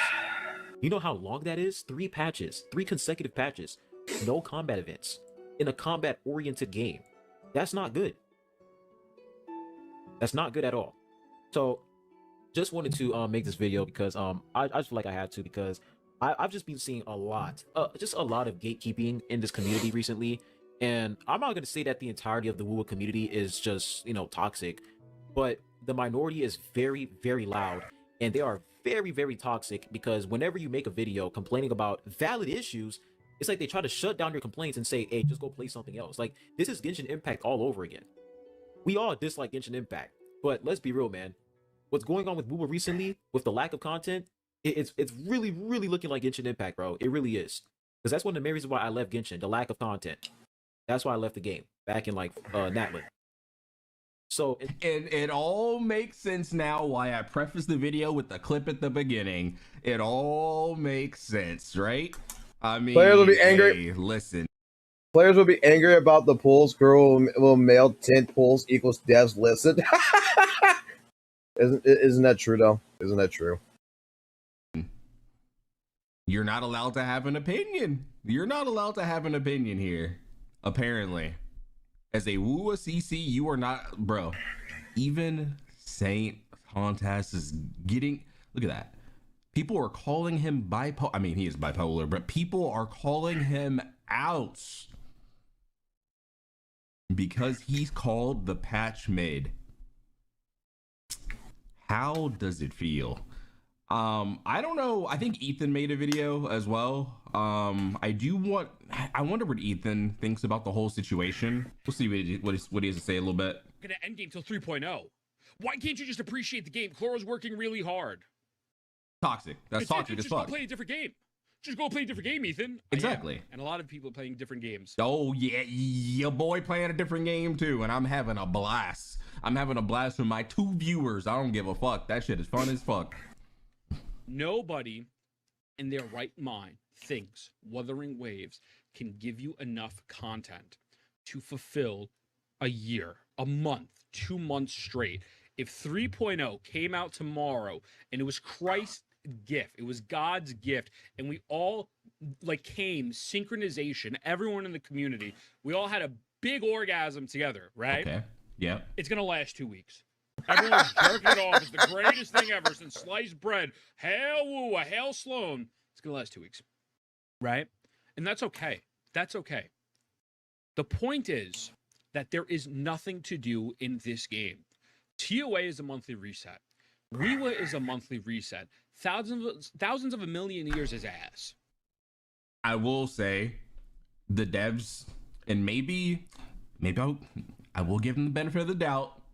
You know, this is like recently become an issue, but the devs did not acknowledge TOA or WUWA. WUWA still ass. WUWA is still cheeks. That buff they put in WUWA does not do anything. It is not good. So I will say that. I mean, and this patch. You're wrong, Loki. It does everything in the game. Fucking St. Joe's explained this. Well, didn't you fucking watch it? You're being misinformed, you son of a bitch. It's just dry as fuck as well.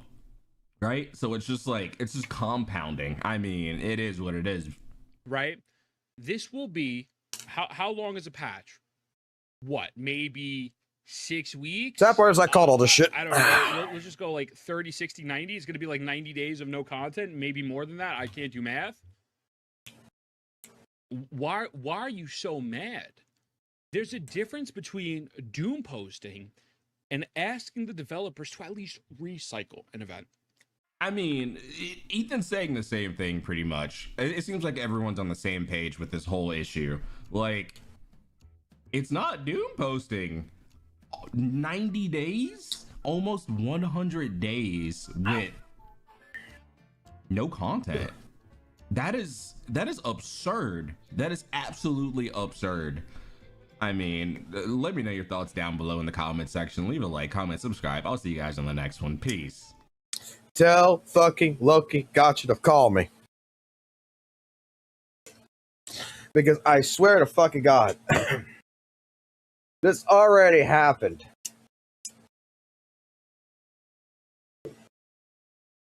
This already has happened in WUWA. And Ethan, all of these WUWA CCs defended it. They all fucking defended it.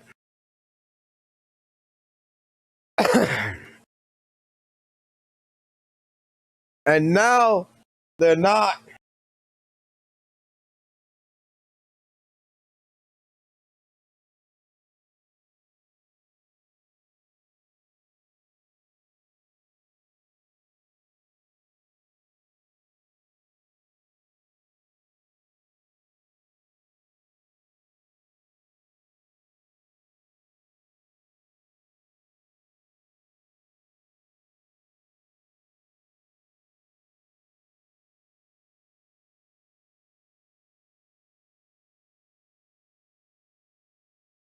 But Fox, what do you mean?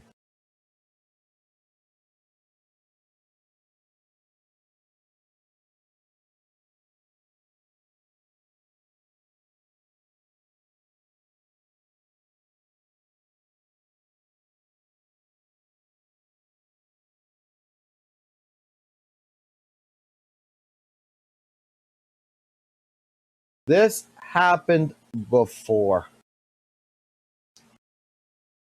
That is what's so fucking hilarious to me. This happened before.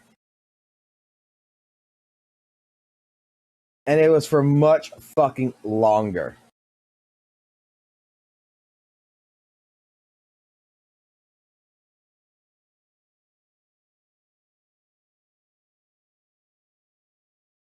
So, what I'm going to talk about then, in what I'm going to say here, and the thing is that during that time period, I was one of the people that complained about this, and I was told I was a retard yet again.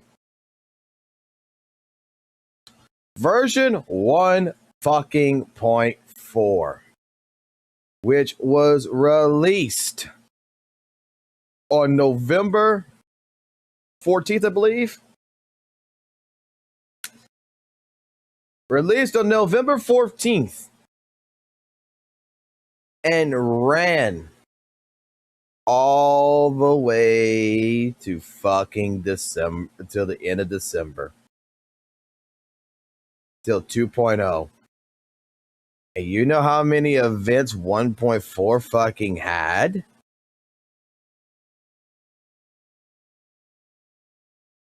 For the half of November and all of December, these 4. These events right here. They even counted the fucking 7-day login event.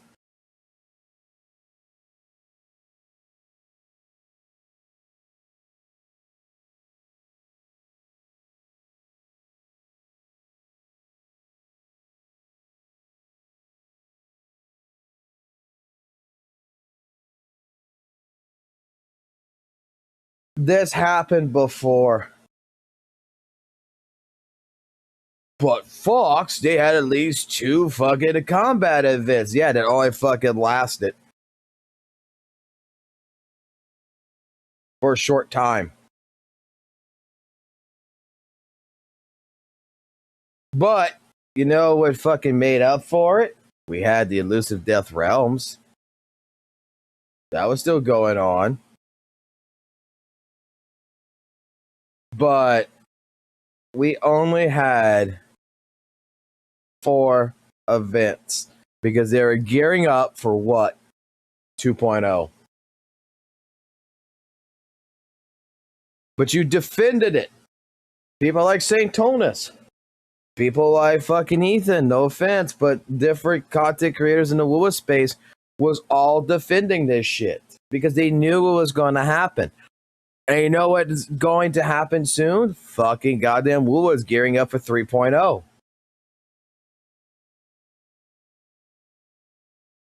Like, let me go see some.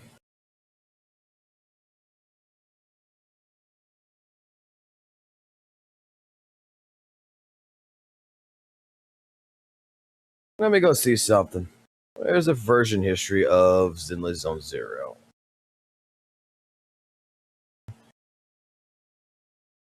These are guides. I don't want guides. I want version history.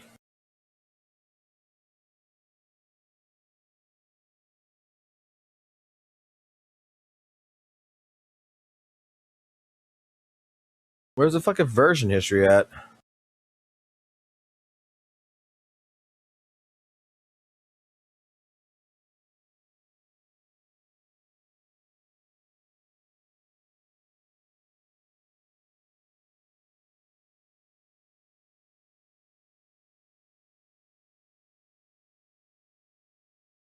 I want to go see what version 1.7 had.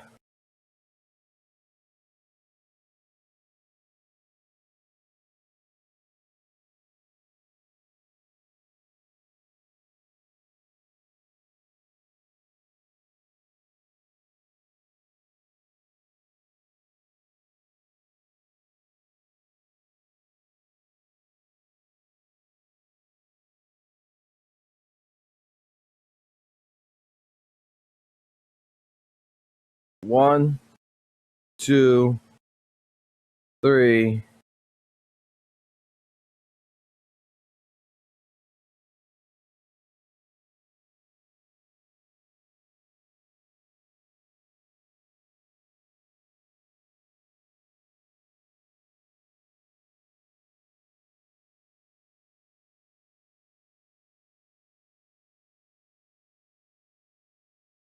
I mean,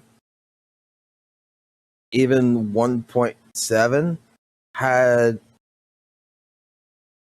God, I'm defending. Oh God, I feel disgusting. I'm defending WUWA. God damn.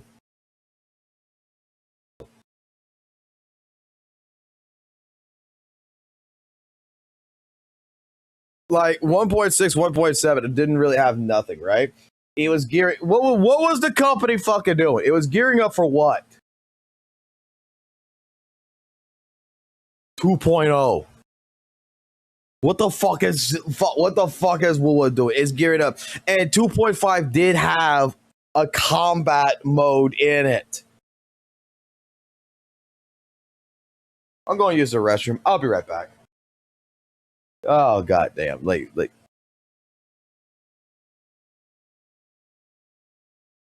You know what? Let's go see what Jade's doing. Well, I go use the restroom.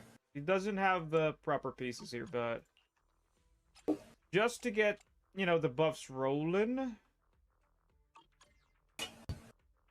Yeah, so basically this is kind of a self-support team. Kind of weird team, but it is a self-support team. It's a self-support team, so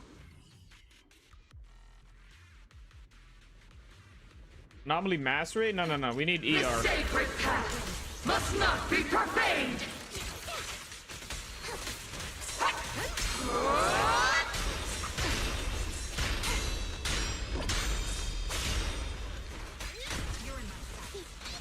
Great timing.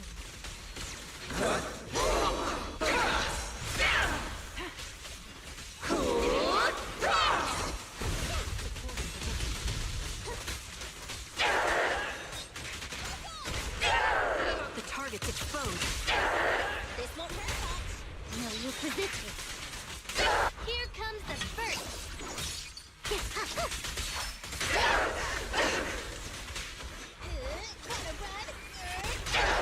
Easy work. This bullet will reach its mark. How resilient.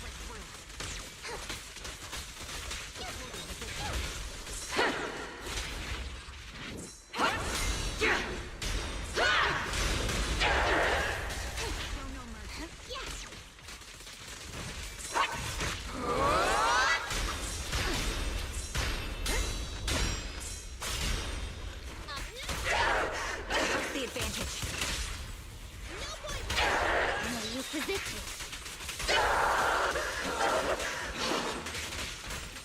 Great timing. Oh wow. It's served. No use struggling.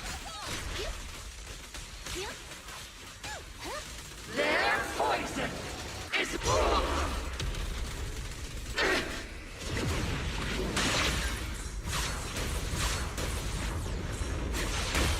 rising tide of destiny. Easy work. Annihilation.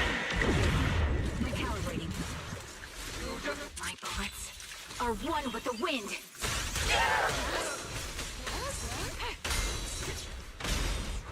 Bye-bye, suckers.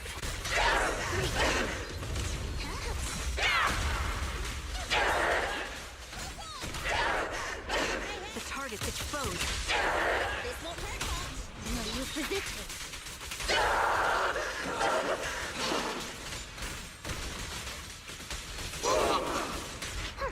Caught you red-handed.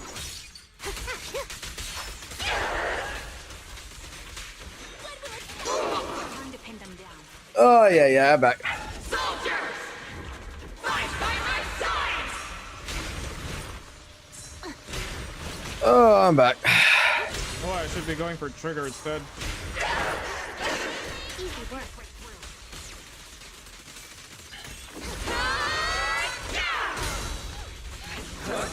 Sniper's Creed. One shot, one kill. Hold again.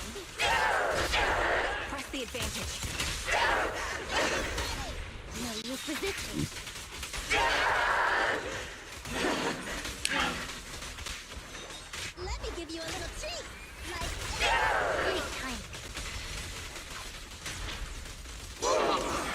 I'll finish watching. We'll finish watching this.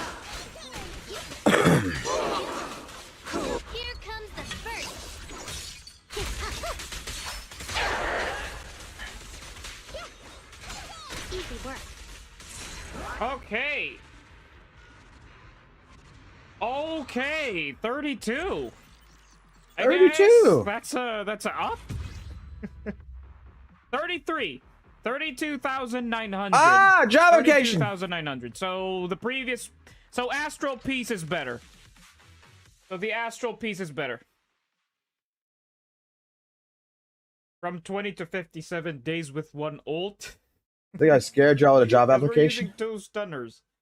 Okay, so it's kind of 33. Yeah, it's 33 because if I landed one hit that I missed, then it's 33. Yep, Astral is definitely better compared to your usual build. And of course, it's quarantine, but hold on a moment. You know what? I'm gonna do this. I love you guys.